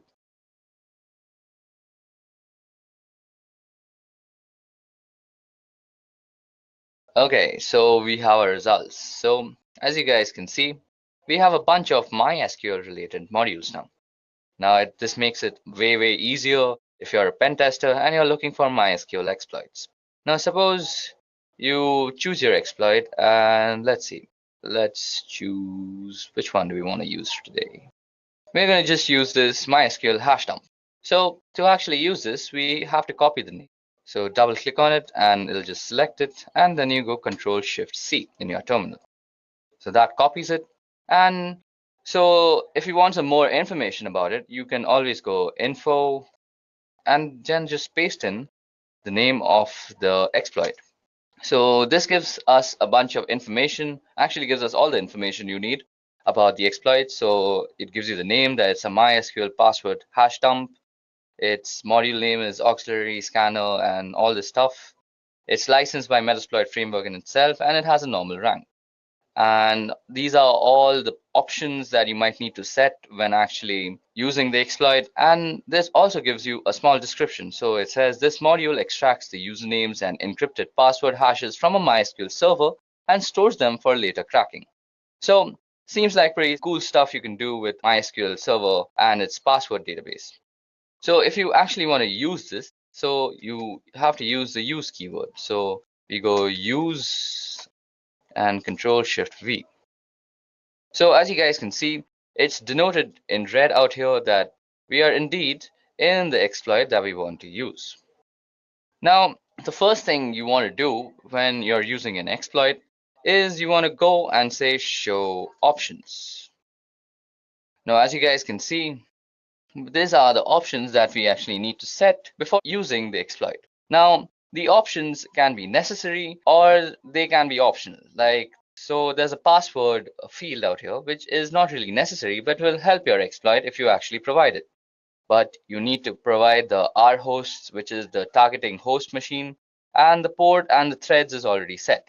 Now, suppose you want to set the R hosts, so you can just go set R hosts, and you can set it to whatever IP address you want. Like suppose you want to address 192.168.2.56, something like that. So then that will set the R hosts. You can also set the number of threads.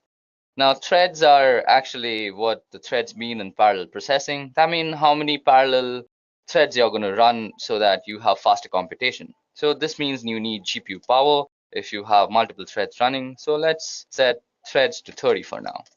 So we've set the threads to 30, and then you can go show options again and see that you have indeed actually set your options. So we've set the threads to 30, and our host has also been set.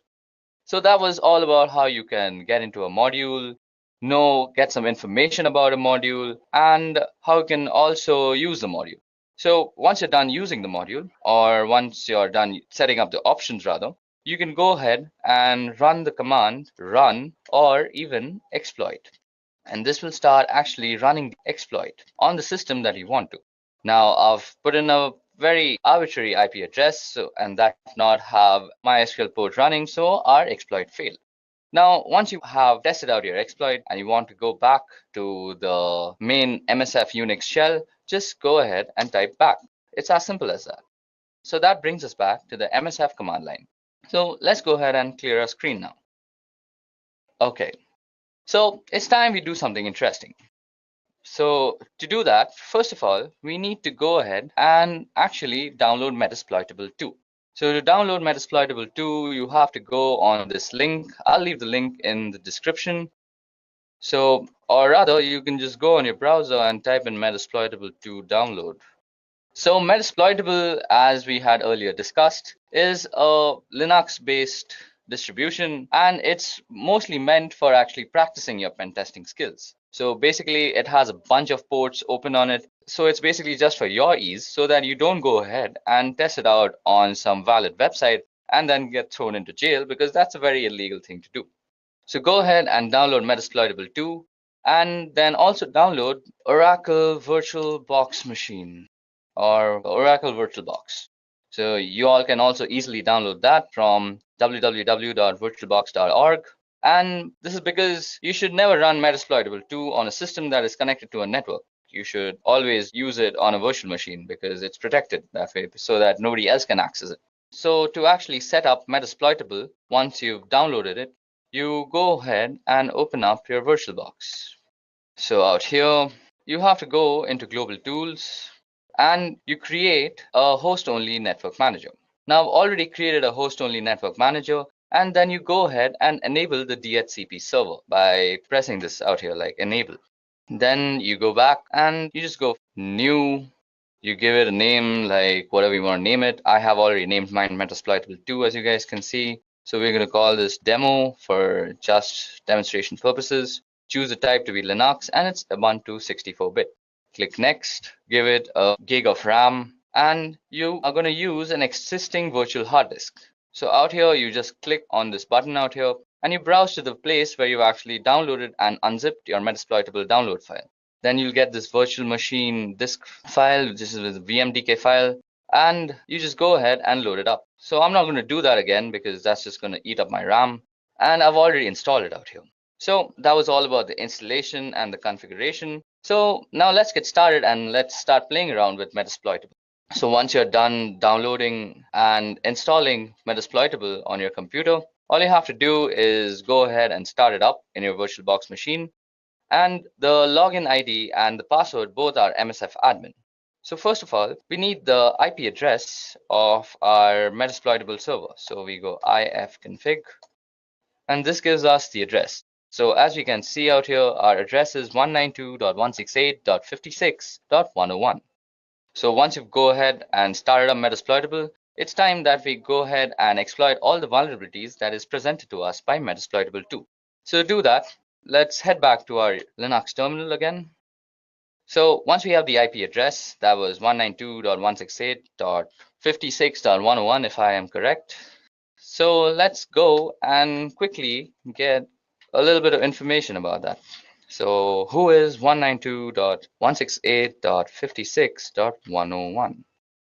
So this will give us a who is on Metasploitable 2, and it'll give us a bunch of information as to how the server is set up, where it is set up, the ports that are open, and various other things. So as you guys can see, this gave us a complete who is.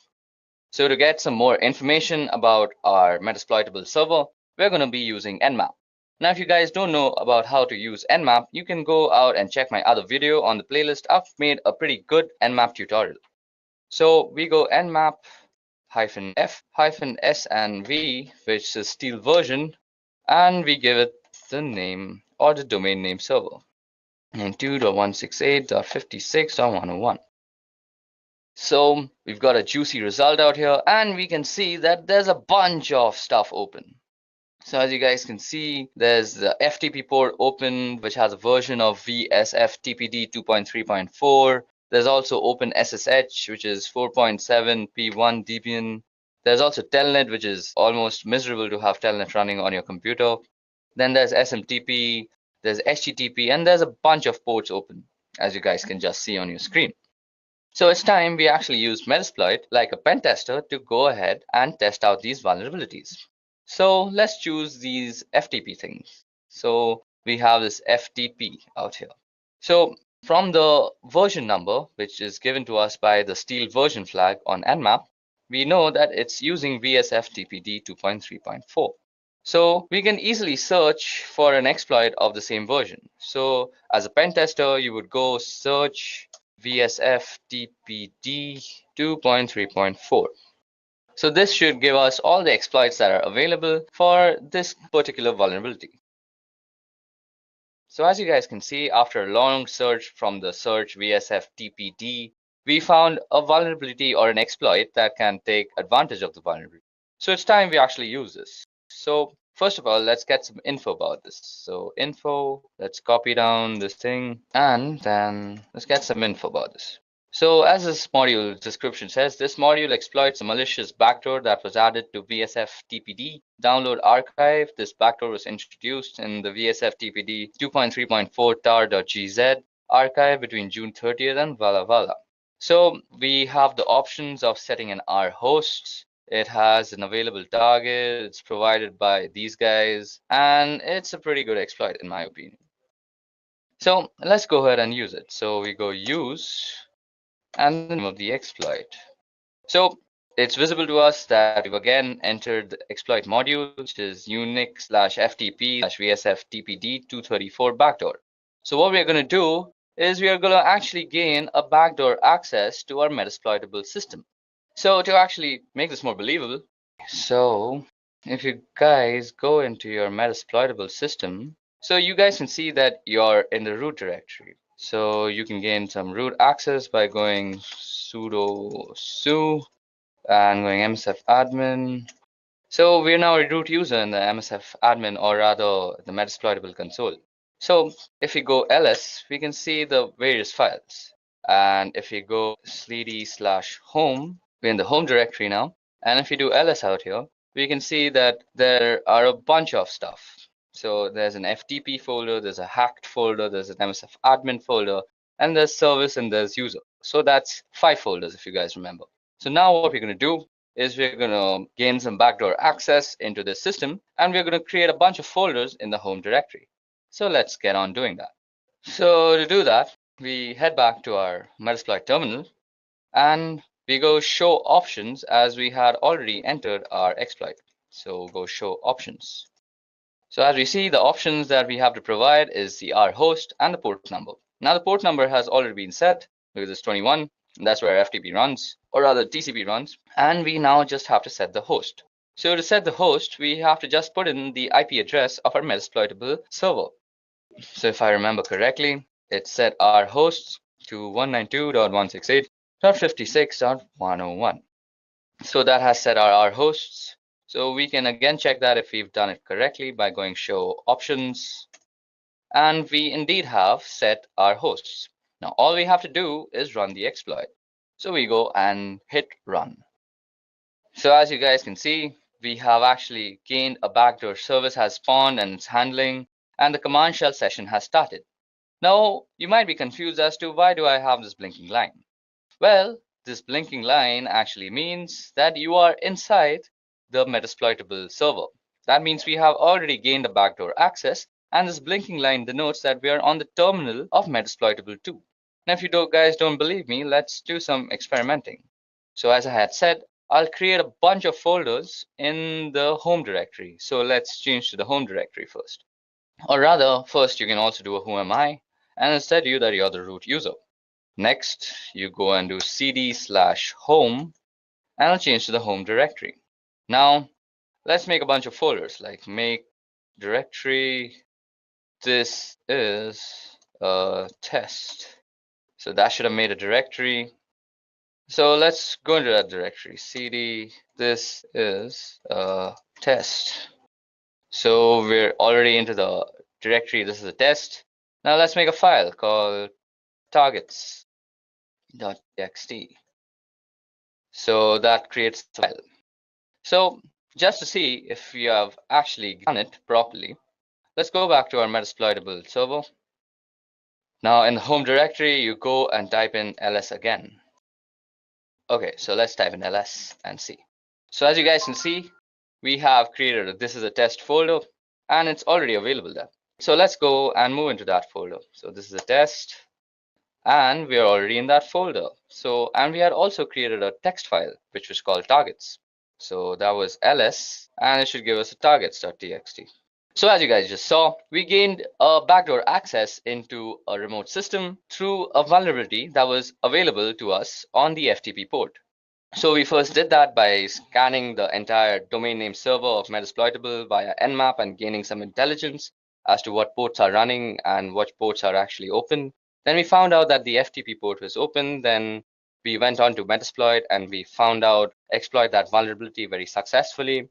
We found out how to use the exploit, some information about that exploit, and in the end, we actually executed our commands.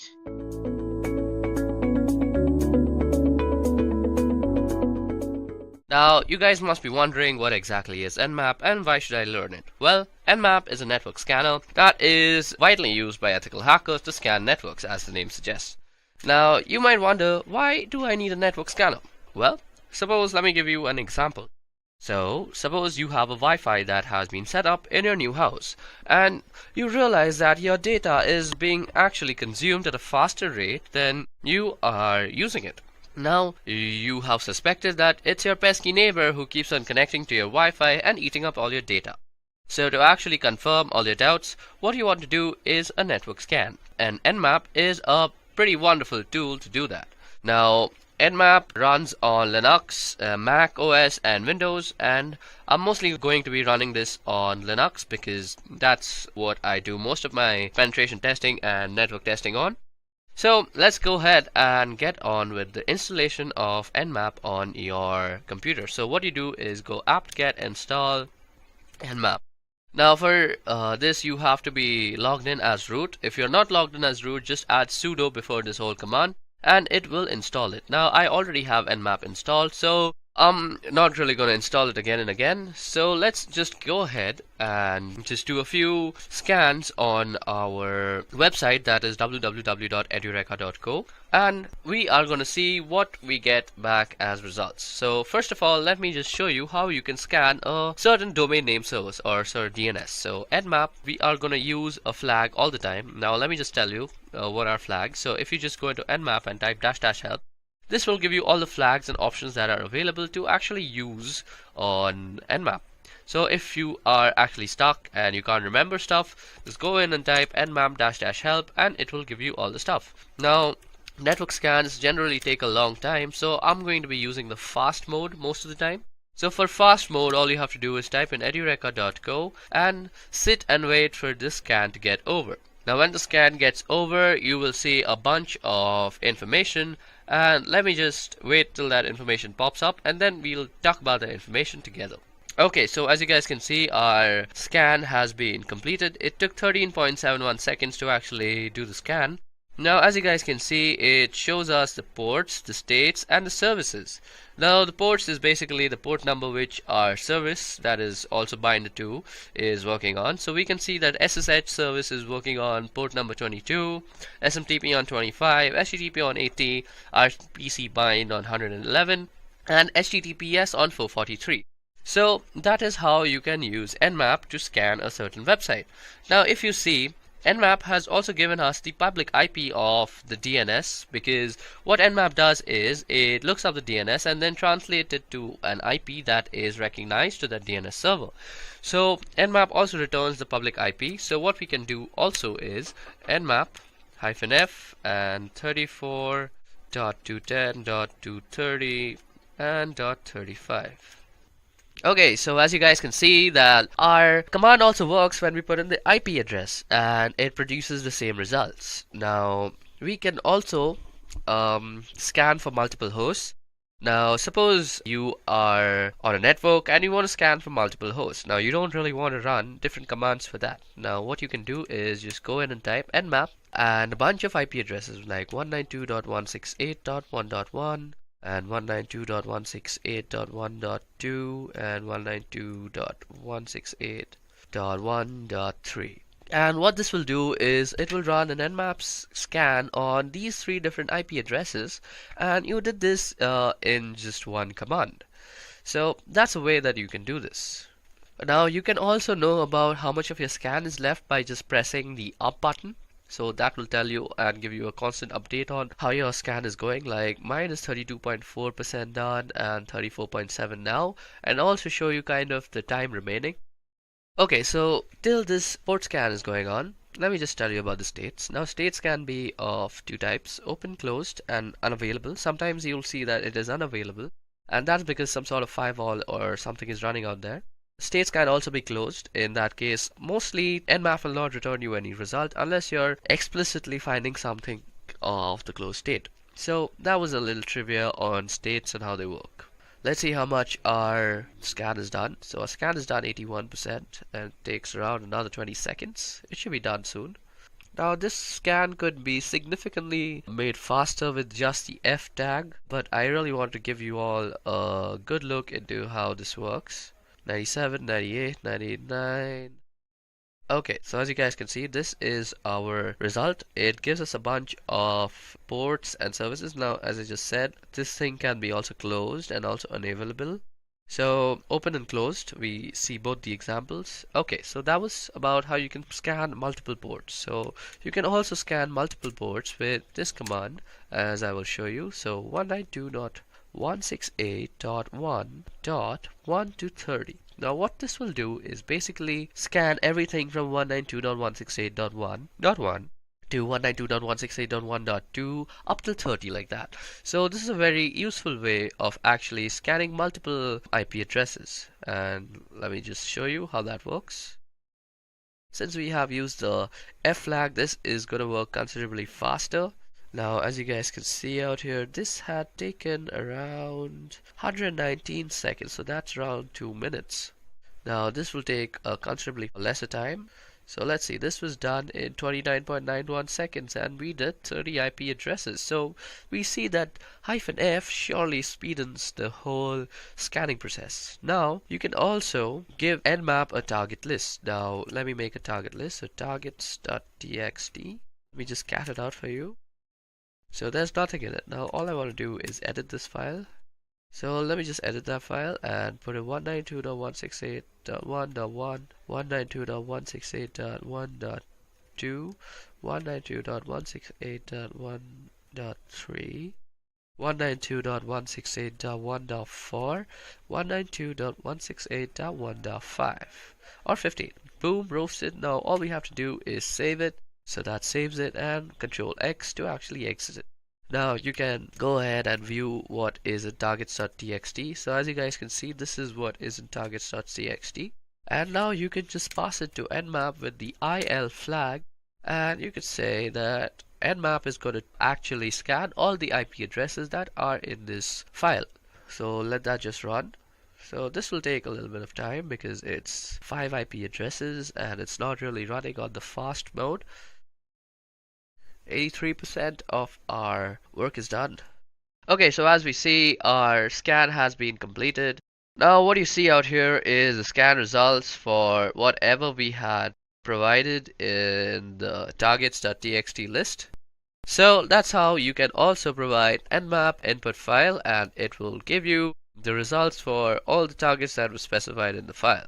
Now let's go ahead and talk about a little bit on port scanning. So Nmap is also a brilliant tool for scanning ports.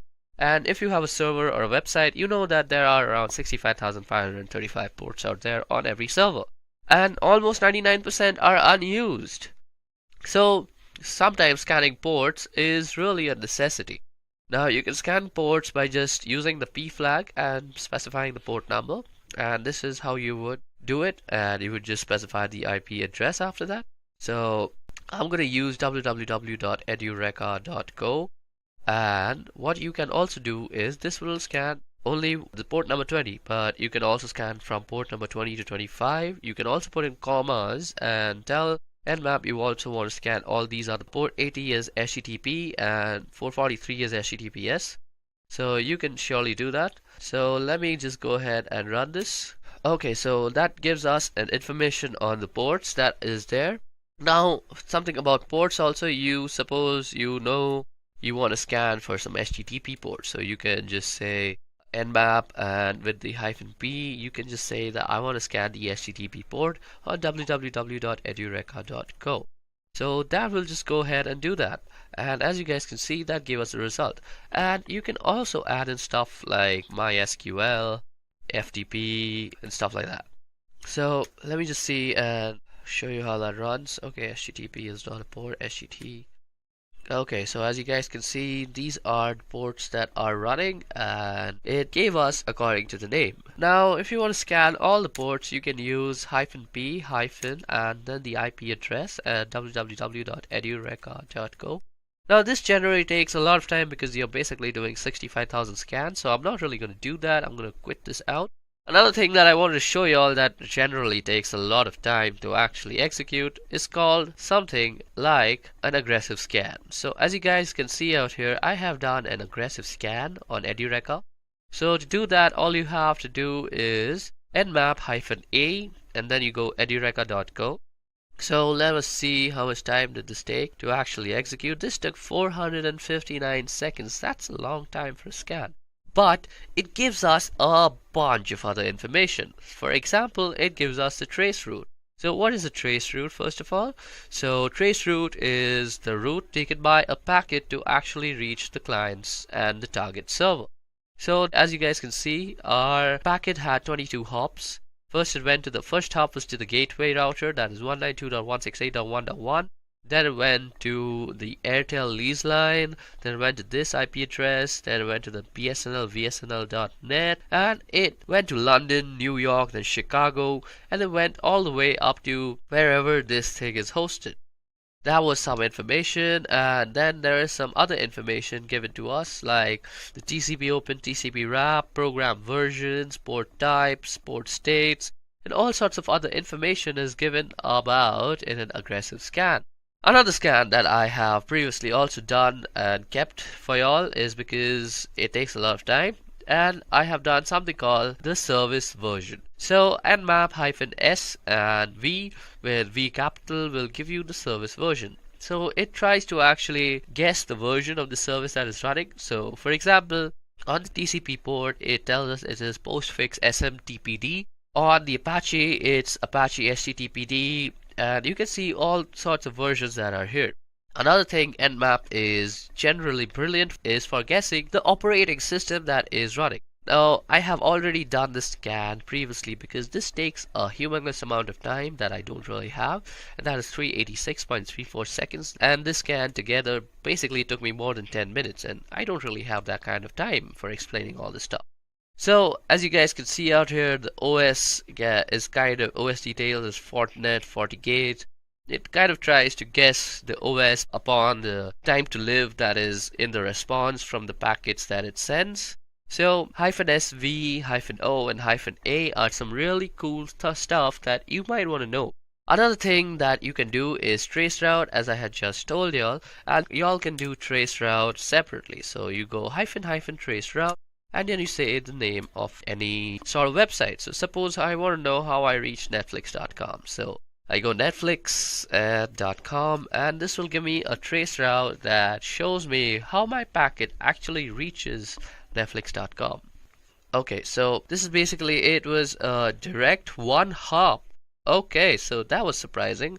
On the other hand, if I were to do this on edureka.co, it would take a bunch of hops to actually reach there. Okay, this might just take some time to run. Okay, so it's 94% done. I'm just waiting for it to get completed. Okay, so this gave us the hop, and as you guys can see, we took 22 hops to actually reach edureka.co, and it's the same process. You go through a bunch of IP addresses, and then you reach this thing called US West to compute.amazon AWS. Okay, so that was about traceroute. Now, just to end this tutorial, let me just tell you guys that you all can also save a file to Nmap, and that is basically save all whatever you found from a search into a file, and let me just show you how to do that. Now, sometimes when you are working as a security analyst, you will have to perform network scans on a wide area network that is huge. It's basically huge. And these scans take a lot of time, and you don't really have the space on your command line to actually store that and see that in a way that is feasible for analysis. So what you want to do is actually save it in a file. So what you can do is say nmap on, and then you can say the name of the file. We could say results.txt, and we could save this in file. So www.edureka.co. So whatever search result is going to be generated is going to be stored in this file called results.txt. Now this file need not exist from before. It will just be created by Nmap, and now you see if I do ls, we have a targets or a results.txt. Now if I just cat out that file, let me just less it actually, results.txt, and what you see out here is an Nmap scan result that is stored. Another thing that I would like to show you all before I end this Nmap tutorial is a verbose mode. So for verbose mode is basically when we were pressing up arrows to see how much of our scan is done, you can basically do that with verbose mode. So you go -F and -V for verbose, and you could say www.edureka.co. And this will basically give you a verbose mode of what is actually going on. It'll tell you everything, and boom, roasted, there it's done. And we have finished our Nmap tutorial.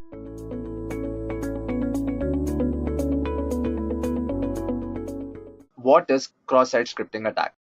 Cross-site scripting attack is basically a code injection attack executed on the client side of the web application. The client side of a web application is usually the software that is used to interact with the web application, and in most cases, it is the browser that is used to interact with the web application. So in cross-site scripting attack, we inject a malicious code onto the web browser to make the web application do something that is ideally not supposed to do. So in this case, in this attack, the attacker injects the malicious script through the web browser. And what happens is this malicious script executes on the web application after it's injected on the web browser. The malicious script is executed either when the victim visits the web page or the web server. Now, like I told you, there are different types of cross-site scripting. Depending on what kind of cross-site scripting is being used, the malicious script executes when the victim visits the web page, a single web page, or maybe the web browser. This attack is mainly used to steal sensitive information like cookies, session tokens, and maybe other sensitive information, maybe if you're passing your username or password, and using this malicious script, using cross-site scripting, those information can be stolen from the web browser or the web server. Cross-site scripting can also be used to modify the contents of the website. Because cross-site scripting attack is a code injection attack, you can modify the contents of the website by injecting malicious code onto the web server or the web browser. Now this is a brief about cross-site scripting. Now let's see how cross-site scripting actually works. Let's see what's the logic behind this attack. Cross-site scripting is basically a web application hacking technique. So you need a website, you need a web server, and a victim. So what happens when you ideally access a website? So you have your laptop and then you use the internet connection to access a web page, and maybe you interacted, maybe you send data to the web application, maybe you enter your data in the text box, or even if you don't, there is some transaction of data that's happening between you and the web server through the website. So what happens is you send a request to the web server through the website, and then the response from the web server is sent back to you through the web page or the website. Now what happens in cross-site scripting attack is a hacker can inject a malicious code on the website, which is then sent either to the victim or to the web server depending on what kind of cross-site scripting you're using. And when this happens, the malicious script is executed either when the victim visits a web page or when the victim tries to access a page or access some data from the web server. And when all this is happening, a hacker can inject a code which can be used to steal the credentials or any sensitive information. And by this logic, a hacker can inject a malicious script that can be used to steal the credentials or any other sensitive information of the victim, either from the web browser or the web server. So this is the logic behind cross-site scripting attack. Now let's look at the different types of cross-site scripting attacks. There are mainly three types of cross-site scripting attack. One is the reflected cross-site scripting, and also cross-site scripting is also known as XSS. That's the abbreviation for it. So the first type is reflected. In this case, the data is not stored on the web server. The next type is a DOM, which makes use of the document object model to inject the malicious script. And the third type is the stored cross-site scripting. In this case, the malicious script is stored on the web server.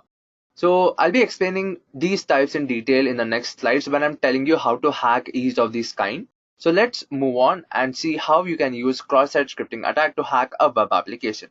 Now, like I told you earlier, there are three types of cross-site scripting attacks, and I'll be showing you how to hack each of them. So the first type would be reflected cross-site scripting. So in this type of attack, the script is executed on the victim side, and it is mainly executed on the browser.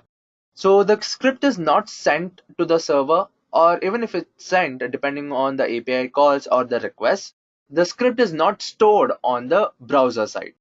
And that's why it's called reflected cross-site scripting, because the malicious script is reflected on the victim side and it's not really stored on the server. Now let's see how to hack a web application using reflected cross-site scripting. I'm using Damn Vulnerable Web Application to show you these demos. So if you don't know what this is or how to install and configure it, I have a video on how to install Damn Vulnerable Web Application. Go through it, install it on your system, and then you can practice different hacking techniques on this. So here I've chosen a reflected cross-site scripting attack. Now let's see how this works. Here's a text box where I have to enter my name and then hit a submit button. So let me just enter some value and see how this web application is designed to work. I'll be entering my name and I'll hit the submit button. So I can see that this web application or this website is designed to echo my name on the website. So what happens is when I enter a name and the web page takes the input and prints hello and the input that was given by me. Now, as you can see, I cannot really modify a lot, but I have total control over what input I can give in the text box. So this is the place where I'll be injecting my code. So what I'm gonna do is I'm gonna type a HTML code. I'll use a h1 tag first, which is used to mention the headers, and I'll type something and I'll close the tag. So this is the code used to display something in h1 tag. So let me just submit, and if this web application is vulnerable to reflected cross-site scripting, you should see a different output. So let me just hit the submit button. So here you can see that the output is modified because I've used the h1 tag. The way that my input is displayed on the web application is different, and this clearly indicates that this web application is vulnerable to cross-site scripting attacks. Now let me give some malicious script here. So I'll be typing script. This is the tag to execute any script, and I'll be creating a pop-up to display something, and let me just hit the submit button. And if this works, you should see a pop-up that says hello. And yeah, you did see a pop-up that says hello. So this clearly means that this web application is vulnerable to reflected cross-site scripting. Now you might be thinking, how is this hacking a web application? Just because I inject a code that displays the content in a different way, it's not really hacking, right? So let me tell you how this can be dangerous. So instead of displaying something in a different way, I'll try to get some sensitive information from this web application. And what I'm gonna do is use the script tag and create a pop-up, but instead of printing a string, I'll try to access the cookies for this web application or for this user basically. So let me just hit the submit button. And here you can see that the session ID is displayed. And using this session ID, I can log into a different account even if I don't know the username and password for that account. Now, what is a session ID? Basically, a session ID is a unique string assigned to a particular user when the session is going on by the web server to identify that particular user.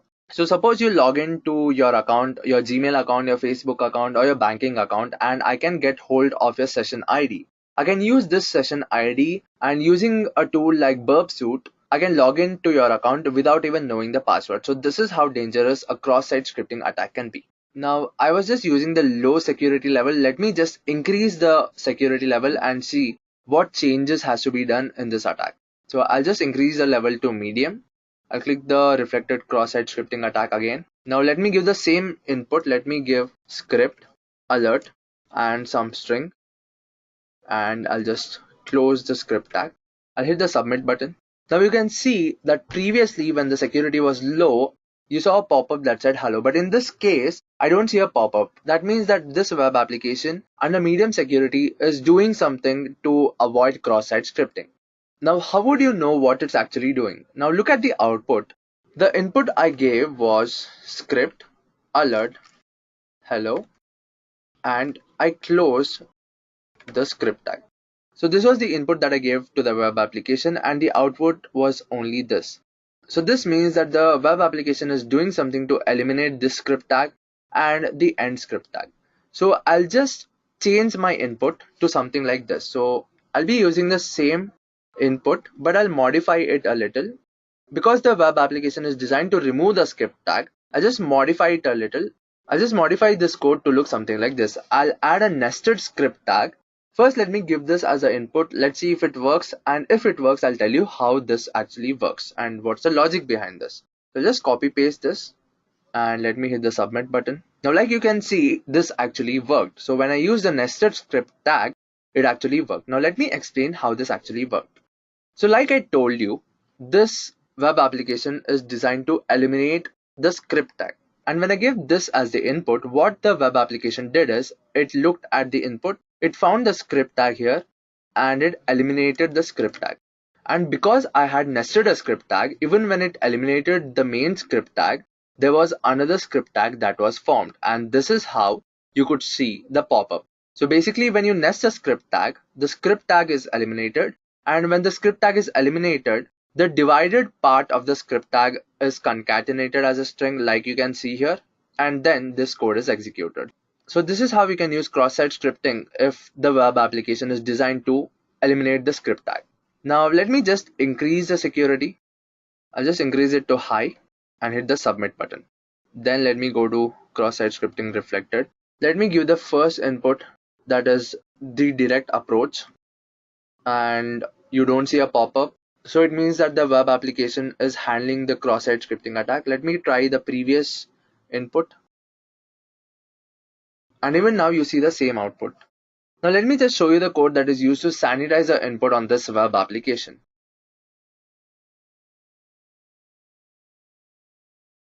So this is the code that is used to sanitize the input. So what's happening here is this code is making use of regular expression, and wherever there's a script tag found or wherever there's a script tag formed, it is replacing that with a blank space or with an empty character.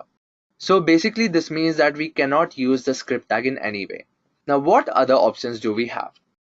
So what you can do is give a malicious script or give a malicious input without using a script tag. Now what you can do is you can use other tags of HTML or PHP. I'll be using the image tag. I'll be mentioning the source to some random thing, and I'll be using this function called onMouseOver and what the web page should do when the mouse is over that particular image. So this line basically tells there's an image and the source to that image is this file, which is a dummy value in this case. And if the mouse is over that image, then create a pop-up that displays the string hello. Now let me just give this as the input and see if it works. I'll just hit the submit button. Okay, so now we can see that it says hello, but you didn't see a pop-up. And because we've given a function onMouseOver, for the alert or for the pop-up to appear, you have to move your cursor on the image. So when I move the cursor on the image, you see that the pop-up appears.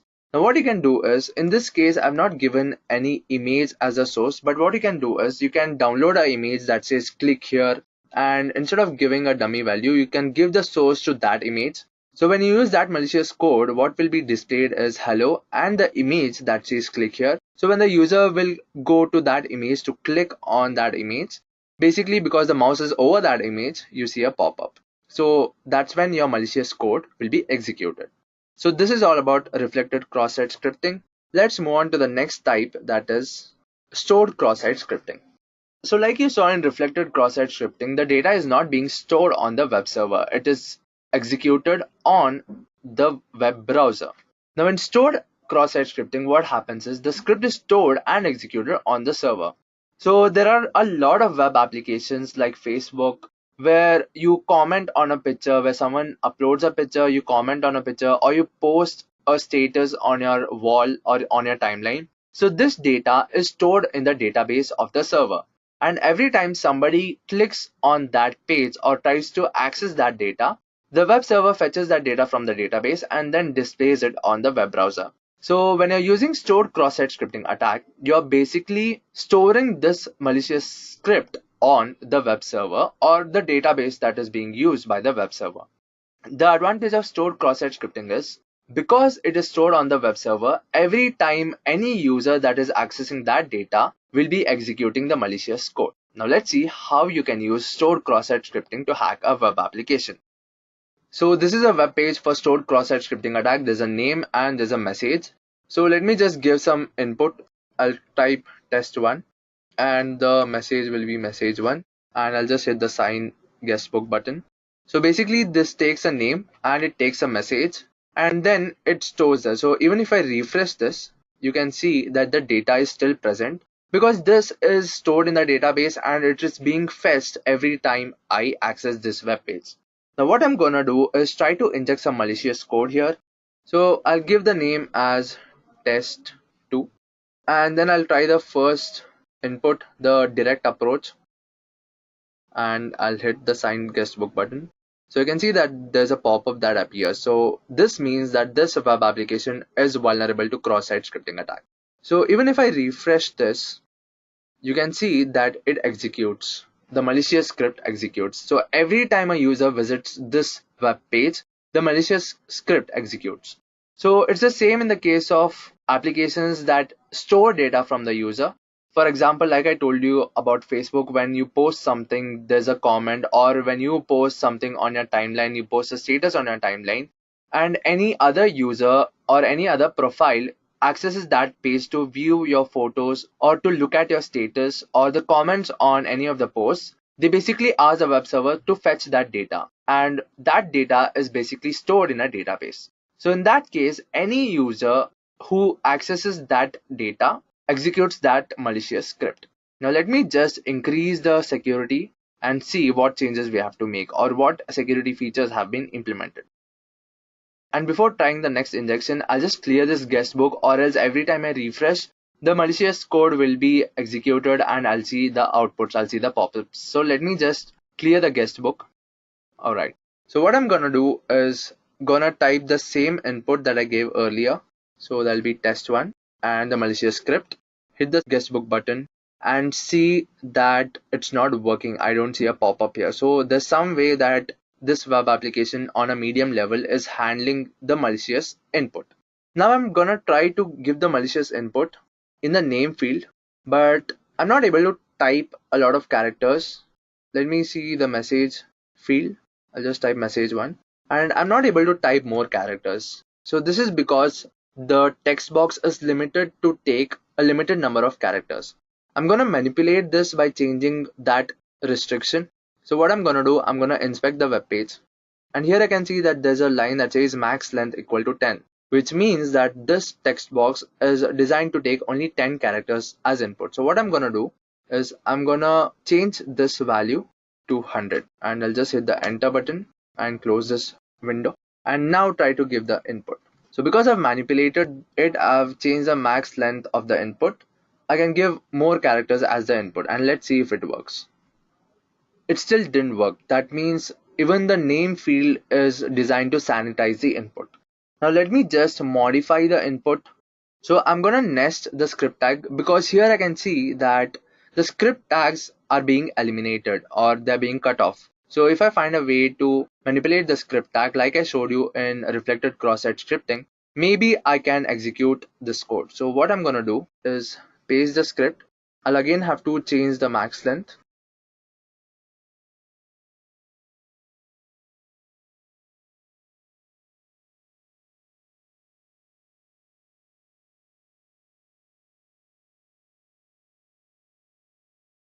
I'll change the max length to 100 and then give the input.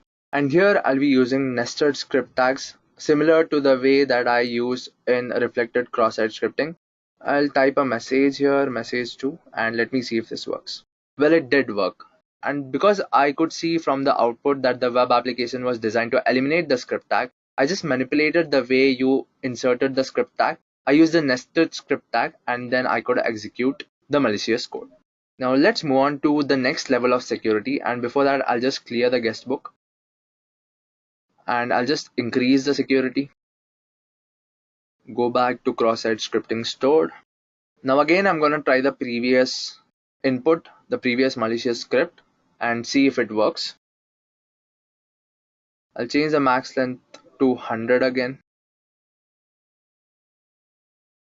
Give the nested script tag as the input and the message would be message1. Let's see if it works.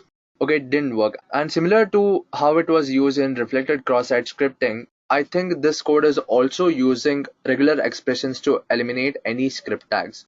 But just to confirm, I'll just open the code for you and see if it's actually true. Yes, so it's same in this case. So what it's doing, it's basically identifying all the script tags using regular expressions and then replacing it with a blank space. So it basically means that you cannot use any script tags. So you need to use the alternative of the script tag. Now similar to the previous case, like how we use in reflected cross-site scripting, I'm going to use the image tag for this. And before that, I'll change the max length field. And the input I'll be giving will be image source X on mouse over. I'll be creating a pop-up that says hello and some message here. I'll just hit the sign guestbook button. So now we can see that this worked, but the pop-up didn't appear because the function that I use is on mouse over. So let me see if I get the mouse over on the image. Yes, it did work. So when I brought the mouse over that image, you saw that the pop-up appeared. So this is how stored cross-site scripting can be hacked. Now let's move on to the next type of cross-site scripting attack, that is DOM cross-site scripting. So DOM basically stands for Document Object Model, and it is basically the way the website is designed. So when you use DOM cross-site scripting, it is a client-side attack. The script is not sent to the server or it is not stored on the server. It stays on the client side. And the way this works is the web page sends a request to the server sends a response. The server script is executed first, and this is the genuine script that the server has to execute. So that is executed first, and then the malicious script is executed. So let's see how to use DOM cross-site scripting. So this is the web page that is vulnerable to DOM cross-site scripting. So there are different options here, there are different languages, and when I select one and hit the select button, nothing is seen on the web page, but you can see the URL is changed.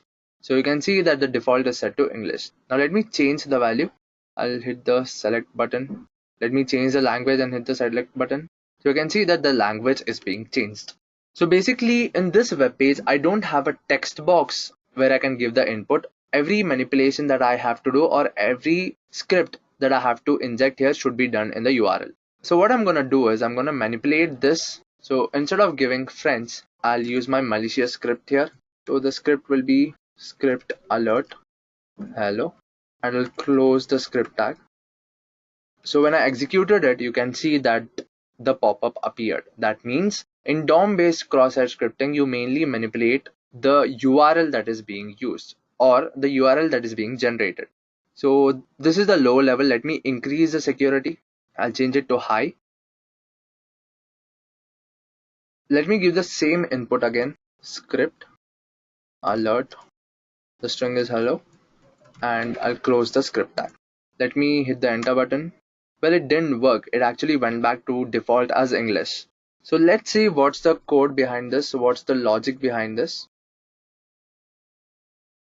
So what's happening here is it's finding the script tag and it's just stripping the script tag and it's setting the default to English. So it means I cannot use the script tag. Now what if I use the nested script tag? Let me try that also. Let me nest the script tag like I did in the previous stages.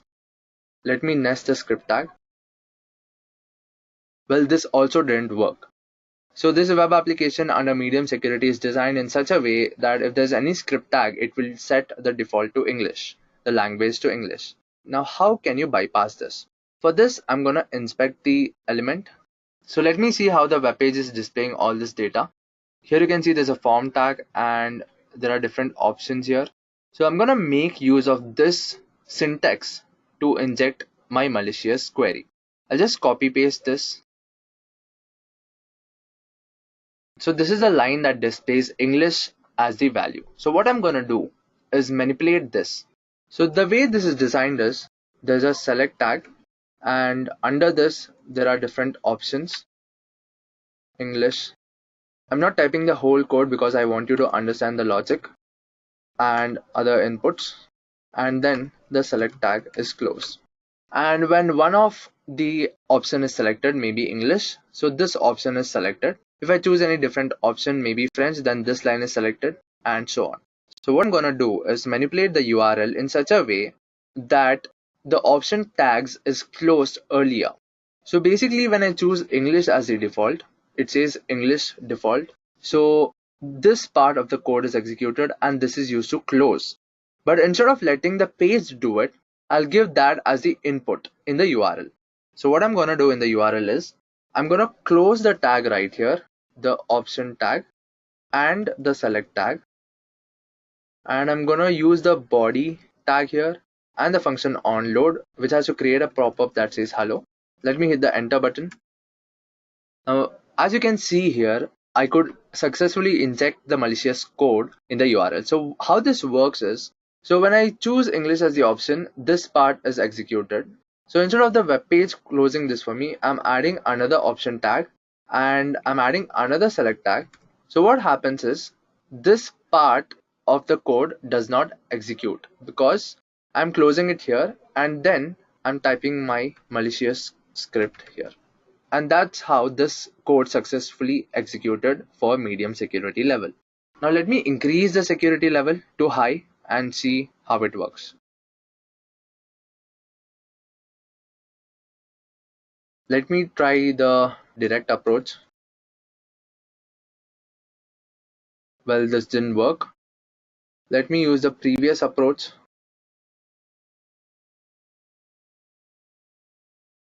Well, this also didn't work. So the web page is designed to sanitize the URL.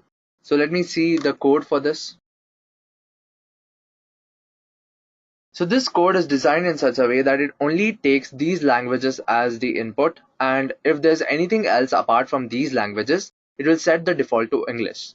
Now, how to approach this? So to hack this, you need a little idea about how web pages are designed. There's something called an anchor tag. So anchor tags are basically used to index a particular part of the web page. Let me show you an example. So I'll open a blog that uses the anchor tag and then explain you how this works. So here you can see the URL that says edureka.co blog and the URL of the blog. And if you scroll down a little, as usual, there are different contents on the web page. And what I want you to see is the index part.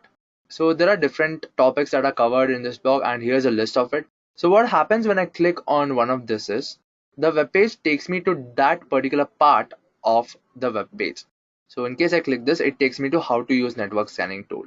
And in case I click on types of network scanning, it'll take me to that part of the web page.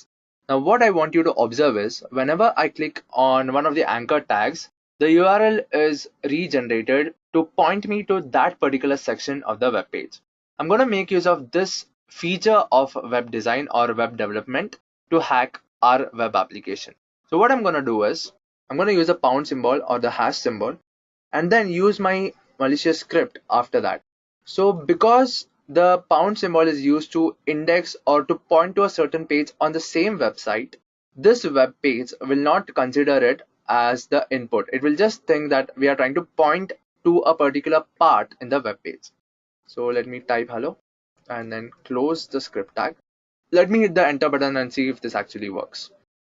Well, it did work. So you can see that there's a pop-up that says hello, and this is how you can use a pound sign or the internal anchor feature of the blogs to inject the malicious code. So this is all about cross-site scripting attack. We saw three types of cross-site scripting, that is reflected, stored, and DOM.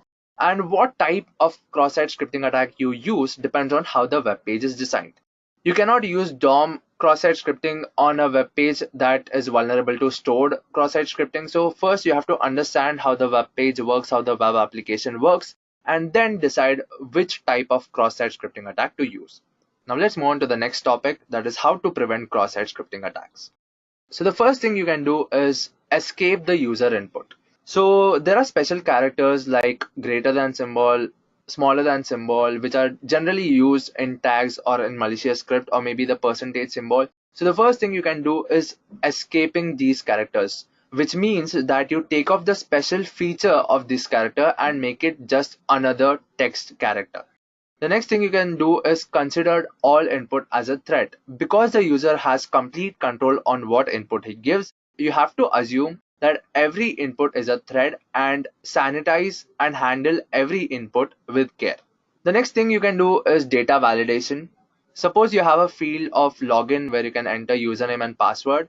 What you can do is use data validation, especially in case of email IDs, because you know the generic format for an email ID. There should be a username, there should be a @ symbol, then something, then .com or .something. So you can use data validation to avoid cross-site scripting attacks. Next thing you have to do is sanitize the data. Like you saw in the demo that some of the web pages were sanitizing data. They were eliminating the script tags, or they were eliminating any script tag found, and they were also using regular expressions to eliminate all the script tags that can be generated. So this is how you can sanitize data, the input data. Next thing you can do is encode the output. So what happens is when I gave the script tag and alert as the input as the malicious script, the arrow symbols were being treated as the arrow symbols. What you can do is you can URL encode them. So the arrow symbol will be something like %25. So when you encode it, it's no longer a malicious script. So you can use encoding, URL encoding for the input or for the output. Next thing you can do is use the right response headers. You can decide what the response headers should be. You can decide what data can be sent or what data can be received through the response headers. And finally, what you can do is use content security policies. So this is a standard. It is also known as CSP standard. So you can use a content security policy to avoid cross-site scripting. To know more about this, you can just Google it. You can just Google content security policy to know what standards are this.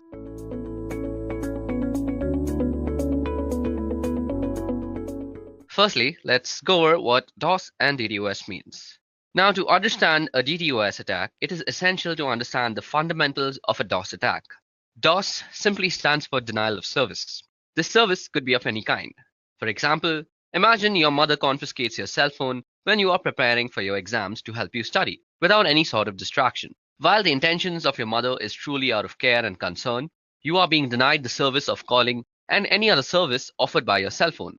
Now, with respect to a computer and computer networks, a denial of service could be in the form of hijacking web servers, overloading ports with requests, rendering them unusable, denying wireless authentication, and denying any sort of service that is provided on the internet. Attacks of such intent can be performed from a single machine. While single machine attacks are much easier to execute and monitor, they are also easy to detect and mitigate. To solve this issue, the attack could be executed from multiple devices spread across a wide area. Not only does this make it difficult to stop the attack, but it also becomes near impossible to point out the main culprit. Such attacks are called distributed denial of service or DDoS attacks. Now let's see how they work. The main idea of a DDoS attack, as explained, is making a certain service unavailable. Since everything that is attacked is in reality running on a machine, the service can be made unavailable if the performance of the machine can be brought down.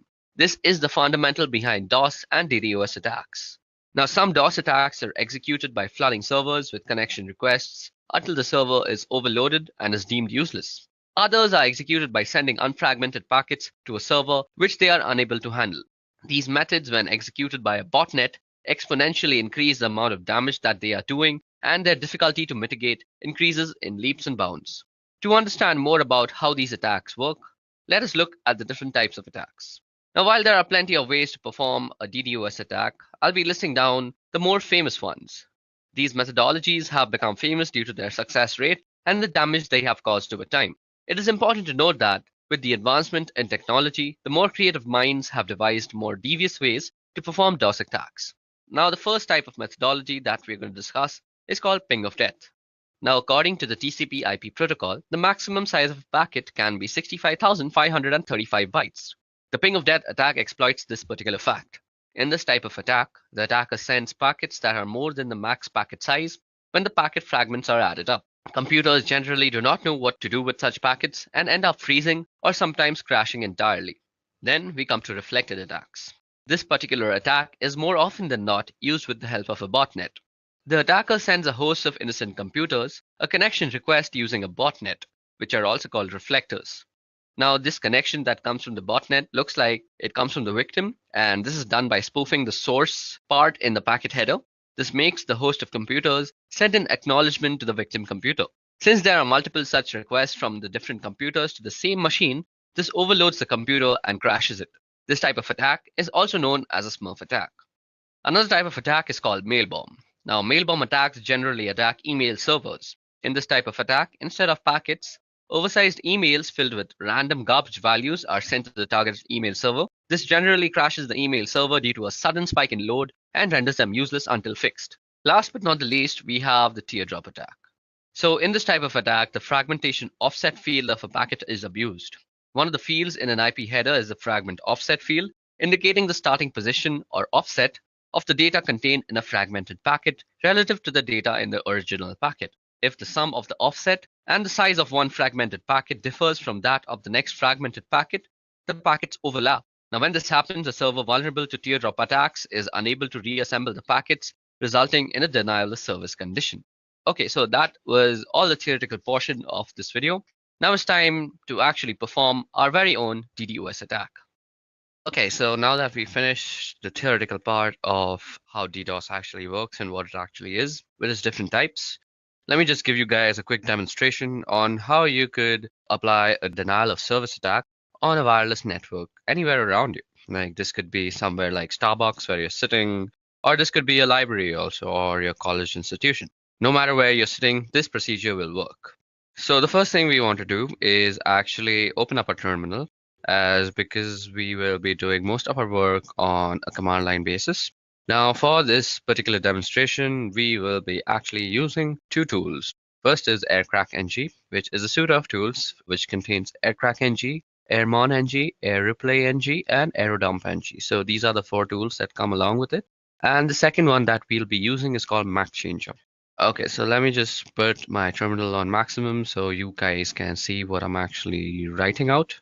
So first thing we want to do is actually log in as a root. So let me just do that quickly. So because we need to log in as root because most of the stuff that we're going to do right now will need administrator access.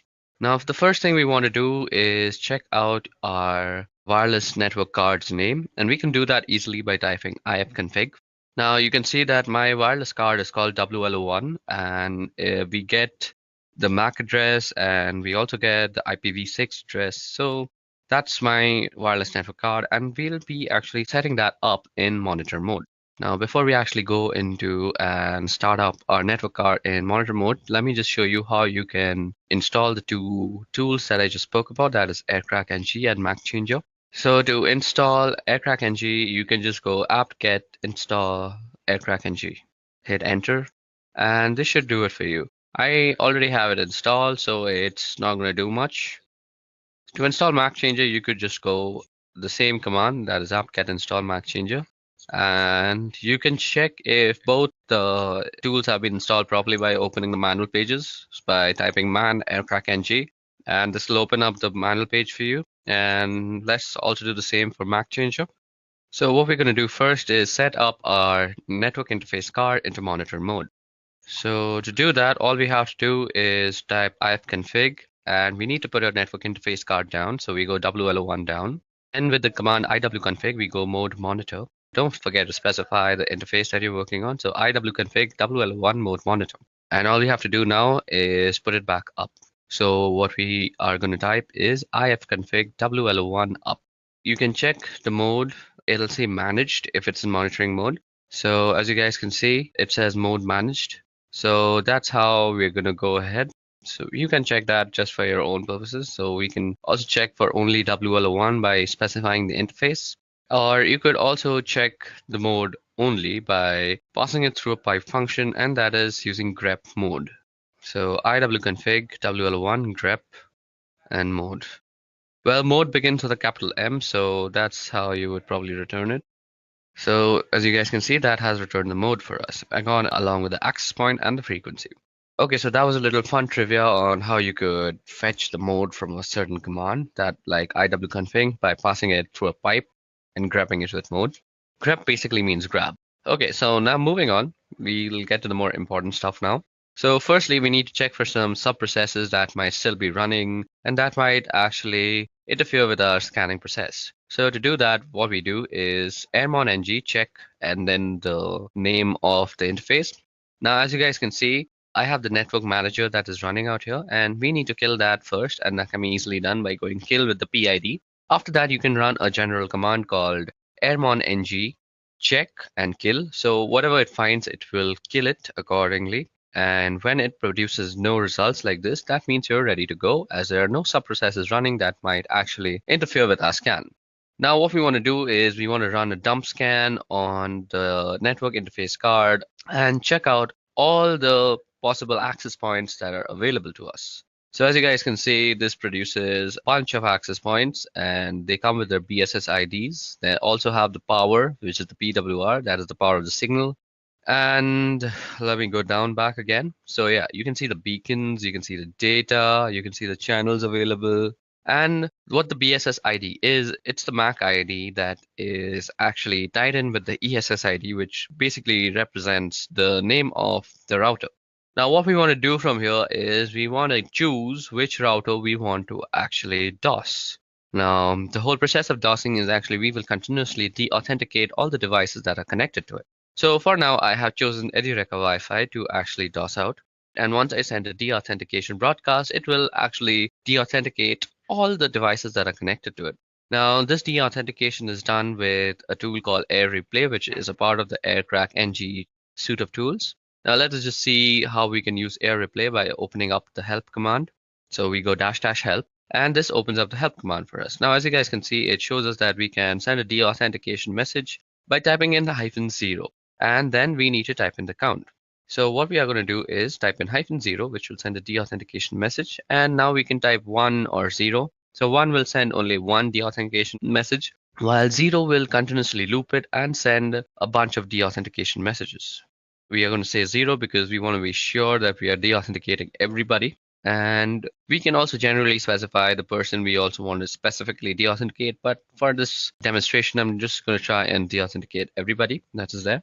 So what we are going to do is we are going to copy down the MAC address or the BSS ID as you would know it. And then we are going to run the authentication message. Now, as you guys can see, our de-authentication message is beginning to hunt on channel 9. Now, as you guys know, and as I already know, that our BSS ID or the MAC address is working on channel 6. Now, we can easily change the channel that our interface is working on by just going iwconfig WLO1 and then channel and then specifying the channel. Now, as you guys can see, our chosen router is working on channel 6. So that's exactly what we're going to do. Now, as you guys can see, it immediately starts sending de-authentication codes to the specified router. And this will actually make any device that is connected to that router almost unusable. You might see that you are still connected to the Wi-Fi, but try browsing the internet with them. You will never be able to actually reach any site, as I'm constantly de-authenticating your service. You will need that 4-way handshake all the time. And even if it completes, you are suddenly de-authenticated again because I'm running this thing on a loop. Now, you can let this command run for a few moments or how much of a time you want to DDoS that guy for. Well, this is not exactly a DDoS because you're doing it from one single machine, but you can also optimize this code to actually look like it's running from several different machines. So let me just show you how to do that. We're going to write a script file to actually optimize our code a lot. So this script file will actually automate most of the things that we just did and also optimize a little by changing our MAC address every single time. So we become hard to actually point out. So the first thing that we want to do is we want to put our wireless network card down. And maybe that's not the first thing that I want to do. just give me a moment to think about this. I haven't actually thought this through, and I'm doing this on the fly. Okay, so the first thing that we're going to do is we're going to start a while loop that is going to continuously run until we actually externally stop it. So we go while true, and then we're going to say do. And the first thing that we want to do is send out a deauthentication message, and we are going to send it around 10 deauthentication messages. And we want to run it on a specific BSS ID. So that is the BSS ID that I had copied. So let me just put in that. And then we just put in the interface that it's supposed to work on. Now, what we want to do after that is we want to change the MAC address after we have sent all these 10 packets. So what we will need to do is put down our wireless network. And as I already discussed, we can do that with ifconfig WL1 down. And now what we want to do is change our MAC address. So we can do that with the simple tool that we had installed and saying MAC changer -r. So let me just open up a quick tab and show you guys how MAC changer actually works. Now you can already check out my other video called the Ethical Hacking course, which actually covers a lot of topics, and MAC changer is just one of them. And you can check how to use it in depth in that video. But for now, let me just give you a brief introduction to how MAC changer works. The MAC changer will basically give you a new MAC address every time. Let me just open up the help menu for you guys. So as you guys can see, these are the options that are available to us. We can get a random MAC address. We can also tell it to show our MAC address. And we also have to specify the interface when we want to show us the MAC address. Now let me just generate a new MAC address. So you see out here that interface up or insufficient permissions is being shown. So this means we always have to put down our interface first. So let me just do that quickly. ifconfig WL1 down. And now what we want to do is give ourselves a new MAC address. And boom, roasted, we already have a new MAC address, as you guys can see from the new MAC part. Now, if we put back our network interface card and then try and show our MAC address again, we see that our current MAC and our permanent MAC are two completely different MAC addresses. And our current MAC and the new MAC are identical. So this is how you can actually generate new MAC addresses to spoof your own identity on the wire. And that is very useful in this case because the person you're attacking will be so confused as to what to do because your MAC address is changing every time. And there's no real solution to the situation that you're creating for him. At least I don't know of any solution. If you do know how to stop this for yourself, please leave it down in the comment section below and help the world a little bit. Now we want to also get to know what our MAC address is every time. So let me just pipe my function through the whole thing and let me just try and grab the new MAC address. So MAC changer are WL1 and grep MAC, and then we want to put our network card in the monitor mode, and then we also want to put up our network interface card. Now what we want to do out here is optimize it. So we can't be attacking constantly. So let us put a sleep timer. So this will make our program sleep for a particular amount of time. I'm going to make it sleep for 5 seconds. So after every 5 seconds, it's going to send that particular BSS ID 10 deauthentication messages. Then it's going to bring down my interface card. It's going to change my MAC address. It's going to put back the interface card into monitor mode and sleep for 5 seconds and then repeat the entire process. And to end the script, let's just say done. So that will denote when the loop is done. Now let me just save it. Control O, Control X to exit. And there we go. Okay, so first of all, to actually run this, we need to give it some more permissions. So as you guys can see, we already have it. Let me just put it in a much more readable format. Okay, so as you guys can see, our DOS.sh doesn't really have executability. So we can do that with the command chmod. So I'm going to give it some executable permissions. So chmod plus x and then the name of the file. So this will actually change our DOS.sh into a executable bash script. Okay, so it seems that we have done some error. So let's just go back into our bash script and check for the error that we have probably done. So nano DOS.sh. Okay, so the thing that I am missing is that I forgot the -a that I'm supposed to put before putting the BSS ID in the air replay ng part of the code. So let me just go ahead and quickly do that. Okay, so now that that is done, let me just save it and quickly exit and see if this thing is working. Okay, so now we are trying to work out our script. Now You guys should know that this Edureka Wi-Fi is my company's Wi-Fi and I have complete permission to go ahead and do this to them. Also, my company's Wi-Fi is kind of secure, so every time it senses that a de-authentication message is being sent like that, it kind of changes the channel that it is working on. So these guys are really smart, smarter than me most of the time. And this time, I'm just going to try and force them to work on channel 6. So let me just go ahead and run my script once. Okay, so let me just check that they're still working on channel 6. Yep, they're still working on channel 6. Let me just check my script once if it's correctly done, if I have the perfect MAC ID. Let me just copy in the MAC ID just to be sure once again. So there you go, we've copied it. Let's go into the script and let's paste it out. Okay, so now that that is done and we have the MAC IDs and everything set up properly, let me just show you how to run the script. So you go dot and backward slash and then you said dos.sh. Now you see that our thing is working on channel 8. So this will definitely not work and will say that BSS ID is not there. So what we need to do, as I had showed to you guys earlier, we can go iwconfig WL1 and change the channel to channel 6. Oops, I changed it to channel 8 again. This will not work. I'm sorry, that was my bad. So now that we have changed it to channel 6, you can see that it is sending everything immediately. Okay, so that is actually running our script very well. And as you guys can see, the security measures that are taken by my company, it will not always work on channel 6. It'll keep rotating now until it finds a safe channel. So it really can't find a safe channel. I will always be DOSing on channel 6 and it will run sometimes and it won't run sometimes, but mostly with unsecure Wi-Fi that is running at your home mostly, this will work 100% times. So let me just stop this because my company will go mad on me if I just keep on DOSing them. So this brings us to the end of our demonstration. This is how you can always DOS your neighbors if they're annoying you. But remember, if you're caught, you could be prosecuted. So this was about how DDoS works, what DDoS actually is, and the different types, and how you can do one on your own with your own system.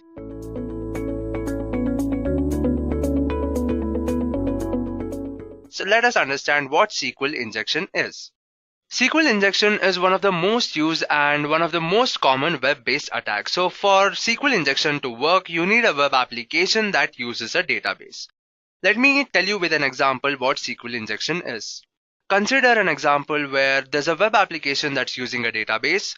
This web application might be taking input from the user and storing the information onto the database, or it might be fetching data from the database and displaying out to the user. In either case, what happens is there's a SQL query or a database query that's generated on the web application, which is sent to the database, and this query is executed on the database and relevant information is returned back to the web application. Now this is how the normal scenario is. So what happens when you use SQL injection is you manipulate this database query in order to make it do something that it is ideally not supposed to do. So you change the SQL query, you manipulate it, you inject some malicious string in the SQL query and then make it do something that it is not ideally supposed to do. So what happens is you manipulate the query and then this malicious query is sent to the database, it's executed there and the relevant results are returned. Now this is SQL injection. So SQL injection is a code injection technique which is used to execute malicious SQL statements on the database. So basically SQL injection attack is something that you use to take over database servers. Now that you've got a high level understanding of what SQL injection is, let's understand how SQL injection works. Moving on to understanding how SQL injection works, let's take an example of a web application that takes username and password for login. Now on a day-to-day basis, you use a lot of web application where the first thing you have to do is log in into the web application. You can consider the example of your Gmail account, your email ID, your Facebook account, your Twitter, Instagram, and even your internet banking services. So the first thing you have to do in order to use the features or the functions of this web application is to log in into the web application. So what you usually do is you enter the username, then you enter the password. Now, because SQL injection works only on a web application that's using the database, and suppose the details of all the username and their password is stored in a database, what actually happens is there's a database, and in this database there's a table that is storing all the usernames and their respective passwords. So when you hit the login button after entering the username and the password, that input information is sent to the database and it is cross-checked with the table. So if there is any user with that username and the password to that username is right, then there's a successful match and there's a successful login. And if there is no user with that particular username, or if there is a user with that particular username but the password to that username is wrong, then the login is unsuccessful. So this is how the usual case is. Now what we are actually interested in is not the flow of how this works, but the SQL query that's generated in order to do this job. So for this example, the simple query that would be generated would look something like this. So there is select star, where star means fetch any number of rows that matches some condition from users, where users is the name of the database table. Then there's a condition to check the username equal to abc@xyz.com and the password should be 123456. So when this SQL query is generated, if there is a user with the username abc@xyz.com and the password to that username is 123456, then that particular row is returned. And if there is no user with this particular username and password, then there is no rows or there is no values returned. So basically, if this SQL query returns some value or returns a true value, then the login is successful. And if this SQL query returns a false value, then the login is unsuccessful. So this is how it actually works. Now, like I told you, we are not interested in the flow of how this works. We are only interested in the SQL query that's generated. Let me just highlight the SQL query for you. So this is the same SQL query that I showed in the previous slide. Now what I've done is I've highlighted some part of this SQL query. Now why have I done that? I've highlighted the part that is the input to this SQL query. Now when you're using a web application, the SQL query is pre-generated by the web application and the only control the user has is over the input. So the part I've highlighted is the user input, and that's the only part in the whole SQL query that the user has control over. So whatever changes we have to make or whatever we have to do in order to execute a SQL injection attack should be done by giving the right inputs. Now, like I told you that if this SQL query returns true, then the login is successful. And if this SQL query returns false, then the login is unsuccessful. So SQL injection attack is a web-based attack where we manipulate this SQL query in order to always return true, even if we don't know the username or if we don't know the password. Now the question is, how can we do that? To do that, we'll be using something called an OR logic gate. So for that, I'll be explaining you first what an OR logic is. So OR logic is a function that takes certain inputs and gives an output. Now let's take an example where A and B is the input and out is the output.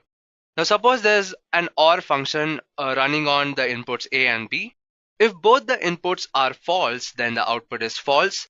If one of the input is true, then the output is true. And if both the inputs are true, then the output is true. Now what you have to observe here is when one of the input is true, then irrespective of what the other input is, the output is always true. So whenever there's one input true, the output is always true.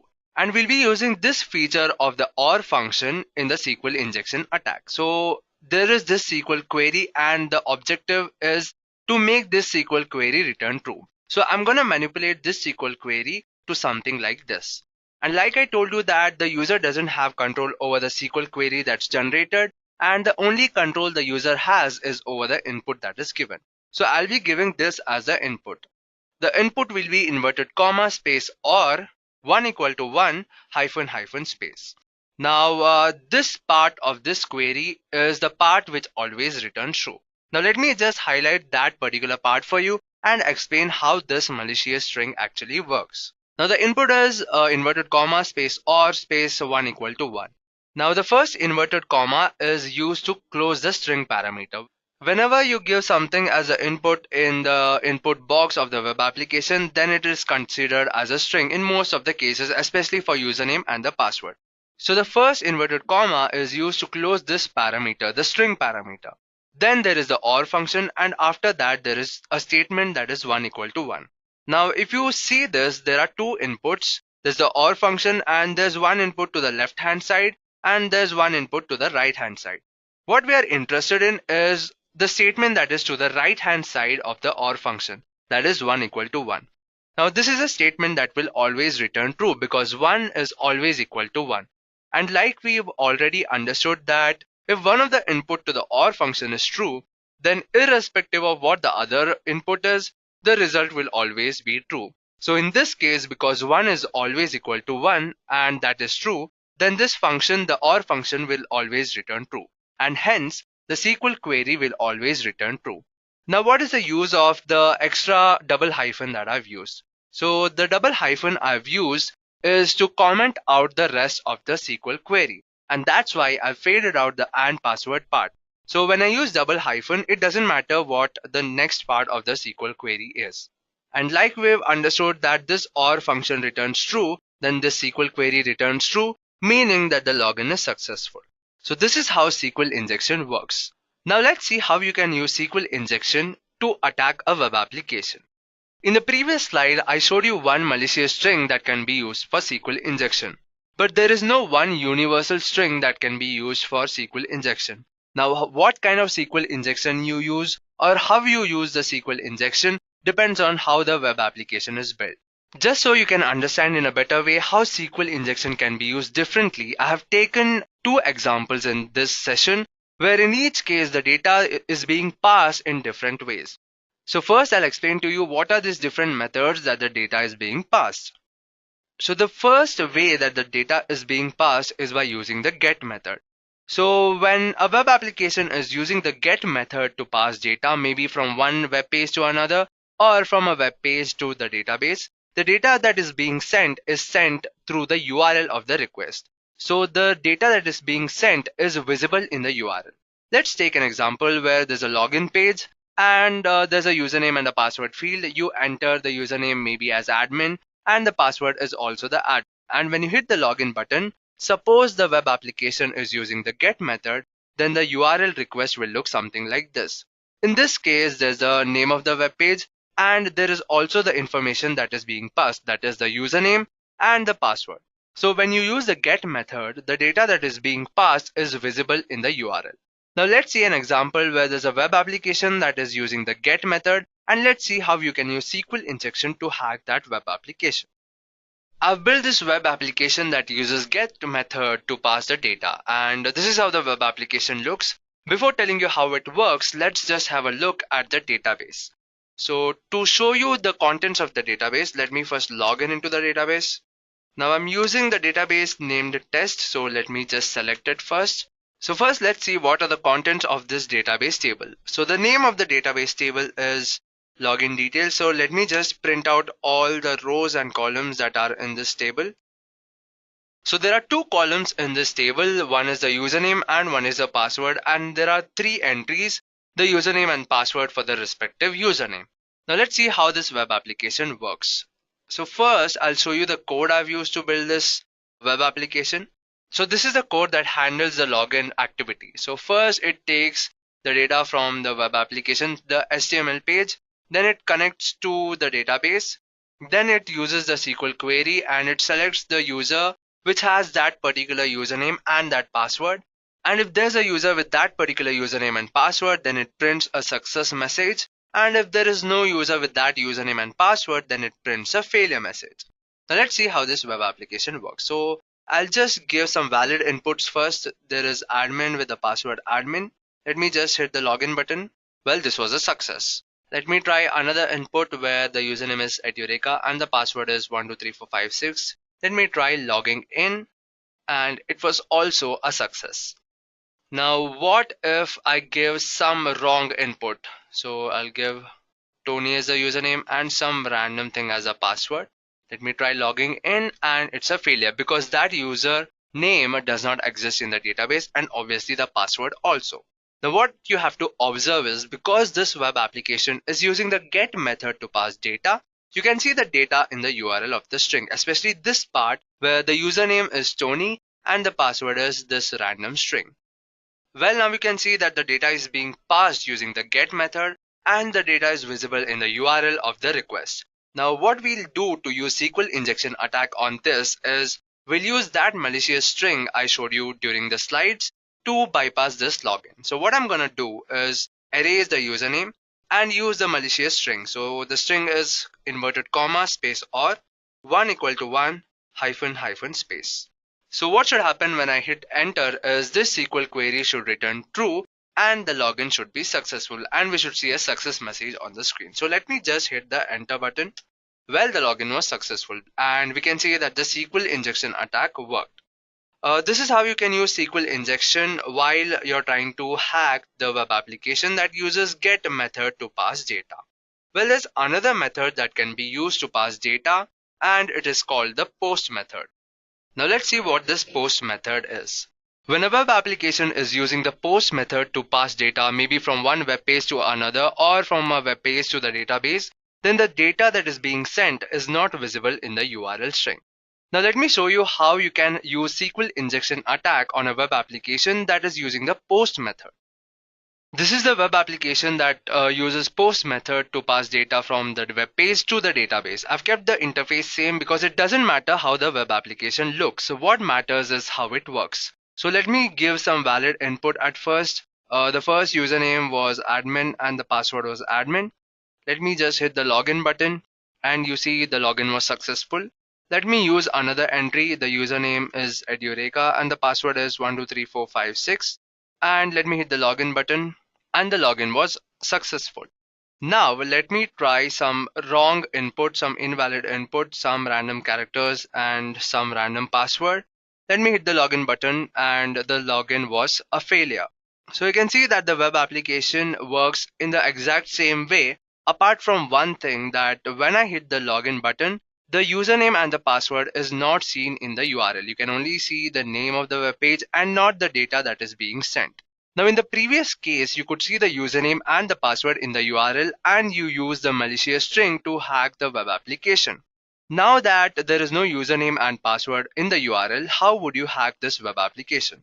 Like I told you while explaining how SQL injection works, the only control the user has over the web application is in the input that he gives. So whatever malicious string that we are going to enter will be through the input that we give to the web application. Now let's use the malicious string in the username and the password field and see whether it is vulnerable to SQL injection.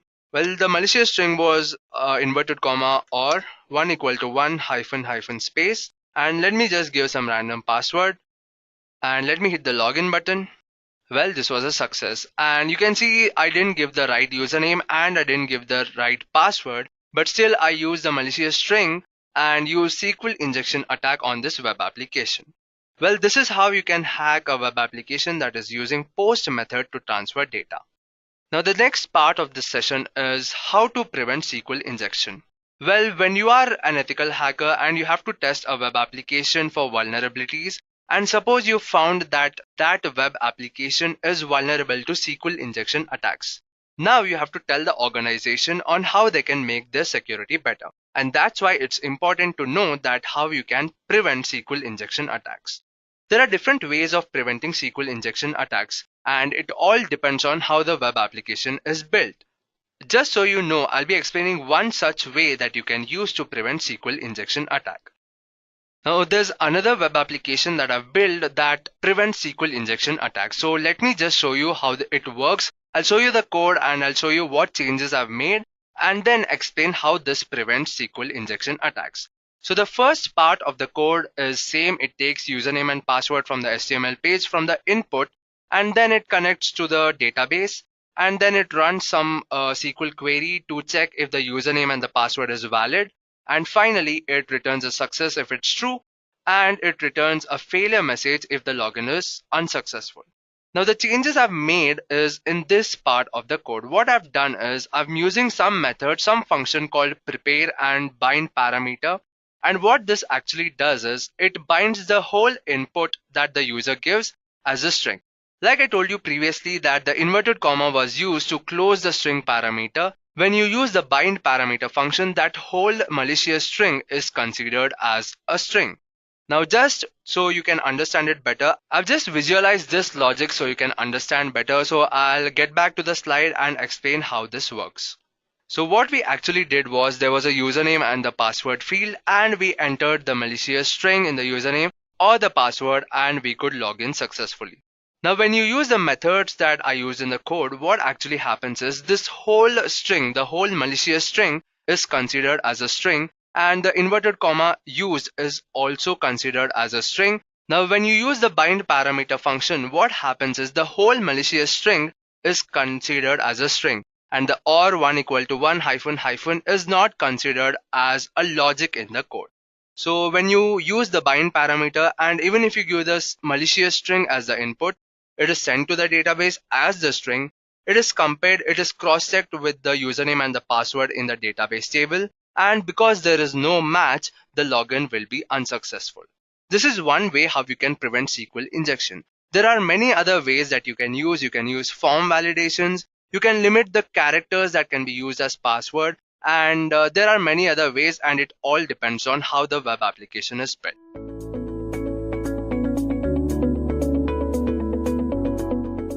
So you remember the last time you went shopping online? Remember all the pictures of clothes, books, and electronics that you looked at? What if I tell you that those images weren't really for you? What if those pants you were looking at were really detailed blueprints of military installments? You would never know, right? This is the nature of steganography. Steganography is science of hiding information from plain sight. Secret communication is very important because if your message is important, and if you do not want others to know about your message, then you use different kind of techniques to hide your message from third person. And steganography is one such technique. However, criminals and terrorist organizations are using this for their own purpose. So understanding how to hide data using steganography and prevent the data from being misused will be very helpful. However, to talk about steganography, we should consider its predecessor, cryptography, which is science of writing its secret codes. Basically, cryptography makes messages meaningless to the casual reader by encrypting the data using set of rules which are known to both sender and receiver. Only the intended receiver with the decryption key can extract the actual message. Thus, when an attacker discovers the message, it is still difficult for him to get the secret message. If cryptography is a strong way to encrypt and secure a communication, then why do we need a new technique? Answer is very simple. When we are using any cryptography technique, we need to send a secret key, and third person can easily judge that some secret kind of communication is going on. In simple terms, cryptography does not try to hide the fact that secret message is being sent. This is where steganography comes into picture. The main reason of using steganography is that you are hiding your secret message behind an ordinary file. No one will suspect the fact that a communication or some sort of secret message is being sent. People will generally think it is an ordinary file, and your secret message will go without any suspicion. Unlike cryptography, which conceals the content of a secret message, steganography conceals the very fact that message is being communicated. So if I have to define steganography, it is an ancient art of covering messages in a secret way such that only the sender and the receiver knows the presence of the message. Well, now if you're thinking steganography is a brand new method, then you are mistaken. Steganography is an ancient practice. The word steganography is derived from Greek word steganos, meaning hidden or concealed, and graphen, which means writing or drawing. Before moving further, let's get a glimpse of how steganography evolved from past. The concept of steganography was first introduced in 1499. But the idea itself has existed since ancient times. There are stories of a method being used in Roman Empire whereby a slave choosing to convey a secret message had his scalp shaved clean and a message was tattooed onto his skin. When the messenger's hair grew back, he was dispatched on a secret mission. On the other end, the receiver shaved the messenger's scalp again and read the secret message. Well, that was one way of doing it. Demaratus, the king of Sparta, sent a secret message on tablet covered with wax. When it was received at the other end, the wax was scraped off to recover the message. Another oldest and the most fascinating and common way to hide message is to use invisible inks. The actual message can be made visible if document was heated gently. Next came the null cipher. Null cipher refers to the method of encrypting where plain text is mixed with actual message. Next was hiding data in the images. Microdots were used to conceal a message. A microdot is a simple text or an image which is reduced in size to hide its contents. And this microdot or the images or the text which are present in a microdot are then read using magnifiers. Apart from these techniques, there are others as well, like spread spectrum, semograms, etc. So like I said earlier, steganography is an ancient practice. The majority of today's steganographic systems use multimedia objects like image, audio, video, etc. as cover media.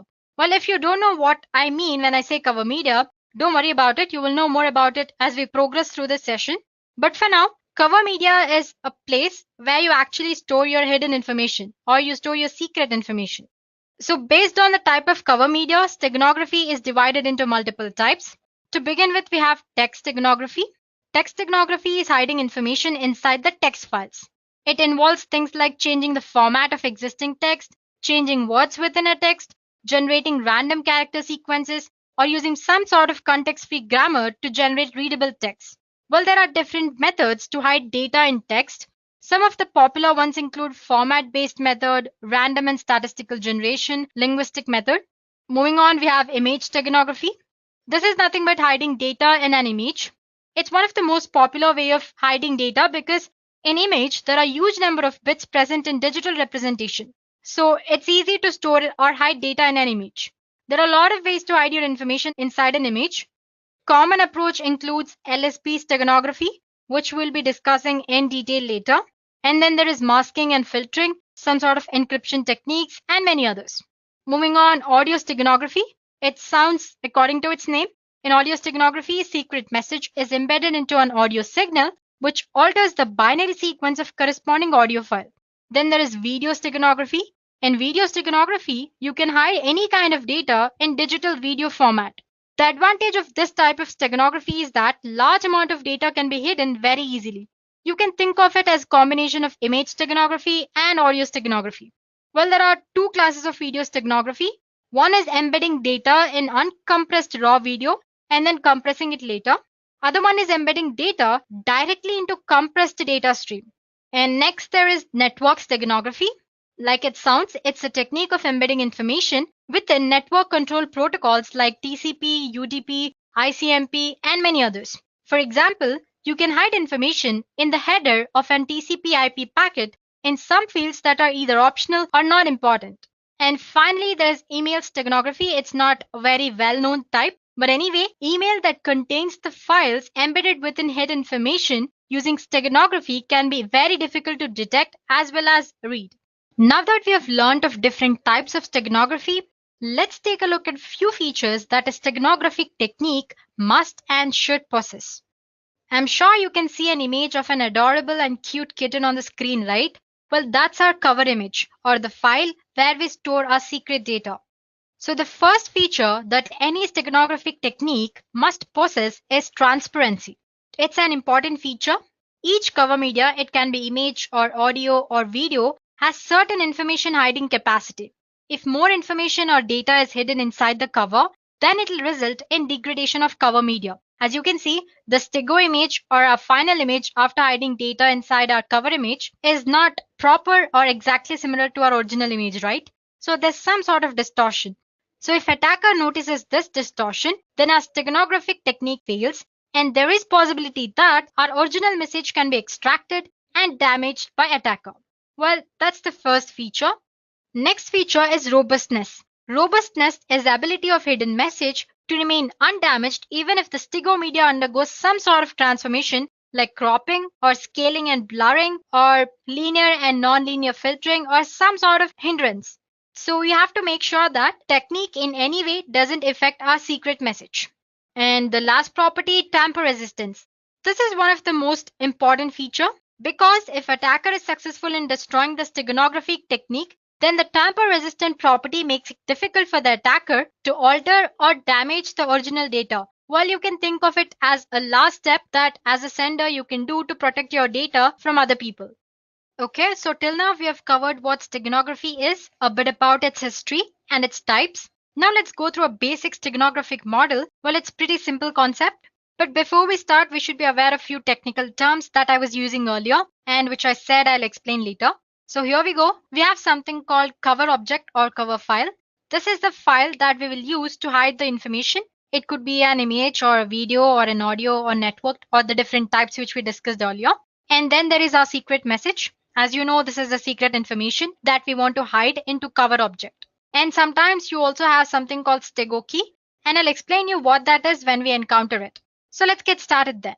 So there is an steganographic encoder, which uses some sort of steganographic method or function to embed the secret message, which is represented by M, into our cover object or cover file X. So as you can see, there's a function which takes X, which is our cover file, M, that is secret message, and another input, that's K.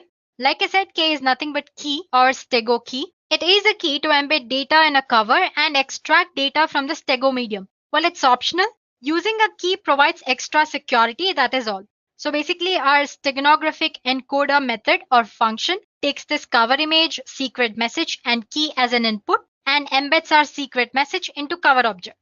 Embedding process generates a stego object, and the stego object looks exactly like our cover object. Now, this stego object is sent to receiver through the network without any encryption here. So this is where our steganographic encoding process ends. Now, if on the other end, receiver wants to extract the secret message, all he has to do is feed the stego object into steganographic decoder, which also takes key as one of its input, and then as a result, he gets secret message which was intended for him. So like I said, it's a very simple process, right? So if I summarize, you have your cover file, which could be image, audio, or anything. And then you have your secret message. Both of them, along with the key, if you want, are fed into steganographic encoder. As a result, you get your stego object, which looks exactly same as cover object. And this stego object is sent to receiver through secure communication channel with or without encryption. On the other end, if receiver wants to extract the secret data, he feeds this stego object into steganographic decoder, and he gets cover object and secret message as an output. So this is how steganography actually works. Well, if I want to make this process more secure, I can add one more step, which is encryption. Let's see how to do that. So like I said, there's a sender. Before actually feeding the secret information into steganographic encoder, he encrypts this secret message along with an encryption key. As a result, he gets a ciphertext, or like we discussed when we were discussing cryptography, the meaningless text or the ciphertext. This ciphertext along with steganographic key or stego key and cover file is fed into steganographic encoder. Embedding process generates a stego object, and this is where our encoding process ends. This stego object, which looks exactly like our cover object, is sent to receiver using a secure communication channel. Now on the other end, if the receiver wants to extract the secret message, he feeds this stego object along with stego key into steganographic decoder. As a result, he gets a ciphertext, and to decrypt the data, he feeds this ciphertext and the key, that's decryption key, into decryption algorithm. And as a result, he gets the secret message which was intended for him through the sender. So there you go, guys. That's simple. So like I said earlier, we discussed the most simple process. If you want to make it more secure, you can include encryption as well. So basically, any type of steganographic method or technique works this way. It's just that the type of algorithm they use, or the encryption algorithm, or the technique they use to embed data into an image or an video, or it could be anything that's cover object, is different. So guys, till now we've learned about what steganography is and how a steganographic technique actually works. It's time that we should learn about one of the most popular steganographic technique, which is LSP steganography. If you remember, earlier we talked about image steganography, where we hide secret data inside an image. Well, one of the popular technique to hide secret message inside an image is LSB steganography, or least significant bit steganography. Now, before we jump into what LSB steganography is, let's take a look at a few basic concepts. On the screen, I have an image. To be more precise, let's call it a digital image. Every digital image is a finite set of digital values called pixels. You have probably heard the term before and generally know that pixels make up an image. Pixel is actually short for picture element. Well, you can think of them as dots of illumination, typically so small that you're unable to see them. Thousands or even millions of individual pixels together make up an image. So each pixel can be one color at a time. However, pixels are so small that often blend together to form new colors. In this session, we will work with RGB color model. The RGB color model is an additive color model in which red, green, and blue light are combined together in different ways to reproduce a broad array of colors. and each of these can be represented using a binary code. So like I said, I have three values, which are R, G, B, that's red, green, and blue. And each of this value is represented in a binary code. So by mixing the 8-bit binary red, green, and blue values, pixel can be any color. And the color is usually determined by number of bits used to represent it. Well, in this case, we are using 8 bits. So we can display for about 250 colors. Moving on, when we are working with binary values, we have more significant bits and less significant bits. The leftmost bit is the most significant bit. On the other hand, rightmost bit is the less significant bit. Now, if we change the leftmost bits, that is most significant bit, it will have a large impact on final value.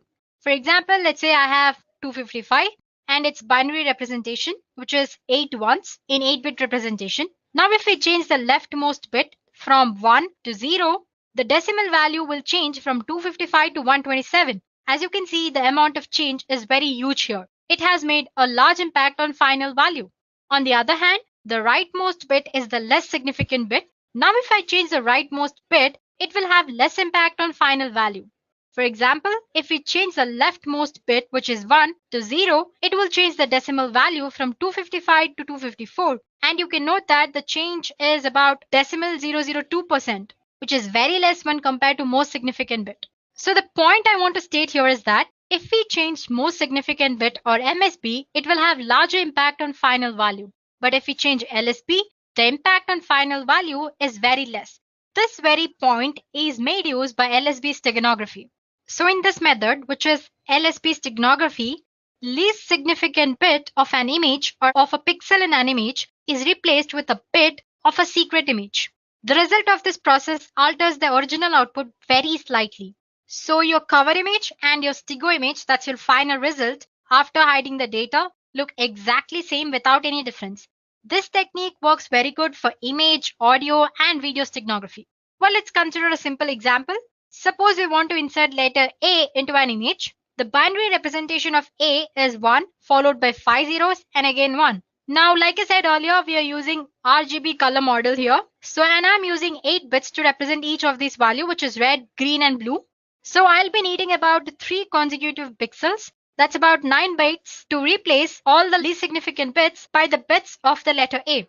Well, don't worry about it. You'll understand once you see the next image that I show you on the screen. So, like I said, I'm considering 3 pixels, which is about 9 bytes. So, these are the pixels before insertion. I've picked like random pixels. So, as you can see, I have 3 pixels, 1, 2, 3, and 9. So, totally 9 bytes I have here. And now if we replace the last bit or LSB for each byte with a bit from binary representation of A, what we get is this. So as you can see, I have replaced the 0 with this 1 here.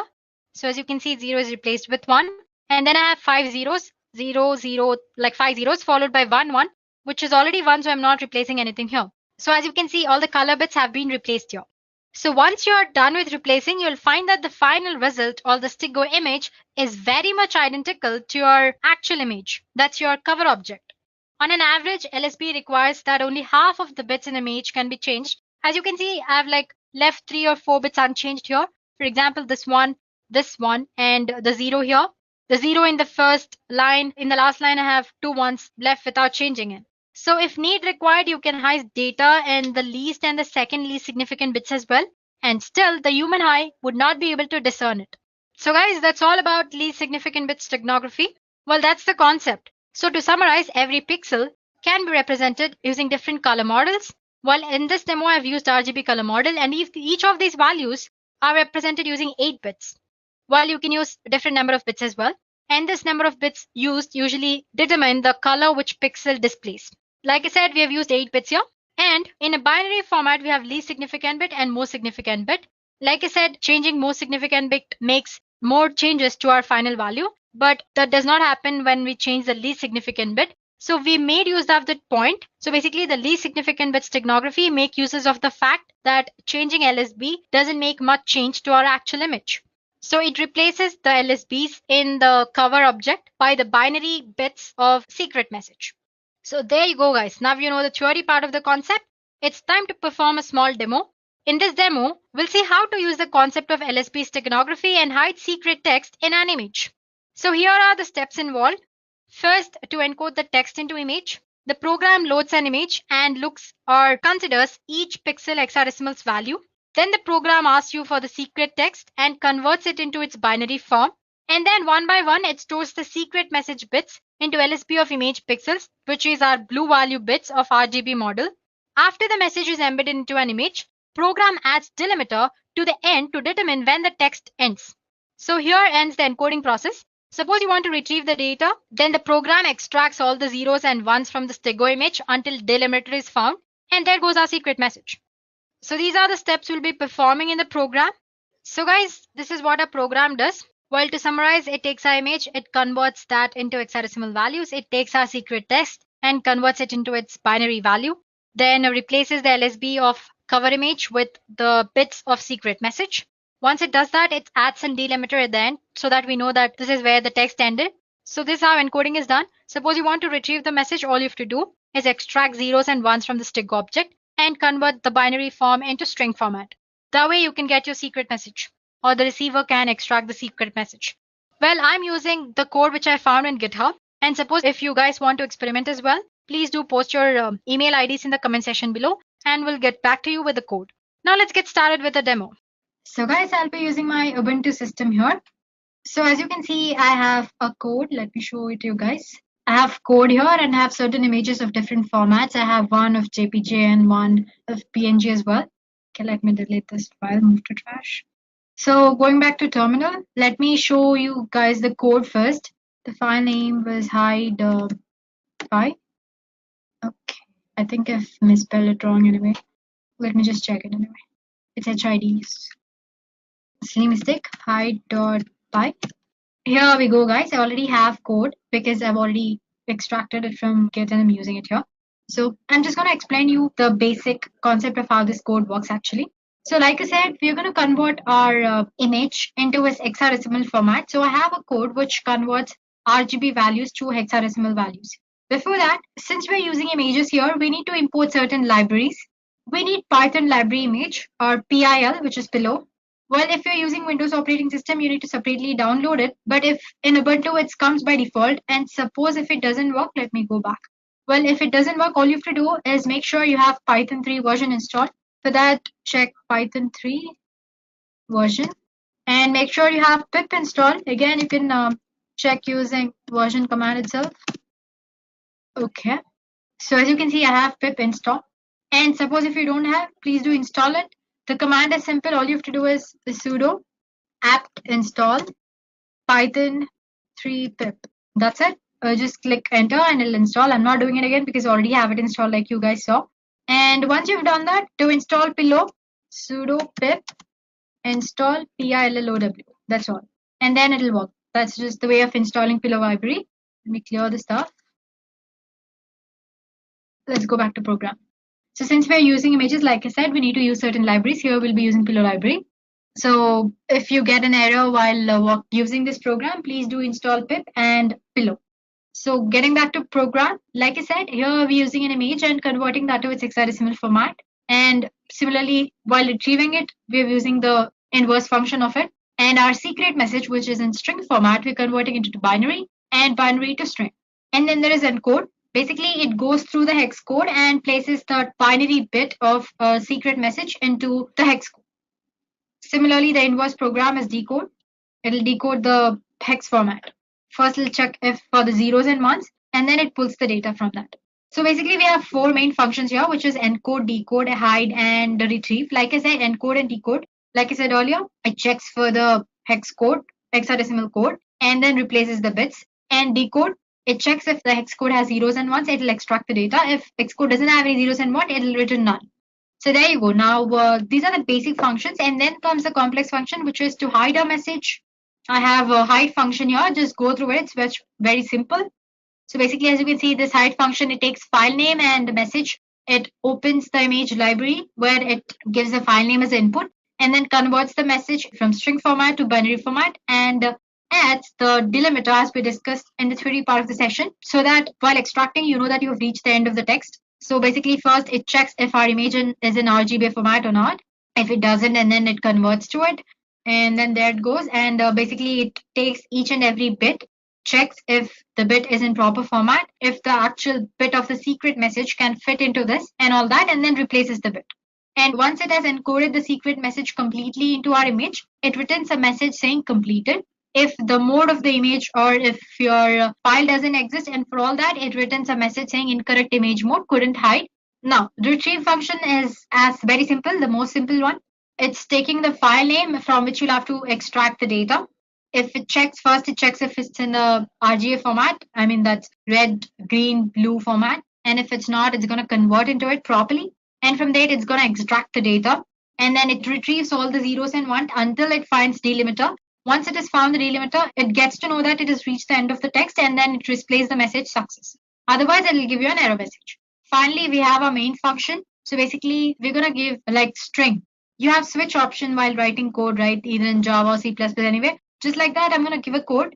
Well, it's not going to display to the user, but anyway, it's in this code. According to the code, you need to use a command like Python, the file name, as in the file name and which contains the code, -e to embed the data, and the image and the text which has to be embedded and all that. Oh, we'll get to know when we actually perform the demo. So let me just summarize what we've learned in the code again. So just basically go through it. It's very simple.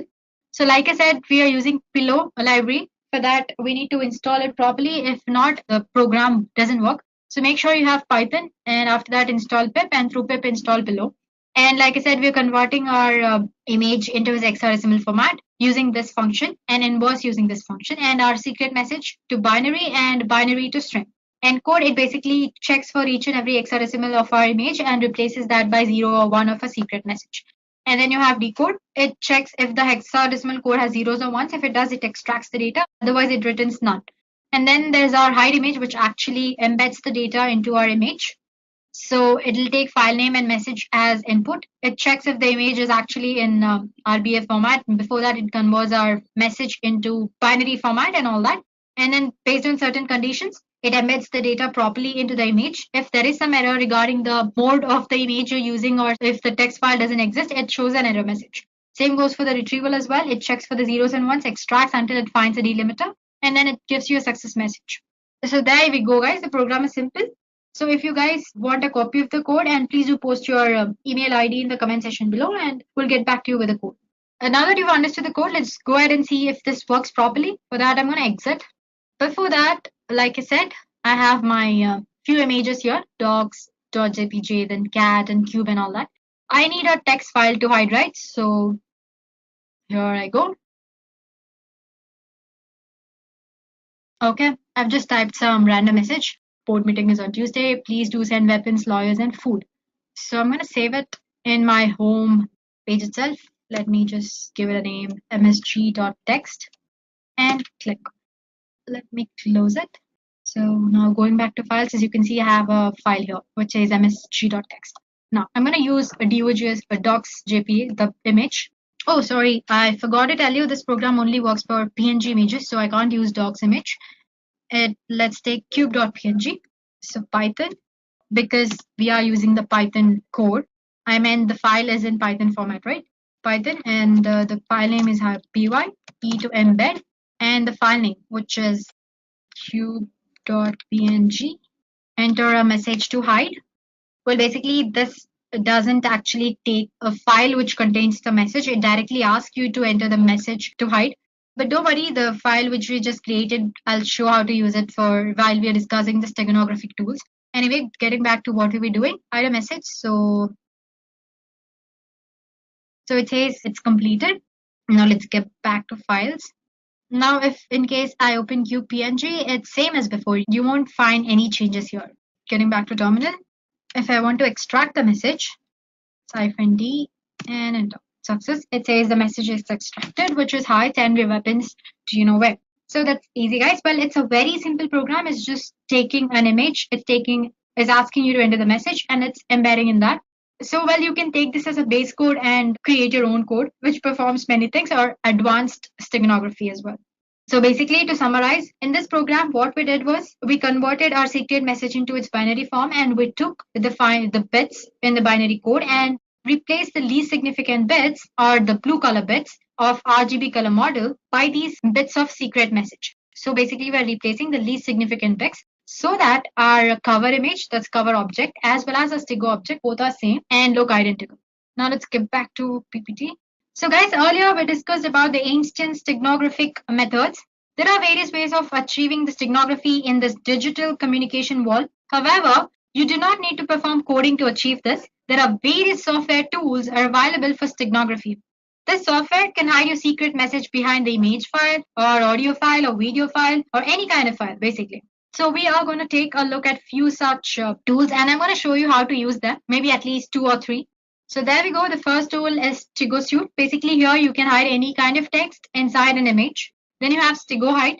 It hides a secret file in an image or audio file. Then you have Steganography.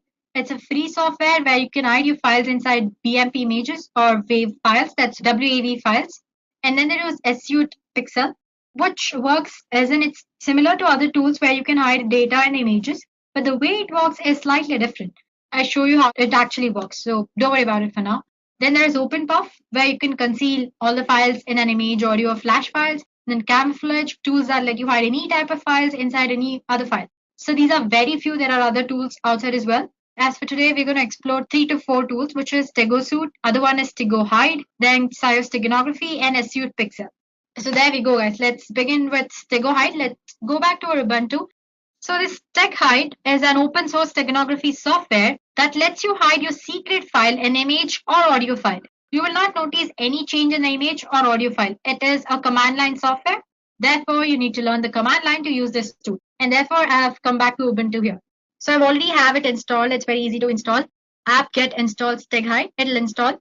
Use the command just sudo apt-get install Steg Hide and click enter. I'm not doing it. It's going to take time. Since I've already done it, I'm going to straight away use it. So Steg Hide. Well, as soon as you enter the command Steg Hide, it'll show you the help command related to the Steg Hide. So basically, it says the first argument should be one of the following. That is, either you should embed the data or extract the data. And you have various options that you can add in commands to use your cover object or the Stigo object or your secret message. And you have options to compress and encrypt the file before actually putting it into an image for hiding it as well. And then suppose if you want entire information about your file after encrypting it, you can use different commands as well, which, for example, you have info command here. If you use that command, it'll display all the information about your file. And when you're trying to embed data, it'll ask you for a passphrase. Basically, it's nothing but just like key. You can think of it as a key or a password. Basically, it's making sure that you're the right user who has hidden the data or extracting it. So, well, to make it easier for people using it, they also have given few examples here. So usually the command begins with Steg Hide, the command name, and embed to embed the file. -cf refers to your cover object. It's the name of your cover object. And then you have your secret message. And for that, you're using -ef. Let's do that. So Steg Hide, embed. Before that, let me go back to files. So I'm using this docs JPG and the message.txt, which we created earlier. Embed -cf. So that's docs.jpg and -ef, which is our ms.txt, right? Cool. It says enter passphrase, which let's say ABCD. It says embedding and it's done. Now to check if it's done that properly or not, let's go back to files. I'm going to move it to desktop. Click on enter. Cool. Now let's go back to desktop. Here is our file. Now to extract, I'm using extract command. Before that, I need to go to my desktop, right? Because that's where my file is stored. Here we are, and Steg Hide extract. SF is what you use to extract your Stigo file. You can see it in the help session. And the name was docs.jpg. It's asking for the passphrase, more for security purposes. So it says extracted to message.txt. Now to check the file, you need to go back to desktop because that's where our file should be. And if you open that with editor, there you go. We have successfully extracted the data from the image. Now let's try a few other commands. Let me come back. Okay, let me try it here. Steg Hide. What was that? Info command, right? Info. And let's say, so as you can see, it's extracted the information about the file. It's in format, it's capacity, and it says you want to get information about the emitted data as well. Why? Could not extract any data with the data phrase because already extracted the secret message from that file. Well, if you hadn't extracted, then maybe it would have showed the embedded content as well. So that's how you use a StegGuide. You have multiple other options as well. Like, for example, when you were trying to embed, it asks you for the passphrase, right? Instead, if you don't want it to ask like this, you can use -p command and enter the passphrase. You can add it in the command itself here. And then it actually skips that step and actually goes back to this embedding message done step. So yeah, that's all about StegGuide. Now let's go back to other tools. So the next tool we'll be using is a Stego Suite. It is a free steganography tool which is written in Java. And with Stego Suite, you can easily hide confidential information and image files. So I have a file called sample here. I have certain images. It's in JPG format. It's a BMP file. And then there is a PNG file as well. So first tool that we're going to explore is Stego Suite. So Stego, yeah, there we go. This is the Stego Suite tool. It looks very simple. Basically, there's nothing here. So click on File, Open, and select the file in which you want to embed the text or the secret data. Let's go back to sample, and here I'm using this PNG image. Open. Here it's ask you for the text which you want to embed in the image. So this is the secret text I want to hide. If you want, you can give the password and embed. It says embedding completed. The file is saved to desktop sample image embed.jpg. Let's go back and check sample, and here we go. You have an image. In properties, it's a JPG file. Let's try opening it. There you go, guys. It looks similar to our actual message. Well, it doesn't look different at all, but the data is actually hidden inside it, right? To know that, all you have to do is let's just rename this. Let's say image E. That's the embedded format of our image. It says the image is open. Okay, I'm gonna close Stego Suite. So yeah, you can see the image here. Let's rename it image E. Now, if you want to retrieve the message, Stego Suite, file, open, select the file in which the text was embedded, which is image E, and open. Enter the password, which is and extract. So as you can see, it has extracted the text message, which earlier I hid into the image. Hey, this is a secret test I want to hide. Well, go ahead and try to use it. It's fun. It doesn't have any other functionalities apart from these. It's a very basic, simple tool. Let's go to our next tool, which is Steganography. Well, it's a free software that can be used to hide secret files in BMP, that's bitmap images, or WAV files. Use of this tool is very easy. You can just open the software, load any BMP image or WAV file to its interface, and then add a file which you want to hide. And this also supports encryption, multiple formats. Well, instead of telling all this to you, let me just show it to you. So as you can see, I have it already installed. It's just one-step installation. And to add the file, as in to encode, you need to click on this add files option. To extract, you can use this. First, let's try to add files. So the first name, all you have to do is load your BMP or WAV file. And sample, I have one BMP image. I'm gonna load it, open. Well, as you can see, this size is slightly bigger. Click on next here. So now that you've loaded your cover image, you'll have to load the image or the file which you want to store in this cover image. For that, you click on add file option here. Let's say I want to store this image. Let's try open and next. So as I said, it shows different encryption formats here. So you can select from various algorithms like RC4. Then you have triple DS, DS, triple DS with 1112 and many other formats. It's asking for the password. Give some password. Click on next. So the embedding is done. It's asking you to name the file. Let's say bird and save. So the final file is similar to the actual BMP image. You can't make out any changes, right? But there is a secret data which is hidden inside it, which is another image. Now let me close, finish. Let's try to extract it. Click on this extract files and load the source file, which should be a bird. Then open, next. It's asking for the password. So A, B, C, D, that's what I'd give it. And extract file, image2.j, save. File extract successful. Okay, finish. Let's go back to the location and see. So here we go. We had tried to store this image2 in the bird, but after that we tried to extract it. So there we go, guys. The image has been successfully extracted. This way you can store any kind of file It can be your Excel file or Word file, document file or PowerPoint file or image or anything. So that's your Cryptography tool. So like I said, you can add the files, but to extract the message, you'll have to start using this file from the beginning again. Then let's go back to our next tool, which is Suite Pixel. It's here. Let me just check. I have installed it. I'm gonna extract all. Let's store it in our desktop.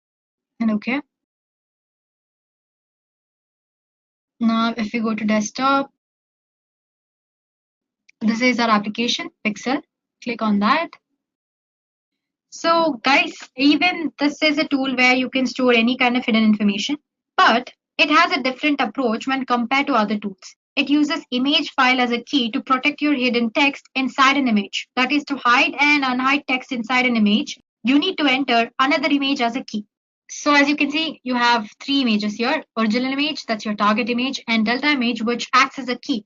Instead of giving some password or anything, it takes another image as a key or passphrase. So open original image, desktop, let's go to samples. Let's try fly. Now you need to enter the message, hi.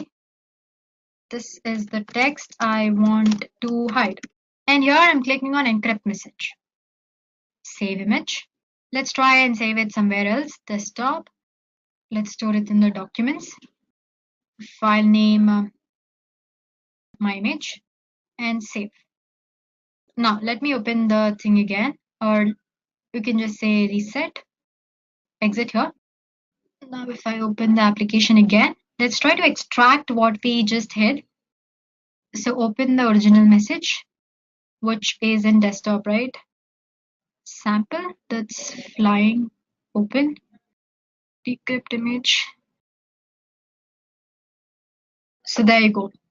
So let me show it to you again. All you have to do is reset, click on the open original image, give the original image which you try to encrypt, that would be flying, and open, and then say decrypt image. So like I said, it uses an image as a key to extract or hide anything inside your image. And now give your actual image as in the encrypted encoded image or your stego image, and click on open. Yeah, and just say yes. So as you can see, it has extracted the data which I was trying to hide. So I'm sure you might have observed, right? The way it functions is slightly different from other steganographic tools.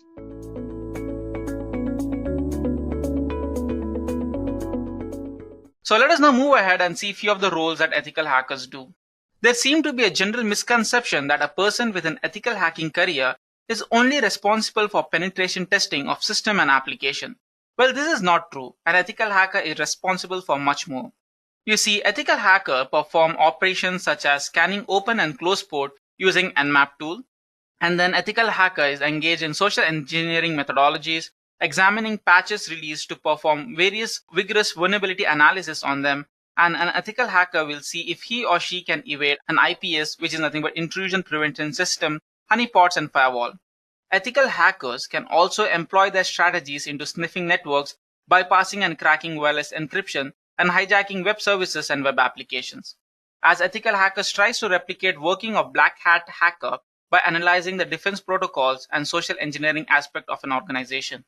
Thus, to sum up, ethical hacker job role is to protect the privacy of an organization that ethical hacker is working for.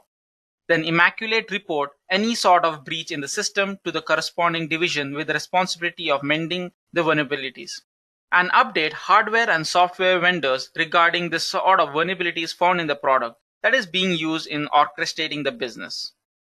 Alright, so moving ahead, let us now see why ethical hacking is important.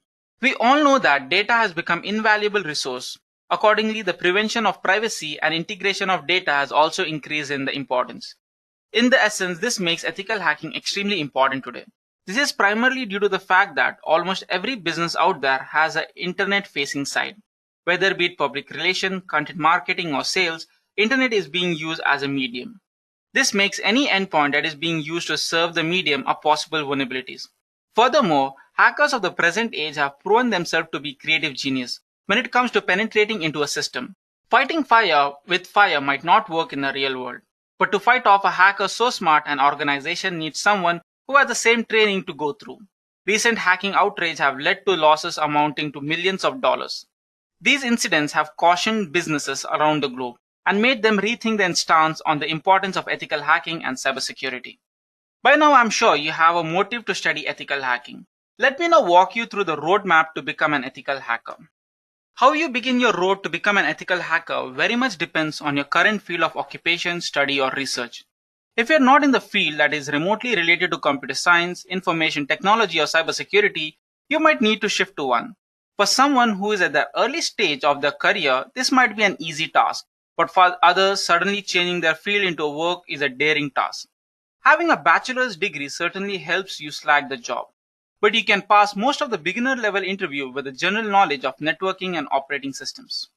Technical knowledge aside, an ethical hacker must be a creative thinker. And a reason for this is that ethical hackers have to predict and prevent crack activities, and this requires out-of-the-box thinking. Apart from that, ethical hacker should also think like an hacker in order to beat him in its own game. Furthermore, ethical hackers need to be able to work under pressure with immaculate judgment. Last but not least, an ethical hacker must be proficient at communicating the problems he finds to the corresponding department. Those who are skeptical about going to college could pursue their career in the military. Having some experience in the military, particularly in the intelligence faction, could help your resume get noticed by necessary employers. Getting a job as an ethical hacker prior to getting industry experience is really difficult. After getting an entry-level job such as tech support engineer or a security analyst, you may try attending some of the partnered certification, which will definitely give you a certain edge over the others while you're applying for the job. Speaking about certifications, let's discuss about it. While talent and ability aren't established only by certification, but they do help when you're proving your knowledge and skills to others. Even if you don't have ample industry experience, a certification like Certified Ethical Hacker, in short CHE, unquestionably helps. CHE is an unbiased credential, and generally CHE certified ethical hackers are in high demand. According to PayScale, Certified Ethical Hacker, in short CHE, earns around $88,000 per annum. Apart from CHE, few other noteworthy certifications are SANS certification, Certified Vulnerability Assessor, Certified Professional Ethical Hacker, and then Certified Penetration Testing Engineer. Alright now, so moving ahead, let me now speak about few of the skills that ethical hackers should have. As I mentioned earlier, an ethical hacker is a computer expert who specializes in networking and penetration testing. Some of the skills that I would say important are experience in various operating systems, primarily in Linux and its various distributions. This is because a good portion of vulnerability testing includes invading the target system and shifting through their systems. This is impossible without a good grasp of an operating system. Then, in-depth knowledge of networking is also a key to a successful ethical hacking career. This involves packet tracking, packet sniffing, intrusion detection, prevention, and scanning subnets. Also, programming is an important skill. Now, programming is a very vast topic with different approach in every language. As an ethical hacker, it is not expected of you to be a master coder, but to be a jack of all trades. Whenever I have mentioned programming is an ethical hacking essential, I have been asked why. This is because most people don't have the slightest clue about the roles and responsibilities of an ethical hacker. Here are the few reasons that makes programming knowledge critical in ethical hacking career. You see, ethical hackers are problem solvers and tool builders. Learning how to program will help you implement solutions to the problem. Programming also helps in automating tasks that would generally take up precious time to complete. Writing program can also help you identify and exploit programming errors in application that will be targeted. Programming knowledge also helps you in customizing pre-existing tools in order to cater to your needs. Talking about tools used in ethical hacking, let me walk you through a few of them. Although it is impossible to go through every ethical hacking tool in this single session, hence I'll be just going through some of the really famous ones. Starting off with Nmap. Nmap, which is a shorthand term for network mapper. It is a reconnaissance tool that is widely used by ethical hackers to gain information about the target system. This information is key to decide proceeding steps to attack the target system. Nmap is a cross-platform and works on Mac, Linux, and Windows. It has gained immense popularity in hacking community due to its ease of use and powerful searching and scanning abilities. Next we have NetSpeaker.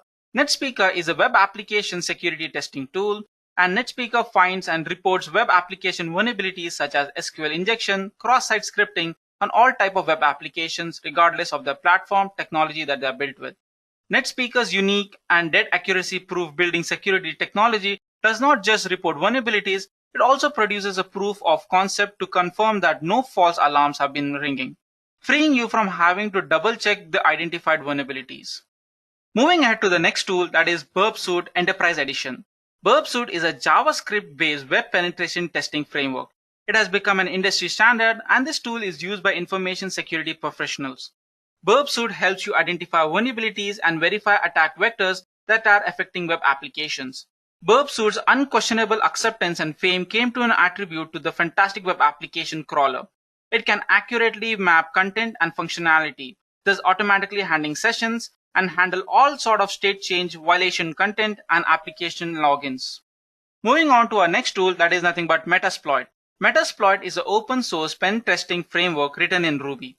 This acts as a public resource for reaching security vulnerabilities and developing code that allows network administrator to break into his own network to identify security risks and document the vulnerabilities. It is also one of few tools used by beginning hackers to practice their skills. It allows you to replicate websites for phishing and other social engineering purposes.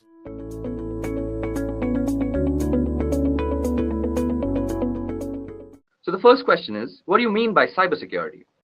So as an interviewee, I'd expect that the candidate should first tell me the need for cybersecurity, his views on cybersecurity. So the candidate should be like this. Today's generation lives on the internet, and we general users are almost ignorant as to how those random bits of ones and zeros reach securely to our computer. For a hacker, it's a golden age. With so many access points, public IPs, and constant traffic, and tons of data to exploit, black hat hackers are having one hell of a time exploiting vulnerabilities and creating malicious software for the same.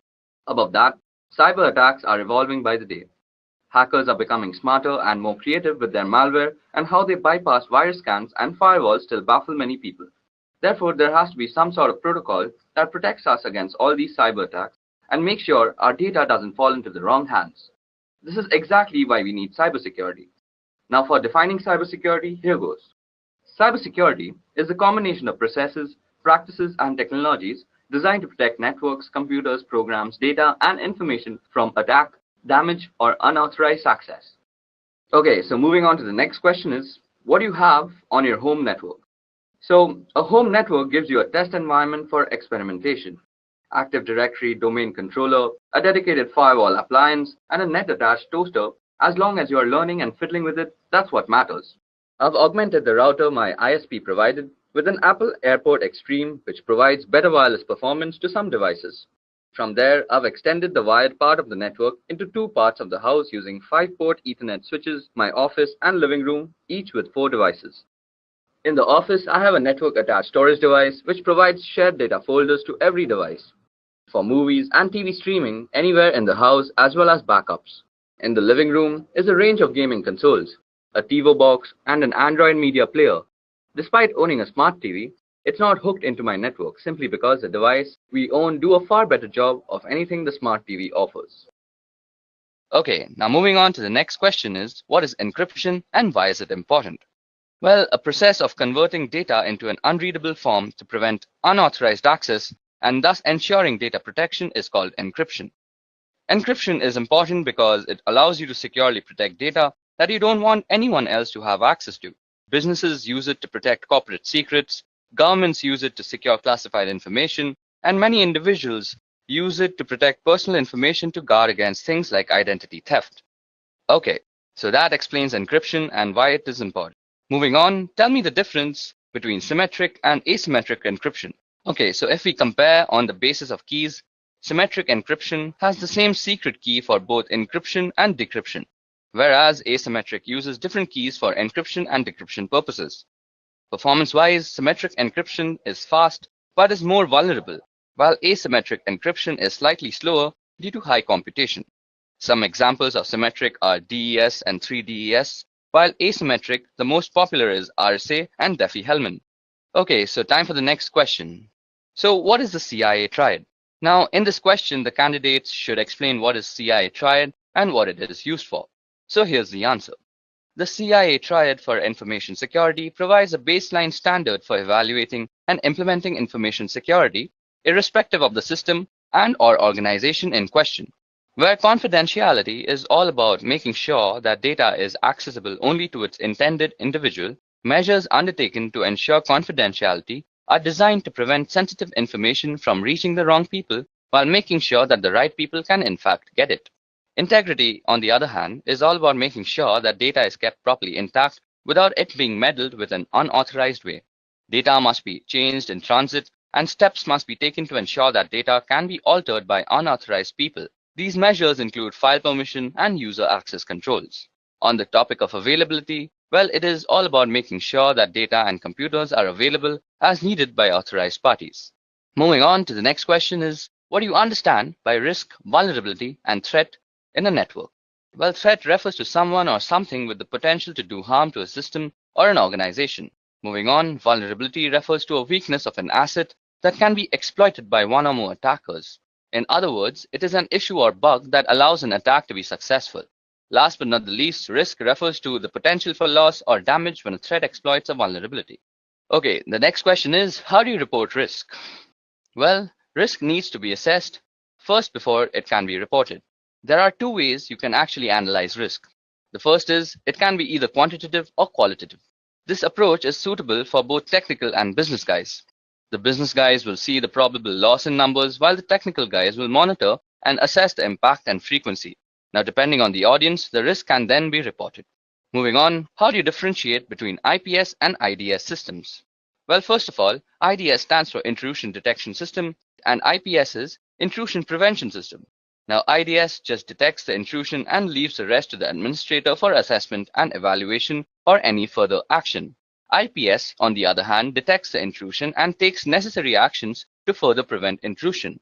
Also, there is a difference in the positioning of devices in the network. Although they work on the same concept, the placement is very, very different. Moving on, what do you know about cybersecurity frameworks? Well, cybersecurity framework is a voluntary guidance based on existing guidelines and practices for organizations to better manage and reduce cybersecurity risks. Besides helping associations oversee and decrease probable risks, it was intended to cultivate risk and cybersecurity administration communications among both inner and outer authoritative partners. Most frequently adopted cybersecurity frameworks are PCI DDS, which stands for Payment Card Industry Data Security Standards, the ISO 27001 and 27002, which is the International Organization for Standardization, then CIS, which stands for Critical Security Control, and the most famous cybersecurity framework is NIST. Moving on to the next question, which is, what is weak information security? Well, information security policy is considered to be weak if it does not meet the criteria of an effective one. The criteria include distribution, review, comprehension, compliance, and uniform. Information security is weak if the policy has not been made readily available for review by every employee within an organization, or the organization is unable to demonstrate that the employees understand the content of the policy document. This is when an information security is considered weak. Moving on to the next question is, what's the better approach of setting up a firewall? Okay, so following are the steps you should take to configure your firewall. The first is a username and password. Modify the default password for your firewall device. Next is the remote administration, which will disable the feature of remote administration from the outside network. Then comes port forwarding. For certain applications to work properly, such as a web server or FTP server, you need to configure appropriate port forwarding. Next comes the DHCP server, which is installing a firewall on a network with an existing DHCP server will cause conflict unless the firewall's DHCP server is disabled. Then is logging. Now, in order to troubleshoot firewall issues or potential attacks, you want to make sure to enable logging and understand how to view the logs. Last but not the least, we need to actually go through the policies. Now, if you want to have solid security policies in place, make sure that your firewall is configured to enforce those policies. Moving on to the next question is, can you explain SSL encryption? Now, SSL stands for Secure Socket Layer, and it is a protocol which enables safe conversation between two or more parties. It is designed to identify and verify that the person you are talking to on the other end is exactly who they pretend to be. We also have HTTPS, which stands for Hypertext Transfer Protocol Secure, which is actually HTTP combined with SSL, which provides you with a safer browsing experience with encryption. So this is a very tricky question, but SSL wins in terms of security. Moving on, which one is more secure, SSL or TLS?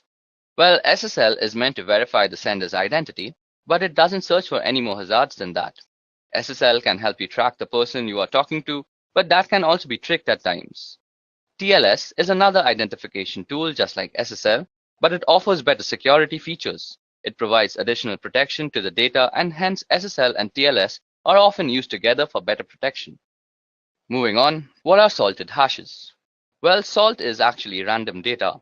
When a properly protected password system receives a new password, it creates a hash value of that password and adds a random salt value. Then the combined value is stored in its database. This helps defend against dictionary attacks and known hash attacks.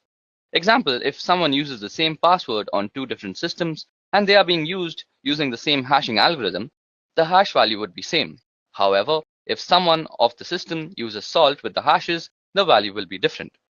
Moving on to the next question, which is, how can identity theft be prevented? Okay, so the following steps can be ensured to actually prevent identity theft. First of all, ensure a strong and unique password.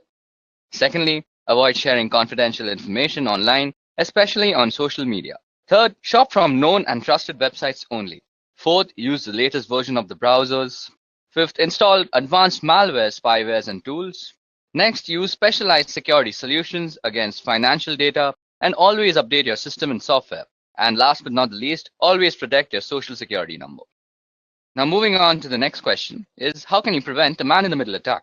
Okay, so an MITM attack happens when communication between two parties, that is systems, is intruded or intercepted by an outside entity.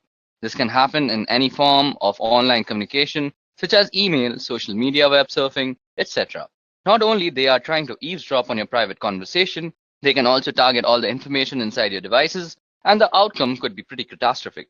So the first method to prevent this attack would be to have encryption, preferably public key encryption between both the parties. This way, they both will have an idea with whom they are talking with because of the digital verification.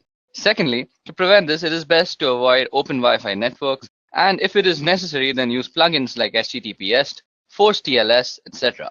Moving on to the next question, which is, state the differences between encoding, hashing, and encryption. Okay, so the purpose of encoding is to transform data so that it can be properly and safely consumed by a different type of system. That is, example, a binary data being sent over email or viewing special characters on a web page. The goal is not to keep information secret, but rather to ensure it's able to be properly consumed. Examples include ASCII, Unicode, URL encoding, and Base64. Now, the purpose of encryption is to transform data in order to keep it secret from others. Example, sending someone a secret letter that only they should be able to read, or securely sending a password over the internet.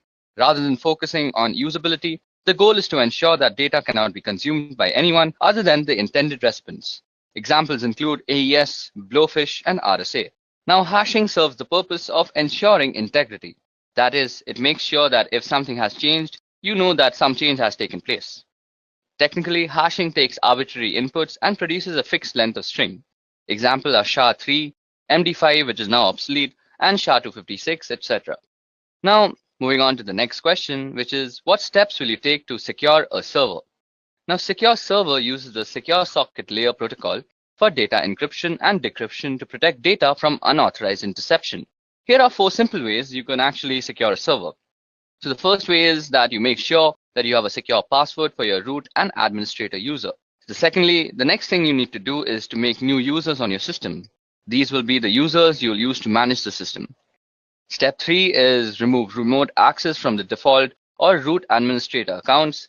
And the last step is to configure your firewall rules for remote access.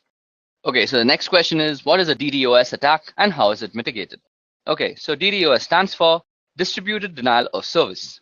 When a network is flooded with large number of requests, which is not recognized to handle, making the server unavailable to the legitimate request senders. DDoS can be mitigated by analyzing and filtering the traffic in the scrubbing centers, and the scrubbing centers are centralized data cleaning stations wherein the traffic to a website is analyzed and malicious traffic is removed. Okay, so the 20th question is, why do you need DNS monitoring? The domain name system allows your website under a certain domain that is easily recognizable, also keeps the information about other domain names. It works like a directory for everything on the internet. Thus, DNS monitoring is very important since you can easily visit a website without actually having to memorize their IP addresses. DNS has an important role in how end users in your enterprise connect to the internet. Inspecting DNS traffic between clients' devices and your local recursive resolver could be revealing a wealth of information for forensic analysis. DNS queries can reveal both botnets and malwares connecting to the CNC server. So this is why DNS monitoring is very essential. Moving on, what is a three-way handshake? The TCP three-way handshake in transmission control protocol is the method used by a device on a network to set up a stable connection over an internet protocol-based network. TCP's three-way handshaking technique is often referred to as the SYN-SYNAC, or more accurately SYN, SYNAC, and ACK because there are three messages transmitted by the TCP to negotiate and start a TCP session between two computers. Moving on to the next question is, what are black hat hackers, white hat hackers, and gray hat hackers? So like all hackers, black hat hackers usually have extensive knowledge about breaking into computer networks and bypassing security protocols. They are responsible for writing malware, which is a method used to gain access to these systems. Their primary motivation is usually for a personal or financial gain, but they can also be involved in cyber espionages, protests, or perhaps just addicted to the thrill of cybercrime. Now, white hat hackers choose to use their power for good rather than evil. Also known as ethical hackers, white hat hackers can sometimes be paid employees or contractors working for companies as security specialists that attempt to find security holes via hacking. They employ the same method of hacking as black hats with one exception, that is they do it with permission from the owners of the system first, which makes the process completely legal. Now there comes grey hat hackers. As in life, they are grey areas that neither black nor white. Grey hat hackers are a blend of both black hat and white hat hackers. Often grey hat hackers will look for vulnerabilities in a system without the owner's permission or knowledge. If issues are found, they will report them to the owner, sometimes requesting a small fee to fix the issue. Okay, now moving on. How often should you perform patch management? Well, patch manage should be done as soon as it is released. For Windows, once the patch is released, it should be applied to all machines not later than 1 month. Same goes for network devices. We should patch it as soon as it is released. And proper patch management process should be followed too. Question number 24. What do you know about application security? Application security is the practice of improving the security of applications using software, hardware, and other procedural methods. Countermeasures are taken to ensure application security, the most common being an application firewall that limits the execution of files or the handling of data by specific installed programs. Moving on to the next question, which is differentiate between penetration testing and software testing. Now, penetration testing helps identify and address the security vulnerabilities, whereas software testing focuses on functionality of the software and not the security aspect. A good penetration tester truly thinks differently than the other two. They don't care about the proper behaviors of the system or software, and they are crafty, looking for that one small chink of vulnerability that was not mitigated.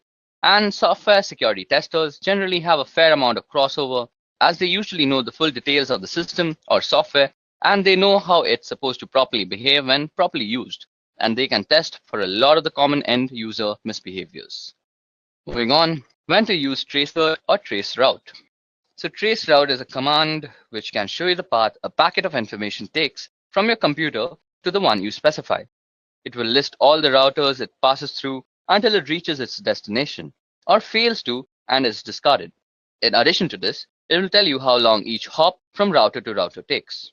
Now, when you connect to a website, say howtogeek.com, the traffic has to go through several intermediaries before reaching the website.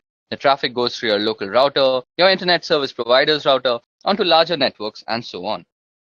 Okay, so moving on to question number 27, which is tell me something about the common cyber attacks that plague us today. I'm going to be discussing 8 cyber threats. Firstly, it's malware. Now, malware is an all-encompassing term for a variety of cyber threats, including Trojans, viruses, and worms.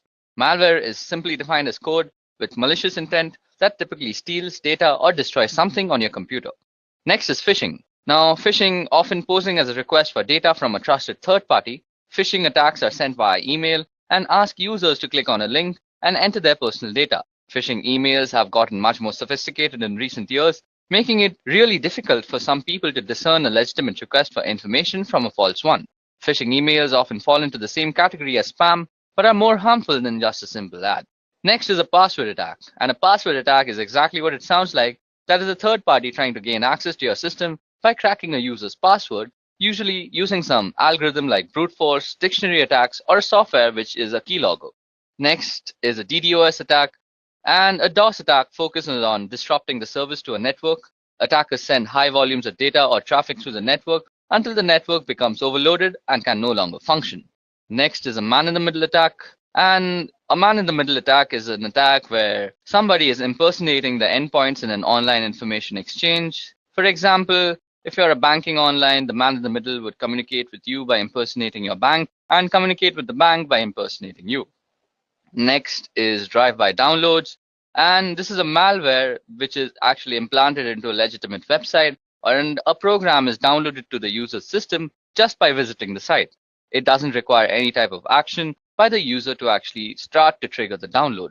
Next is malvertising, and malvertising is actually malicious code which is hidden behind advertisements on websites, and it is also downloaded to your system without your knowledge.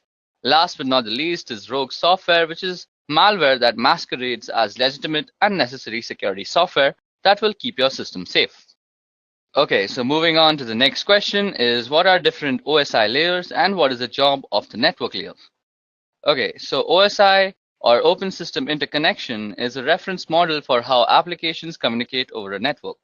A reference model is a conceptual framework for understanding relationships, and the purpose of the OSI reference model is to guide vendors and developers so the digital communication product and software programs they create can interoperate, and to facilitate a clear framework that describes the function of a network or telecommunication system. The 7 OSI layers are application layer, presentation layer, session layer, transport layer, network layer, data link layer, and the physical layer. Okay, so the network layer is actually used for controlling the operations of the subnet, and the main job of this layer is to deliver packets from a source to a destination across multiple links. Moving on to the next question, which is, how would you reset a password-protected BIOS configuration? Now, since BIOS is a pre-boot system, it has its own storage mechanism for its setting and preferences. In the classic scenario, simply popping out the CMOS battery will be enough to have the memory storing these settings lose its power supply, and as a result, it will lose all its setting. Other times, you'll need to use a jumper or a physical switch on the motherboard. Still other times, you'll need to actually remove the memory itself from the device and reprogram it in order to wipe it out. The simplest way by far, however, is if the BIOS has come from the factory with the default password enabled, try the whole word password. Now for question number 30. What is cross-site scripting or XSS? Now XSS refers to client-side code injection attacks wherein an attacker can execute malicious scripts, also commonly referred to as malicious payload, into a legitimate website or web application. XSS is amongst the most rampant of web application vulnerabilities and occurs when a web application makes use of unvalidated or unencoded user input within the output it generates. By leveraging XSS, an attacker would exploit a vulnerability within a website or web application that the victim would visit, essentially using the vulnerable website as a vehicle to deliver a malicious script to the victim's browser. Now, what is data protection in transit versus data protection at rest? So the answer to that is that data in transit or data in motion is data actively moving from one location to another, such as across the internet or through a private network. Data protection in transit is the protection of this data while it's traveling from network to network or being transferred from a local storage device to a cloud storage device. Wherever data is moving, effectively data protection measures for in-transit data are critical as data is often considered less secure while in motion. Now, data at rest is data that is not actively moving from device to device or network to network, such as data stored on a hard drive, laptop, flash drive, or archived/stored in some other way. Data protection at rest aims to secure inactive data stored on any device or network. While data at rest is sometimes considered to be less vulnerable than data in transit, attackers often find data at rest a more valuable target than data in motion. The risk profile for data in transit or data at rest depends on the security measures that are in place to secure data in either state.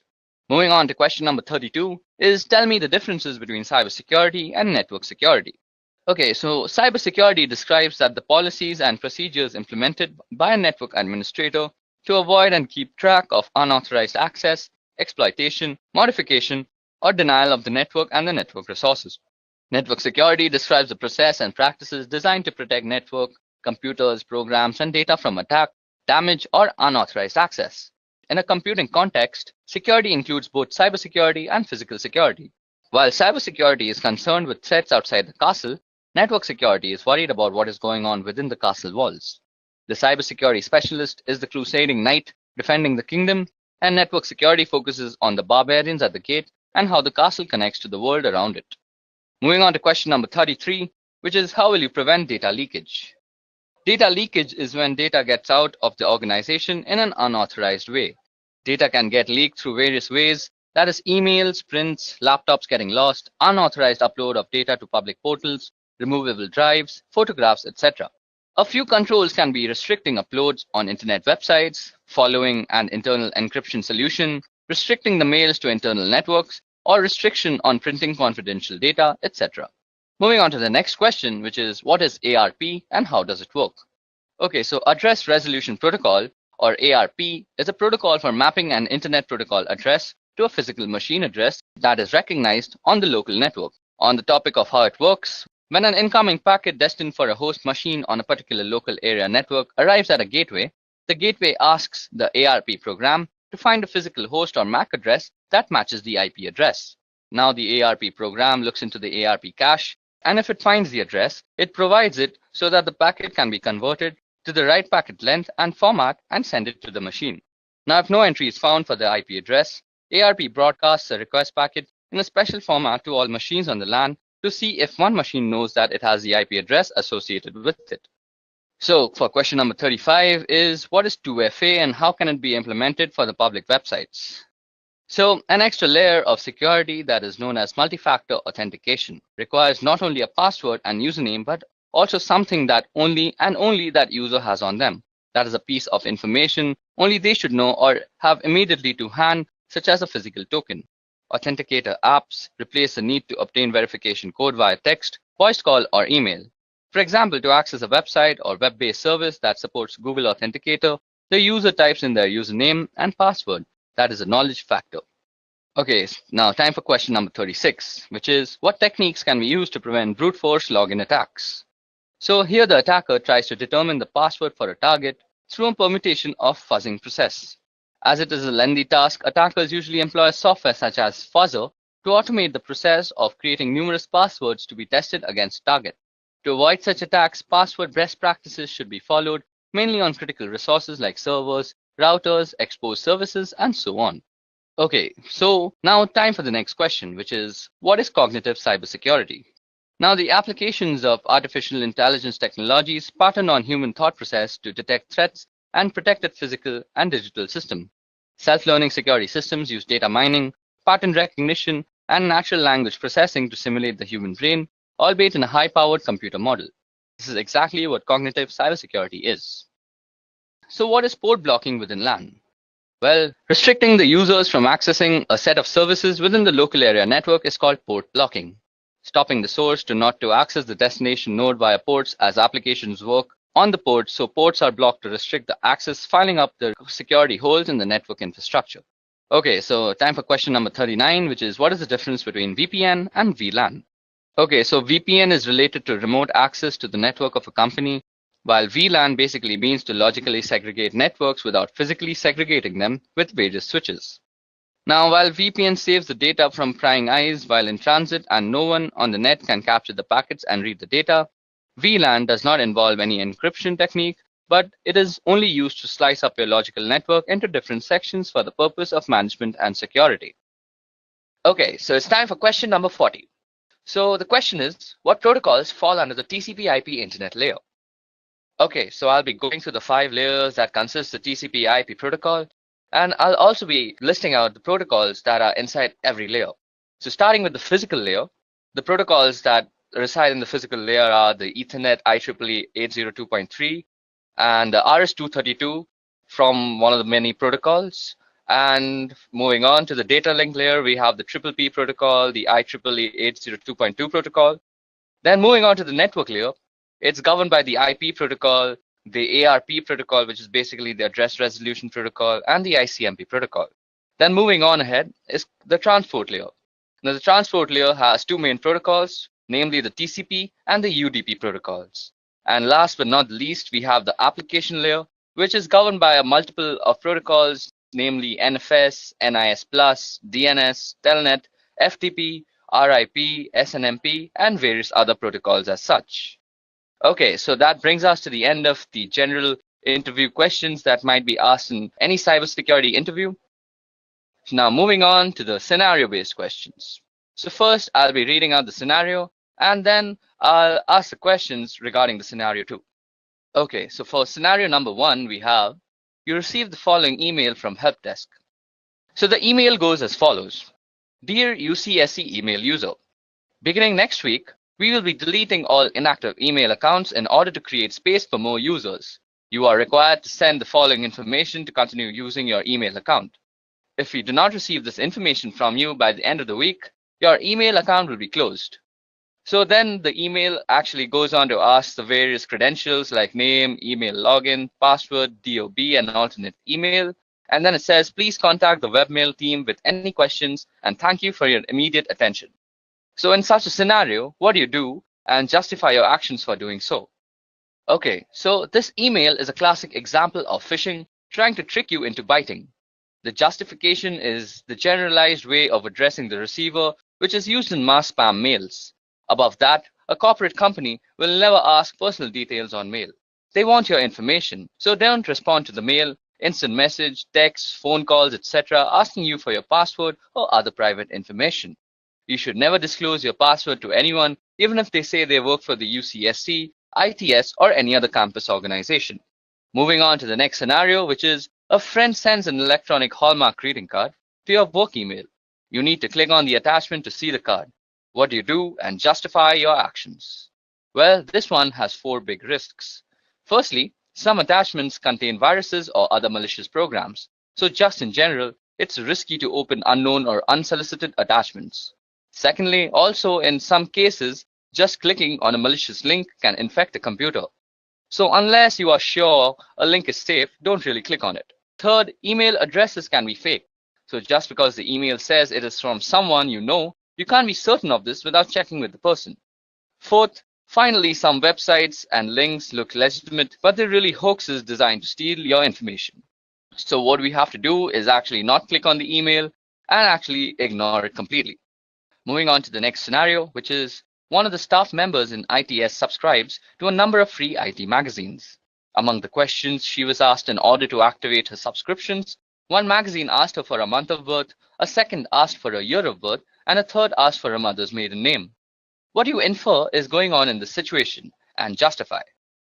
Well, all 3 newsletters probably have the same parent company or are distributed through the same service. The parent company or service can combine individual pieces of seemingly harmless information and use or sell it for identity theft. Then it is even possible that there is a 4th newsletter that asks for a day of birth as one of the activation questions.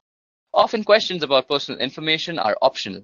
In addition to being suspicious about situations like the one described here, never provide personal information when it is not legitimately necessary or to people or companies you don't personally know. So now time for scenario number 4. Well, in our computing labs and departments, print billing is often tied to users' login. People log in, they print, and then they get a bill. Sometimes people call to complain about bills for printing they never did, only to find out that the bills are indeed correct. So what you infer is going on in this situation and justify your inference. Sometimes they realize they loaned their account to a friend who couldn't remember his or her password, and the friend did the printing and thus the charges. It's also possible that somebody came in from behind them and used their account. Now, this is an issue with shared or public computers in general. If you don't log out of the computer properly when you leave, someone else can come in from behind and retrieve what you were doing and use your accounts. Always log out of accounts, quit programs, and close browser windows before you walk away from a general public computer. Now, moving on to scenario number 5, we have that we saw a case a while back where someone used their Yahoo accounts at a computer lab on a campus. She made sure her Yahoo account was no longer open in the browser window before leaving the lab. Now, someone came in behind her and used the same browser to re-access her accounts. They started sending emails from it and caused all sorts of mayhem. So what do you think might have gone wrong here? Well, the first person probably didn't log out of her account, so the new person could just go into the history and access it. Secondly, another possibility is that she did log out but didn't clear her web cache. This is done through the browser menu to clear pages that the browser has saved for future use. Time for scenario number 6 now. Okay, so 2 different offices on campus are working to straighten out an error in an employee's bank account due to a direct deposit mistake. Office number 1 emails the correct account and deposit information to office number 2, which promptly fixes the problem. The employee confirms with the bank that everything has indeed been straightened out. So what is exactly wrong here? Well, Account and deposit information is sensitive data that could be used for identity theft. Sending this or any kind of sensitive information by email is very, very risky because email is typically not private or secure. Anyone who knows how can access it anywhere along its route. So as an alternative, the two offices could have called each other or worked with the ITS to send the information in a more secure fashion. Okay, moving on to the next scenario, which is the mouse on your computer screen starts to move around on its own and click on things on your desktop. What do you do in such a situation? A. Call your coworker over so they can see. B. Disconnect your computer from the network. C. Unplug your mouse. D. Tell your supervisor. E. Turn the computer off. F. Run an antivirus. Or G. All of the above. So we have to select all the options that apply in this situation. So the options that apply are B and D, which is basically disconnect your computer from the network and tell your supervisor. So this is definitely suspicious. Immediately report the problem to your supervisor and the ITS support center. Also, since it seems possible that someone is controlling the computer remotely, it is best if you can disconnect the computer from the network and turn off wireless if you have it until help arrives. If possible, don't turn off the computer. Okay, time for scenario number 8. So below are a list of passwords pulled out of a database. Now, which of the following passwords meet the UCSC's password requirement? Okay, so the third password, which is option number C, is the only one that meets all the following of the UCSC's requirement. It has at least 8 characters in length. It contains at least 3 of the following 4 types of characters, which are lowercase characters, uppercase characters, numbers, and special characters. And not a word is preceded or followed by a digit. So it's the third option which is correct in this situation. Moving on to the second last scenario we have for today is you receive an email from your bank telling you there is a problem with your account. The email provides instructions and a link so you can log in to fix your account and fix the problem in doing so. So what should you do? Well, we have to delete the email, and better yet, use the web client that is Gmail, Yahoo Mail, etc. and report it as spam or phishing and then delete it. Any unsolicited email or phone call asking you to enter your account information, disclose your password, financial account information, social security number, or any other private or personal information is suspicious, even if it appears to be from a company you are familiar with. Always contact the sender using a method you know is legitimate to verify that the message is indeed from them. Okay, so it's time for our last scenario of the day, which is a while back, the IT folks got a number of complaints that one of our campus computers was sending out Viagra spam. They checked it out and the reports were true. A hacker had installed a program on the computer that made it automatically send out tons of spam email without the computer's own knowledge. So how do you think the hacker got into the computer to set this up? Well, this was actually the result of a hacked password. Using passwords that can be easily guessed and protecting your password by not sharing them or writing them down can help to prevent this. Passwords should be at least 8 characters in length and use a mixture of uppercase, lowercase letters, and numbers and symbols.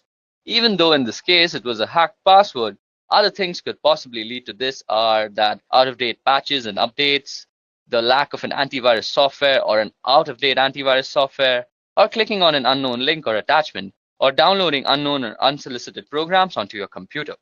Okay guys, so that was it. If you all have any questions regarding any of the questions that were discussed here, please put a comment down below. That's it from me. Goodbye. I hope you have enjoyed listening to this video. Please be kind enough to like it, and you can comment any of your doubts and queries, and we will reply them at the earliest. Do look out for more videos in our playlist and subscribe to Edureka channel to learn more. Happy learning!